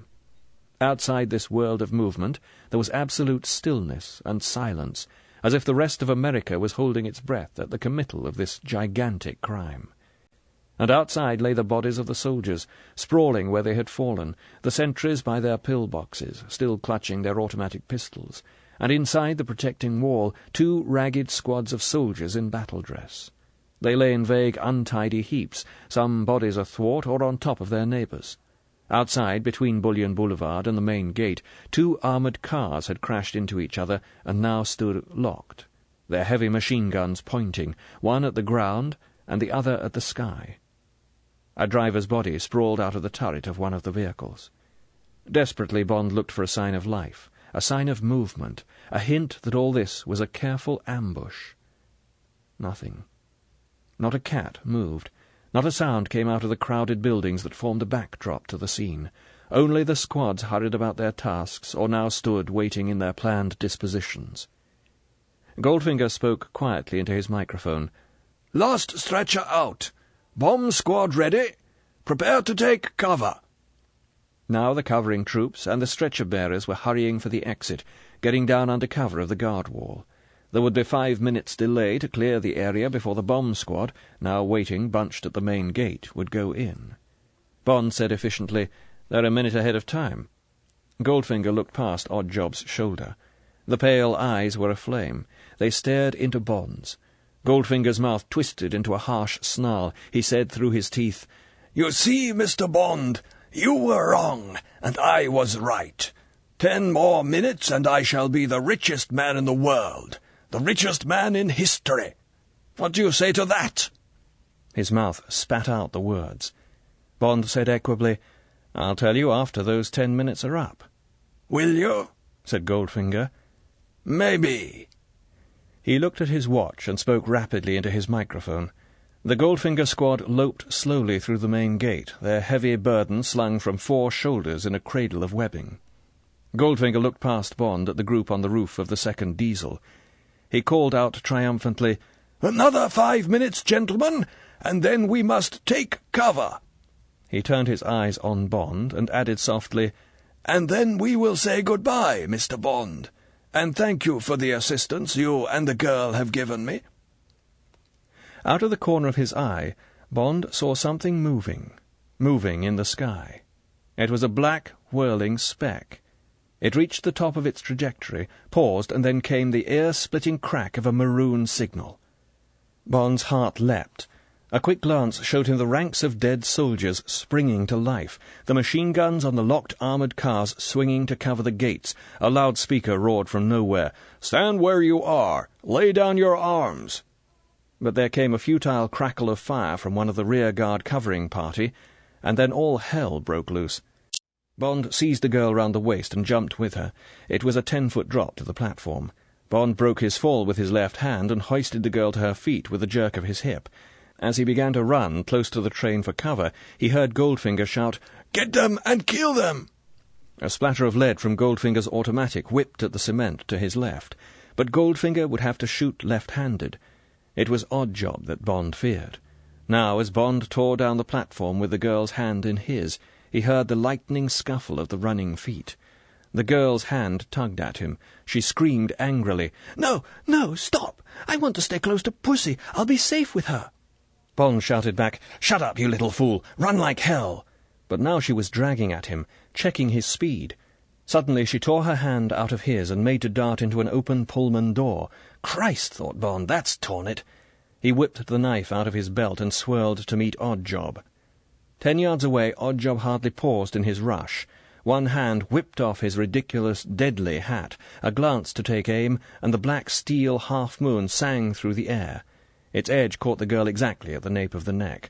Without a sound she fell backwards onto the platform in Oddjob's path. The hurdle was just enough to put Oddjob off the flying high kick he had started to launch at Bond's head. He turned the kick into a leap, his left hand cutting the air towards Bond like a sword. Bond ducked and struck upwards and sideways with his knife. It got home somewhere near the ribs, but the momentum of the flying body knocked the knife out of his hand. There was a tinkle on the platform. Now Oddjob was coming back at him, apparently unharmed, his hands outstretched and his feet splayed back, ready for another leap or a kick. His blood was up. The eyes were red, and there was a fleck of saliva at the open, panting mouth. Above the boom and rattle of the guns outside the station, 3 blasts sounded on the diesel's windhorn. Oddjob snarled angrily and leapt. Bond dived at full length sideways. Something hit him a gigantic blow on the shoulder and sent him sprawling. Now, he thought as he hit the ground, now the death stroke. He scrambled clumsily to his feet, his neck hunched into his shoulders to break the impact. But no blow came, and Bond's dazed eyes took in the figure of Oddjob flying away from him up the platform. Already the leading diesel was on the move. Oddjob got to it and leapt for the footplate. For a moment he hung, his legs scrabbling for a foothold. Then he had disappeared into the cabin, and the huge streamlined engine gathered speed. Behind Bond, the door of the quartermaster's office burst open. There was the hammer of running feet, and a yell, "Santiago!" St. James, the battle cry of Cortes that Leiter had once jokingly allotted to Bond. Bond swivelled. The straw-haired Texan, clad in his wartime Marine Corps battle dress, was pounding up the platform, followed by a dozen men in khaki. He carried a one-man bazooka by the steel hook he used for a right hand. Bond ran to meet him. He said, "Don't shoot my fox, you bastard! Give over!" He snatched the bazooka out of Leiter's hand and threw himself down on the platform, splaying out his legs. Now the diesel was 200 yards away and about to cross the bridge over the Dixie Highway. Bond shouted, "Stand clear!" to get the men out of line of the recoil flash, clicked up the safe, and took careful aim. The bazooka shuddered slightly, and the 10-pound armour-piercing rocket was on its way. There was a flash and a puff of blue smoke. Some bits of metal flew off the rear of the flying engine, but then it had crossed the bridge and taken the curve, and was away. "Not bad for a rookie," commented Leiter. May put the rear diesel out, but those jobs are twins, and he can make it on the forward engine." Bond got to his feet. He smiled warmly into the hawk-like, slate-grey eyes. "You bungling oaf," he said sarcastically. "Why in hell didn't you block that line?" "Listen, Seamus, if you got any complaints about the stage management, you can tell them to the President. He took personal command of this operation, and it's a honey. There's a spotter plane overhead now. They'll pick up the diesel, and we'll have old Goldilocks in the hoosgow by midday. How were we to know he was going to stay aboard the train?" He broke off and thumped Bond between the shoulder blades. "Hell, I'm glad to see you. These men and I were detailed off to give you protection. We've been dodging around looking for you and getting shot at by both sides for our pains." He turned to the soldiers. "Ain't that right, men?" They laughed. "Sure is, Captain." Bond looked affectionately at the Texan, with whom he had shared so many adventures. He said seriously, "Bless you, Felix. You've always been good at saving my life. It was done nearly too late this time. I'm afraid Tilly Masterton's had it." He walked off up the train with Felix at his heels.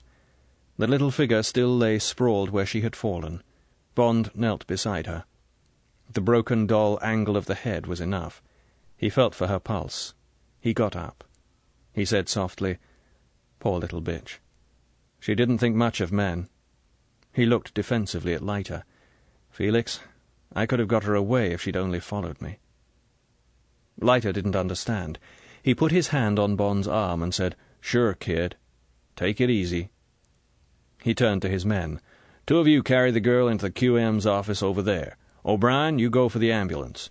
When you've done that, stop over at the command post and give them the facts. Say we've got Commander Bond, and I'll bring him right over." Bond stood and looked down at the little empty tangle of limbs and clothes. He saw the bright, proud girl with a spotted handkerchief round her hair in the flying TR-3. Now she had gone. High up over his head, a whirling speck soared into the sky. It reached the top of its flight and paused. There came the sharp crack of the maroon. It was the cease-fire. Chapter 22. The Last Trick. It was 2 days later. Felix Leiter was weaving the black Studilac fast through the lanes of dawdling traffic on the Triborough Bridge. There was plenty of time to catch Bond's plane, the evening BOAC Monarch to London, but Leiter enjoyed shaking up Bond's low opinion of American cars. Now the steel hook that he used for a right hand banged the gear lever into second, and the low black car leapt for a narrow space between a giant refrigerator truck and a mooning Oldsmobile, whose rear window was almost obscured by holiday stickers. Bond's body jerked back with the kick of the 300 brake horsepower, and his teeth snapped shut. When the manoeuvre was completed and the angry hooting had vanished behind them, Bond said mildly, "It's time you graduated out of the kiddie car class and bought yourself an express carriage. You want to get cracking. This peddling along ages one. One of these days you'll stop moving altogether, and when you stop moving is when you start to die." Leiter laughed. He said, "See that green light ahead? Bet I can make it before it goes red." The car leapt forward as if it had been kicked. There was a brief hiatus in Bond's life, an impression of snipe-like flight and of a steel wall of cars that somehow parted before the whiplash of Leiter's triple klaxons, 100 yards, when the speedometer touched 90 and they were across the lights and cruising genteelly along in the centre lane. Bond said calmly, "You meet the wrong traffic cop, and that Pinkerton card of yours won't be good enough. It isn't so much that you drive slowly, it's holding back the cars behind they'll book you for.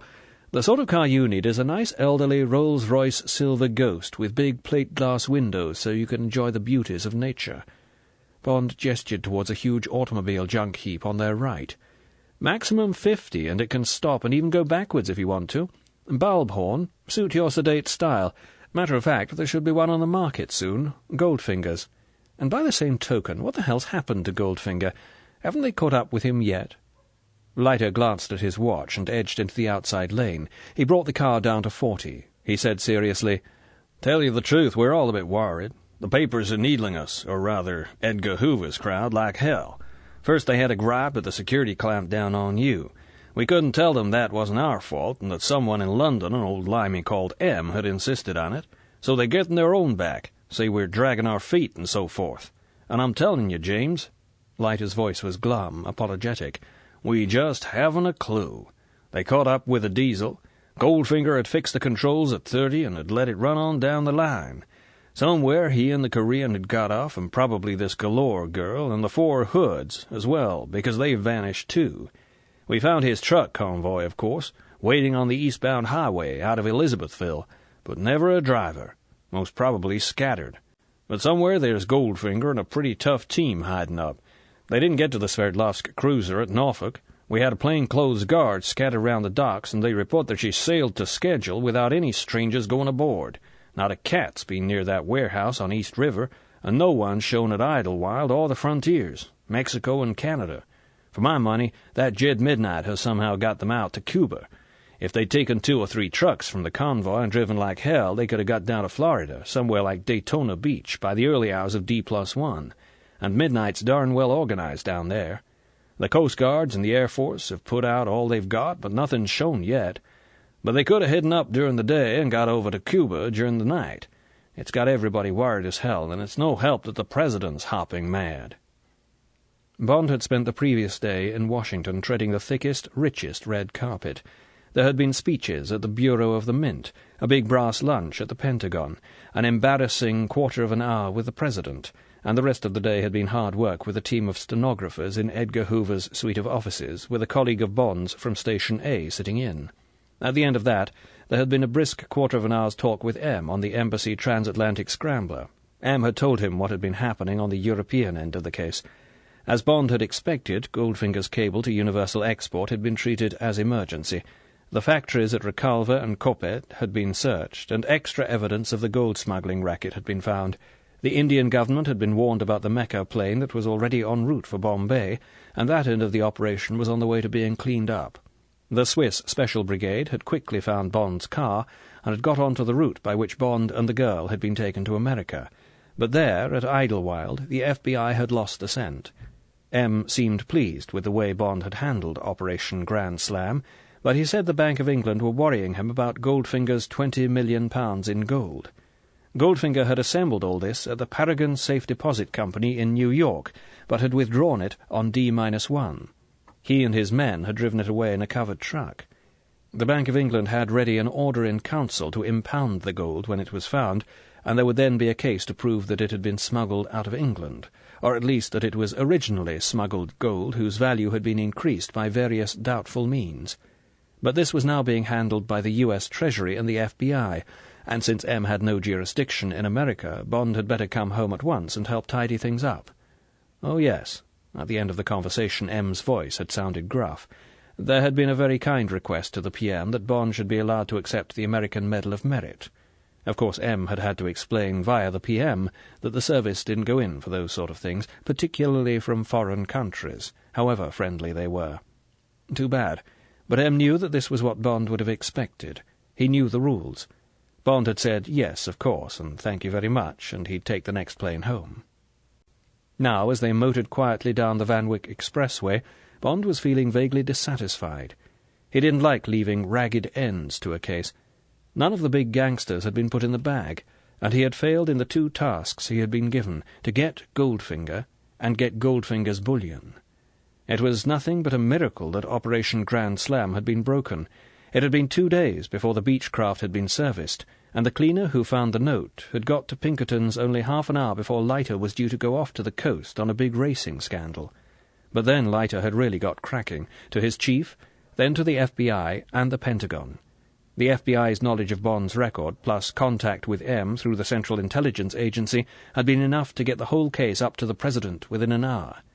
After that, it had just been a case of building up the gigantic bluff in which all the inhabitants of Fort Knox had participated in one way or another. The 2 Japanese had been taken easily enough, and it was confirmed by chemical warfare that the 3 pints of GB carried as gin in their briefcases would have been enough to slay the entire population of Fort Knox. The 2 men had been quickly and forcibly grilled into explaining the form of the all-clear cable to Goldfinger. The cable had been sent. Then the Army had declared emergency. Road and rail and air blocks had turned back all traffic to the Fort Knox area, with the exception of the gangster convoys, which had not been hindered. The rest was play-acting, right down to the pink froth and the squalling babies, which it was thought would add nice touches of verisimilitude. Yes, it had all been very satisfactory, so far as Washington was concerned, but what about the English end? Who in America cared about the Bank of England's gold? Who cared that 2 English girls had been murdered in the course of this business? Who really minded that Goldfinger was still at liberty now that America's bullion was safe again? They idled across the drab plain of Idlewild, past the $10 million steel and cement skeletons that would one day be an adult airport, and pulled up outside the makeshift huddle of concrete boxes that Bond knew so well. Already the well-mannered iron voices were reaching out to them. Pan American World Airways announces the departure of its President Flight PA-100. Trans-World Airways calling Captain Murphy. Captain Murphy, please. And the pear-shaped vowels and fluted diction of BOAC. BOAC announces the arrival of its Bermudan Flight BA-491. Passengers will be disembarking at gate number 9. Bond took his bag and said goodbye to Leiter. He said, "Well, thanks for everything, Felix. Write to me every day." Leiter gripped his hand hard. He said, "Sure thing, kid, and take it easy. Tell that old bastard M to send you back over soon. Next visit we'll take some time off from the razzmatazz. Time you called in on my home state. Like to have you meet my oil well. Bye now." Leiter got into his car and accelerated away from the arrival bay. Bond raised his hand. The Studilac dry skidded out onto the approach road. There was an answering glint from Leiter's steel hook out of the window, and he was gone. Bond sighed. He picked up his bag and walked in and over to the BOAC ticket counter. Bond didn't mind airports so long as he was alone in them. He had half an hour to wait, and he was quite content to wander through the milling crowds, have a bourbon and soda at the restaurant, and spend some time choosing something to read at the bookstore. He bought Ben Hogan's Modern Fundamentals of Golf and the latest Raymond Chandler, and sauntered along to the souvenir shop to see if he could find an amusing gimmick to take back to his secretary. Now there was a man's voice on the BOAC announcing system. It called out a long list of Monarch passengers who were required at the ticket counter. 10 minutes later, Bond was paying for one of the latest and most expensive ballpoint pens when he heard his own name being called. "Will Mr. James Bond, passenger on BOAC Monarch Flight number 510 to Gander and London, please come to the BOAC ticket counter. Mr. James Bond, please." It was obviously that infernal tax form to show how much he had earned during his stay in America. On principle, Bond never went to the Internal Revenue Office in New York to get clearance, and he had only once had to argue it out at Idlewild. He went out of the shop and across to the BOAC counter. The official said politely, "May I see your health certificate, please, Mr. Bond?" Bond took the form out of his passport and handed it over. The man looked at it carefully. He said, "I'm very sorry, sir, but there's been a typhoid case at Gander, and they're insisting that all transit passengers who haven't had their shots in the last 6 months should be topped up. It's most annoying, sir, but Gander's very touchy about these things. Too bad we couldn't have managed a direct flight, but there's a strong headwind." Bond hated inoculations. He said irritably, "But look here, I'm stuffed with shots of one kind or another. Been having them for 20 years for one damn thing or another." He looked round. The area near the BOAC departure gate seemed curiously deserted. He said, "What about the other passengers? Where are they?" "They've all agreed, sir, just having their shots now. It won't take a minute, sir, if you'll come this way." "Oh, well." Bond shrugged his shoulders impatiently. He followed the man behind the counter and through a door to the BOAC station manager's office. There was the usual white-clothed doctor, a mask over the bottom of his face, the needle held ready. "Last one?" he asked of the BOAC official. "Yes, doctor." "OK, coat off and left sleeve up, please. Too bad they're so sensitive up at Gander." "Damn sight too bad," said Bond. "What are they afraid of? Spreading the Black Death?" There came the sharp smell of the alcohol and the jab of the needle. "Thanks," said Bond gruffly. He pulled down his sleeve and made to pick his coat up from the back of the chair. His hand went down for it, missed it, went on down, down, towards the floor. His body dived after the hand, down, down, down. All the lights were on in the plane. There seemed to be plenty of spare places. Why did he have to get stuck with a passenger whose arm was hogging the central armrest? Bond made to get up and change his seat. A wave of nausea swept over him. He closed his eyes and waited. How extraordinary. He was never airsick. He felt the cold sweat on his face. Handkerchief. Wipe it off. He opened his eyes again and looked down at his arms. The wrists were bound to the arms of his chair. What had happened? He had had his shot, and then passed out or something. Had he got violent? What the hell was all this about? He glanced to his right, and then stared, aghast. Oddjob was sitting there. Oddjob. Oddjob in BOAC uniform. Oddjob glanced incuriously at him and reached for the steward's bell. Bond heard the pretty ding-dong back in the pantry. There was the rustle of a skirt beside him. He looked up. It was Pussy Galore, trim and fresh in the blue uniform of a stewardess. She said, "Hi, handsome." She gave him the deep, searching look he remembered so well. From when? From centuries ago, in another life. Bond said desperately, "For Christ's sake, what's going on? Where did you come from?" The girl smiled cheerfully. "Eating caviar and drinking champagne. You Britishers sure live the life of Riley when you get up 20,000 feet. Not a sign of a Brussels sprout, and if there's tea, I haven't got around to it yet. Now you take it easy. Uncle wants to talk to you." She sauntered up the aisle, swinging her hips, and disappeared through the cockpit door. Now nothing could surprise Bond. Goldfinger, in a BOAC captain's uniform that was rather too large for him, the cap squarely on the centre of his head, closed the cockpit door behind him, and came down the aisle. He stood and looked grimly down at Bond. "Well, Mr. Bond, so fate wished us to play the game out. But this time, Mr. Bond, there cannot possibly be a card up your sleeve. Ha!" The sharp bark was a mixture of anger, stoicism, and respect. "You certainly turned out to be a snake in my pastures." The great head shook slowly. "Why I kept you alive. Why I didn't crush you like a beetle. You and the girl were useful to me. Yes, I was right about that. But I was mad to have taken the chance. Yes, mad." The voice dropped and went slow. "And now tell me, Mr. Bond, how did you do it? How did you communicate?" Bond said equably, "We will have to talk, Goldfinger, and I will tell you certain things, but not until you have taken off these straps and brought me a bottle of bourbon, ice, soda water, and a packet of Chesterfields. Then, when you have told me what I wish to know, I will decide what to tell you. As you say, my situation is not favourable, or at least it doesn't appear to be, so I have nothing to lose, and if you want to get something out of me, it will be on my own terms." Goldfinger looked gravely down. "I have no objection to your conditions. Out of respect for your abilities as an opponent, you shall spend your last journey in comfort. Oddjob."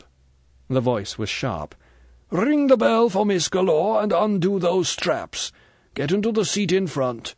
There is no harm he can do at the rear of the plane, but he is not to approach the cockpit door. If need be, kill him at once. But I prefer to get him to our destination alive. Understood?" Ugh. 5 minutes later, Bond had what he wanted. The tray in front of him was down, and on it were his whisky and cigarettes. He poured himself a stiff bourbon. Goldfinger was seated in the chair across the aisle, waiting. Bond picked up his drink and sipped it.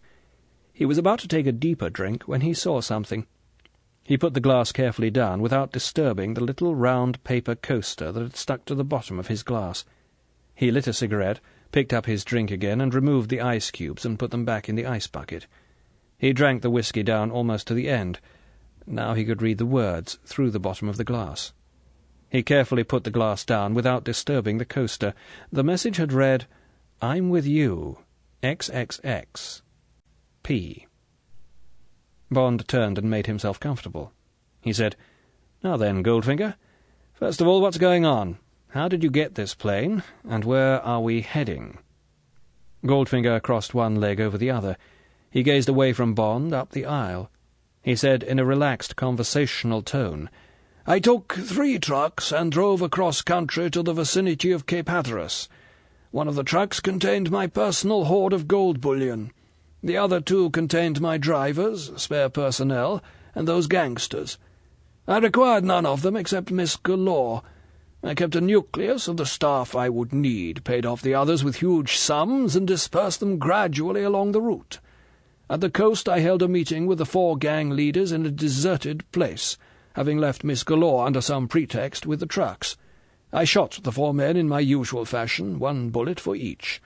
I went back to the trucks and explained that the 4 men had chosen money and independent action. I was now left with 6 men, the girl and the bullion. I hired a plane and flew to Newark, New Jersey, the crates of gold being passed off as lead for X-ray plates. From there I proceeded alone to a certain address in New York, from which I talked with Moscow by radio and explained the mishap to Operation Grand Slam. In the course of the talk I mentioned your name. My friends, whom I believe you know," Goldfinger looked hard at Bond, "pass under the generic name of Smash. They recognized the name of Bond and told me who you were. I at once understood a great deal of what had previously been hidden from me. Smash said they would greatly like to interview you. I pondered the matter. In due course I conceived the plan which you now see in operation. Posing as a friend of yours, I had no difficulty in finding out the flight on which you were booked. 3 of my men were formerly of the Luftwaffe. They assured me there would be no difficulty in flying this plane. The rest was mere detail. By cool bluffing, impersonation, and the use of a certain amount of force, all the BOAC personnel at Idlewild, the crew of this plane, and the passengers were given the necessary injections from which they will now be recovering. We changed clothes with the unconscious crew. The bullion was loaded on the plane. You were dealt with and carried out on a stretcher. And in due course the new BOAC crew, with their stewardess, boarded the plane, and we took to the air." Goldfinger paused. He lifted a hand resignedly. "Of course, there were small hitches. We were told to follow taxiway Alpha to runway 4, and it was only by following a KLM plane that we were successful. The Idlewild routine was not easy to master, and we must have seemed somewhat clumsy and inexperienced. But, Mr. Bond, with assurance, strong nerves, and a gruff, intimidating manner, it is never difficult to override the civil service mentality of what, after all, are minor employees. I understand from the wireless operator that a search for this plane is under way. They were already questioning us before we were out of VHF range at Nantucket. Then the distant early warning system queried us on high frequency. That did not disturb me. We have enough fuel. We have already had clearance from Moscow for East Berlin, Kiev, or Murmansk. We shall take whichever route the weather dictates. There should be no trouble. If there is, I shall talk my way out of it on the radio. No one is going to shoot down a valuable BOAC plane. The mystery and confusion will protect us until we are well within Soviet territory. And then, of course, we shall have disappeared without trace." To Bond there had been nothing fantastic, nothing impossible about Goldfinger since he had heard the details of Operation Grand Slam. The theft of a Stratocruiser, as Goldfinger had explained it, was preposterous, but no more so than his methods of smuggling gold, his purchase of an atomic warhead. When one examined these things, while they had a touch of magic, of genius even, they were logical exercises. They were bizarre only in their magnitude. Even the tiny manoeuvre of cheating Mr. Dupont had been quite brilliantly contrived.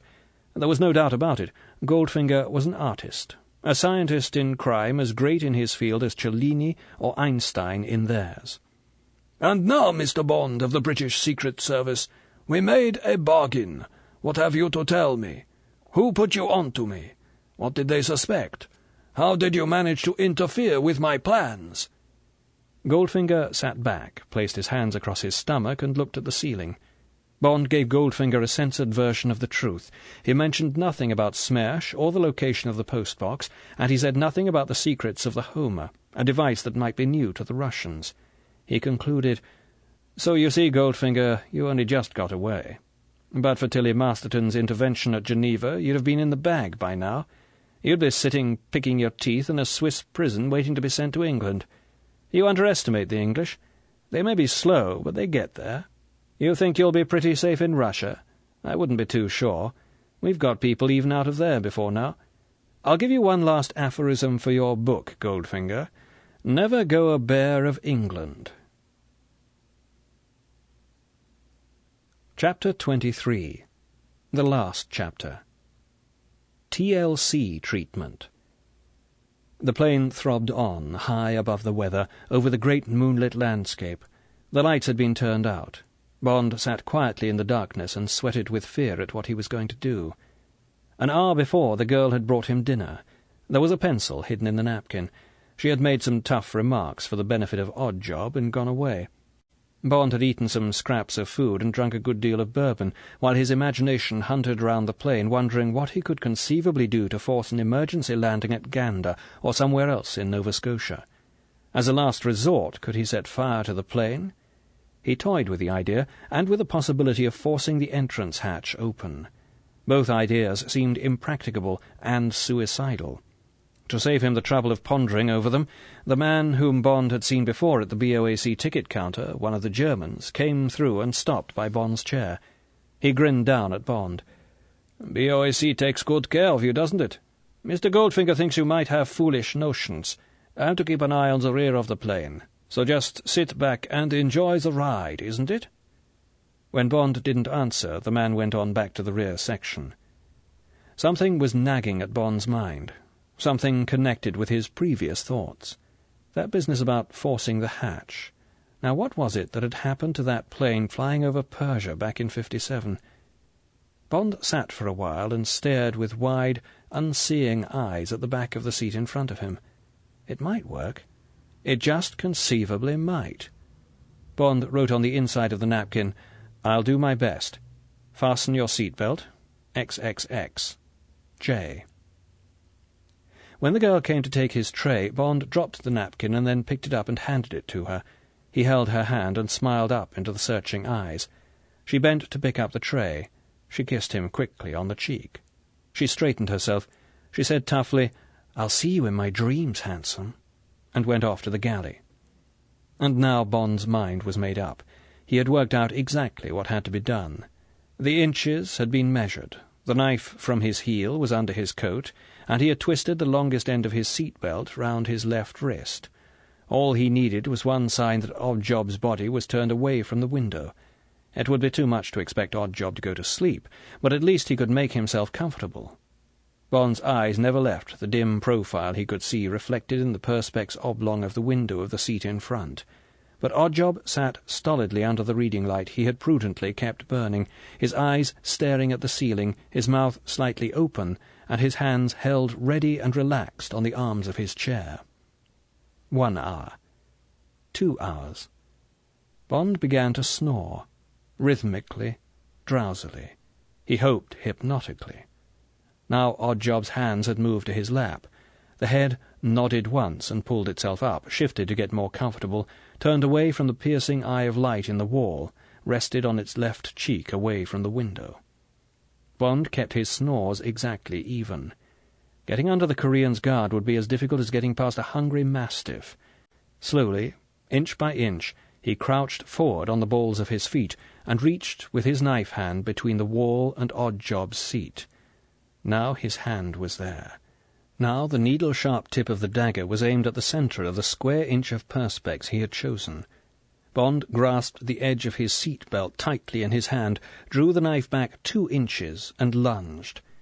Bond had had no idea what would happen when he cut through the window. All he knew from the press reports of the Persian case was that the suction out of the pressurized cabin had whirled the passenger next to the window out through the window and into space.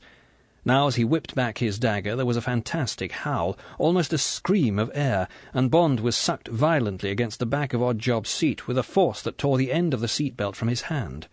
Over the back of the seat he witnessed a miracle. Oddjob's body seemed to elongate towards the howling black aperture. There was a crash as his head went through and his shoulders hit the frame. Then, as if the Korean's body was toothpaste, it was slowly, foot by foot, sucked with a terrible whistling noise through the aperture. Now Oddjob was out to his waist. Now the huge buttocks stuck, and the human paste moved only inch by inch. Then, with a loud boom, the buttocks got through, and the legs disappeared as if shot from a gun. After that came the end of the world. With an appalling crash of crockery from the galley, the huge plane stood on its nose and dived. The last thing Bond knew before he blacked out was the high scream of the engines through the open window, and a fleeting vision of pillows and rugs whipping out into space past his eyes. Then, with a final desperate embrace of the seat in front, Bond's oxygen-starved body collapsed in a sear of lung pain. The next thing Bond felt was a hard kick in the ribs. There was a taste of blood in his mouth. He groaned. Again the foot smashed into his body. Painfully he dragged himself to his knees between the seats and looked up through a red film. All the lights were on. There was a thin mist in the cabin. The sharp depressurization had brought the air in the cabin down below the dew point. The roar of the engines through the open window was gigantic. An icy wind seared him. Goldfinger stood over him, his face fiendish under the yellow light. There was a small automatic dead steady in his hand. Goldfinger reached back his foot and kicked again. Bond lit with a blast of hot rage. He caught the foot and twisted it sharply, almost breaking the ankle. There came a scream from Goldfinger and a crash that shook the plane. Bond leapt for the aisle and threw himself sideways and down onto the heap of the body. There was an explosion that burned the side of his face, but then his knee thudded into Goldfinger's groin and his left hand was over the gun. For the first time in his life, Bond went berserk. With his fists and knees he pounded the struggling body, while again and again he crashed his forehead down onto the glistening face. The gun came quavering towards him again. Almost indifferently Bond slashed sideways with the edge of his hand and heard the clatter of metal among the seats. Now Goldfinger's hands were at his throat, and Bond's at Goldfinger's. Down, down went Bond's thumbs into the arteries. He threw all his weight forward, gasping for breath. Would he black out before the other man died? Would he? Could he stand the pressure of Goldfinger's strong hands? The glistening moon face was changing. Deep purple showed through the tan. The eyes began to flicker up. The pressure of the hands on Bond's throat slackened. The hands fell away. Now the tongue came out and lolled from the open mouth, and there came a terrible gargling from deep in the lungs. Bond sat astride the silent chest and slowly, one by one, unhinged his rigid fingers. Bond gave a deep sigh and knelt, and then stood slowly up. Dazedly he looked up and down the lighted plain. By the galley, Pussy Galore lay strapped in her seat like a heap of washing. Farther down in the middle of the aisle the guard lay spread-eagled, one arm and the head at ridiculous angles. Without a belt to hold him when the plane dived, he must have been tossed at the roof like a rag doll. Bond brushed his hands over his face. Now he felt the burns on his palm and cheeks. Wearily he went down on his knees again and searched for the little gun. It was a Colt .25 automatic. He flicked out the magazine. 3 rounds left, and 1 in the chamber. Bond half walked, half felt his way down the aisle to where the girl lay. He unbuttoned her jacket and put his hand against her warm breast. The heart fluttered like a pigeon under his palm. He undid the seat-belt and got the girl face down on the floor and knelt astride her. For 5 minutes he pumped rhythmically at her lungs.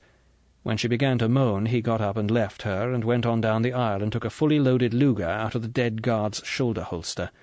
On the way back, past the shambles of the galley, he saw an unbroken bottle of bourbon rolling gently to and fro among the wreckage. He picked it up and pulled the cork and tilted it into his open mouth. The liquor burned like disinfectant. He put the cork back and went forward. He stopped for a minute outside the cockpit door, thinking. Then, with a gun in each hand, he knocked the lever down and went through.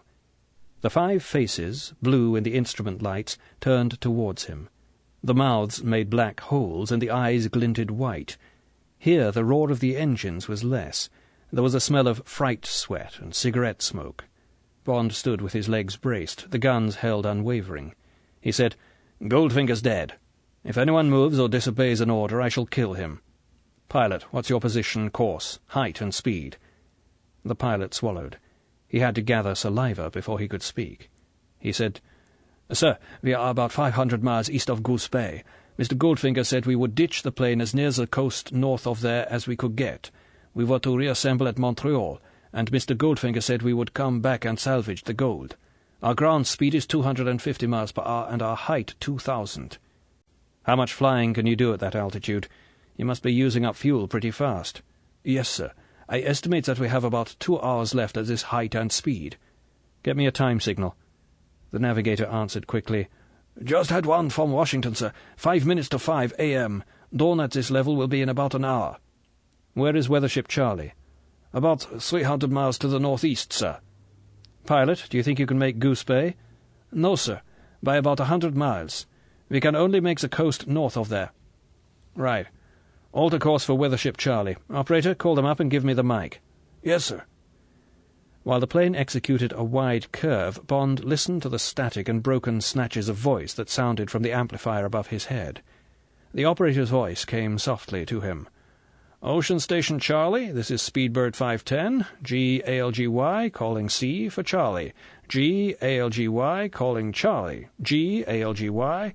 A sharp voice broke in. "GALGY, give your position. GALGY, give your position. This is Gander Control, emergency. GALGY." London came over faintly. An excited voice began chattering. Now voices were coming at them from all directions. Bond could imagine the fix being quickly coordinated at all flying control stations, the busy men under the arcs working on the big plot, telephones being lifted, urgent voices talking to each other across the world. The strong signal of Gander Control smothered all other transmissions. "We've located GALGY. We've got them at about 50 north by 70 east. All stations stop transmitting. Priority. I repeat, we have a fix on GALGY." Suddenly the quiet voice of C for Charlie came in. "This is Ocean Station Charlie calling Speedbird 510. Charlie calling GALGY. Can you hear me? Come in, Speedbird 510. Bond slipped the small gun into his pocket and took the offered microphone. He pressed the transmitter switch and talked quietly into it, watching the crew over the oblong of plastic. "C for Charlie, this is GALGY, Speedbird, hijacked last evening at Idlewild. I have killed the man responsible and partly disabled the plane by depressurizing the cabin. I have the crew at gunpoint. Not enough fuel to make goose, so propose to ditch as close to you as possible. Please put out line of flares." A new voice, a voice of authority, perhaps the captain's, came over the air. "Speedbird, this is C for Charlie. Your message heard and understood. Identify the speaker. I repeat, identify the speaker. Over." Bond said and smiled at the sensation his words would cause. "Speedbird to C for Charlie. This is British Secret Service Agent number 007. I repeat, number 007. Whitehall Radio will confirm. I repeat, check with Whitehall Radio. Over." There was a stunned pause. Voices from round the world tried to break in. Some control, presumably Gander, cleared them off the air. C for Charlie came back. "Speedbird, this is C for Charlie, alias the Angel Gabriel, speaking. Okay, I'll check with Whitehall and Wilco the flares, but London and Gander want more details." Bond broke in. "Sorry, C for Charlie, but I can't hold 5 men in my sights and make polite conversation. Just give me the sea conditions, would you? And then I'm going off the air till we come into ditch. Over." "Okay, Speedbird, I see the point. Wind here. Force 2.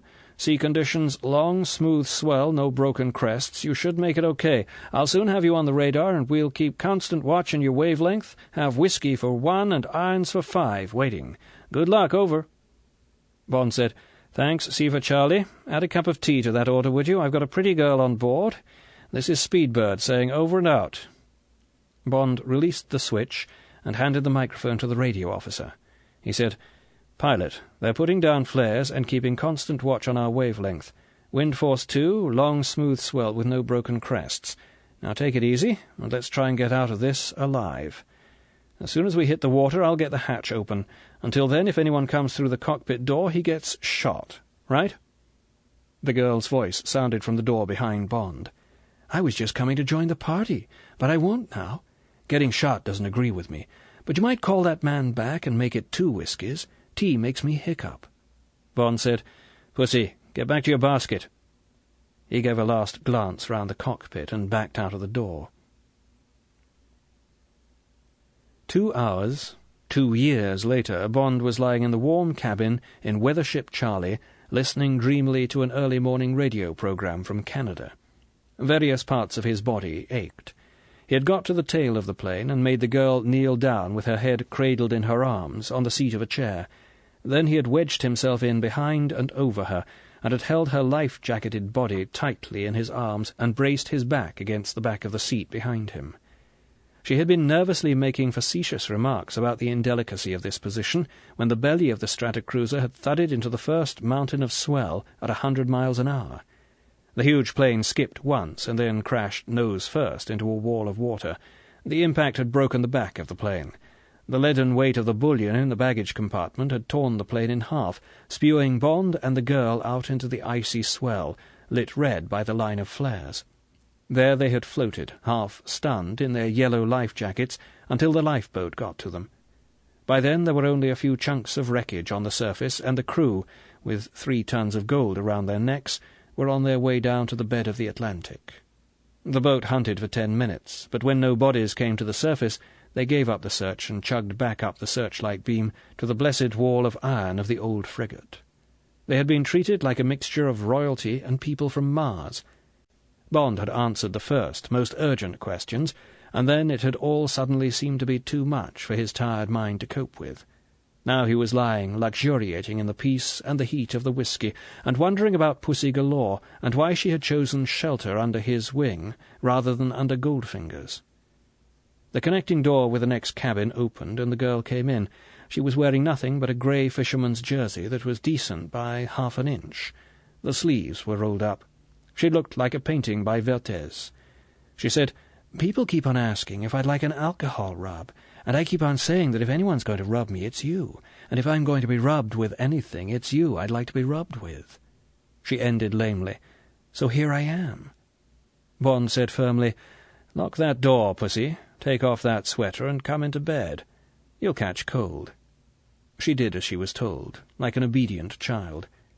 She lay in the crook of Bond's arm and looked up at him. She said, not in a gangster's voice or a lesbian's, but in a girl's voice, "Will you write to me in Sing Sing?"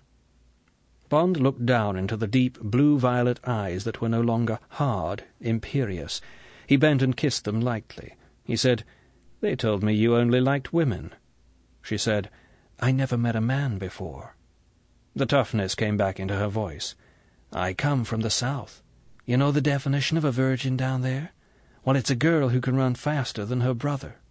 In my case, I couldn't run as fast as my uncle. I was 12. That's not so good, James. You ought to be able to guess that." Bond smiled down into the pale, beautiful face. He said, "All you need is a course of TLC." "What's TLC?" "Short for Tender Loving Care Treatment. It's what they write on most papers when a waif gets brought in to a children's clinic." "I'd like that." She looked at the passionate, rather cruel mouth waiting above hers. She reached up and brushed back the comma of black hair that had fallen over his right eyebrow. She looked into the fiercely slitted grey eyes. "When's it going to start?" Bond's right hand came slowly up the firm, muscled thighs, over the flat, soft plane of the stomach to the right breast. Its point was hard with desire. He said softly, "Now." His mouth came ruthlessly down on hers. This concludes the reading of Goldfinger by Ian Fleming.